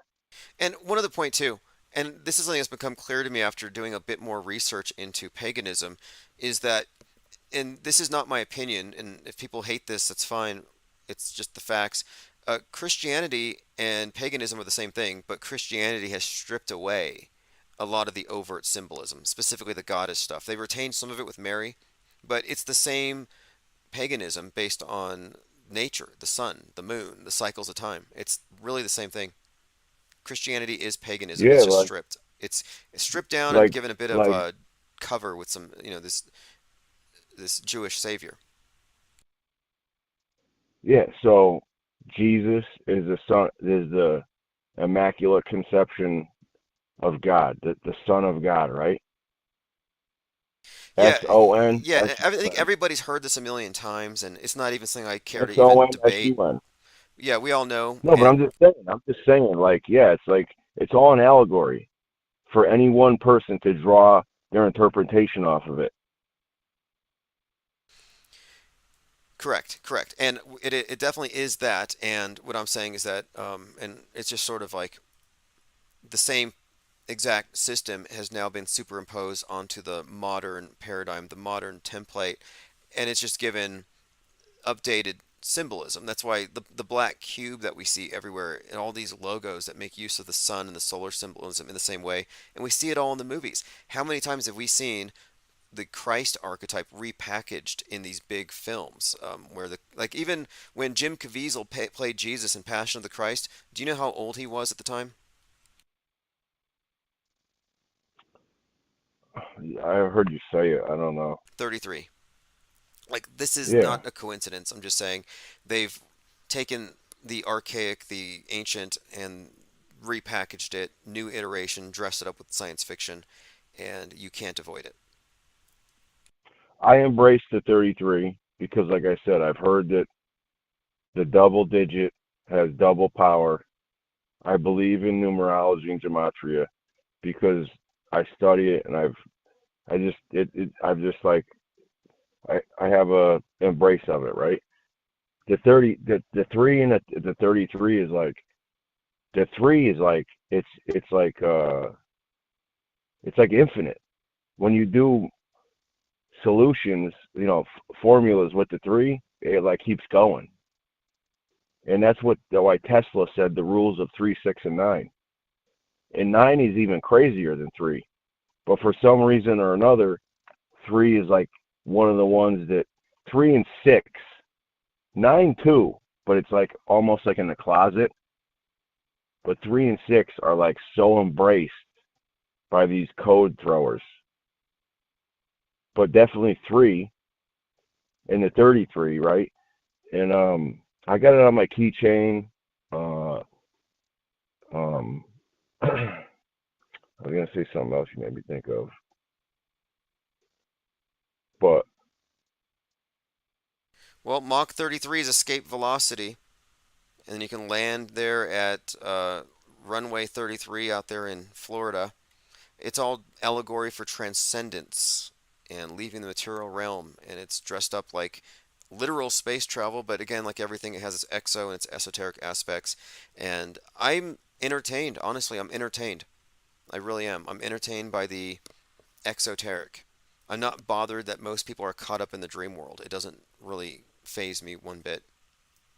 Like, I'm not even yeah, like, there's like the this notion that, exoteric. yeah, like, how many people want to save people? Like, I'm trying to wake people up. You got to wake them all up. Got to save them. Got to make sure that they're as scared and agitated as you are. And I'm just not with that. I'm not trying to sell somebody on a doomsday cult. I'm in the evasion survival. Okay, I'm trying to figure out what's going on from afar.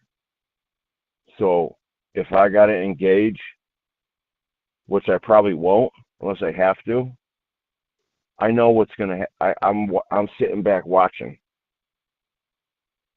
Okay, and you got the exoteric and the esoteric, right?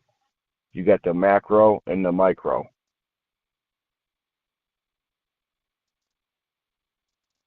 So you got the big picture, and then the where you're figuring out how to map your plan.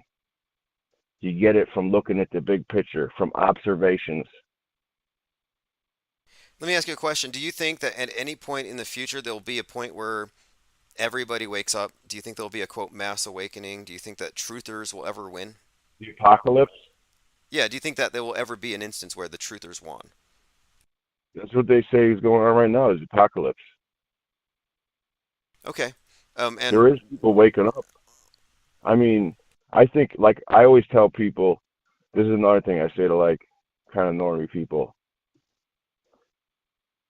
No matter how big or small, they're taking a chip off of the block every day in the terms of, like, building a statue. No matter how big or small, they're taking a chip off of the block incrementally. It may be a long time. They may speed it up and gain, like 2020 Corona, right? What year was that? It was a leap year. They leaped. Yeah, and that was also likely planned decades and decades in advance. It was a repeat of Yeah, 1968 in many yeah, ways. yeah. Fascinating. Look, we're Yeah, but you about see to what I'm saying? be starting a new election cycle, and I think they're going to probably recycle a lot of 2020. So if any of you are missing the drama of that year, I think we might get something similar coming up. The politics, man. Like, well, like I'm gonna like somebody would actually trust like Trump or Biden or anybody else. Like, give me a break, dude. I know you don't. You know, I'm just saying, like in general, like, dude, it's such a joke, dude. Well, we look again. I always remember this. There's this thing called the consensus bias, where you can fall into the trap of thinking that other people see things the same way. And I always try to keep in mind that the quote truthers are a fringe, and we are the cutting fringe, and the masses do not think anywhere near like anybody on the fringe. They're not even paying attention. In fact, that's what I was bringing up the person who was bringing up the dead kids. I'm like, you know what? They are hardly paying attention. They're not really invested except in a very superficial way. And it's like it really is like a dream world. It's kind of sad in a way. It's like it's a spell, it's a dream. But it's also a really Yeah, bad dream. But you spell a word and they cast a spell. or they show an image on a screen and they believe it's there. They're creating illusions, just like that movie I'm watching, Awareness, where they're creating illusions in people's minds and using it to control Mirror, society. mirror on the wall. And But it now works. it's a It works TV though. It script. works. People have what I call mind aids, and they fall for what I call see say. Oh, they see it, they say it. It's worse than hearsay. Not for nothing. I know AJ is totally compromised, right? Controlled opposition, but he does drop breadcrumbs. And I didn't need him to tell me, but he has helped, right? He's the one that said that I've heard say the television is a weapon. Yeah, I think what the very term Infowars makes sense. It is what we're looking at, and it is notable that the WEF has claimed that they stole it from him, and he's not even suing them. Look, the WEF has information warriors to fight conspiracy theories. I'm like, wait a minute. Jones started InfoWars to spread conspiracies, and now they're stealing his brand identity with information warriors. He had to sue the WEF and then use that to pay the Sandy Hookers. I know you're not like too much in the gematria, but Infowars, I forget if it's either Pythagorean or Chaldean. Infowars is 33, and Alex Jones is 33. I'm pretty sure Alex Jones is 33 in Pythagorean, and Infowars is 33 in Chaldean. Which is this different ciphers. Pythagorean is 1 through 9, and Chaldean is 1 through 8, which is like Yeah, I'm Samaria. pretty sure though in Chaldean numerology, Tim Osmond's 33, Blue Wrench is 33. Yeah, I've heard I that know, too. I know, but we don't. You're not Alex Jones though, dude. No. You know what I mean? He's out. He's like they killed. Like I mean, what's his name there? Bill Cooper. Uh-huh. Like he was controlled opposition too, but they killed him, and now we got Alex Jones. Or whatever happened with him.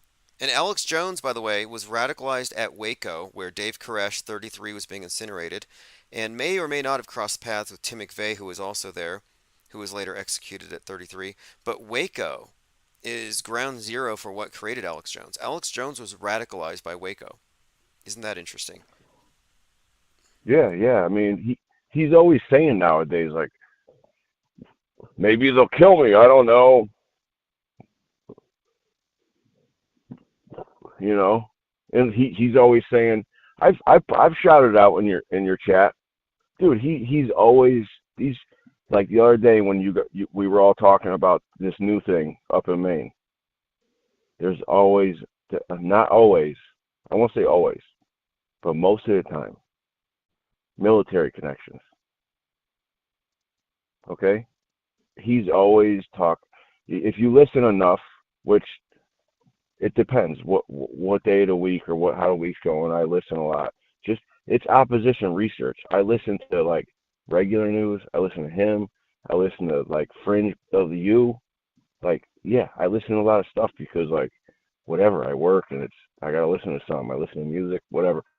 But he's always saying my dad, the CIA tried to recruit my dad for those dental implants and all this other stuff, and my cousin and my uncle are Delta Force Special Operations, and like obviously, dude, he's fucking tied into the Pentagon.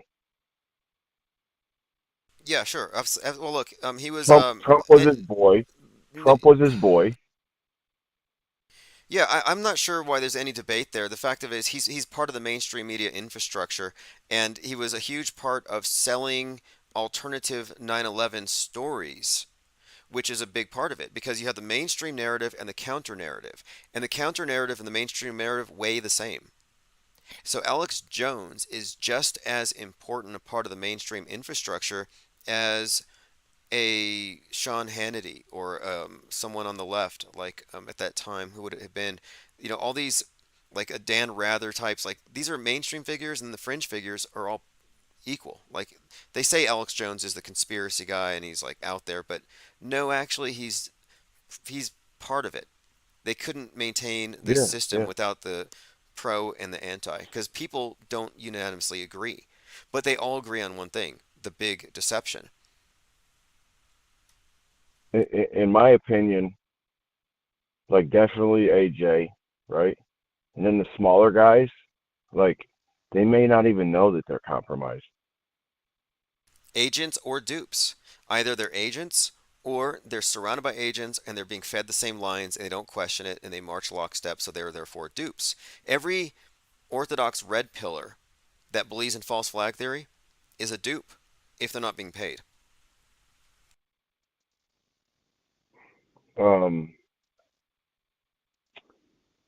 Yeah, I mean, to some degree, I don't want to be like exclusionary. I'm not trying to say necessarily that I'm trying to shrink the pool of people who are in this discussion, but I'm saying we have to be really honest with ourselves.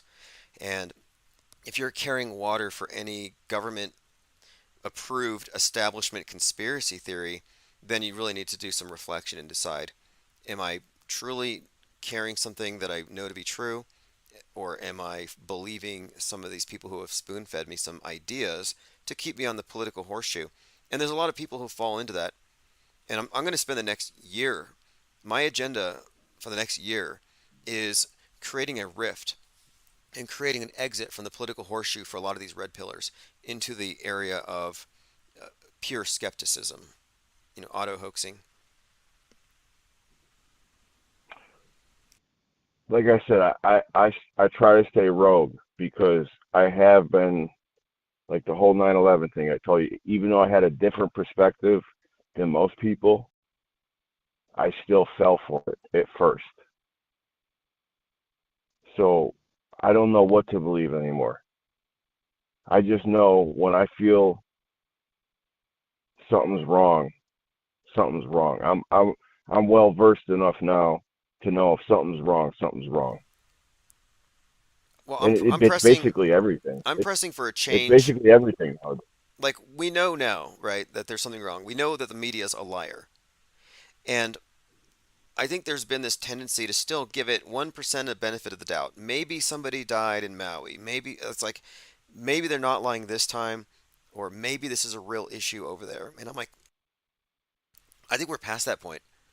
If it lied 99 out of 100 times for as long as we've been studying it, let's just go ahead and recognize what we're looking at. And I'm ready to take the next step and to start getting past including any narratives that account for false flags or real until proven fake. I mean, I'm not taking any of this guard railing narratives seriously. Like they're saying the shooter was MK Ultra. Or then you had Code Monkey Z saying he's false flag. Yeah, those guys are deliberately misleading, quote, truthers. And I think we can break that Like habit. I said in the chat, I watched a video from somebody, and I didn't notice it, like necessarily at first.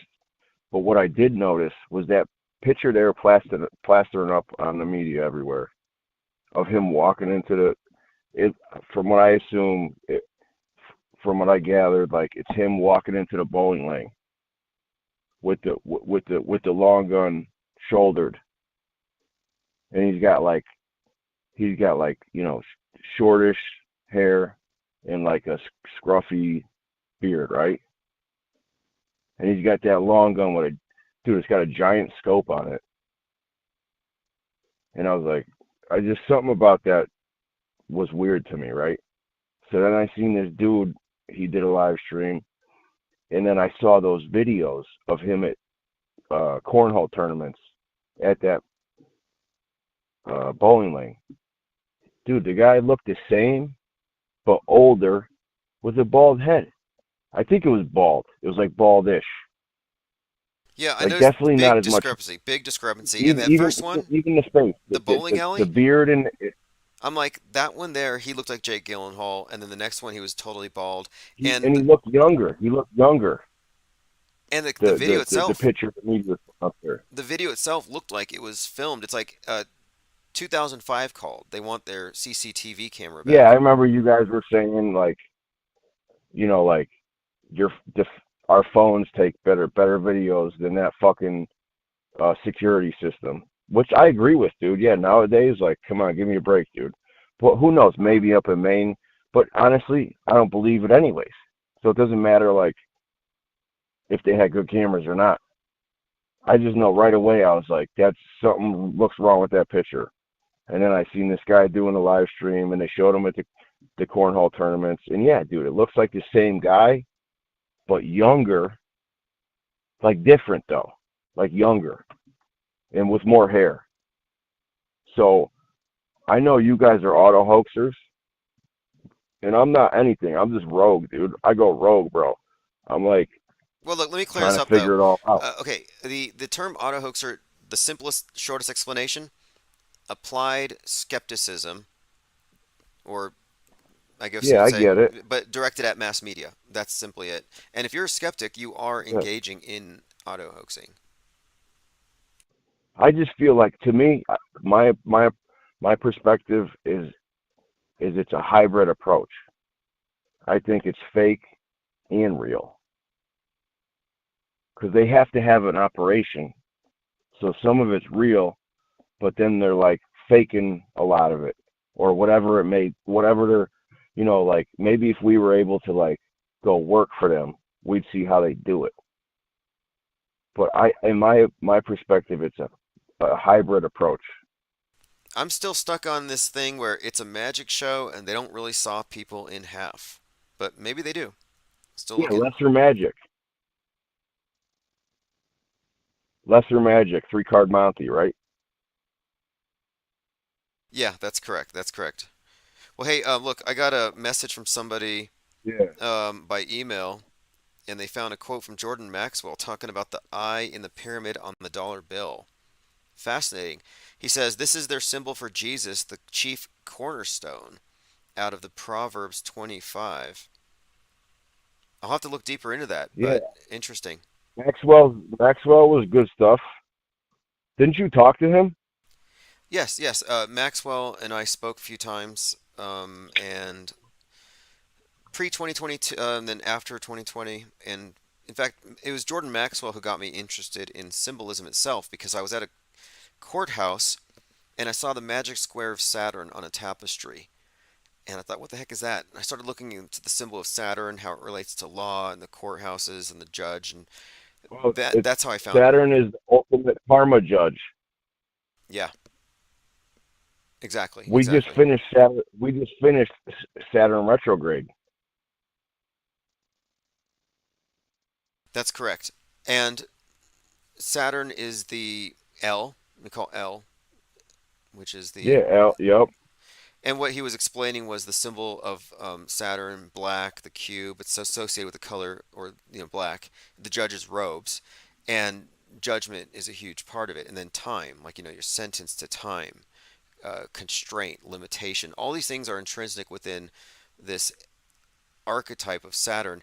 And the magic square of Saturn is this square with 9 boxes, and in every direction they add to 6 or 15 or 666 on each side, and that this square is used in planetary magic in order to invoke the energies of that planet. I'm like, why is this medieval magical talisman on a tapestry in this courthouse? And that kind of got me looking. Yeah, there you go, bro. Right there. Yeah. You know, like you go like certain places and they like certain official places and they got these like it's just normal for it to be there. But nobody really knows the meaning of it because it's like hidden in plain sight. Well, if I was still acting like Truman in a world of lies, I would say, no, there's nothing to see here. It's just a coincidence, doesn't mean anything. Most people have that internal thought cop that says, there are no patterns, nothing means anything. This internal gaslighter. But I correlated it with the symbolism, and I listened to Jordan Maxwell, and then I started paying attention, and I started realizing, wait a minute here, it's not just the courthouse. I started noticing specific things about the architecture and street names, not just here, but in every city. And then I studied that book about DC, and then you can kind of see that. I would love to go to DC. I heard it's insane when you go to DC with the symbolism. Right. And it's just kind of in your face, obvious, and then you can see how the rituals are played out Why there. wouldn't it be, right? Yeah. It's like the capital of America, of like esoteric occultism. Well, you mentioned Jupiter, and I think it was in Jordan Maxwell's book, one of his books, he talked about the capital is, I believe, a temple of Jupiter is Capitolis or something like that. Let me see if I can. He had a. Yeah, because the Romans were pagans and like their ultimate deity was Jupiter. Capitol Hill or whatever. Yeah, I mean, I don't know enough, but yeah. Well, the main thing that I think I got out of his work was the idea that the world has this ancient power, and you would not know it was there unless you were versed in its symbols. And the people who are versed in the symbols are those who are initiated and shown the light. And if you look at any initiation oath from any of these secret societies, it generally means somebody with a hoodwink over their head is brought into a room and they're shown the light. And then the oath in the Masonic context basically says the people out there are in the dark. And that tells you right there that we have a two-tiered society: initiates and the ignorant. So I heard that's why they love the owl. Because it sees at night. Because it can see in the dark. Yeah, that's right. One of the many And meanings behind it. that's kind of where I'm coming from with my approach. Is you can see I through wanna the darkness gather of their imposed ignorance. I mean, that's kind of what the owl represents, I I want to think. gather information almost as like a recon officer. Like in any situation, just be observing, you know, whether it's like at night or during the day. And honestly, my job got me like that even more because management is like really strict, and I'm watching my six constantly. You know, the owl symbol is interesting. I've been thinking lately of the bat and how sonar or echolocation, how the bat is screeching in the cave and then it's orienting itself and dodging objects based on the waves bouncing back at it. And to me, that's kind of an interesting way of navigating in the dark by sending something out and then seeing what bounces back. And it kind of reminds me, in many ways, of the way that research can be guided by synchronicity or by clues. You're stumbling in the dark, but you have a way of putting your feelers out there, your recon, and it's, so I like the bat as a symbol of navigating in the dark. And dark, I think, is a symbol of ignorance. I think ice is a symbol of secrecy. Ice? Yeah, I think ice is secrecy, darkness is ignorance, in the way that world stage symbolism seems to play out. And one of the older symbols of the Illuminati and these various groups is the torch. Torch representing the Yeah, yeah. The caves, the grottos, the initiatory societies with their passing the torch, passing the hidden Yeah. knowledge that's concealed from the ignorant by design to keep them ignorant. And that's the main thing. Yeah, like It's not like, John D. They said they got a picture of John D. passing a lantern to Francis Bacon. ooh, interesting. Yeah, the lantern is another major one of their symbols. The lantern itself is like the hermit's lantern, and the hermit on the tarot card, that is. But it's all about the hidden light. The word hermit, of course, hermetically sealed secrets. Yeah. Um. Yeah, I guess I'll let you go, bro, because we could just keep going forever. Yeah, And fascinating I topic got though. fired up. I got fired up because of that dude. Because like I don't know what the hell he was talking about. Yeah, you know, it was probably just a miscommunication, but I'm like, yeah, it doesn't matter. We can talk about anything anyway. And I never seen him like in here really. Maybe I'm mistaken, but I don't know if he was like a bot or a fed or something. But Yeah, fed until, yeah, exactly. Fed until it's like, who proven. cares? Who cares what the weather was that day, bro? We know something's wrong. It's like that meme where everyone's in a Spider-Man costume pointing at each other and they're all calling each other feds. It's like everybody I don't know is a fed, pretty much, until I can prove otherwise. Or they're influenced by feds. I mean, this truly is a very controlled environment. It's not an exaggeration. Like you may not be a fed, but if you're following a red herring that a fed planted there, what's really the difference here? We're talking about regulated thoughts, mind control, worldview regulation. And it's a game to them. It's an alternate reality game. They suck people in. Like, oh, these people are smart enough to see through 9/11. Let's have a more engaging version of the story to suck them in, and we'll attach it to this entire belief system. And ideologically, they're still going to vote, but they're going to be a little more radical. Like, to me, this is a huge game. Oh yeah, yeah.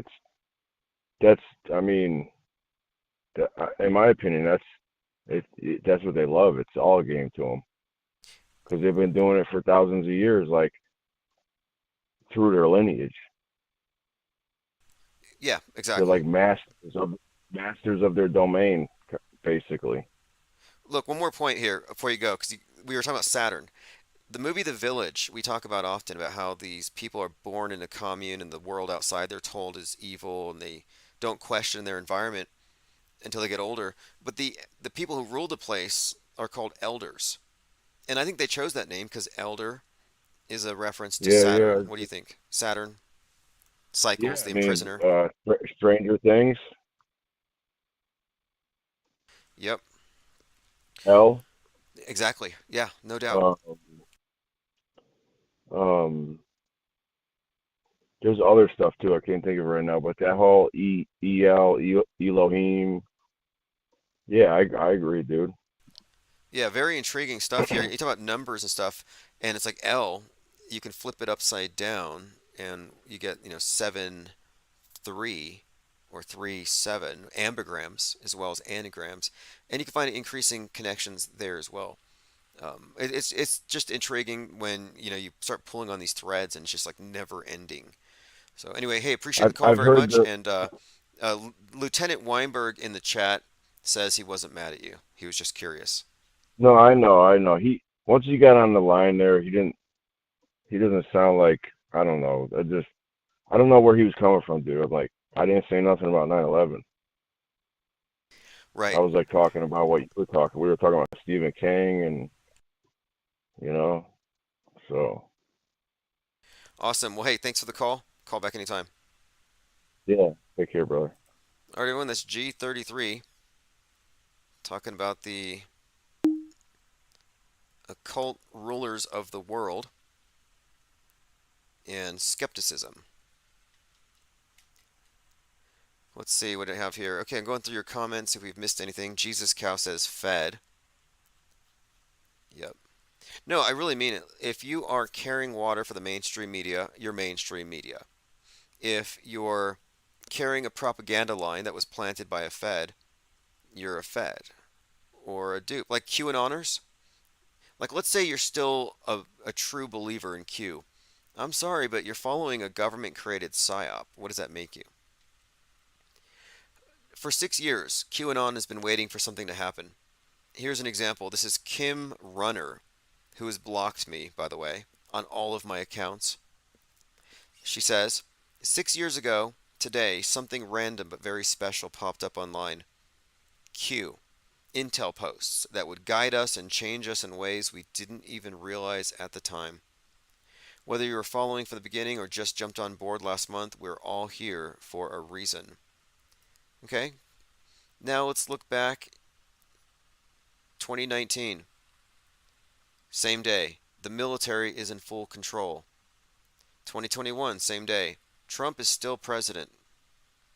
Hey, Patriots, remember, this is a military operation at its finest. We need to stand together.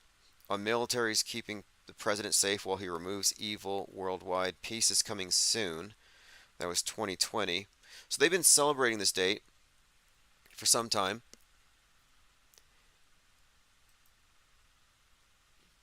Getting ready for it. Here's another pretty good one. It's JFK Jr. with glowing eyes. And she says, "We are ready when you are, John." Every Sunday, they sit out there on Sunday and they tweet Kennedy Sunday and they post pictures of John Kennedy Jr. We are all ready when you are. That one's from June. This is from May. This is a huge operation, and these are big channels with millions of followers, and they're just like, JFK Jr., come back, we're ready for you. It's insane. But anyway, today's their 6th anniversary. 6 years of nonstop gaslighting. We also talked about this. President George Bush threw the first pitch of the World Series game. It's the game number 119. He was also the one who threw the first pitch after 9-1-1. Here's a video of the two of them side by side.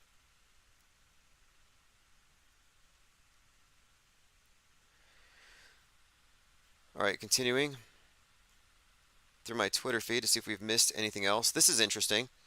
Due to out-of-control theft, they put away all their items in the DC CVS. You have a picture of the item, and you have to take a little ticket to the counter for everything. Like, how are you going to loot? Take a bunch of tickets, run to the counter, demand the merchandise? It's really going to cramp their style. Okay, here's one more Q post. It's Donald Trump holding a picture of a child with black eyes, and he says, "This is why we don't quit." So there's this rumor, or this story going around among QAnoners, that the children who have their adrenochrome removed have black eyes, like panda bears. Really sick stuff. Well, the sad thing is, this was a child who had a brain cancer removed. So they're taking pictures of children who've had brain cancer, and they're saying these are victims of adrenochrome extraction, and thus we need to keep on fighting for Q. I mean, that's as bad as making fake babies for propaganda to start wars. Like, they're all running government operations. QAnoners are feds, or they're basically federal informant-led sheeple. We talked about the new speaker, Mike Johnson, who believes that there were dinosaurs on Noah's Ark. Now, I have a problem with this proposition. Let's just say Noah's Ark was real, and dinosaurs are real. Everything that got on the Ark survived, so where are the dinosaurs now? New House Speaker thinks Creationist Museum is pointing people to the truth. This is from HuffPost. Like, I'm sorry, but if the dinosaurs made it on the Ark, then where are they now? Where are they hiding the dinosaurs? Maybe they can have some kind of committee look into that. We talked about the 3-day manhunt, bowling for Lewiston, major psyop locking people down, pushing the agenda of mentally ill people being a threat to society because of the First Amendment, which causes them to misuse the Second Amendment, so we have to get rid of both. That's why we can't have nice things. Kind of like the way they censored DALL-E because somebody rendered an image of Mickey Mouse crashing into the Twin Towers. Like, to censor that entire program because of one person's image would be like getting rid of crayons because some child wrote a bad word on the bottom of his desk. Maddie33 says dinosaurs are hiding in the hollow earth just like an Iron Sky 2. Wasn't Godzilla in the hollow earth? Or was that big? No, that was King Kong. I'll have to look into that. I'm going to try to finish that movie tonight called Awareness, about this individual who can project illusions into people's minds, and it turns out that's how the world is controlled. And so the world controllers want to recruit him, but before he gets recruited, this rogue group is trying to recruit him in a very Matrixy type of twist. It's called Awareness. I'll do a review on it after I finish watching it. I want to say thanks everyone for joining. Ollie Goering says pandas are weird. They're weird, but they're real. Don't let anybody tell you that pandas are fake. Just Stop Oil are dino strong, says Lean Dion. Peter W says if you spray vinegar, it keeps the dinos away. Does it? I know it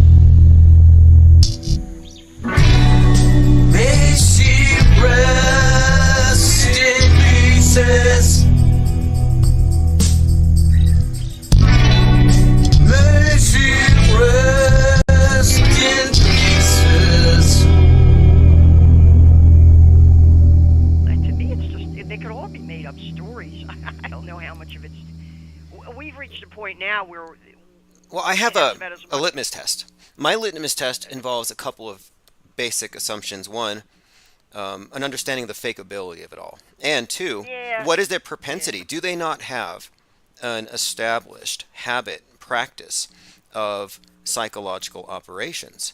And when you take that into account, the fact that this is the past precedent has been established, like you can point to 66% of hate crimes and determine them to be hoaxes. And this is just statistics. Well, I would say that at least 66% of the news stories that we see, you could just flippantly call it agenda driven, biased, or fake, and you'd pretty much be on the mark.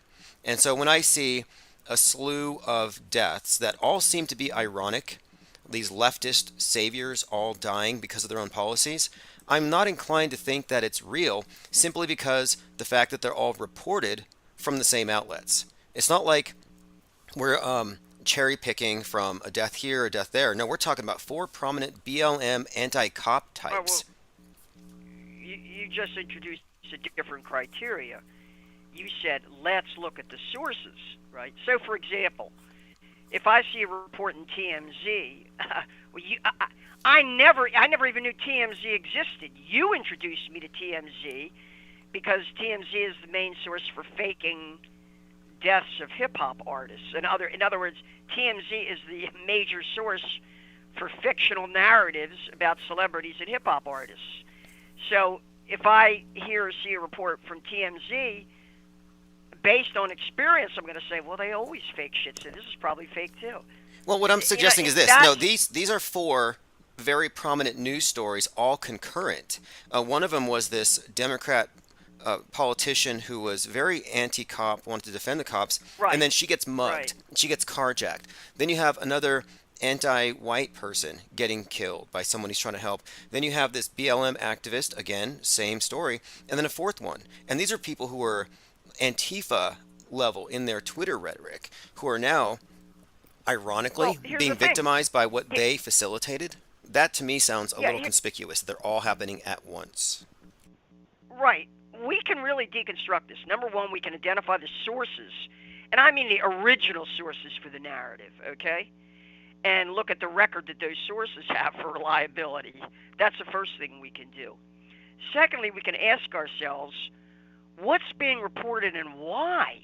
From the standpoint of what's important. Why would they even look?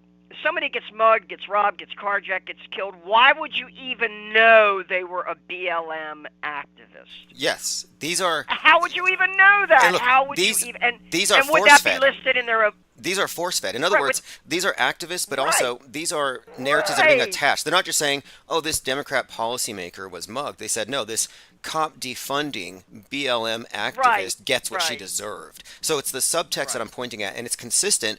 And I can point to at least 4, I'm sure there's more right now, 4 different accounts of hardcore leftist, anti-cop, pro-BLM activists getting killed by the monster that they let loose. That's the story Well, that's here. a pattern.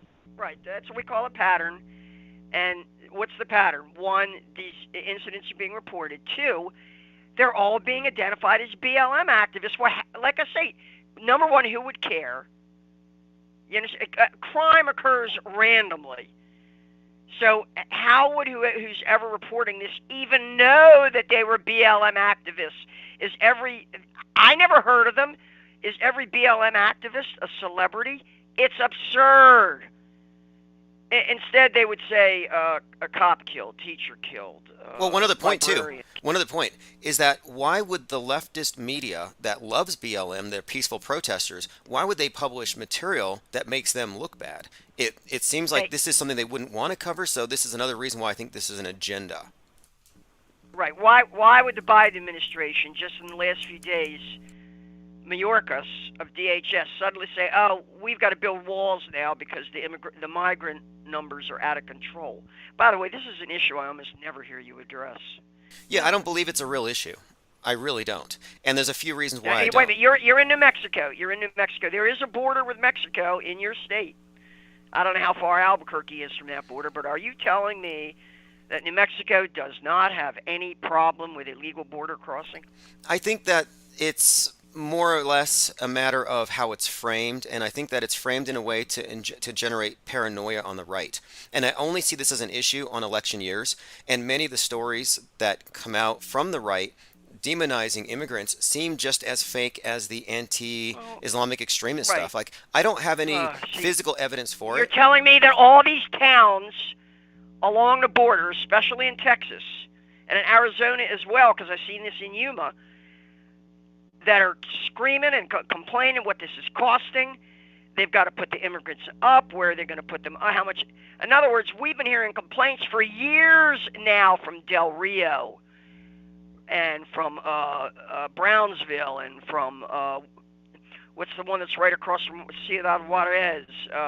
El Paso, yeah, exactly. But I'm saying is El that Paso. this is a staple political football that never goes away, like global warming. I don't think it's as bad as they say on the right, just like I don't believe global warming is as bad as they say on the left. I think it's a fake issue, but it's very emotional when people see what look to be hordes of migrants flooding over the border. It's like, you guys just replay this footage every 4 years. I just listened to a state legislator from Massachusetts on the radio last night, being interviewed by Todd Starnes, who's sort of a right-wing radio guy, right-wing radio preacher. And this legislator from Massachusetts was saying, we can't handle, we just started getting busloads of these Venezuelans. And he's saying they're spending $25 million a year to house and take care of illegal migrants coming into Massachusetts, and they can't afford it anymore. Now, are you telling me he's making that up? I'm saying it's a political football, just like global warming. I don't think it's a real issue. It's not a real problem. No. Migrants are, oh, I see. So you're saying migrants are as real as global as No, I'm not saying they're not real. I'm saying that the issue, maybe it's worse than the right would like it to be, but I don't think it's destroying America. I don't think it's about to destroy America. I don't think our borders are being, quote, invaded. I think it's just one of these political footballs that they kick back and forth to agitate the nationalist right. But I don't think, like, whites are being replaced. I don't think it's the barbarians at the gate and they're letting them in. It's like Cloward Piven. How many decades ago was that? They're going to let in the immigrants and going to destroy the capitalist system by overloading the welfare state. Like, never happened, never going to happen, in my opinion. Because it's one of these things. If it's a political football that's been kicked around for 50 or 60 years, I begin to think maybe it's never going to be reconciled. Maybe it's more of a narrative than a real thing. I mean, I live in New Mexico. I don't see any indication that we're being overrun. I think it's largely overstated.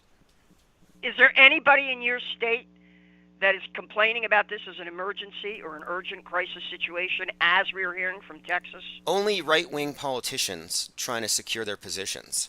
And you're telling me they're making it up? I'm saying that it's a fear. Or they're exaggerating. Yeah, it's an exaggerated fear because the people on the left don't fear the same thing. They fear Americans. They don't fear immigrants. So I'm saying that if it's so partisan to where you can choose to whether be for it or against it and it doesn't change anything, then it's probably not real. Like, I don't think we're being invaded. I don't think we're being replaced. Okay, so then how do you explain the Biden administration? Mayorkas just announcing that they're going to have to put up walls in certain places. Probably pandering, catering, but again, like, I really don't believe the issue itself is real, like global warming. I think that the border issue is one of these things that has to do with, I think, insecurity. Border insecurity, like skin insecurity, like your home security. Right, so you don't think there's any instability in Venezuela that could be leading thousands and thousands and thousands of Venezuelans to want to migrate here? Oh, I understand there's plenty of incentives to come here. It's a great place, but I don't think the people You don't think that Europe's being overrun by immigrants from North Africa and the Middle East? The only people that say that are far-right politicians every time there's an election. Like, I don't know if the facts on the ground... There's no rape problem in Germany. You tell me. Immigrants. What are your observations? Because what I'm saying is that there is a propaganda mill that tells us that the world's heating up. We know about this. There's no crime problem. There's a propaganda mill. There's no crime problem in the UK. Oh, so there's no environmental problem, is there?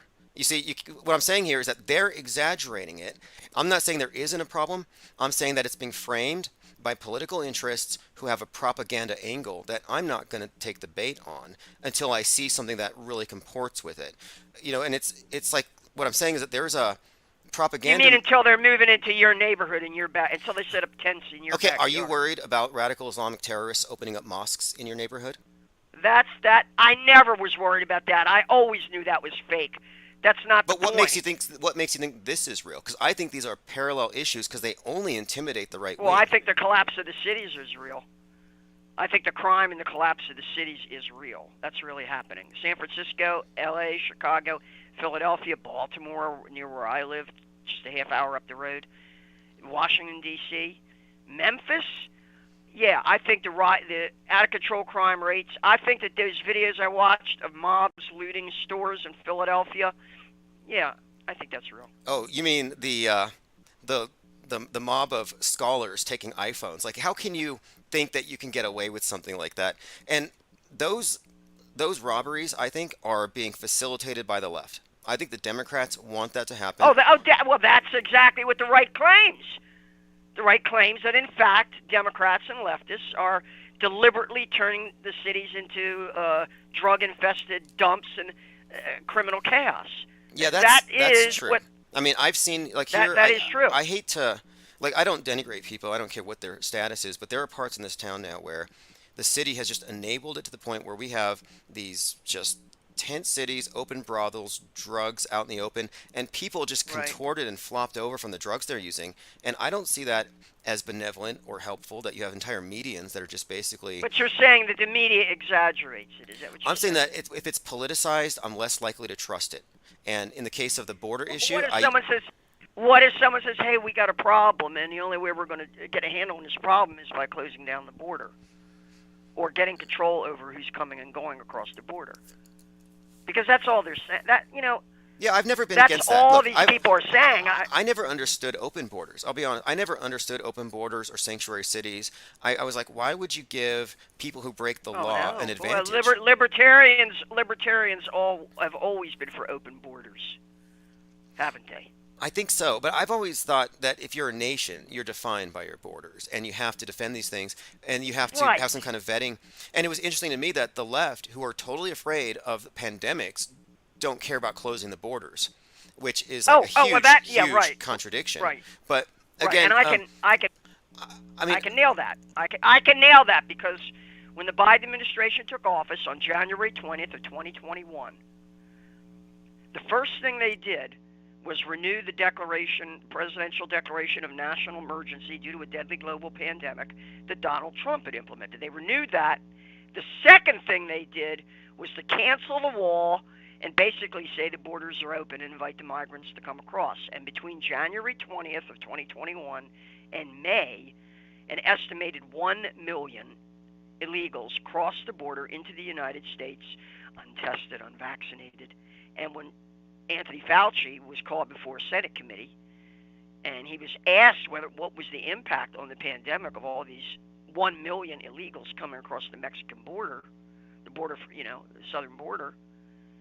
He said, Senator, I have no opinion on that. I don't think that has any impact. Isn't it funny? Yeah, it's just funny how like the science takes second base or takes a backseat to politics. Same with race, same with religion. Religion, science, race, these things are all secondary to politics and political considerations in every single instance. But again, the border issue, I'm in New Mexico. Wait, I want to throw out a challenge here. You have a listener in, I believe he's in Florida, John the plumber, somebody I got a lot of respect for, because he's a plumber for one thing, and also because he's knowledgeable. He's a world-wise man. John, I want to know, is there a problem with illegal migrants coming into the state of Florida? Or is, as Tim Osmond is suggesting here, is that really kind of a bogus issue, an exaggerated, that's being used as a political football? I want to hear from your listeners, because you're telling me I don't know. I'm up here in Maryland. So I don't know what's going on. Tacoma Park is a sanctuary city right down the road from me. It always has been. It's been like a sanctuary city for 30 years. But you're in New Mexico. You're right there on the border. And you are giving testimony right now that this is nothing but a political football. And in fact, it's not an urgent crisis situation.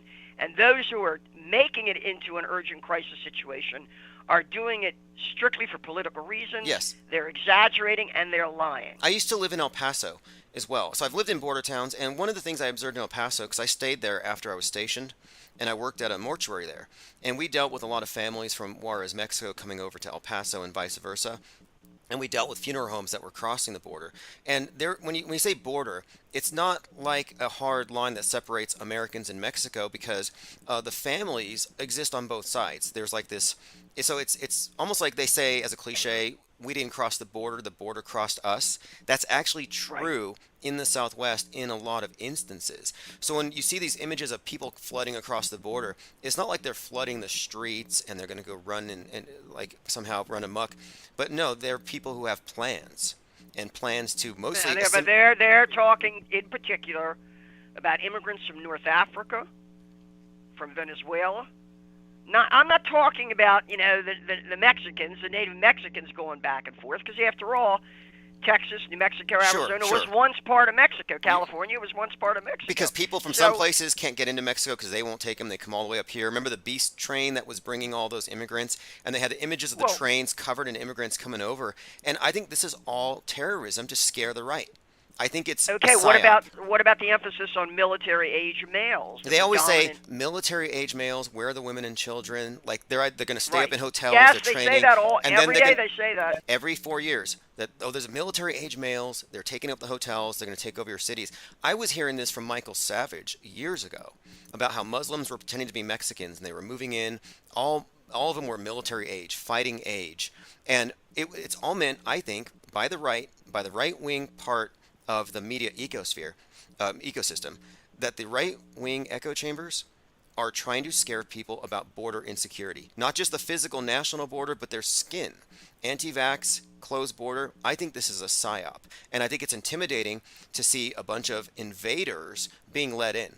I think it's meant to intimidate people, and I think it works. I don't think there's actually an invasion going on in that sense. I don't think there's about to be a point where armies are going to be roaming the street from North Africa and Venezuela, and they're going to kill the Magas. These are doomsday scenarios that I think are engineered, and I think they work. And they bring them out every 4 years. If I hadn't seen this cycle so many times, maybe I would be taking it a little more seriously and reaching for ammo instead of popcorn. But in this instance, I think it's psyop.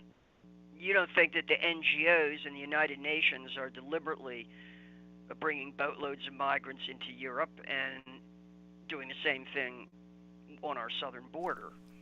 That the NGOs are bringing across immigrants in large numbers, undocumented immigrants. You don't think that these various organizations, trying to think of some of the names of some of them that are really prominent. Well, I would need to see in some other statistics, words, but I will the say claim this. is that the NGOs, Look, it is true. The NGOs are conspiring to do this. No, it is true that the leftists love to import new voters. It is true that the globalist types, the ones who are against nations, do want to dilute national pride. I mean, it's pretty obvious this is a long-term agenda. But again, I think it's definitely a political football.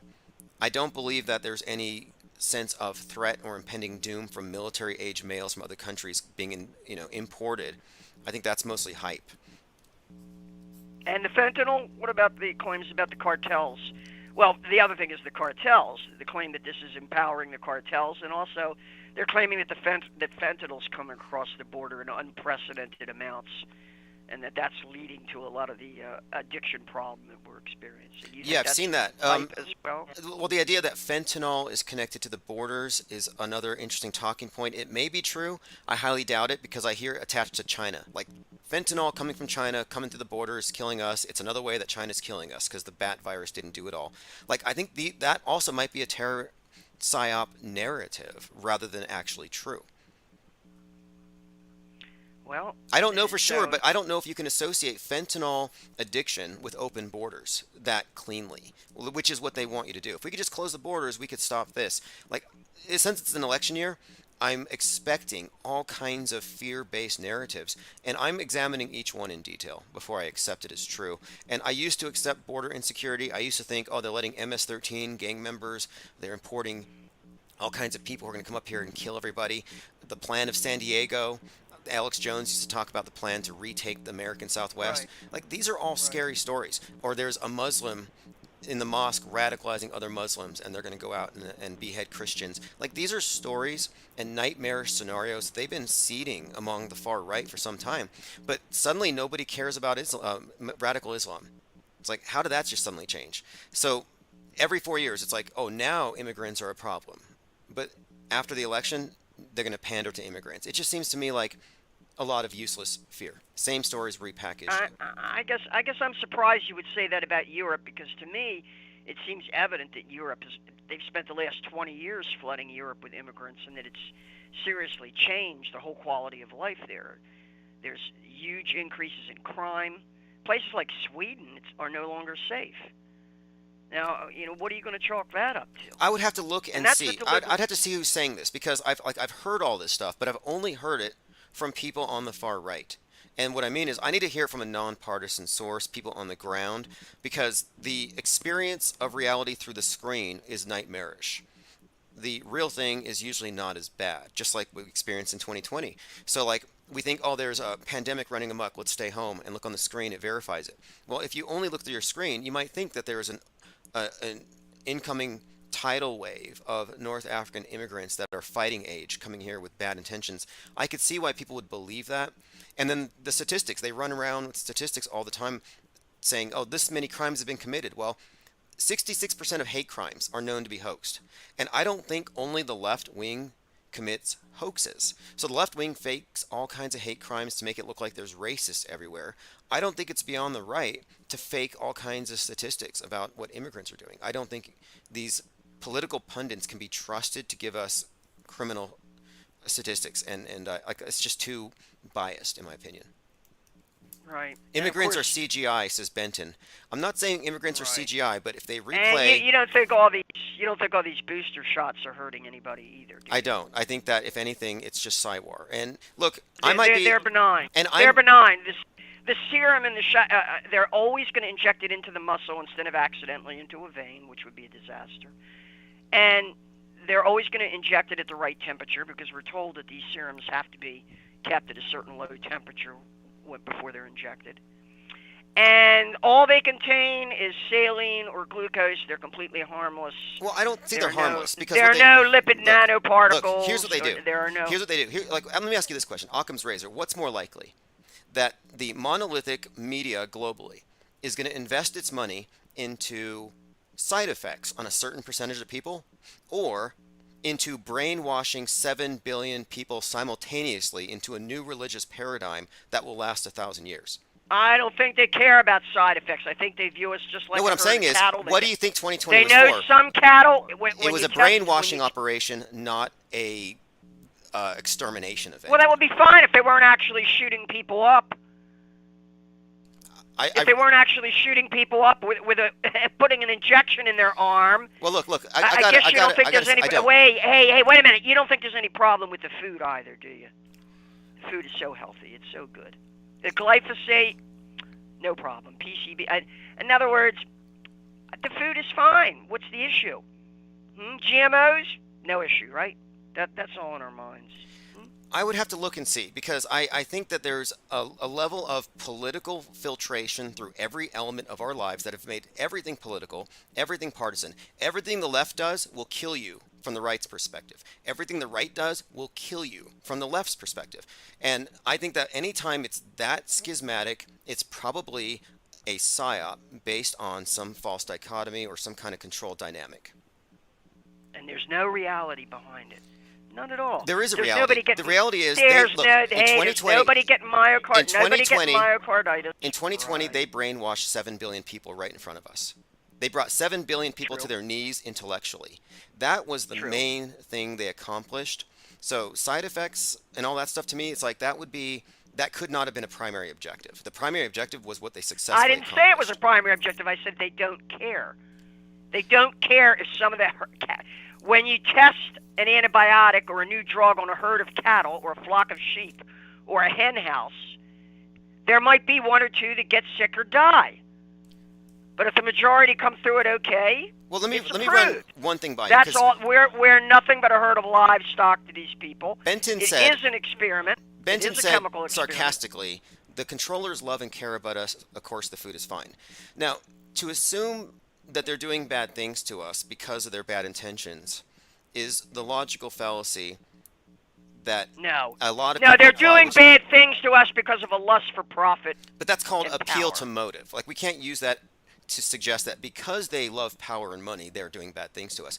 I think that they'll do bad things if it's What do you mean? expedient. What do you mean? You don't think that's a good? I tell you what, they would do bad things just out of amusement. That's And the I would appeal to I would motive. adduce as proof of that the Project Runway fashion show of March 2019, where they introduced the mask as a fashion accessory. Yeah, well, COVID Kapoor, Indian fashion designer, ran models down Project Runway with the mask. And as far as I'm concerned, I know how high fashion works, haute couture. These are very elite people. They sit up there in their penthouses, clinking champagne glasses and laughing at us, the peons down here. And one of them probably said, hey, guess what? My next fashion show, we're going to feature the mask as a new fashion accessory. And I predict that within a year, we're going to have everybody wearing that mask. We're going to freak everybody out and get them to wear this mask. And someone said, no way, there's no way you're going to get him to do that. And COVID Kapoor probably said, oh, yes, we are. And they probably laid bets down. That's how much of a joke it is to them. Because these people are sadistic monsters. And yes, they absolutely do this out of amusement. And as you are often obsessed with the numbers, which I think you exaggerate the importance of, apparently they're amused by doing this stuff according to occult numerology as well. Well, wait a minute. And What also is, according. on a side note, what is the national debt right now? Didn't we hit like a record? What is our debt right now? 30. They're saying about 30 trillion. You mean 33 trillion? 33 trillion, right? You're right. I think they did say 33 trillion. And when it will be 6666 trillion. Yeah, exactly. No.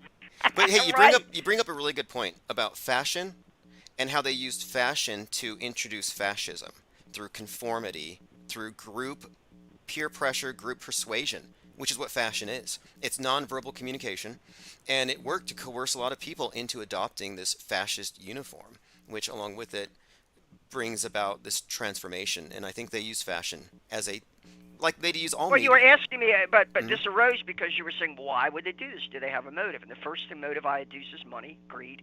Second motive I adduce is power, which is control. They want total control. All you got to do is listen to Klaus Schwab or Yuval Harari to understand how obsessed they are with control, or any of their disciples, and they have thousands and Well, thousands. okay, they did call us hackable animals, right? Hackable animals. And when they say we're animals, that's satanic, from the sense of the Satanists believe that we are evolved from animals, whereas the more religionist people would believe that we have souls and that we descended into matter. But the idea that we're just animals is a satanic doctrine, I think. It's like we're hackable animals, we're objects in a sense. And so Yeah. Well, I don't care about their religion. I really don't. People are entitled to have any religion they want. They're entitled to worship Satan if they want. That's really not my concern. I'm looking at the policies. I'm looking at where the money's spent. I'm looking at the laws they pass. Well, their And I'm god is looking at the Gaia, mandates. and they demand that you sacrifice to Gaia, whether you believe in her or not. Like I had to pay And my. you're not for organizing resistance to vaccine mandates, are you? I think Mandates. You lose your job if you don't take the shots. Yeah, you're not for. it's not You're my- not for organized. I'm not Are you? for organizing on any counter narrative to a mainstream pro narrative. Like No. any If pro people anti. say it's unconstitutional to force us to take these shots, or to force my kid to take these shots in order to go to school. Look, I don't care what Democrats You do to their you bodies. say that's you. I don't you care don't, what you're- Democrats do to their bodies. I hope. Look, honestly, if the Democrats. I'm were- talking about people who don't want to take the shot.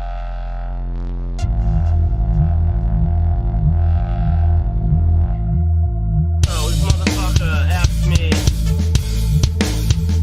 you ever heard of the flat earth theory? Says the earth is flat. I said, nah, I ain't playing that game. Here's this fucking picture from space. That's a bunch of bullshit.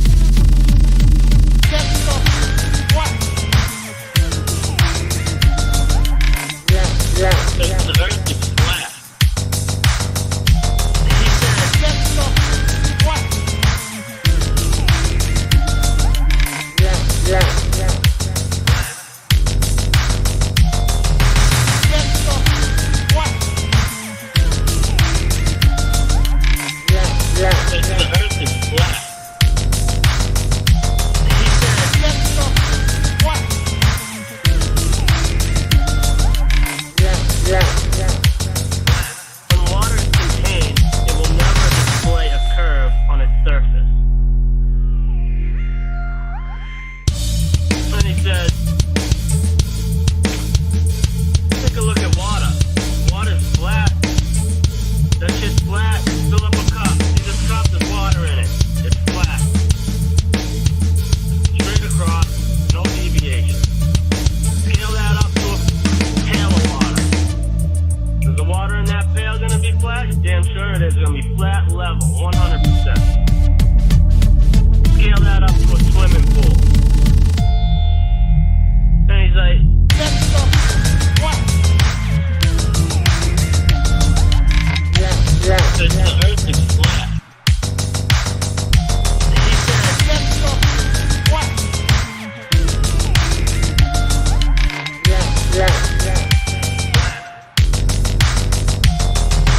That stuff is flat. When water is contained, it will never display a curve on its surface.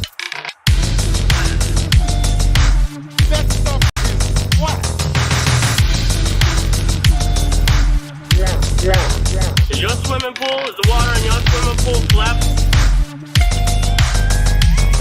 'Cause I know mine is.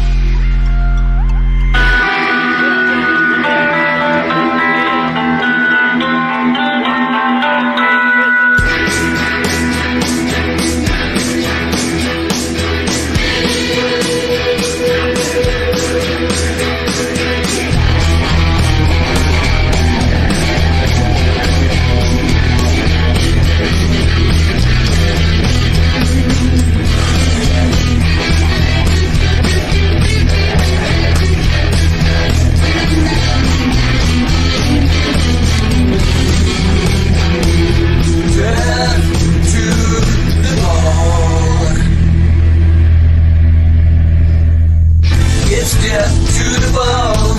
It's death to the bone. It's death to the bone. We're seeking death to the bone. Death to the bone. We are seeking.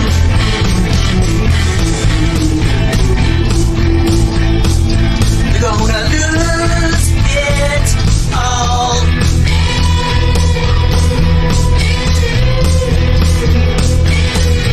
Babylon is going to fall. The beast, so God with the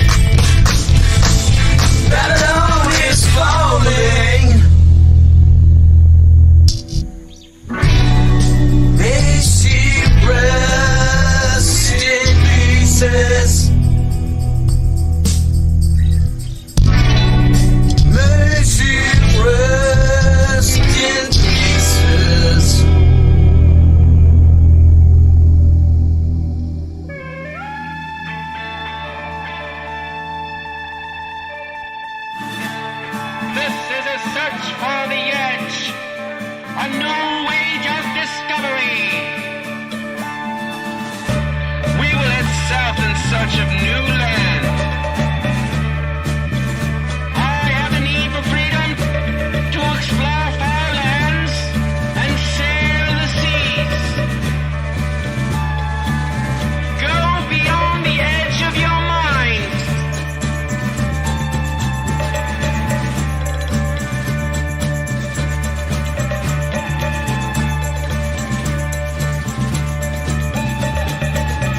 We have the very best sleeping bags. The best sleeping bags. I am a man from Earth. Antarctica expedition.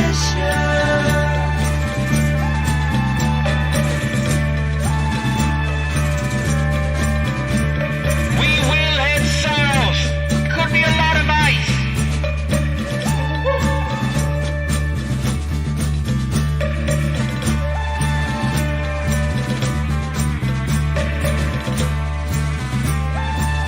Will we hit a dome?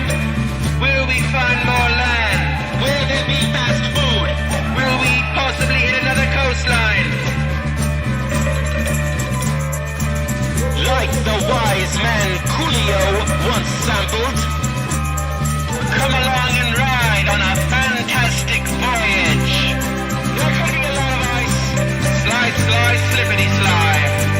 Antarctica expedition. We are pioneer people with pioneer hearts.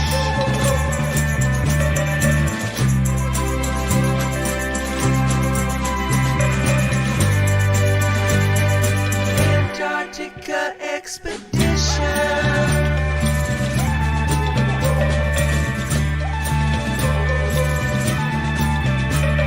For those of you heading north, Polaris will guide you. The Holy Grail eyeball awaits. Astrolabe. Make babies under the green lights of the Aurora Borealis. A renaissance of exploration. The new age of discovery. The romantic frontier.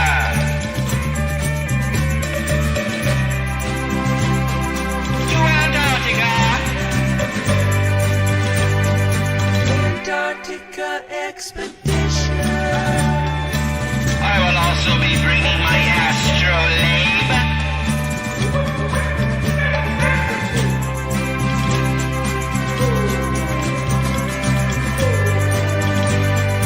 Antarctica expedition.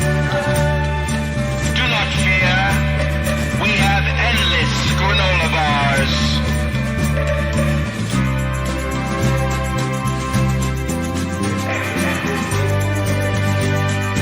Antarctica expedition. Search for the edge of your mind. We are free, free to roam where we please. Antarctica expedition. We will head south in search of new land.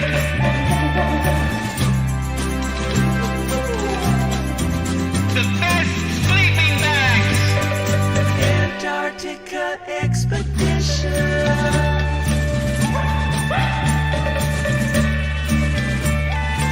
Ladies and gentlemen, we are not spinning in space.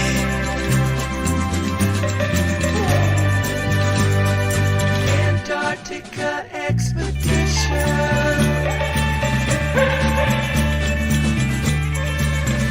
We are on a flat and motionless plane.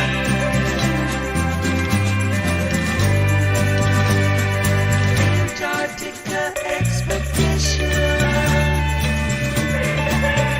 We have electric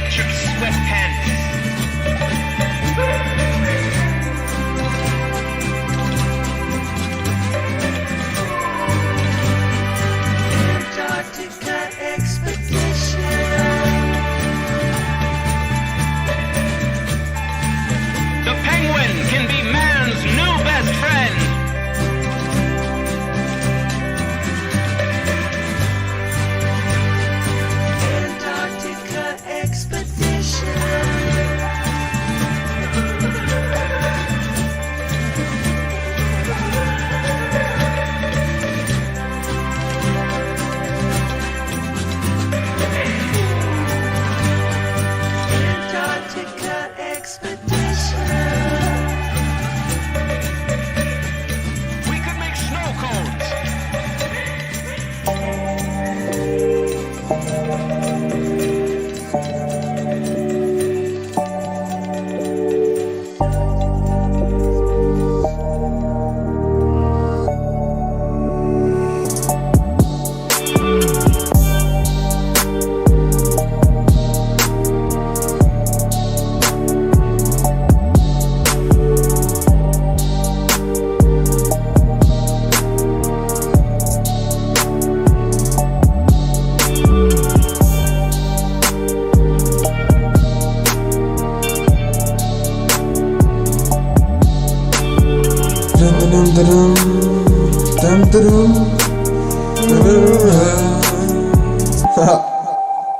The sun's out shining, and I'm still wearing a coat. I'm just reading some words that I wrote. Drink more water and lay off the Pepsi and Coke. Question, everyone's questioning quotes. Mention the facts and the proof that is shown. The truth's always there right under your nose. We do what we do and not do what we don't. I've been ready since before they said get set go. Hoaxing is what we do the most, so you have to look closer to see this a hoax. Shit, it's easy to see that they're putting on a show. Smile and wave, that's how we say hello. I'm riding a wave, like to say I'm on a boat. As long as I get there, I don't care if I get there slow. Like some views don't make you a pro. Gold, oil, drugs, that's their god that they know. Their G-O-D has them praying for hope. It's either one rocky road or a slippery slope. But me I saw both and climbed to the top of the rope. Whilst laughing at jokes, eating cabinet oats. A true man bows at the end of his shows. I'm auto-hooking like a motherfucker. Yeah, ooh, I don't care now.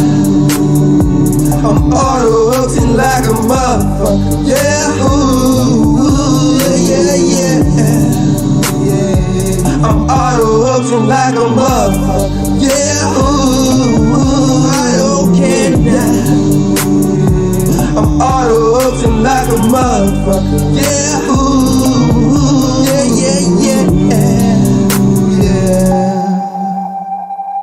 Although the night is long, just know you're not alone. Keep it going strong until the break of dawn.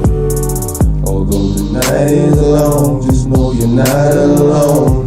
Keep it going strong until the break of dawn. Ooh, just keep moving, there's always room for improving. That's just the way that we do things. I can see straight for miles when I zoom in. We just keep moving, there's always room for improving. That's just the way that we do things. I can see straight for miles when I zoom in. We just keep moving, there's always room for improving. That's just the way that we do things. I can see straight for miles when I zoom in. We just keep moving, there's always room for improving. That's just the way that we do things. I can see straight for miles when I zoom in.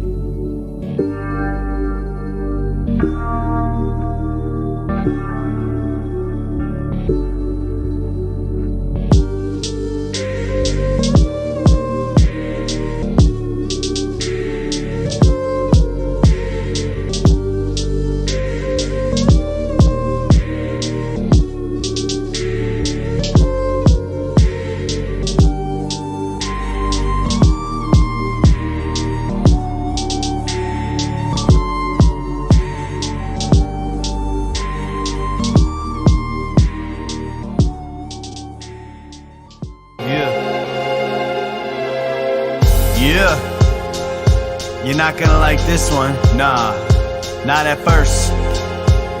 You're gonna learn to though, you're gonna learn a lot, check it.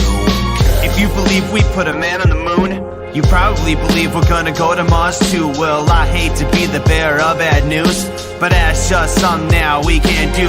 Try and leave low Earth orbit, see what happens to you as you turn into soup in your spaceman suit. What? Did you forget about the Van Allen bell? And that is filled with radiation. Yo, does that ring a bell? 4,000 degrees, that sounds hotter than hell. Man, you think if people went through there, they just melt, but NASA's already been through it. There's a lot I tell that we believe them for so long, so we might as well keep up the charade instead of breaking these chains, and let the ones on top continue to control our brains. Yo, let them do what they want with our hard and money. $19 billion for cartoons, that's kinda funny. Yeah, that's just common sense to me. $19 billion on some cartoons, on some CGI bullshit. That's just me though. Look into it a little bit, you'd be surprised if that's the right word for it. think the moon can be terraformed, you're wrong, and I'ma have to be the one informing you that the moon isn't exactly as it appears. Like when it's waxing or waning, doesn't it seem clear? In the daylight, supposed craters turn blue, and there are even times you see a star straight through. Like it isn't a solid ball just spinning around, like it isn't a rock that's magically pulled down into our orbit, where gravity is so strong doesn't absorb it. Moon affects the tides, but other bodies of water ignore it, and it's reflecting light coming from the sun. But moonlight's colder than moon shade, explain that one. Now feel free to stay locked up inside your bubble and keep believing those lies that don't love you, and they'll tell you that the earth's shaped like a pear. Look up Atlantic conspiracies if you dare. Yeah, I'm not gonna say anything that's gonna change your mind, right? I'm just gonna plant a seed. Yeah, you've been lied to, you've been deceived, just like me.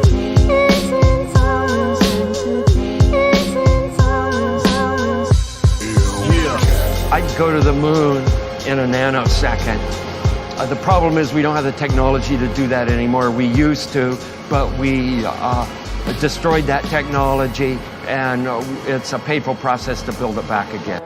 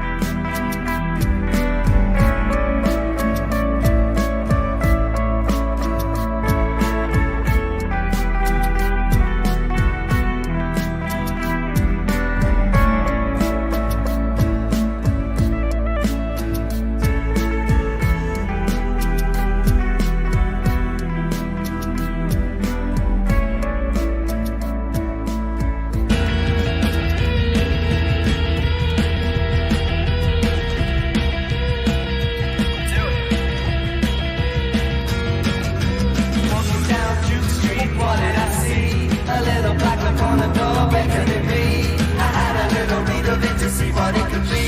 It said this is the court of the 35th degree. I was taken aback a little suddenly as I looked askance at this door in front of me. Yes, there was a black lady stating it to be the Supreme Court of the 35th degree. 35th degree. 35th degree.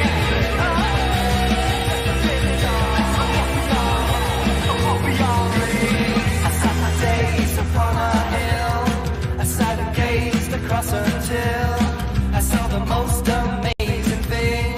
The sun and moon are closing in, and all the people carry on down below. Just because they don't know just what's really happening. The sun and moon are closing in.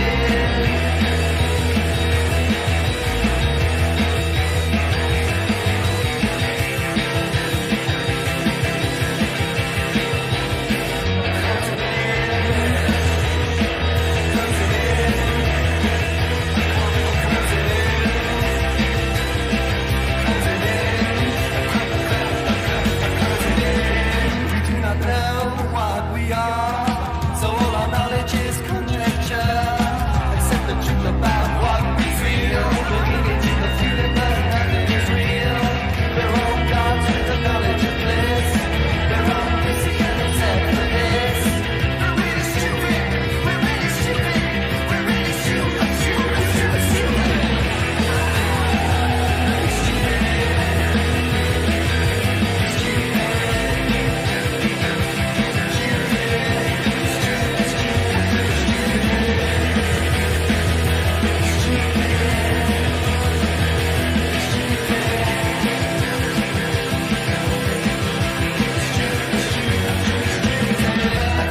Myself, I am a joke. I contradict myself very well. I contradict myself, I am large. I am a multitude, I am a multitude. I contradict myself, I am a joke. I contradict myself very well. I contradict myself, I am large. I am a multitude, I am a multitude. I contradict myself.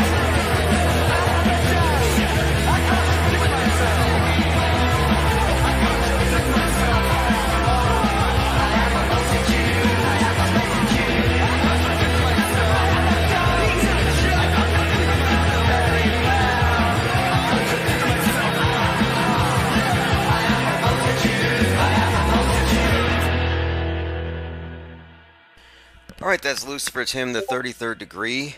You can download that track at infiniteplaneradio.live, where I have my channels all linked up. So there you go. There's a link. I just sent out a notification to everybody on Patreon. So I wanted to talk about this. So 33 years ago, we had the Black Monday crash. Again, the number 33, Order Out of Chaos. We've been talking about this, and in fact, I'm going to replay yesterday's two-part live stream on the series, Coronavirus, Order Out of Chaos, 3/11 was your new 9/11. So here we are 33 years later, after the Black Monday crash of 87, having something very similar happen, but check this out for predictive programming. Regina Hall was shocked by this. So she has this TV show called Black Monday, and it's a Showtime series, and on the Showtime series, the season 1 finale ends on the historic Black Monday. Well, season 2 premieres today, Black Monday 2020, 33 years later. The last one I think was a 23%, this was maybe a 10%. Just seems like the numbers here are kind of adding up, but just this alone, 33 years apart, 2 Black Mondays, a TV show about the historic one, season 1, begins season 2 today, after we've had a repeat of that previous event. Again, just predictive scripting. It says she's shocked by it. Well, of course she's shocked. She says, I was even shocked. It's always fun to read and discover more about your characters. We talk about these things, blah, blah, blah. But anyway, says he sees parallels between this and what we're seeing today. Anyway, she's shocked, obviously, because it's just a weird coincidence. As we're all shocked by these weird coincidences, because there's so many of them. Well, those of us who know what we're actually looking at aren't really shocked so much. What's up, AK Parrish? Says, haven't caught you live in a while. Yeah, we're going to try to do this every day. I do it as I can. We're also working on getting an app. So I have a couple of links that were sent to me today. The main thing that I wanted to get across, though, and I talked about this yesterday, is that this is 9/11 all over again. So if you remember the first one, it's pretty much the same thing. I mean, really little has changed. And I go over that in detail. So this is Coronavirus Order Out of Chaos 33 Hoax Code Explained. And let me go ahead and just hit play on it. I wanted to play this last night as well. So this is a two-part series. We did this in Zoom yesterday, explaining what we're seeing here and how it is all in the numbers. And it's uncanny. I mean, for the last 3 days, check this out. COVID-19 space 33. And think about 1933 and how significant that is. What happened in 1933 that might pertain to today? Something else to ask yourself. Wisconsin cases increased to 33. Michigan hit 33. North Carolina this morning hit 33. In other words, these reports of breakouts in various states seem to all kind of connect. Look, one day ago, North Carolina now has 33. Michigan announced their 33rd. Colorado 33. Maharashtra combats coronavirus 33. So you can see it's the same across the board. And now this is part 1. I want to see if there's anything else I have to go through first. Someone had sent me a link to a video.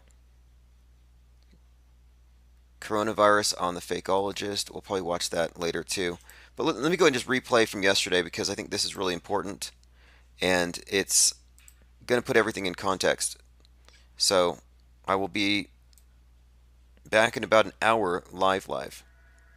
And again, this is Coronavirus Order Out of Chaos, the 33 Hoax Code Explained from yesterday.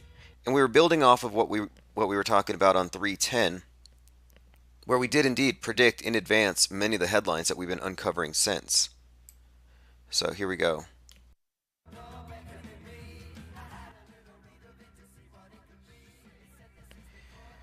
Man, I didn't even run down a list of all these things either. It's insane when you actually look at the stuff, the predictive scripting. And one of the reasons I put this out is, I mean, we could have a 4 or 5 hour piece if you think about it on every one of these bizarre quote coincidences if you're a coincidence theorist. But I made it concise and hopefully it sparks other people to look at what we were looking at. So here's part 1.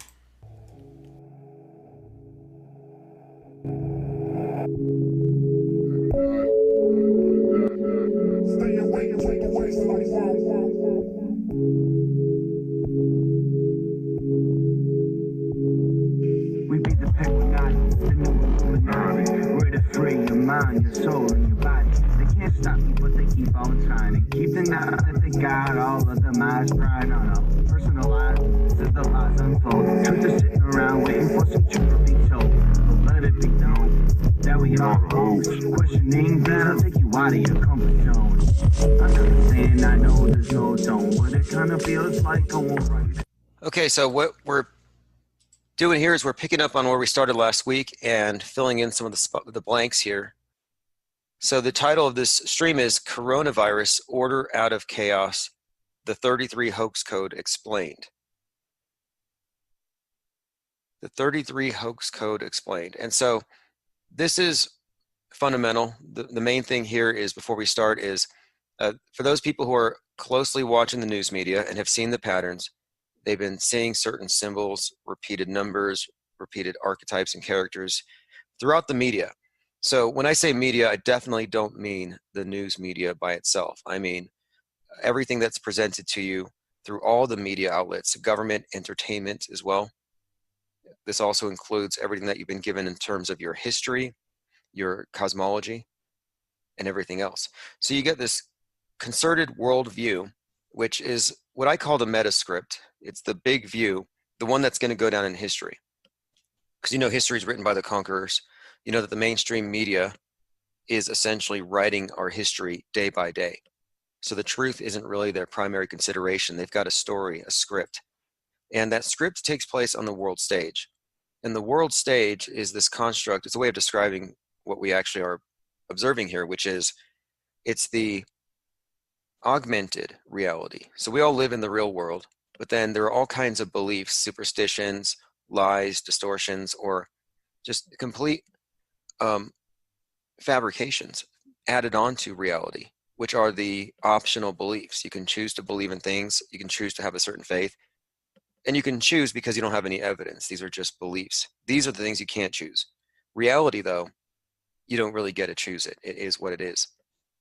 So what I'm saying is that the world stage presents something other than the pure reality. It's just basically a tampered with version. And most people, through habit and tradition, have mistaken it for the real thing. So when we look at our worldview and where we get it, what I'm suggesting here too is that the MSM, the mainstream worldview, is pretty much the Bible of a religion. So you have a worldview that's being promulgated by select interests, special interests, and it's leading us in a very certain direction. And to me, this is their meta script. And in many ways, it's analogous to the Bible. And so one way I've kind of likened this is you have your history, which is what happened in the past, creation through everything that led up to today. And then you have your real-time news, and it also encompasses what may come down in the future. So you have your doomsdays, your climate changes or whatever, your global pandemic at the end of it. And so in much the same way, like the Old Testament tells you what came before, our history books tell us what came before. And just like the New Testament tells us what happened after that and what's going to come in the future, our news does the same thing. So I'm just looking at the MSM, the mainstream media, the government entertainment complex itself as a worldview shaping mechanism, and it's tantamount to a Bible. And we've discussed this ad nauseum in many of our other talks, specifically about how the atheist today has been given a secular replacement for original sin in the carbon footprint. That the atheist has been given a replacement for heaven with outer space and space utopianism. And of course, there's an entire system of morality, this green asceticism, which is pretty much it is a religion, and it's replaced the old ones. So just as the MSM has replaced the religious, archaic worldviews, we have new superstitions. We have new ways, or they have new ways of taking these old systems and updating them. So in the talk we gave, Cult of the Obelisk, we're describing how the space program is religious in the sense that it's part of a worldview shaping mechanism where if you accept the premise of this program, the space program, which is really the heaven program, because it's meant to take you to the heavens, to space, to this better world, you have to live according to a certain code. You have to agree to certain things. You have to believe in climate change. Just like to be a fundamentalist in a church, a Christian church, you might have to believe in end times. There's a certain program. You have certain rules you abide by. And when you accept the heaven, you accept that certain worldly things you do here won't be done there. And my point is, the space program, environmentalism, these are all different ways where the governments and those who control the governments and the media are influencing us to adopt a certain way of life. That's why we're all being pressured to accept the idea of a carbon footprint. So what I want to start with right now is this. The basic premise of this is that 3/11/2020 was our new 9/11. And it wasn't as spectacular, and it wasn't all of a sudden. So it didn't exactly shock people in the same way. It's more like it crept on. But like 9/11, 3/11 was preceded by a lot of media foreshadowing. And again, when I say media, I don't mean the news media, I mean everything. And this foreshadowing is analogous to the foreshadowing we saw before 9/11. So what I'm saying here is that we're looking at a repeat. Like Mark Twain said, history doesn't repeat, it rhymes. Well, this is rhyming in many ways with 9/11. But what really cued me into this thing is that we're looking at an operation designed to bring about a new order or increasing power to this order as it grows under a different pretext. So just like 9/11 was used to grow government to protect us from the global threat of terrorism, 3/11 is going to be the pretext for growing government and growing the police state to save us from the virus threat. And they're treating this in the exact same way. And this is one of the things that I want to bring up here, is that by showing you how this has been planned in advance, that it has been scripted, we can also kind of just read the script and predict what's coming down the road. There are decades when nothing happens, and there are weeks when decades happen. And that's Vladimir Lenin. And I bring this up because I also believe that what we're seeing right here, this COVID thing, and even 9/11, it's all part of the same revolution. And that's what we're looking at. So let's start with 3/11 was another 9/11. COVID-19 is the new global terror threat, or the new global threat. WHO declares the outbreak of the new coronavirus a pandemic, March 11th, 2020, 33 minutes after 12 o'clock. So 33 minutes after noon on 3/11, it was officially declared this is a pandemic. And here is the WHO spokesmouth. And this guy has also made comments about how they need to protect us, not just from the virus, but from misinformation about it. So there are several levels to our analysis here. We look at the surface level, the news reporting. So on just the story alone, all we're seeing here is, okay, the WHO says it's a pandemic. Then there's the subtext, and then there's the meta script. So when we're looking at other layers of this, on the surface, yeah, the world went to war on 3/11. The world went to war against this global enemy, only this time it's not terrorism. This time it's a virus. But yeah, so we are now in a world war for all intents and purposes. It's a ubiquitous enemy. So on the level of subtext, now we have issues about how we handle freedom during an emergency. We have cities being locked down on curfews. I think it started in New Jersey already, in Hoboken. So now we have to discuss, where do we compromise with our freedoms in order to have our safety? We have to sacrifice some liberties to have safety. That's what we're being taught. That's where we're being guided. And then there's the metascript, which is the part that I'm focusing on here that I think gives away the whole game. And it has to do with the big story that was already written in advance that they're rolling out here. So what I'm looking at here is the date, 3/11, having very specific significance. And in the predictive scripting, in the media foreshadowing, whatever you want to call it, what was being looked at, what was being expected by people who were looking into this matter was Ground Zero, Seattle, the beginning of World War III, and this being a new 9/11 event, the origin, China. These things were all written into the metascript and more. First thing though, note behind him, the symbol is the serpent climbing the stick. That's gonna be a reoccurring symbol. And if I were looking at just the iconography, there's a few things about the character that stand out, but for now, let's go onto this next thing, because I want to talk about this symbol itself. Let's talk about Mercury. The symbol of Mercury, who's also known to the Greeks as Hermes. So it's the Roman god Mercury. The symbol is the caduceus symbolic object. It represents Hermes or Mercury. And it's the astrological symbol or the basis for it, for the planet Mercury. And so if you note, it's just a couple of sticks. It's a stick with a couple of snakes or copulating snakes. And then, of course, it's surmounted by a little ball. And then it's got the wings. So first, I just want to make this clear that this symbol applies to both Mercury and to Hermes. And this will come up later in our discussion. He's the god of not only medicine, but the antidotes. But other elements to this character will come into play. For example, Mercury is a trickster. He's the patron of thieves or gangs. He's a god of the trade, but The word Mercury is where we get merchant, merchandise. So he's a god of trade and money. He's also a trickster. And then this part is also relevant. Mercury is the smallest of the 8, and it's closest to the sun, and it orbits the sun every 88 days.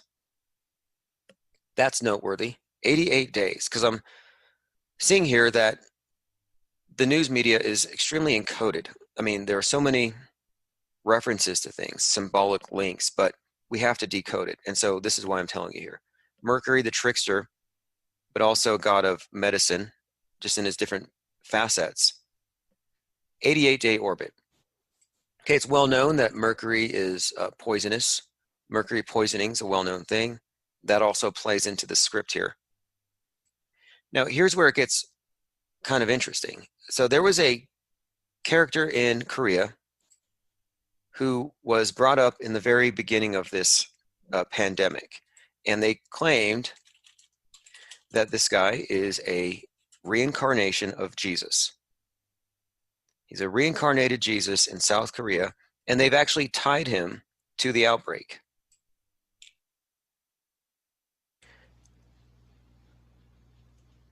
Enigmatic Church, South Korean officials have accused of spreading the coronavirus. And what they tell you is much of the blame for the rapid spread of the coronavirus in South Korea has been directed at an 88-year-old church leader with a fondness for Hermes ties. So, 88-year-old church leader, they're saying is really the cause of, he's being blamed for the spread of this infection. And of course, he wears Hermes ties. So what's the story here? Well, first, you have a guy who's said by his followers to be Jesus reincarnated. 2, he's 88, and I said Mercury, the planet, orbits the sun every 88 days. So that would be another connection. And 3, he wears Hermes ties. Another strange reference. Again, there's another article, Super Spreader, a cult in South Korea on its toes as coronavirus cases multiply mysteriously. So you may not have heard a whole lot about that case or this story, but this is one of the stories that's been put out there onto the script, like whodunit. It's a whodunit now, and we're looking, and this is one of the suspects. In that article, as you saw, they describe him as a man of 2 faces, very significant how they characterize him. So did he start this? No, but it was in the news. They introduced a character with a Hermes Mercury element to him. And of course, you have the virus first being described as a snake virus. They first called it a snake virus. Then they said it was airborne. Airborne snake virus.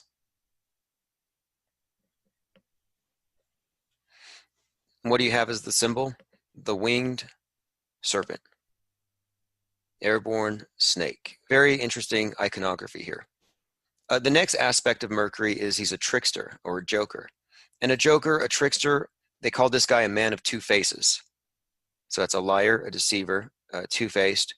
And the Mercury, the god, however, he's represented in all the cultures, not just Roman and Greek, he's always represented as a trickster.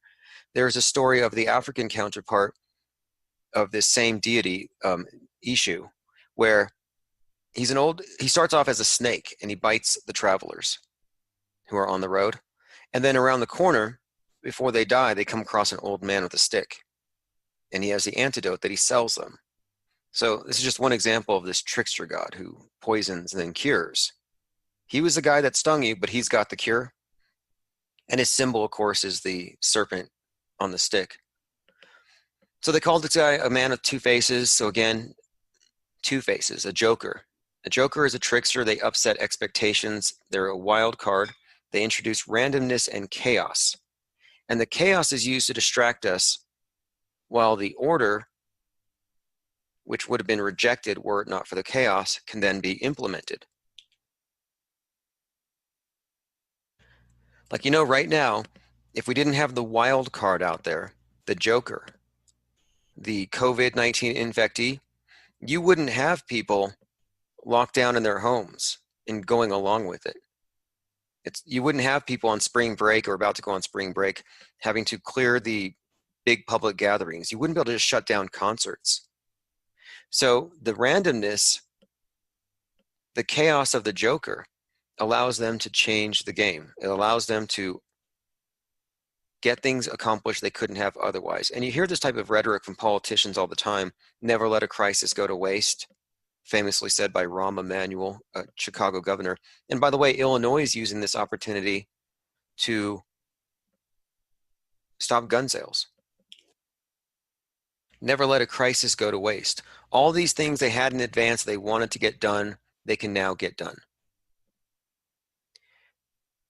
I remember after 9/11, people were kind of surprised that, hey, what's with this Patriot Act? How was it written already? Everything was already in place. So what I'm talking about here, though, is on the world stage, in all the media, in the news, and in the pop culture, like the Joker character, we've been introduced to this wild card character, to this Mercury.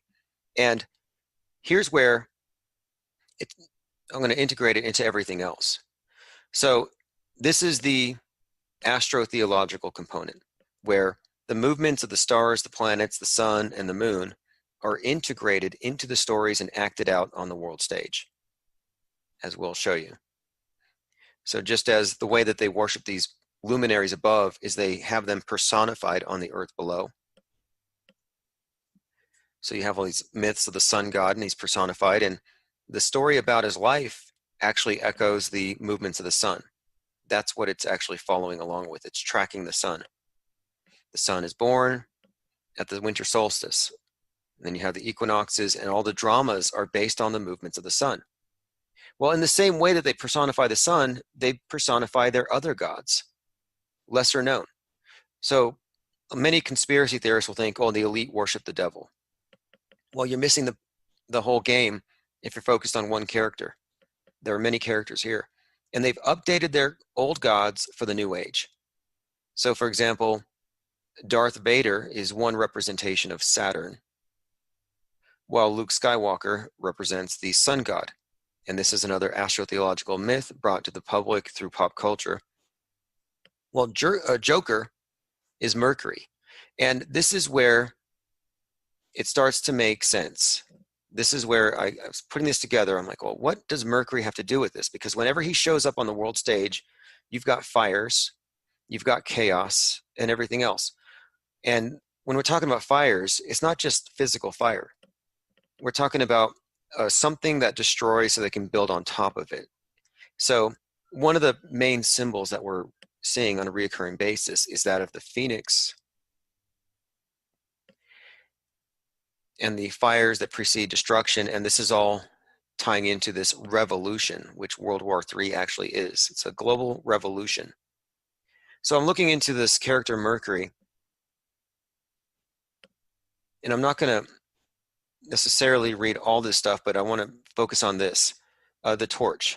He's the carrier of the torch. And so the light, it symbolizes the light of knowledge, spirit, and life. The torch relay games began in the ancient Olympics and revived in 1936. So wherever you see this character show up, though, you have fire. So one of the things I pointed out last year was during the summer solstice, there were fires in Phoenix, and we'll get to this here in a bit, where the east side of Phoenix was being evacuated just as Mercury shows up in the sky by the sun.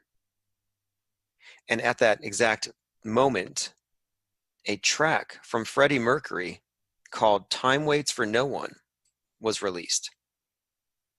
Time Waits for No One was buried deep, hermetically sealed in the vaults, and it was unreleased until that day. And it was put together, actually it was put in the vault in 1986, and it was by Freddie Mercury.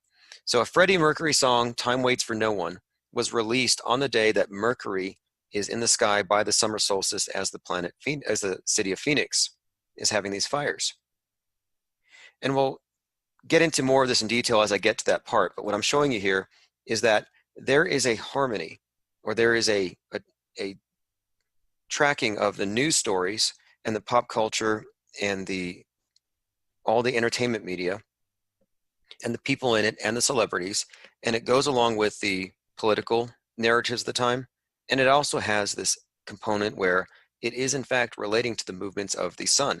So later, when Mercury transits the sun on November 11th, if you remember when Mercury transited the sun, and that was in 2019,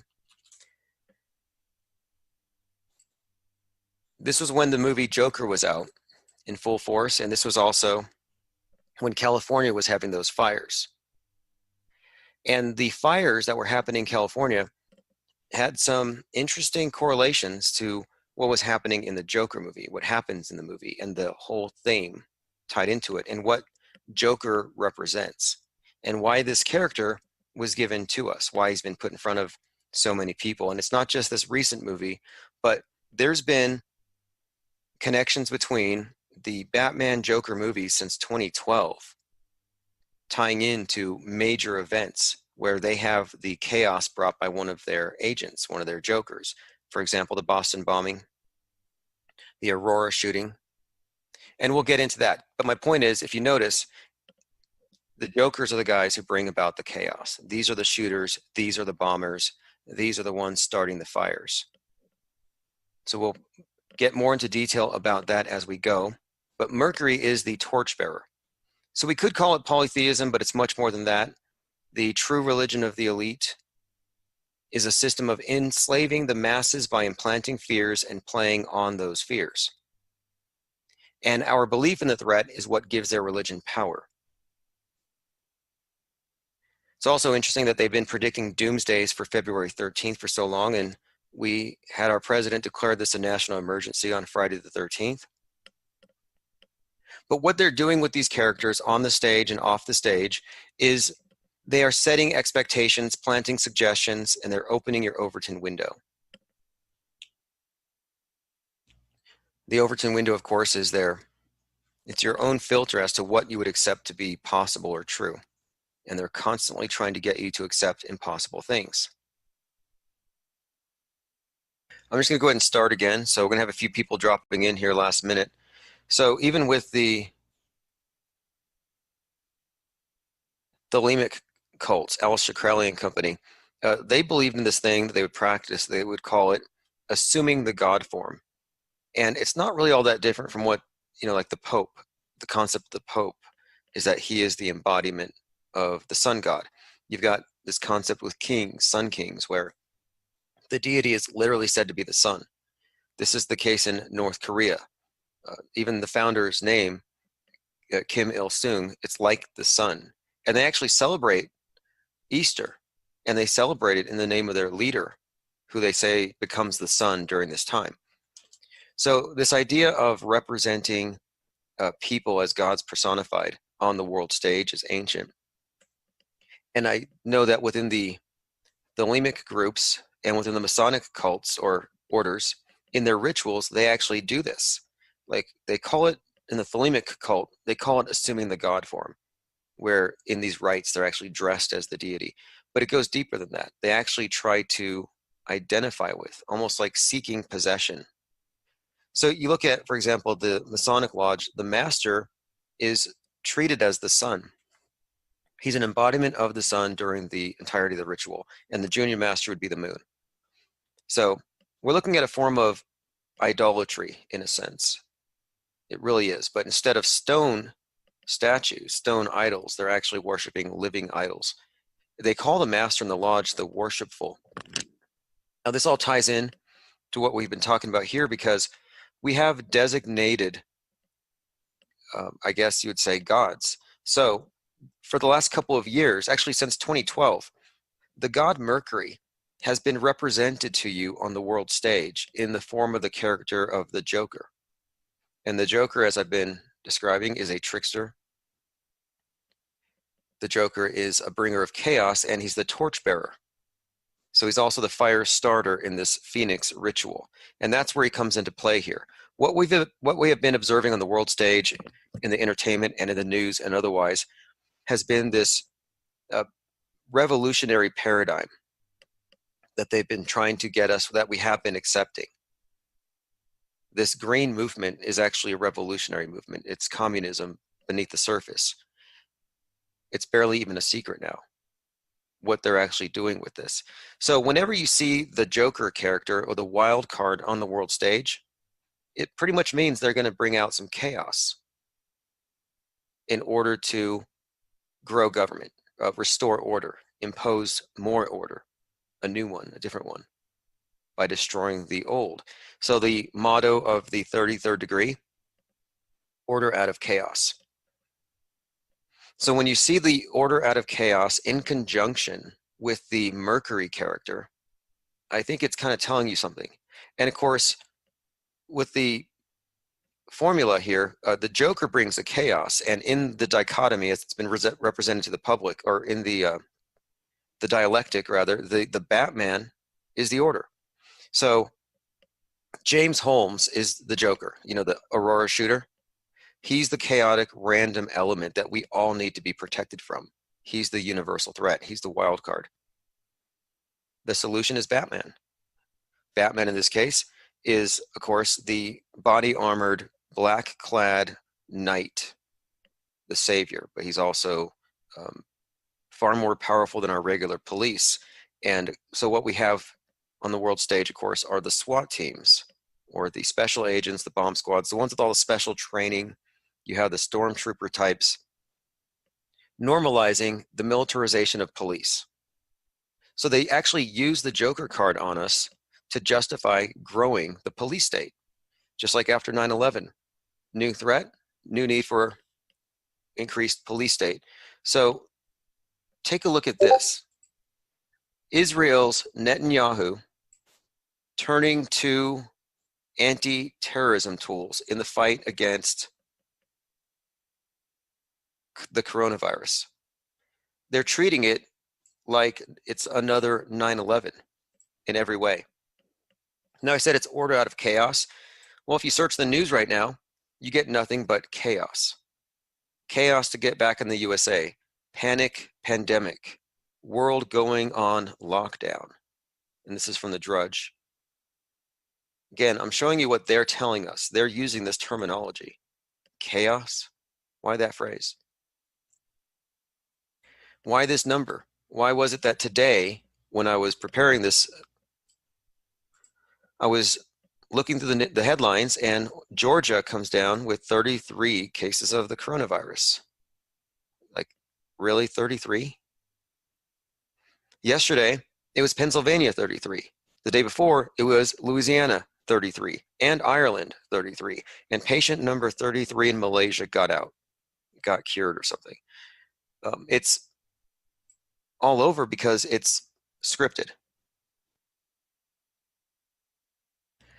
That is the sign that's being given out to those in the know that what's happening now is a worldwide operation with significant ramifications. And if you're in the know, you would have already have intuited this, I imagine, like as we kind of have figured out.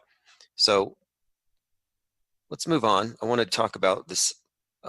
First of all, let's talk about predictive programming really quick, because this is something that is easy to, I guess, just ignore or look at as maybe it's just people reading into things. But we're showing you some stuff here that is beyond just mere coincidence. It shows intelligent design here. So this is from the coincidence theorist. Predictive programming, is it creepy media foreshadowing or harmless coincidence? We were warned of events like 9/11 and 7/7 and the sinking of the Titanic before they happened. The coincidence theorist investigates. So this channel definitely starts off on the right foot, because you'd have to be almost positing a theory of like extreme coincidences to say you believe the mainstream version. So this is a video called Predictive Programming Mind Control by the Media. Hi folks, this is Alan Watt.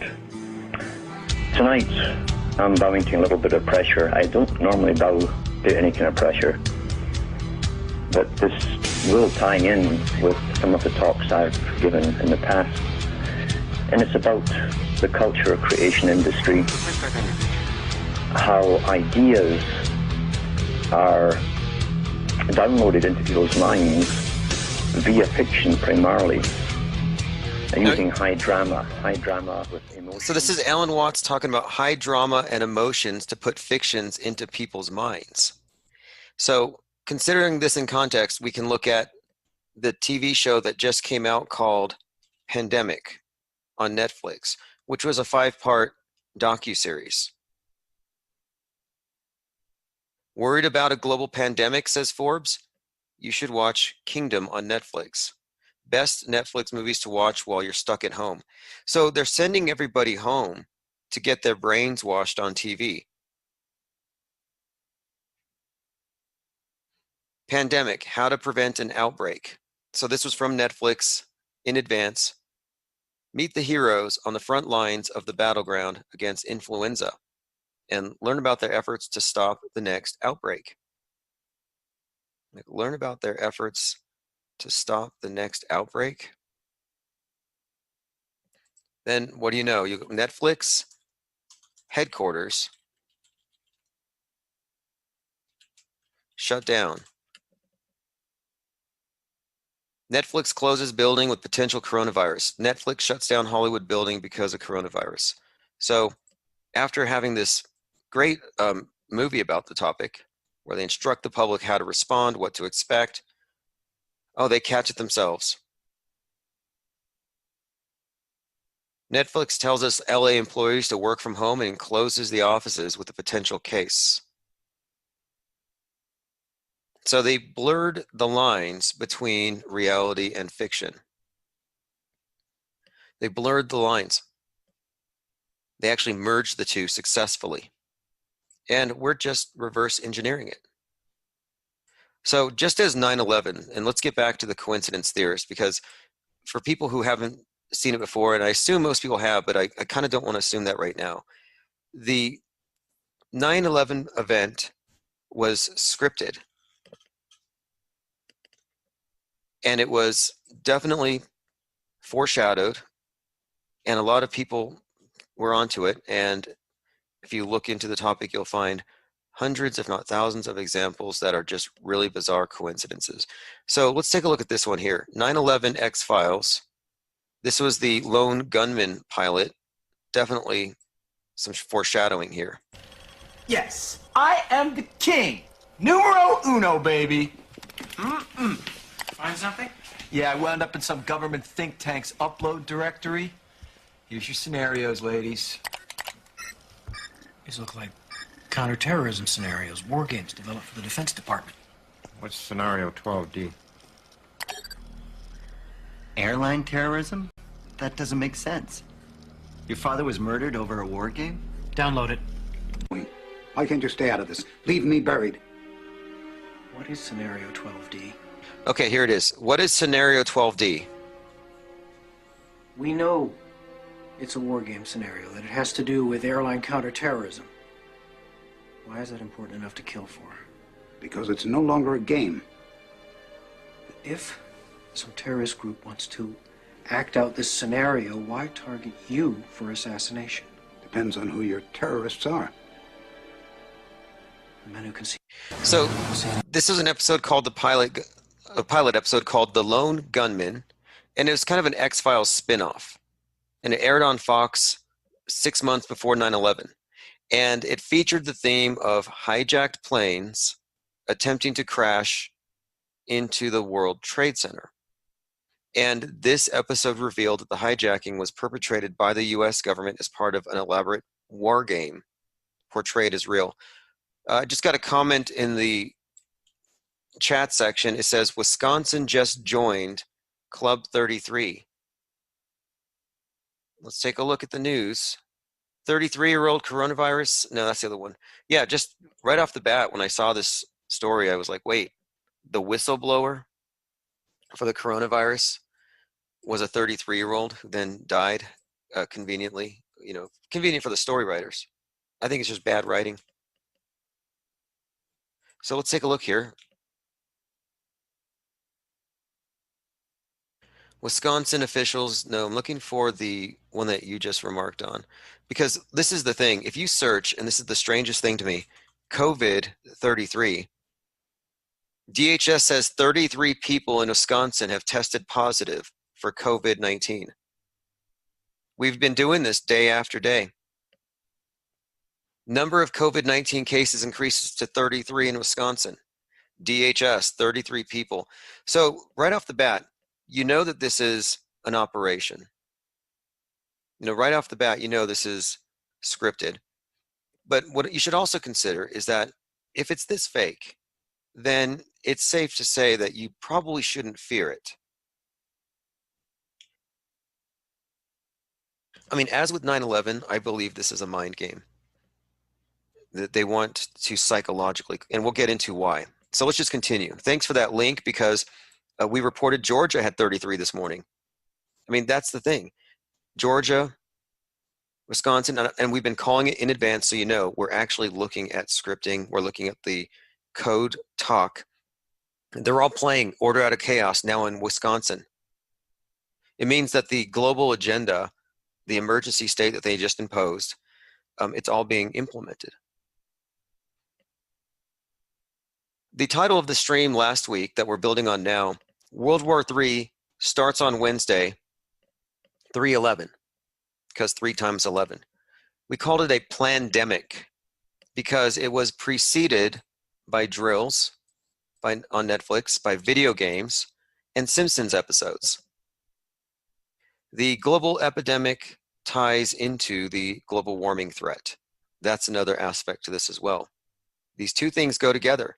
And when you look at the symbolism, as I'll describe, the Joker character was the one burning stuff down, and that was all being blamed on global warming.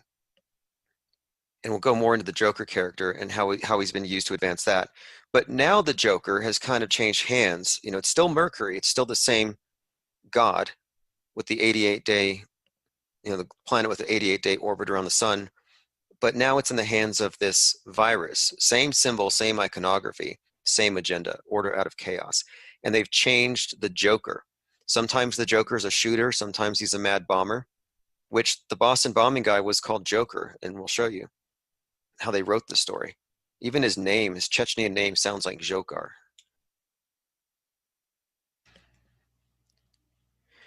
But anyway, this is the Joker, the COVID-19 terrorist, the new threat. It could be anybody too. And that's the other side of this. So this is from October 24th, 2019. Will the apocalypse and World War III start in Seattle?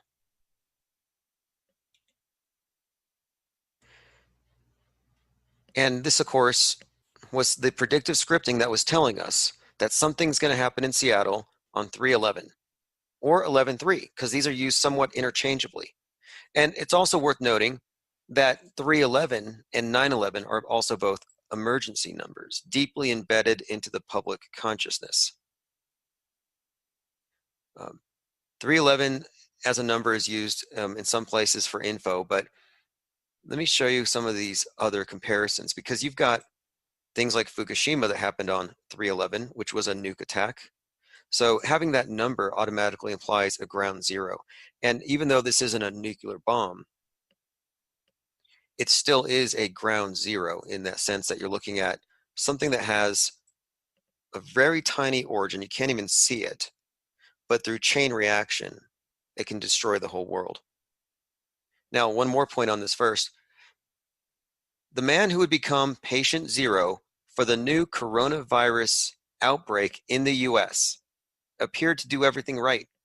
He arrived on 119, aka 911 backwards, at an urgent care clinic in a suburb of, and we're talking about ground zero Seattle.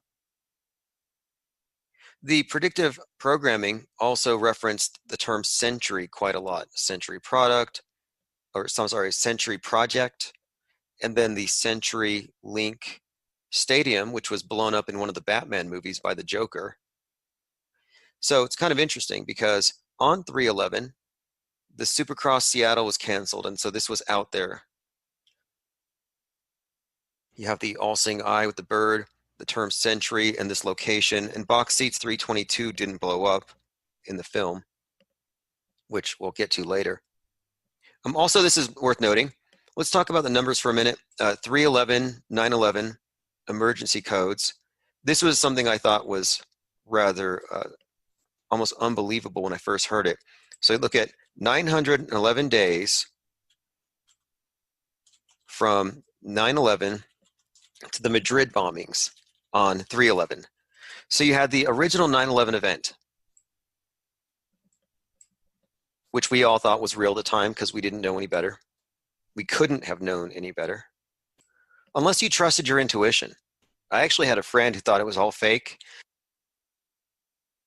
but just kind of like ignored it all. But anyway, you can't ignore this stuff, you know, because what happens is you get caught up in the stampede. Before you know it, you're throwing fists in Walmart fighting over the last bar of soap. 911 days between Madrid bombing and September 11th. Yep. There are exactly 911 days between the New York attacks on September 11th, 2001 and the Madrid bombings on March 11th, 2004. Another 311, 911 connection.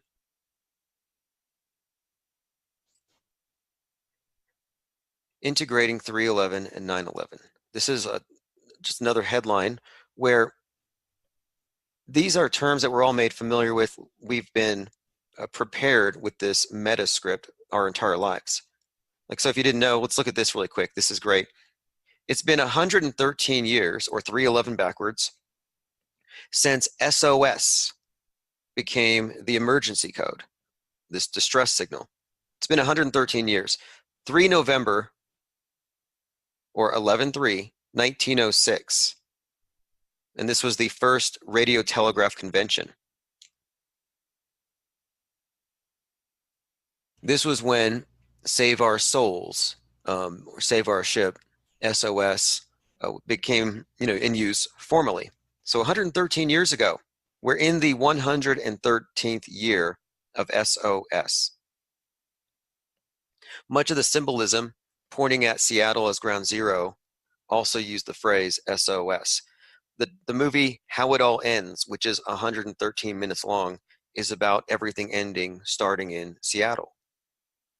Ground Zero Seattle for the new 9/11 event. It's been encoded in here.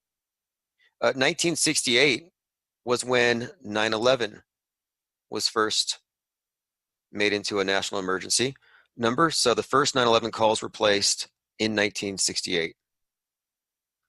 33 years before the 9/11 event.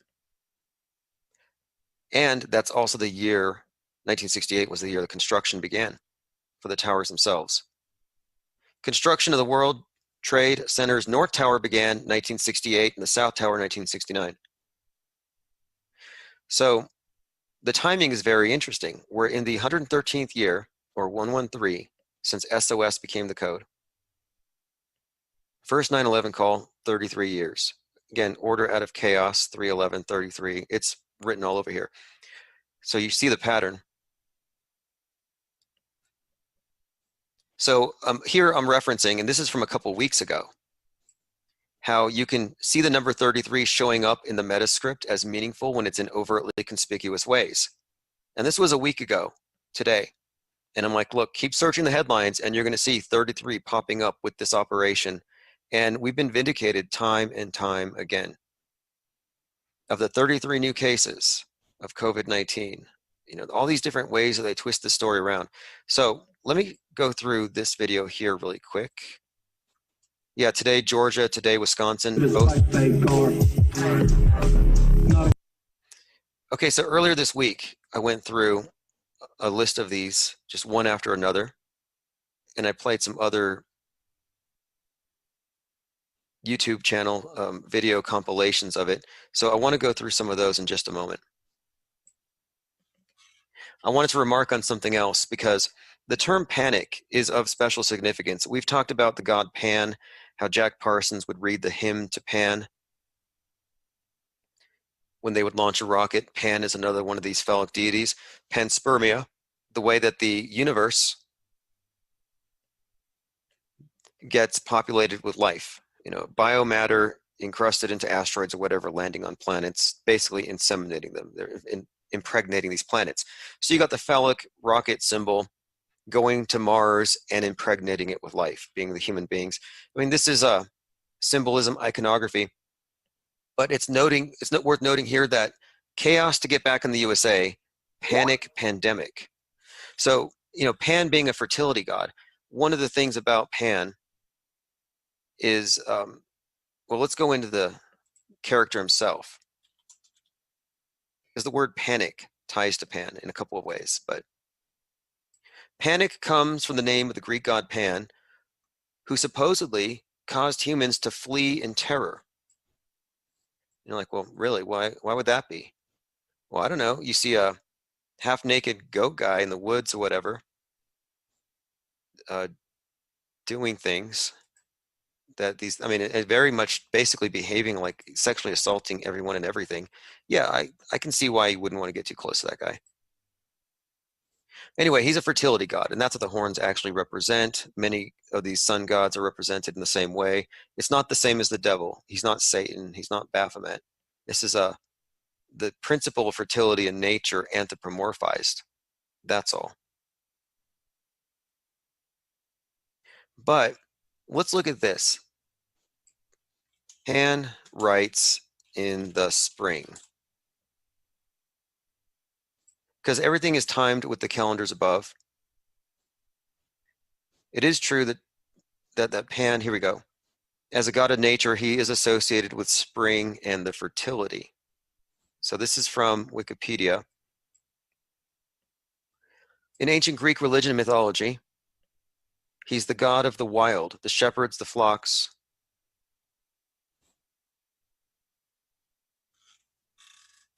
In Roman religion and myth, his counterpart was Faunus. The way that it was celebrated, as far as his rites, pretty much sounds like spring break. He's connected to fertility and the season of the spring. They considered him to be the god of theatrical criticism, and the word panic ultimately derives from his name. So what's noteworthy here, obviously he's associated heavily with the colors of nature, green. He has his green man appearance. The spring, the timing of it. We have this panic right now, and pretty much, if you think about it, it could be overlapping these storylines here, where you have chaos, panic, pandemic. It's definitely interesting, the timing of it with the spring. Just taking note of it, because when we look at this thing from the meta script perspective, it's important to take note of solar holidays specifically, or rites connected to the seasons, seasonal rites. That's why last year we were watching very closely on the astronomical Easter, not the ecclesiastical one, but the one that was actually astronomically considered Easter. That was the 31st, March 31st, 331. That same number. And on that day, a 33-year-old who was carrying his son named Cross when he went to the place where he was shot, a 33-year-old was killed in a highly symbolic manner that many of us just immediately started hyperanalyzing. We're talking about the rapper Nipsey Hussle, which I may bring up here because he's a 33-year-old who's being characterized in the media and by his friends as Jesus. He's being characterized this way. And then he's killed in a way that's very reminiscent of Jesus. And we'll get into that later, but it's just worth noting the words pandemic, and chaos, the phrases that they're using in the news are very much part of the program here. This is from BBC Panorama. This is a show that predicted the 7/7 attacks in London. Anything on Wuhan 400? That's a good one too. When we look at the predictive scripting, you can find novels and books where this is talked about, in this Wuhan 400 bio novel from a 1981 novel by Dean Koontz. Did he really predict it? Let's see. Well, the thing is, Wuhan 400 does have an interesting connection because 2020, the year that we're in, kind of tie it together. 20 times 20 is 400. It's definitely there. The pattern's there.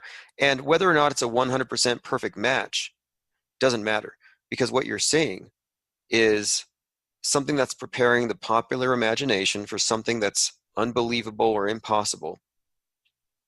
And then once it gets people on board believing it as a possibility, then they can influence whether or not you'll accept it as true. It's a form of suggestion where they put options out there that aren't really even options, except maybe in an extreme situation, an extremely unlikely and extraordinary one. And then they bring that to you, and they kind of what they've done is they've managed to open your Overton window, as they would say. So they've expanded your range of what you might accept as possible. So 33, again, you know, it's just unbelievable, but it's all over this thing, this predictive programming, 100% in our faces. So this is a post from last November, from 11.4. What was that 11.3 about? Did we save Seattle, or is it still game on? It was perplexing because, like 9/11, this Seattle ground zero 3/11 thing, or 11.3, seemed like it was certain. And so we were asking, well, maybe the attention that was brought to this kind of caused everyone to back off a little bit. Maybe that was it. Or is it still game on? So what I wrote back then was, there's no way, here we go. There's no way it's just a coincidence. There's too many coincidences, too many alignments. To me, the Joker is the key. There's definitely and at the time I didn't know what Joker meant, but I figured this out last night, and we're going to go through that even in more detail. I'm working on it so I can show the statistical improbabilities in this, and I can make a strong case for a meta-scripted reality. So that's kind of where I was at after that event, and so we still had our eyes on this one. Now this is from Jim Fetzer. So if something were to happen on that day, it would have been noted widely, because you had all sorts of individuals, such as even Jim Fetzer, commenting on it. And he has said that the coronavirus phenomenon is a political pandemic, not a medical emergency. Okay, the article here says, I've been following and decoding the predictive programming pointing towards Seattle for a terrorist attack set on 11/3. The date is compelling. I just reversed that. 9/11 was shown and rubbed in America's faces for decades before the Zionist communists, using military components of Israel and the Mossad and treacherous components within the US and private military contract sphere, to attack and destroy the towers. The attack and the story concocted violated the laws of nature and physics. Americans were mocked before the attack with predictive programming, with clues explicitly telling them when and where the attacks were going to happen. And after, by having to swallow an impossible story as the excuse. Now, the same types of clues are exposed regarding an attack planned for Seattle. The video below depends on you understanding how the subconscious processes memories versus the conscious mind, but the argument is strong and compelling. I'm only making the information available. I was not aware enough back before 9/11 to see clues, but the clues are exposing that Seattle, very deliberately and visibly, is being pointed at as the new ground zero. So there are a lot of videos on this whole subject, and it is undeniable that there is a whole lot of pre-scripting, and it's 100% analogous to what we saw prior to 9/11. But again, the ground zero, Seattle, has already been established. Declared pandemic, 3/11, established. Everything that we had been looking for actually comes true now. The only difference is it's not a nuke. But why would it be? Because Fukushima was a 3/11. And that was a nuke. So they already played that one. And they still get their ground zero here. And another aspect to it in the predictive scripting pointed fingers at China. Okay, again, this is London under attack. This is showing how 7/7 was predicted. Hundreds, possibly thousands, even tens of thousands of people on the streets. and we've got to decide what we're going to do. Are we going to shelter them, find places we can look after them in the immediate short term, or are we going to evacuate them out and take them out? And those sort of decisions need to be taken. What I wanted to do now was introduce you to Charles Shoebridge. He's a former anti-terrorism intelligence officer who has extensive experience of what happens when explosions take place. At rush hour, just one well-placed charge on a crowded tube train could be expected to kill in excess of 100 people and severely injure many, if not most. And what you're looking at here are just war games. That's all it is, war games. Like when Bill Gates was talking about a viral outbreak a few years ago, he said that you could have 33 million deaths. That's the number he went to. But he just stepped down from Microsoft a few days ago, and that's another thing we're going to get into here, having to do with apparent inside knowledge regarding what's to come. Okay, so I'm going to take a short break here. It's a creeper beat, man. Come on. You know it. You're playing, man. Infinite things, man. The play society. Infinite plane, infinite plane, infinite plane, infinite plane. Doing my thing, do my thing, do my thing, do my thing. Infinite plane, infinite.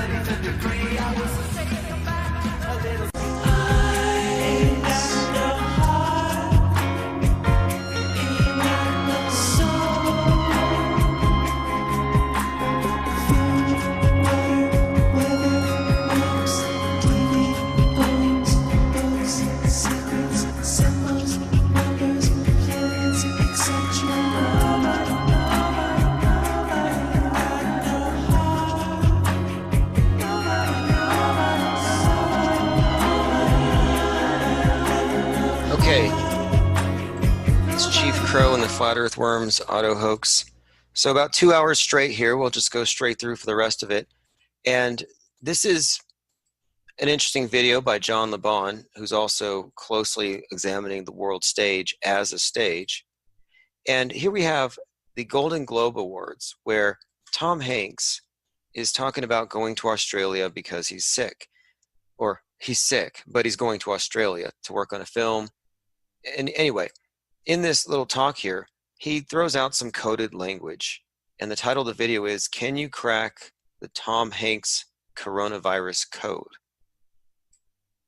And of course, he's really popular with all the conspiracy stuff, like the Da Vinci Code. Tom Hanks figures prominently in many popular conspiracy theories, even the Pizzagate thing. He was implicated in the death of Isaac Cappy. All right. Huh? 11 o'clock in the morning, and sometimes it's 11.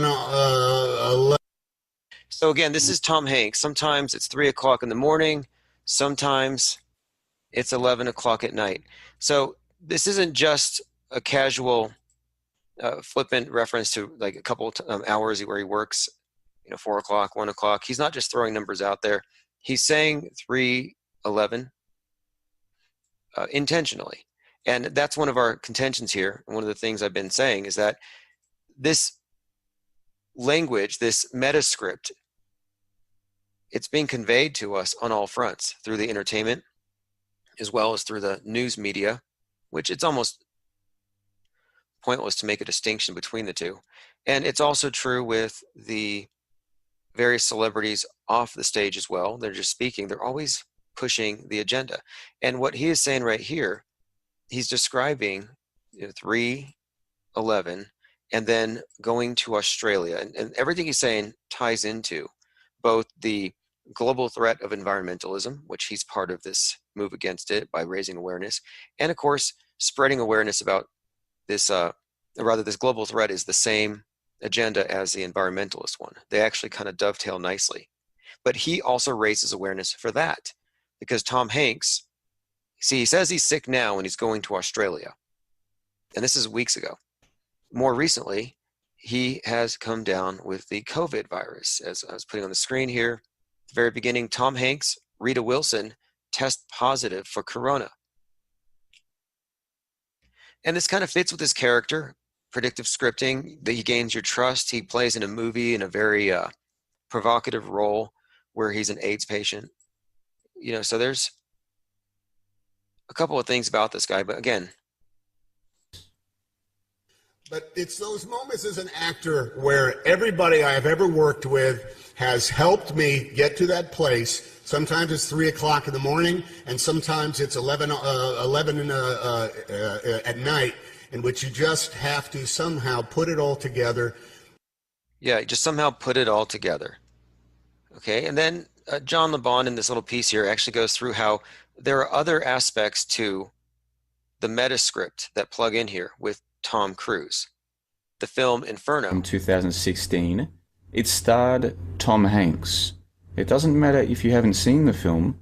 What matters is what the film was about. Harvard professor Robert Langdon awakens in a hospital room in Florence, Italy, with no memory of what has transpired over the last few days. He finds out that Zobrist, one of the characters of the film, who is obsessed with Dante, has created a viral superweapon which he has dubbed Inferno. So this too. Okay, so he plays a character who wakes up in all places in Italy, which right now, as you know, it's under this lockdown. So he's obsessed with Dante, and he creates a viral super weapon he called Inferno to annihilate half the world's population. It has the WHO all over it. And again, their symbol is the snake on the stick. And we've been talking about the significance of these symbols and what it means as far as the metascript, the big picture, and what they're telling us. Those are the 4 main clues that you need. So this is John LeBon just explaining this because he's seen it too. It's hard not to see it. And the next thing I want to bring up before we move on is like what the big picture is. What does this all mean? So, one, they're creating panic. So panic buying, panic in the spring. Everyone's running out of stuff, stocks plunging. There's quite a lot here that mirrors what we saw with 9/11. Something else noteworthy is that it's been 33 years since Black Monday, 1987. 10 thoughts on the stock market's worst day in 33 years. So that number is even tied in to what happened in the stock market because of coronavirus. Worst day in 33 years, Motley Fool. Dow Jones crashed harder today than it has in 33 years. Coronavirus. Share prices dropped sharply on this new Black Monday. It's been 33 years since the infamous and original Black Monday stock market crash of 87. So order out of chaos. One of the symbols that you see frequently with Mercury, in this sense, the Joker character, is Joker burning this thing down, burning everything down. Inferno, the name of the virus we were just talking about. You can find pictures, there's videos from these movies where they're always representing these archetypes in various ways. So for example, and even this article here, burn your cash, your money is covered in bacteria. In Korea, and this is from last year, in Korea you have stories right now popping up of burning money because of the coronavirus. Think about that. South Korea burning cash amid coronavirus outbreak. Dirty money and the coronavirus. Quarantines cash. China disinfecting, destroying cash. Well, again, the reason why is because it's got the poison. And again, the poison is the stuff that came from this character. The Hermes represents this god, or this trickster, who's both poisoning you and offering you the cure. Now you have the Joker himself in this movie where he's always burning the system down. In the new Joker movie, it's class warfare. It's burning down the capitalist system. The real life actor who plays the Joker today, whose name happens to be Phoenix, Joaquin Phoenix, is a big climate change activist and a big communist saying we got to burn down the system. Because I told you, 33 means order out of chaos or revolution.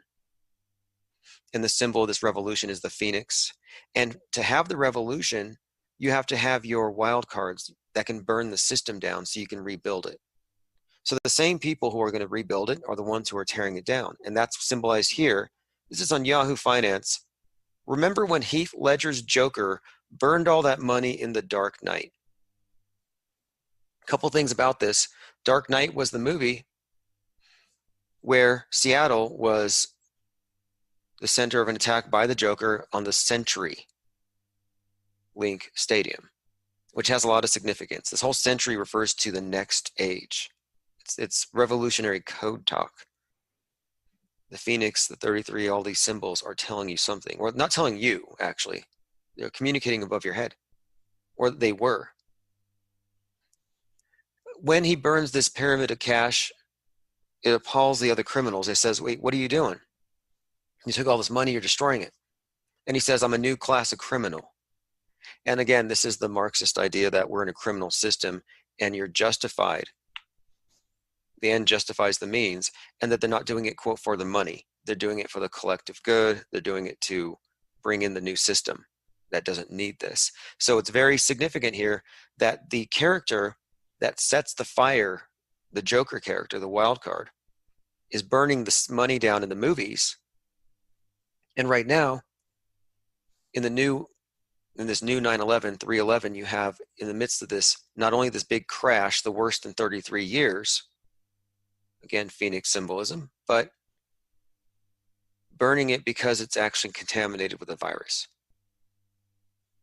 And a movie about how your money, an article about how your money is covered with gross stuff is actually referenced here. Just kind of a coincidence, but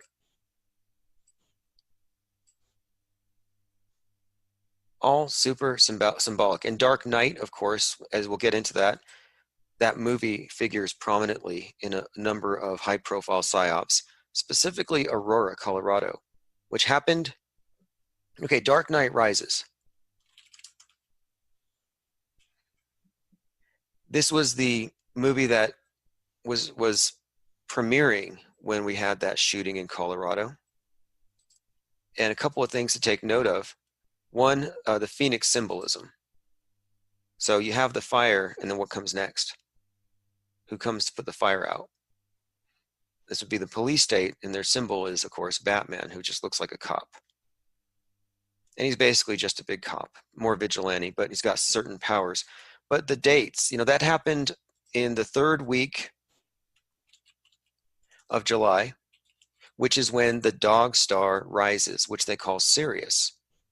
Sirius rises on 7/23-ish. And what this means is the dog star Sirius, which the occultists call the Phoenix star, it rises directly above the sun every year on that date. That marks the New Year's on the Egyptian calendar. So Phoenix rises on the eve of The Dark Knight Rises, or the morning of this movie coming out, The Dark Knight Rises, where, again, it's replete with symbolism and predictive scripting and putting these archetypes and these characters in front of us. But I'm pointing out here how this is not only stuff in the news, as in the shooting, where James Holmes shoots up the place, they call him the Joker, but it ties in with the culture, the movies that they're watching, that we're all watching, and how this integrates into the news story. And then it ties into the celestial realm, what's happening above, astrotheological, Sirius rising, the new year. Again, symbolic of the new age, could be. I mean, this was in, 2012.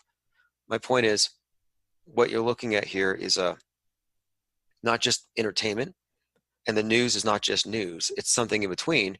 And then just the fact that it's timed with what is happening above tells you that this is also somewhat a religion. And it is, because religion, in my definition, is just a regimented worldview.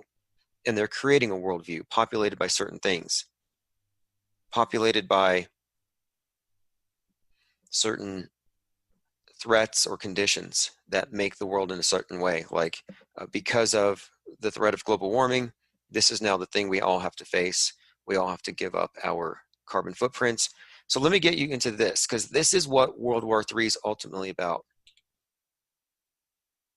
World War III, which just started, and by definition, it's, quote, a war engaged in by all or most of the principal nations of the world. So World War III is actually a world war, whereas the War on Terror was not, because it didn't involve everybody. This involves everybody, whether they want to be involved or not. You know, with climate change, that's a world war, but America doesn't want to participate. Like, they don't want to fight it. So we don't have unity there. Falling asteroids was an alternative. So many different things that could have happened that might have united us, but this is the thing that's going to do it. Wasn't going to be a nuke, because that's too divisive if you think about it, because somebody has to throw it at somebody else. It can't be an accident, because they can just point fingers. This, though, this is it. Because it unites everyone, and now we're going to have a unified way of dealing with things. World War Zero is an American coalition launched by John Kerry to fight the climate crisis. The main goal is to hold more than 10 million climate conversations. No, actually, their real goal is this. They want to reduce the global carbon emissions by half. They want to cut the global carbon emissions in half, which is a nice way of saying they want to halve the population. That's actually what it means. And this is being launched by John Kerry and a whole bunch of celebrities. And I've been saying this for months, that you cannot find an A-lister who doesn't support the big green agenda, which is a genocidal agenda. It's a misanthropic agenda. But John Kerry launches a star-studded climate coalition. Well, you have Arnold Schwarzenegger and John Kerry hanging out one day, just a couple days ago, talking about waging World War Zero.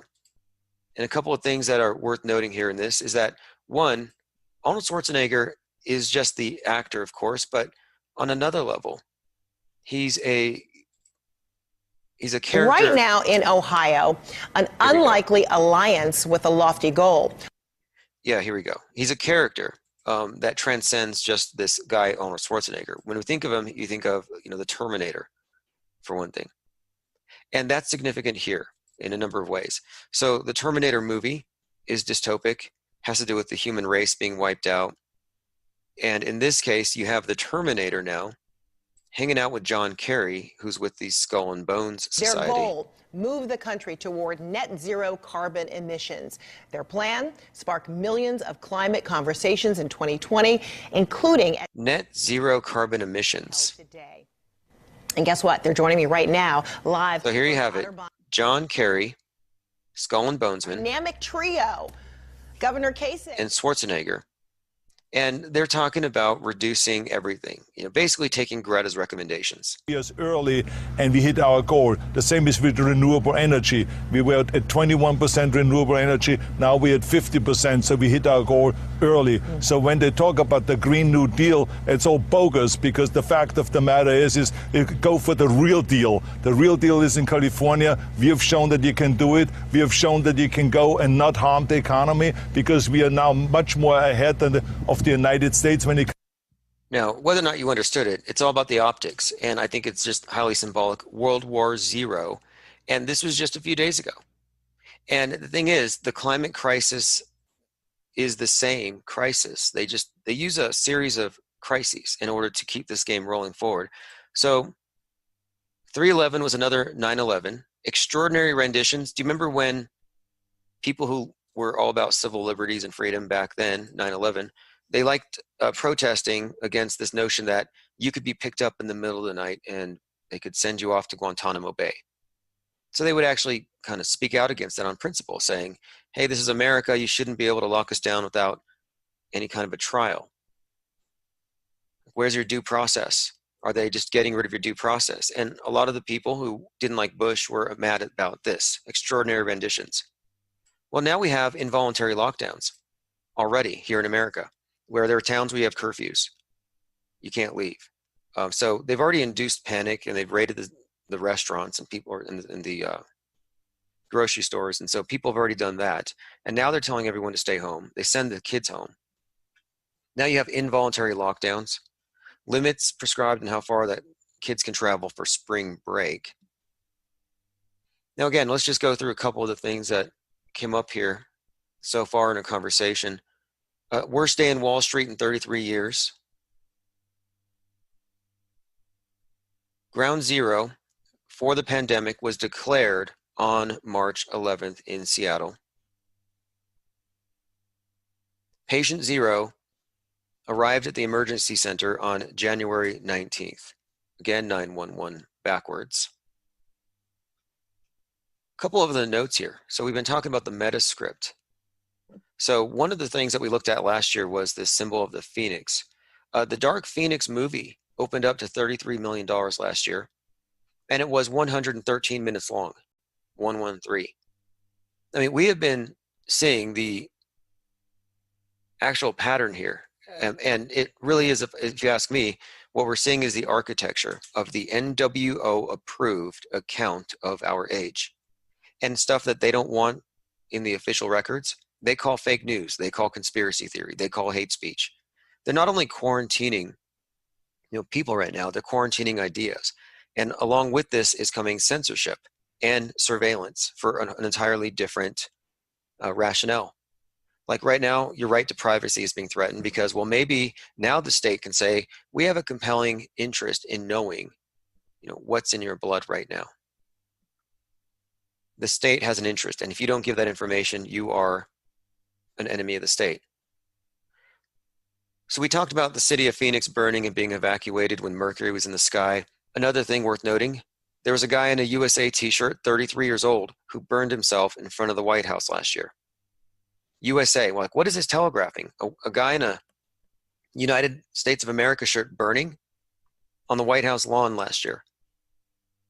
This is something we've talked about again and again, and I'll show you some images of it because it was telegraphing what was to come. Because something really strange about that case was it had happened before, 33 years prior. And we're talking about this pattern, order out of chaos. USA burning, 33, worst day on Wall Street, 33 years since Black Monday. So it's all code.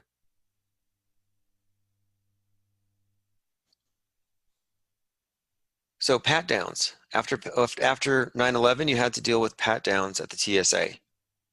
You had to deal with full body scans. You had to submit to it, submit to the searches in order to fly. I remember at this time, long lines, paranoia. If you were in the military at the time, you probably had to have your car wanded and they look under your vehicle for bombs. You had to go through these checkpoints now. It really slows everything down so everybody gets the picture. If you see something, say something. Oh, your neighbor's coughing, or your neighbor's a right-winger, he's probably an anti-vaxxer. Now you see why they polarized it, so the terminology was vaxxer and anti-vaxxer. So now they can blame the anti-vaxxers. So now you have the side of the political spectrum that is with Big Brother looking at you saying, we need to poke you. We need to use the power of state, even if you don't want to have you dragged in and poked with a vaccine. Like, that's the kind of power they're going for. I mean, this is really being driven by the same people who want your guns, and it's for the same agenda. They want your guns, they want your private property, they want to reduce your carbon footprint, which is just a polite way of saying they don't want you to breathe their air. When Bill Gates, who just stepped down on Friday the 13th so he could focus on the environment, when Bill Gates talks about, well, I'm leaving Microsoft, I want to go focus on philanthropy, which is supposed to mean love of man, we know what he really means, because if you support environmentalism in its form today, in its politicized form, that's not philanthropy, it's the opposite. He's a misanthrope. He wants to mercy kill the human race. Okay, a few other things. So yeah, if you're not getting tested, you're a COVID terrorist. And they're ramping up the superstition here on so many levels, and they're doing it on purpose. Like when I look at the hand sanitizer being used and this invisible threat, which may or may not be real, but just in case, you kind of have to, it's almost like hand sanitizer is being used like holy water. Like it's more or less just there to make you feel better because they've given you so much anxiety, which is what they've done. So coronavirus, order out of chaos, this 33 hoax code, we've decoded the Freemasonic Metascript, and it tells us what the elite technocrats are doing and what they will be doing to humanity in the coming years. So this isn't Russia versus America. It's not China versus America. It's not right versus left. It's the elite technocrats and the authors of the metascript that dictate what happens on the world stage. It's them against the rest of us. And their greatest weapon is the true believers out there, the auto believers, the ones who could be triggered and panicked, the ones who can get behind big state solutions to threats. They weaponize the mob against us. That's how they rule us. So this is why I do this too. I think if we can snap people out of this faith they have in this mediated worldview, we can alleviate a lot of the perceived need for big government. Oh, school shootings are all faked? I guess we don't need $2.7 billion in school shooting drill training and gear and everything else. I mean, that's how big of an industry that is. And even on the left, you have people like Andrew Yang, who on his political platform before he dropped out, he was pushing to abolish school shooting drills, as are the two largest school shooting unions out there, because they came to the conclusion it's traumatic, it's traumatizing the kids. Now, this came after we already exposed this in a documentary called Drilled, where, yeah, we're right, we've been vindicated. But they didn't go all the way and explain that the reason why they do the drills is to terrorize the kids.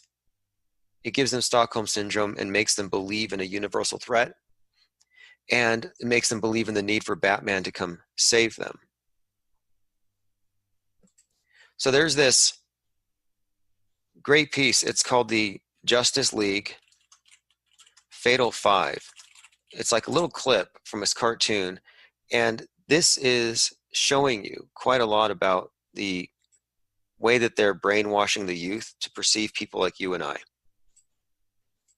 So what you have here is a conspiracy theorist with a bomb vest, and he says, if you don't come out and admit that the JFK assassination was a hoax, I'm going to blow this place up. And he actually shoots all his he shoots above the heads of his hostages. He creates a big scene. And he's doing it because he thinks the news is lying. And so he's holding it hostage.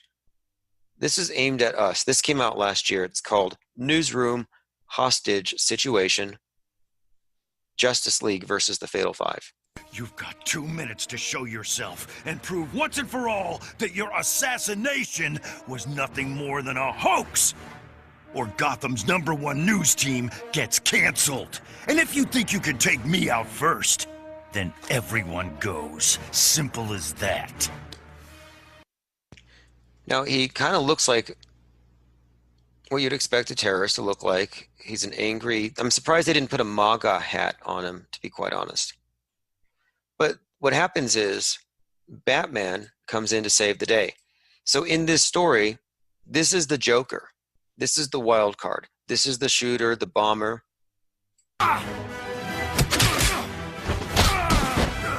But lucky for us, we have Batman who can save us. I mean, it's just the basic story that kids are being, sold on. And so Batman is actually the good guy here to save us, because the regular good guys aren't good enough, because they don't have all these special, not only tools. Okay, hey, I'm interrupting for just a moment here. How many of you here are live? Look, I've got to tell you something. This is big. So I started off this live stream talking about how there was this TV show called Black Monday. Season 1 ended with the Black Monday from 1987. That's how Season 1 ended. Well, Season 2 starts today on the show Black Monday, and I remarked on this because the main actress was a little shocked by this, right? But now check this out. This is going to blow your mind. The stock market fell today. Black Monday Part 2, 33 years after the last one. It fell. Check the numbers, because this is going to show you that I know what I'm talking about here. Dow plunges 2,997 points. And I said this is your new 9/11. 2,997. That number should sound very familiar to you. 9/11 deaths. How many people died on 9/11? 2,977. So let me see if we can get this. My point is that there's this thing going on where it definitely echoes. And let me show you this TV show. Stock market fell in 87, and it's called Black Monday.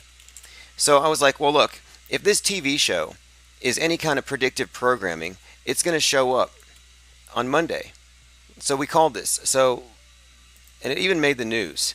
Black Monday Season 2, Regina Hall shocked by season premiere. Because again, it's about what happened 33 years ago and what just happened again.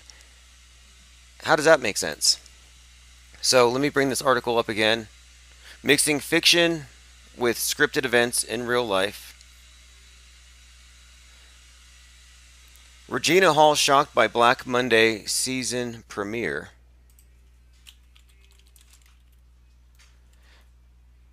She said, this is the thing. After the historic 1987 stock market crash occurred in the season 1 finale. So the season 1 finale 33 years was about what happened, 33 years ago today. Okay, now let me bring this up again. Again, thanks for joining. I'm replaying something from yesterday. I'm going to be basically restreaming this again and again, but this is the part that caught me. So I'm looking at the numbers here and the stock market where it's at, and I'm looking here and all these reports. On that day, 2,997 people died as a direct result of the attacks. So I'm kind of looking back and comparing 9/11 to today. So 2997, and then we look at the crash, and it's the same number. Kind of unusual, right? 2,997. And again, let me look at the Black Monday 2020.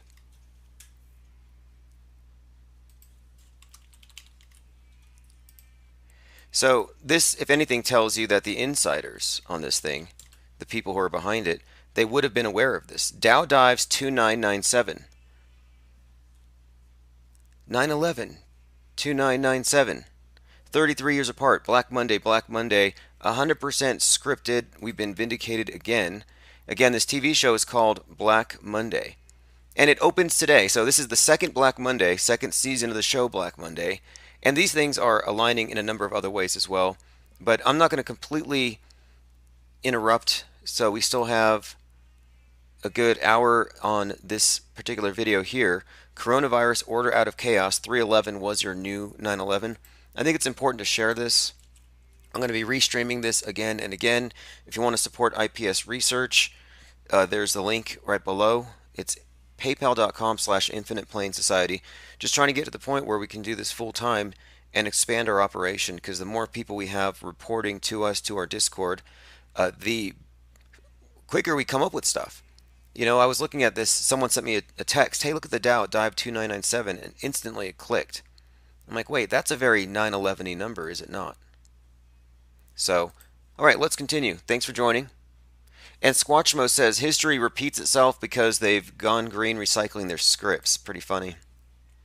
History doesn't repeat, it rhymes.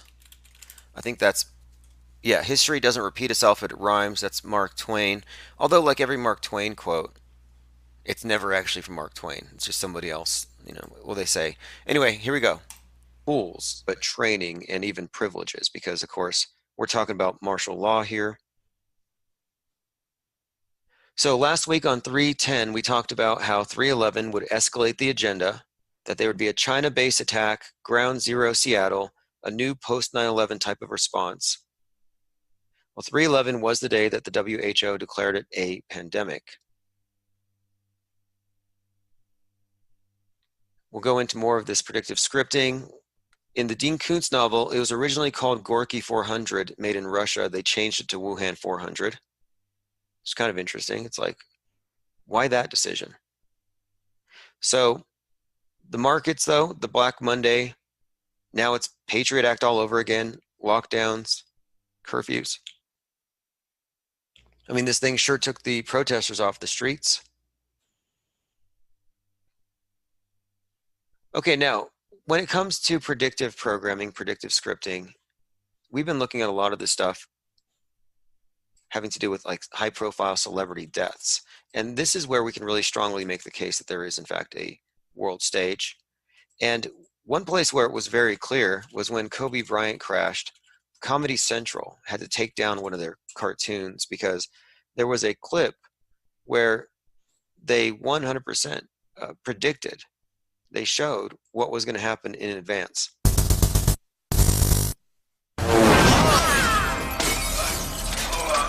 Oh, shit! It's Kobe Bryant! Help me. Just pass me the trophies and we'll pull you out. Pass.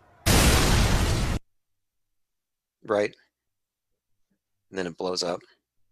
And we analyzed this when it happened and what this all could mean. And interestingly enough, in the subtext, if you look at the metascript here, there's a lot of references to this, it's like Black Mamba, the snake was being brought up, and this was around the time the coronavirus started being discussed. And then he was buried in a place, and the name has Corona in the name. Not quite sure what it all means necessarily. We're not going to go too much into this one, but this is just another example of predictive scripting and how events on the world stage are consistently being telegraphed to us before they happen. Joker burning the money. What does that really mean? And so we've been decoding these things. And they only make sense when you look at it from the perspective that there's no meaningful distinction to be made between the news media and the entertainment, or what the celebrities are doing, or what the politicians are saying, because they're all puppets. So here's some things that might remind you of 9/11. Fishy things suggesting foreknowledge. CEO of Disney stepping down. CEO of Tinder, Hinge, OkCupid, Match, all stepping down. CEO of Hulu. Brands like Victoria's Secret, Bath & Body, Salesforce, Harley-Davidson, IBM, T-Mobile, LinkedIn, MasterCard stepping down. Okay, now let's talk a little bit more about this global crisis scenarios that are projected onto the world stage. So these are consistently being rolled out, and they always put out these very polarizing scripts. Order out of chaos is all about creating division, and they can build it back up in their own way. People have found a way to cope with pandemic fears, watching the movie Contagion. Isn't that interesting? Like, if you're afraid of the end of the world, you might be coped by reading the Bible about Revelations or something. You're like, okay, well, what's going to happen? It's really bad. The Bible has the answers. Well, for the secularist who doesn't believe in the Bible, who doesn't believe in the wrath of God, but does believe in global warming and does believe in a carbon footprint, so they still have this concept of judgment for their actions, but they don't have a Bible. Well, lucky for them, their church has given them scriptures to read in their times of hardship. So you've got these threats are rolled out systematically to keep the public entertained and properly appraised of the dangers. And it is entertainment. This is a form of entertainment, if you think about it. If these threats aren't real, and you're obsessing about it, and they're causing you to obsess about it, and they framed the situation in your mind in advance, then essentially you are being entertained in a way, entranced. It's a form of spell binding. It's like a mass hypnosis, popular delusions. That's what panics are. Panics are not even rational, if you think about it.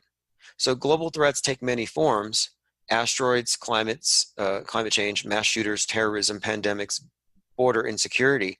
And out of all of these, pandemics are perfect for this scenario, or for this situation, if they want to consolidate the entire world, because they can't really make border security or mass shooters or climate change or asteroids happen everywhere at once. But you can have a pandemic. And again, the pandemic was declared 3/11. It's a global problem with a global solution. So here's an image of Joaquin Phoenix, Jane Fonda fire drill Friday.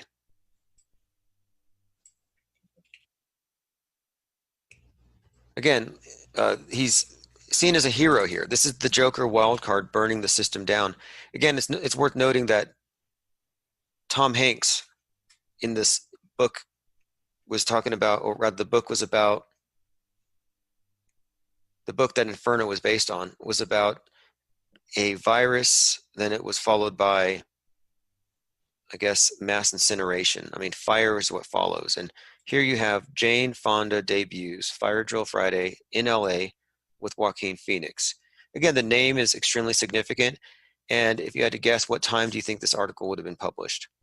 Oh, sure enough, 3:33 p.m. Like, there really aren't any coincidences here at this level of scripting. Now, he gets arrested later. And if you look and you listen to his rhetoric, it's all just revolutionary communism masquerading as, oh, I just care so much about the environment, which is not what it's about.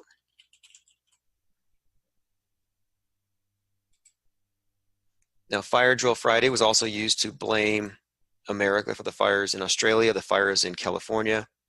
Now, the fires in California figure prominently here because while this movie was racking up that record 500 million in sales, everyone was watching this movie. Well, during this time, California's burning.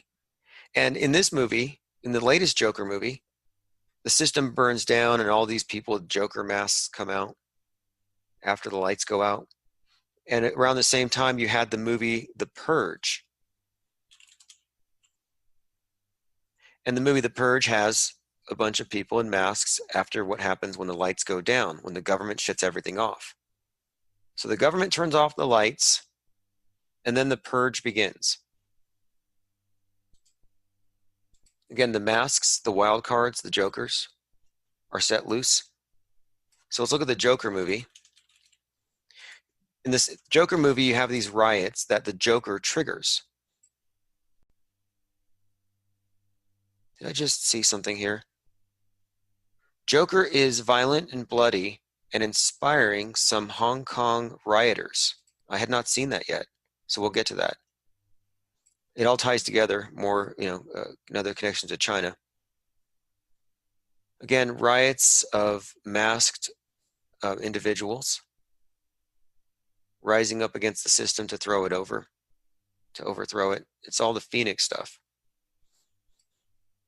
Some Hong Kong protesters are adopting Joker as their own. He's a hero of the people. A new class of criminal. Kimmy Wu, a student who recently watched Joker, saw an analogy for Hong Kong's government in the film. In one scene, the Joker accused his therapist of not listening to a thing he said in the sessions. Quote, "It's like the government now. No matter how the people express their demands, the government still isn't listening." The movie is about a minority in society constantly being ignored by those who have the resources, he told CNN. They don't have a proper way to express their anger or negative emotions, so it's out of desperation that the Joker went crazy and chose to rebel. And that's the communist story, class envy, class warfare. And the story of the Purge is essentially the same thing. The haves versus the have-nots. And it's a justification for revolution. And that's what we're talking about, revolution. Burning down to build back up. And the thing about revolutions is they assume the moral high ground, but they don't really deserve it. But it's kind of assumed that there's something about them, like they're doing it for a cause higher than money, therefore it's good. But really, no, they're burning down the money to keep you poor so the elite can control you. And that's what we're seeing right now. And the Dark Knight, even that phrase, the Dark Knight, refers to Batman, like the New Order. But it's also phonetically the Dark Night, as a nighttime, or the what follows when they burn it all down and shut off the power. So this summer you had the fires in PG&E, the PG&E fires in California. Well, PG&E, pronounce it phonetically, like Dark Night is also Dark Night. PG&E could also be purge. So after the Jokers burn the system down, they shut it down, then they purge. I mean, that's how the revolution works. And of course they're wearing masks, and all the agents that they employ are always wearing masks. And we'll go into that as well. I mean, even Batman's got one. So this is the Joker himself. Let's watch this scene where he burns the money and you can actually get an idea. This is from the Heath Ledger version. Same character, same archetype, same exact meaning. Why don't we cut you up into little pieces and feed you to your pooches? Hmm? And then we'll see how loyal I am. Okay, here we go. So this is when he's about to light it, and there's a pyramid of money, and he's asking, why would you do this? And he says, I'm a new class of criminal. And the word class is key here. I'm only burning my half. All you care about is money. This town deserves a better class of criminal. All you care about is money. This town deserves a better class of criminal. Okay, so it's another global problem. Like terrorism, it's effective for galvanizing international responses. So what we're looking at here is something very analogous. The spread of terrorism was attributed to radical ideology, and its treatment is analogous to fighting a pandemic. It largely involves quarantining the infected or the radicalized. Now, the HWO director had even said that misinformation is just as problematic and dangerous as the virus itself. So they also are using this time, if you ask me, to quarantine the, quote, anti-vaxxers or the conspiracy theorists who are anti-science, because they can be blamed for this. And they can be shamed and pressured into submitting to the needle. Whatever your thoughts on vaccine, what we're all against here is force, and they're trying to remove these options through coercion. COVID-19 has its own class of experts. I mean, consider waterboarding, for example. Like, you don't know if this guy's a terrorist. We don't know if he's got the virus in his mind. So let's dump a bunch of water on his face and drown him and terrorize him until he admits that he's got the terrorist virus inside. How do we know? Well, he assorted with it. He actually consorted with the terrorist groups over there in Yemen. Or he's got a relative who went to Yemen. Or he hung out with this guy in the university who had terrorist ties. Like, they find ways of associating you where you caught it by contact. And now you're a threat to society. The terrorist cell. And of course, the word cell, it has many connotations here. You're talking about the body politic, and this cell is potentially cancerous or destructive. So now you could be put on a no-fly list because you went to a certain country. You need to be inspected first. It's just another pretext for the exact same controls they want to implement. In many ways, it also reminds me of exorcisms, where you have a witch hunter, or the person can tell, is this person possessed, or is this person a witch? Well, we need our special class of experts to determine it, and it requires them totally losing their privacy and dignity and everything else. It's a program, a class of experts who alone have the ability to see the unseen and tell you if you're clean or not.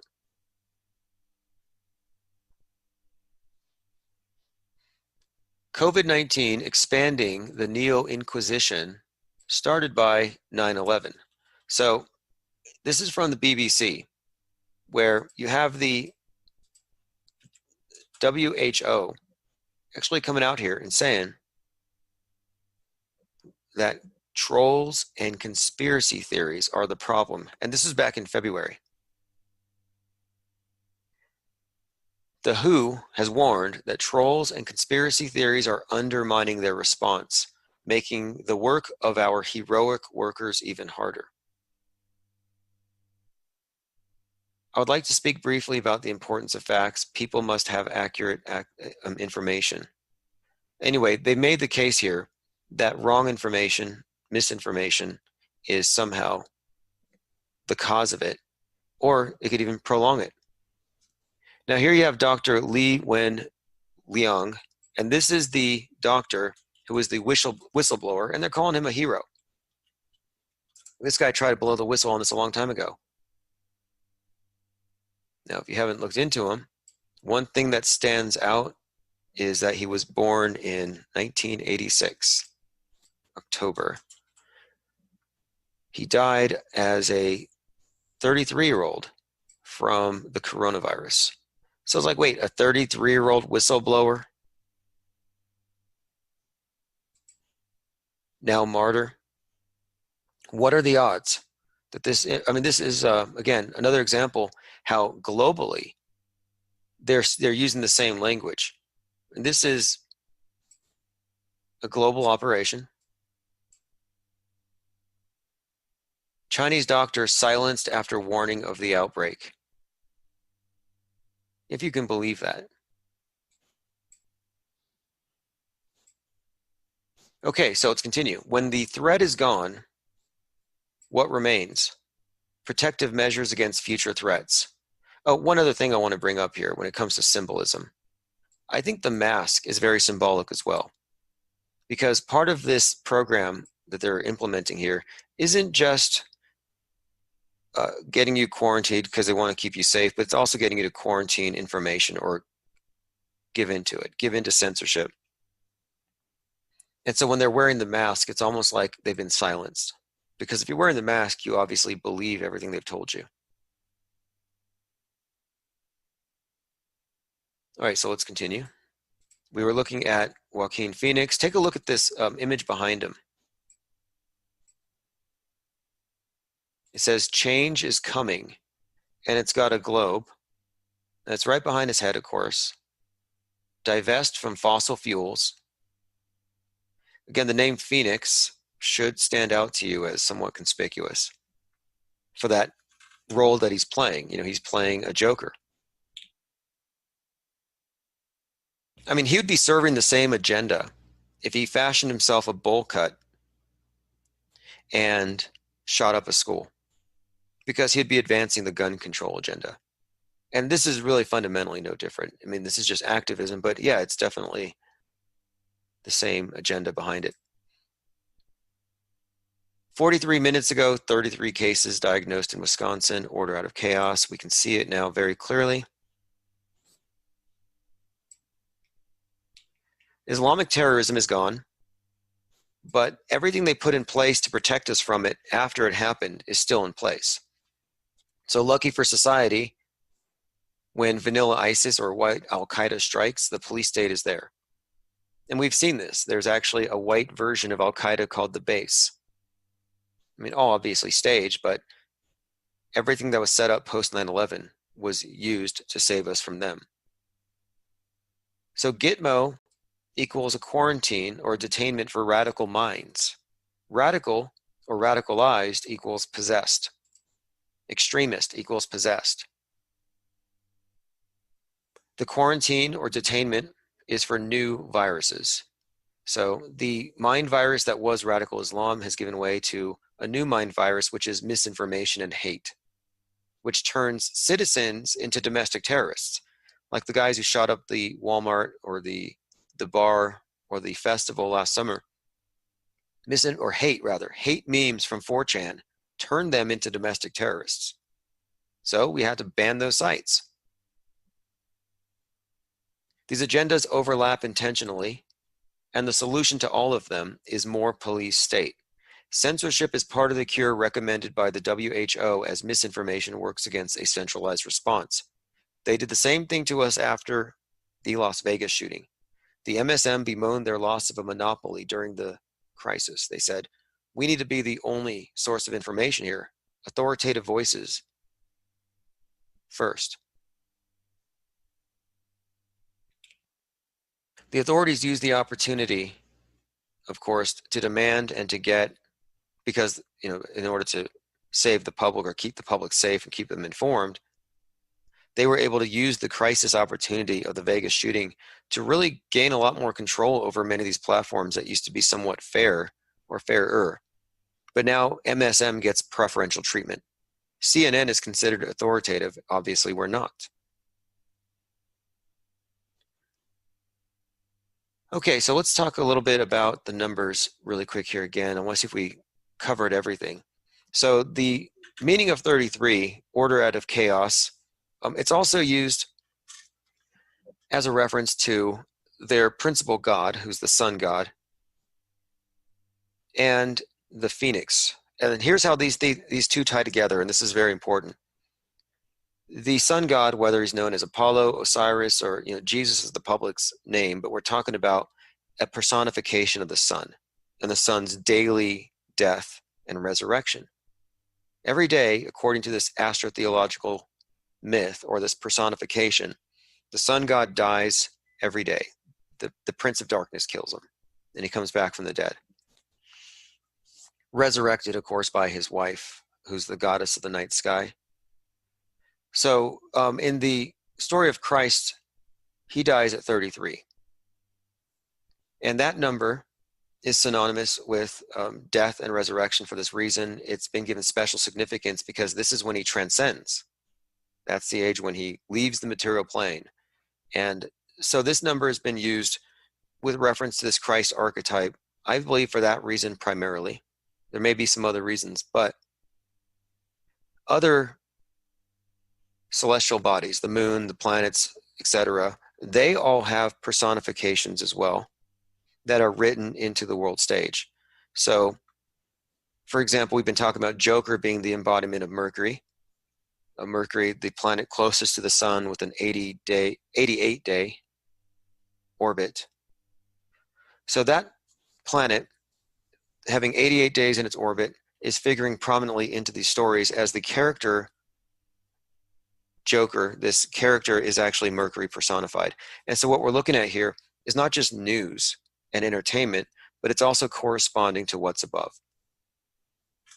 The Phoenix has been made somewhat synonymous for some reason with this dying and resurrecting sun god figure, probably for a couple of reasons, and it's all just symbolic anyway.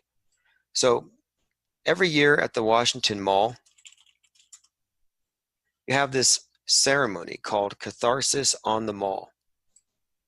And what you have is a Burning Man ceremony, where an effigy of a man is burned in front of the Washington Monument, which is just an obelisk.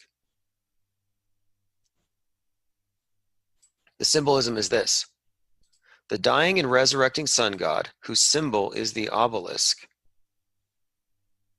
is also represented as a phoenix, which dies and is reborn. So we find these used interchangeably. And what's more, we find that the color purple is used with this sun god character quite frequently. And these are all just symbols that we've observed, that we've seen in use. So here's a couple of things. Last year was the 33rd annual Burning Man Festival in Vegas. Last year, during the Burning Man Festival, a 33-year-old died. And that weekend, a boat burned up, and there were 33 bodies that were not recovered. And it was called Conception. All very significant. But my point in bringing this up is this is the summer that the Dark Phoenix was out, which made $33 million. And this was also last year when the 33-year-old set himself on fire in front of the White House. 33rd year since the Challenger explosion. While Phoenix was burning, there was a Phoenix observed in the sky above the Russian military base. Some of these things we already talked about. But the reason I'm bringing this up now is these are used interchangeably. So we're looking at, you could call it, if you wanted to give this thing a name, like the Elite, this program, this Order Out of Chaos program, you could call it Operation Phoenix if you wanted to. And I think it seems to me that their main god is this god that dies and is reborn. And they use this as sort of a kind of a template for how they approach running this place, where what they create, they destroy and they build it back up again. But unlike the rest of us who aren't reborn, they are, which means that the ones who are destroying the world, or who are essentially, if you look at their blueprint, what they're trying to do, what they're telegraphing, the ones who plunge this into chaos, they have a longer history than us. They live forever. That's the story of the Phoenix. It's immortal. The unbroken lineage is pretty much revealed here as well, of whoever's behind this thing, the Metascript, its authors. They've been rewriting the Metascript for the New Age this entire time. That's why I say that Wrath of God has literally been replaced by global warming and original sin by carbon footprint. Same authors. They find new ways of representing their old gods to us. So here, let's take a little look here. We've got Joker again. Some people want to watch the world burn. So that's their revolution. So again, 311, the day of the pandemic, Ground Zero, Seattle, coming from China, all this stuff presaged in the mass media and in the entertainment. Wall Street has its worst day since Black Monday, 33 years prior. They want to burn down the economic system and bring in their new order, which is green. The Green World Order, which it sounds nice because it's like, oh, it's green, we're saving the planet. Well, not really, because they think that the planet needs to be saved from you.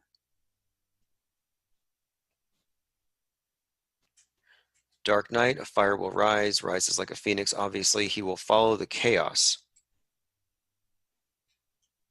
Here's some headlines from last year. Phoenix in the 33rd parallel, Arizona wildfire forces more evacuations east of Phoenix. Roosevelt residents evacuated because of Woodbury fire. So you notice anytime they bring out the Joker card, they have people running. They have panic. And they're doing it now. They're playing the same Joker card. And again, the planet Mercury was adjacent to the sun while Phoenix was burning. And the Dark Phoenix movie was out, making the 33 million. And the Phoenix was spotted above Russia. And Freddie Mercury's album with Time Waits for No One was removed from a vault after 33 years.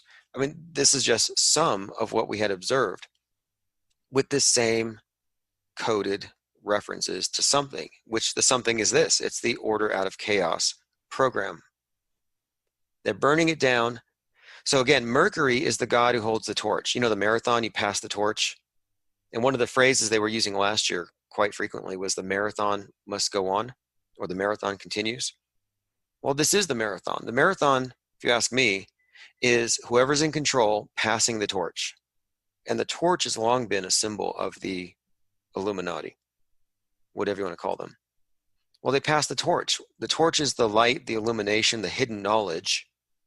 And it's also the tool they use to burn our shit down whenever we get too powerful. We accrue too much wealth. So they burn it down by instigating from below. Here you have the Phoenix Aurora. Now again, the word Aurora, think about that. This happened last year. The Aurora shooting in Colorado was when the Phoenix star, Sirius, was rising. Dark Night Rises, and it had the Phoenix symbol on the movies, this here, Dark Night Rising. This was the cover. So again, we're looking forward. A Phoenix Aurora spreads its wings over abandoned military power station in Russia. That's kind of ominous. Abandoned power station. Again, Dark Night Rises. You see the subtext? And this is a subtext 8 years apart. Abandoned power station, Dark Night Rises, Phoenix. And again, the guy's named Phoenix. And this is all happening, like real time. So it's not coincidence, it's written in advance. Latest movie in the franchise, Dark Phoenix, earns an estimated $33 million in its opening weekend at the box office. Okay, here's something else to consider. Again, we're talking about how this is not just in your entertainment, but it's in your news. Howie Carr, stop pampering Joker, quote, the Joker Sarnath.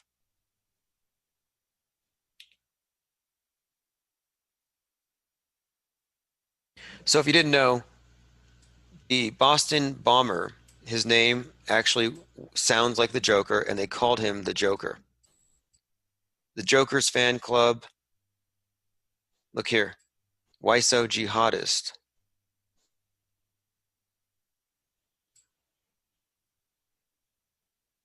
And again, this is all just more of the same.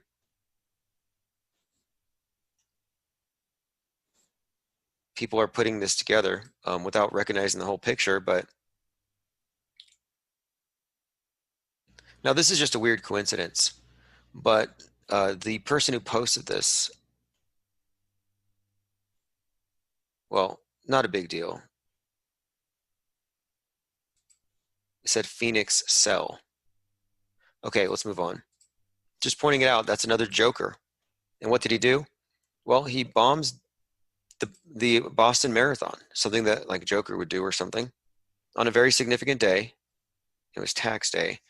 But afterwards, you had the response. And the response was a bunch of Batman characters, basically. Look at this, Batman gear. Paramilitary police with all their, I mean, the only thing that's lacking is black capes and horns or bat helmets. Like, they ought to put just a couple points on it. Like, who's he pointing at? But again, you would never tolerate your police running down your street in body armor, pointing guns at people or pointing guns at anything. You wouldn't tolerate that. Oh, but look, Joker's loose, so we have to. You wouldn't tolerate being locked down in your home, but Joker's loose, COVID-19 Joker, so you have to.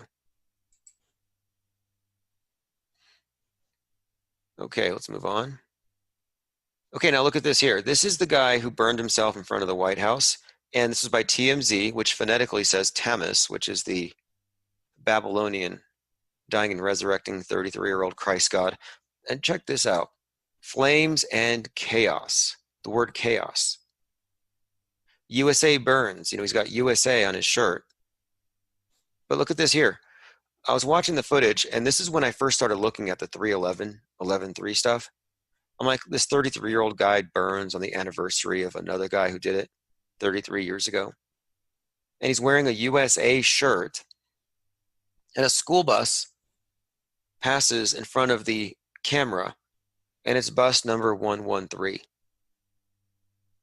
Now, this could be a coincidence if you believe in coincidence theory, but if you looked how staged the event was, this is just part of the setup. And there's your USA shirt. Man sets himself on fire.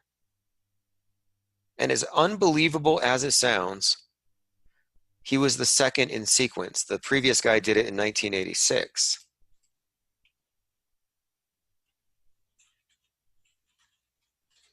And the guy who did it back then, look, 1986, man sets himself on fire outside of the White House, February 1986.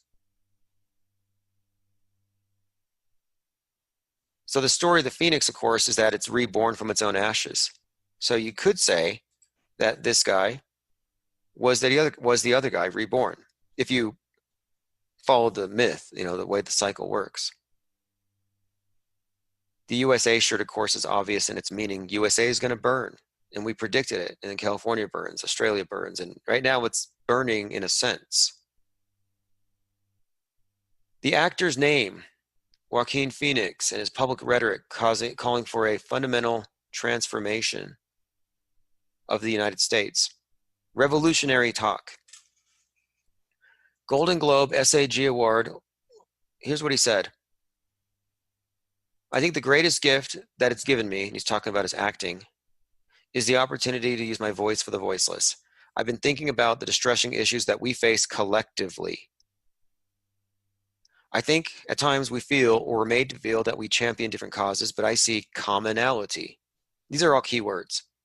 Whether we're talking about gender equality, racism, or queer rights, or animal rights. Now that's going to offend somebody that you put animal rights right there next to. We're talking about the fight against injustice. We're talking about a fight and a belief that one nation, one people, one race, one gender has the right to dominate, control, and exploit. Basically means white America, capitalists, property owners. That's what he's saying. He says, I think we've become very disconnected from the natural world, and what we're guilty of is an egocentric worldview. The belief that we're the center of the universe. We go into the natural world and plunder it for its resources. And this is just communist claptrap, what you would expect. Now, consider how big the movie is, $500 million. The Joker, new classic criminal. He's the one who burns down a criminal, unjust system. He's an anti-hero. So the Joker's revolution is World War III. Now, we talked about what World War III is earlier. World War III is World War Zero, as the Skull and Bonesmen and the Terminator were saying. It's when they stop the economies. Take a look at this. Italy skies, according to NASA, have cleared up.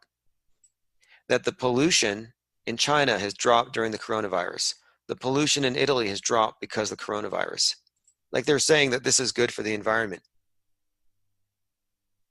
So the Joker and wild cards are aiming at the eventual dark night after they burn everything down and shut the lights off. And I'm reminded of the scene in Fight Club where they do a countdown to these bombs going off. So Fight Club countdown.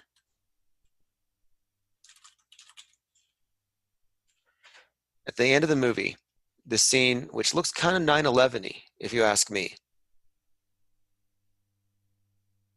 They're counting down at the end of the film, and the buildings in the background fall into their own footprints, looking like, you know, controlled demolitions or something. Very bizarre ending. But the thing about it is, the storyline kind of coincides with something that happened a little while later. So let me show you the time bomb first, and then we'll go from there.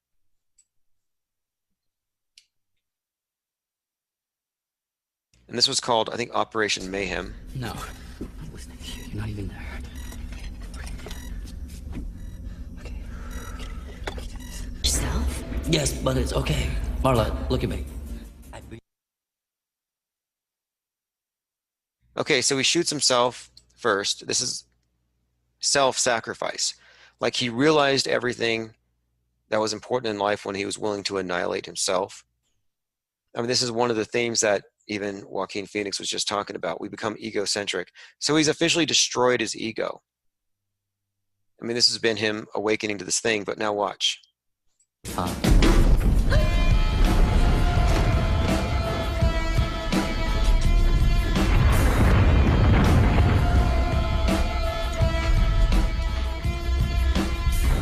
met me at a very strange time in my life.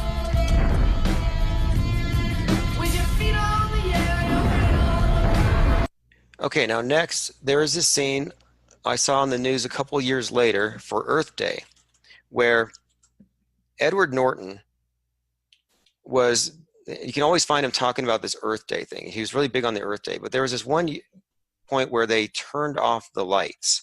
So it was shutting off the lights for Earth Day, where everything went dark. And they had celebrities doing countdowns. So check this out.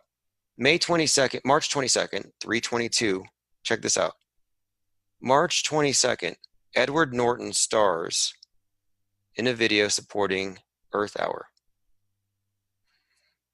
Lights go out across the planet for Earth Hour.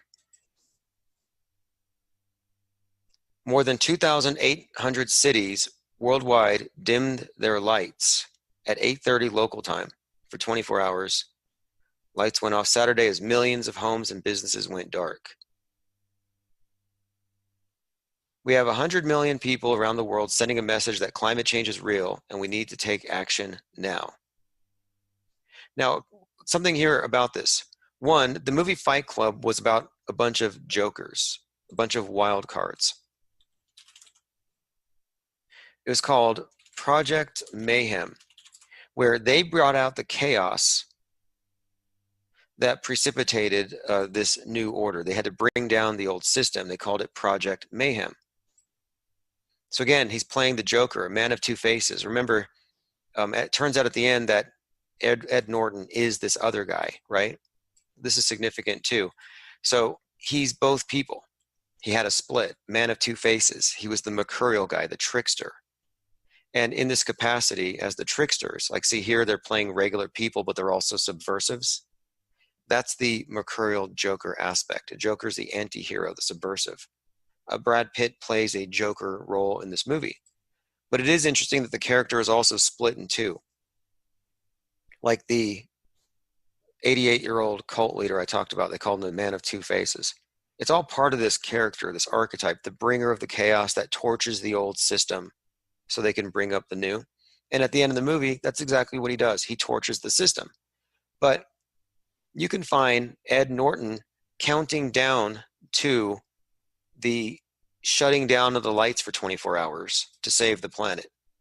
He was with Alanis Morissette on some TV show, and they're like, 3, 2, 1, they shut off the lights. And I'm like, wait, what's going on here? So he did this in the movie, so now they have him doing it on the news. And that's when I really started to notice that they really do have parallel storylines they use, and they sell you on a specific story or an ideal through a character, and they re-present it to you later. Okay, really quick here. This is Supermarket Sweep. I'm not calling this predictive programming, but you might find it interesting. Back to the Obus forms. Angelo, he's moved into the Lysol product section. Patricia, she's close behind him, and she's grabbing some Lysol basin tub and tile cleaner. The crowd's eating this up. And Suzanne is cheering Don on. Hey, Angelo, don't leave anything behind. You need it all.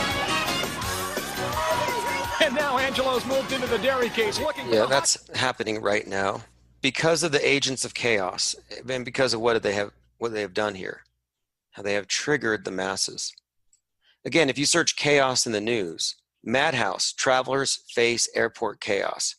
One of the craziest things I've ever seen, chaos at the U.S. airports as coronavirus screenings begin. USA Today. So those of you listening know, we predicted it. I said, this is your new 9/11. They're going to roll it all out. You had the TSA. Now they're going to be swabbing your mouth. And boom.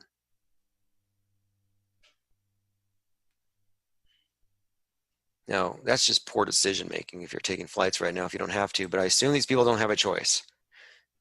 And they're all caught up in the madness. Okay, this is from the Japan Times. The 9/11-3/11 connection, Melbourne. An interesting twist that the September 11th, 2011 anniversary marks two momentous events.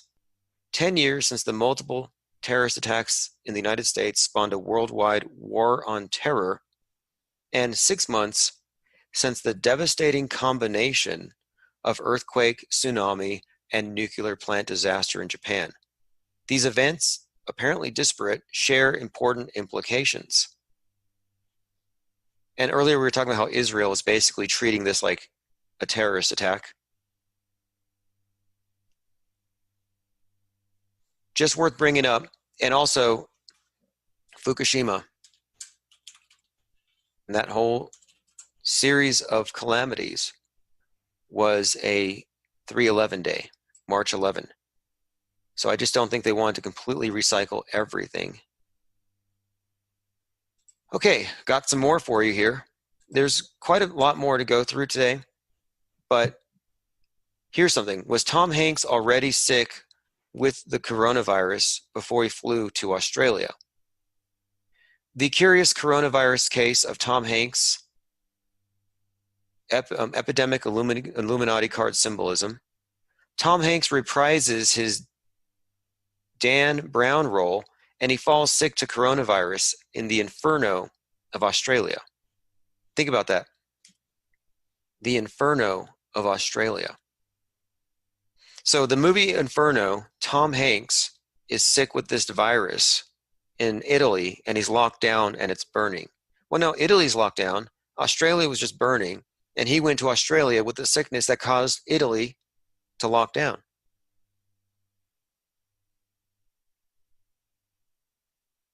The Freemason Club of Rome brings fascism back to locked down Italy.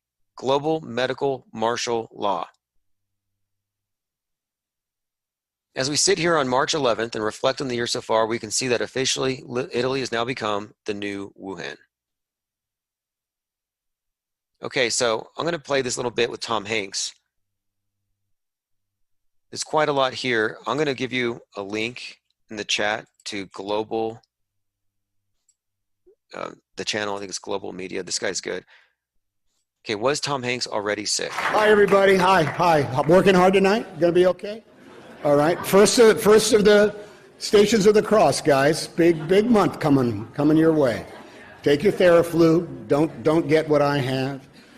I had half my household had the other flu, that comes out both ways. I got lucky. I just have a horrible cold. All right, I am on you in your life. I don't know. I am the current plan, and because I'm sick, I'm about to leave to go to Australia. good thoughts to Australia for what's going on down there, to work with Baz Luhrmann, and I will be playing, if all goes according to plan, Colonel Tom Parker to Austin Butler's Elvis Presley. And hopefully I will then finally have an answer to all your stupid questions about why will I never play a bad guy.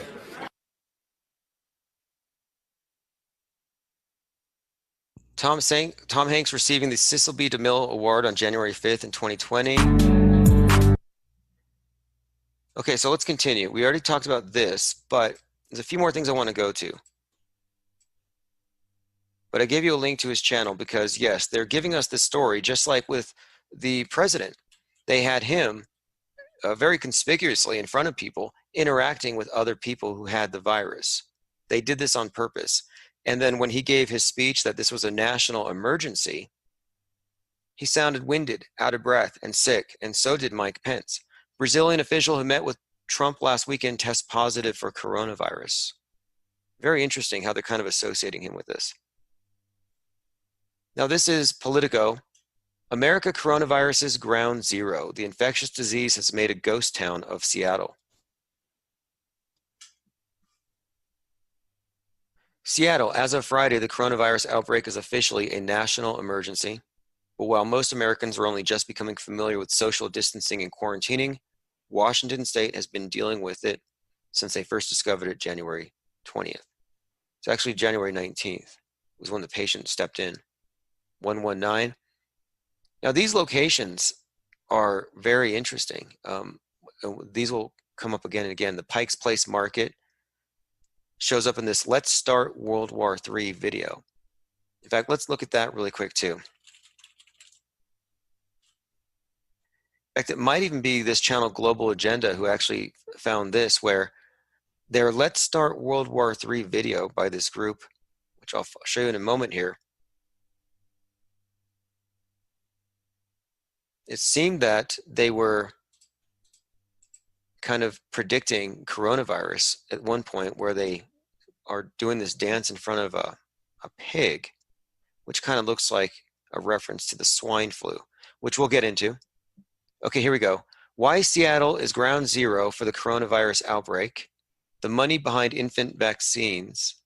They don't call it the Seattle Space Needle for nothing. Interesting correlation. But let's go ahead and take a look at this. The Economist predicted COVID-19. It says there are many questions about the novel coronavirus that remain unanswered. Where did it originate, says Chinese-based researchers. Okay, so there's an armadillo. What does that have to do with it? Oh, it's medical news today. But here's the thing. The Economist newsletter, it always seems to be so cryptic. Okay, let's go.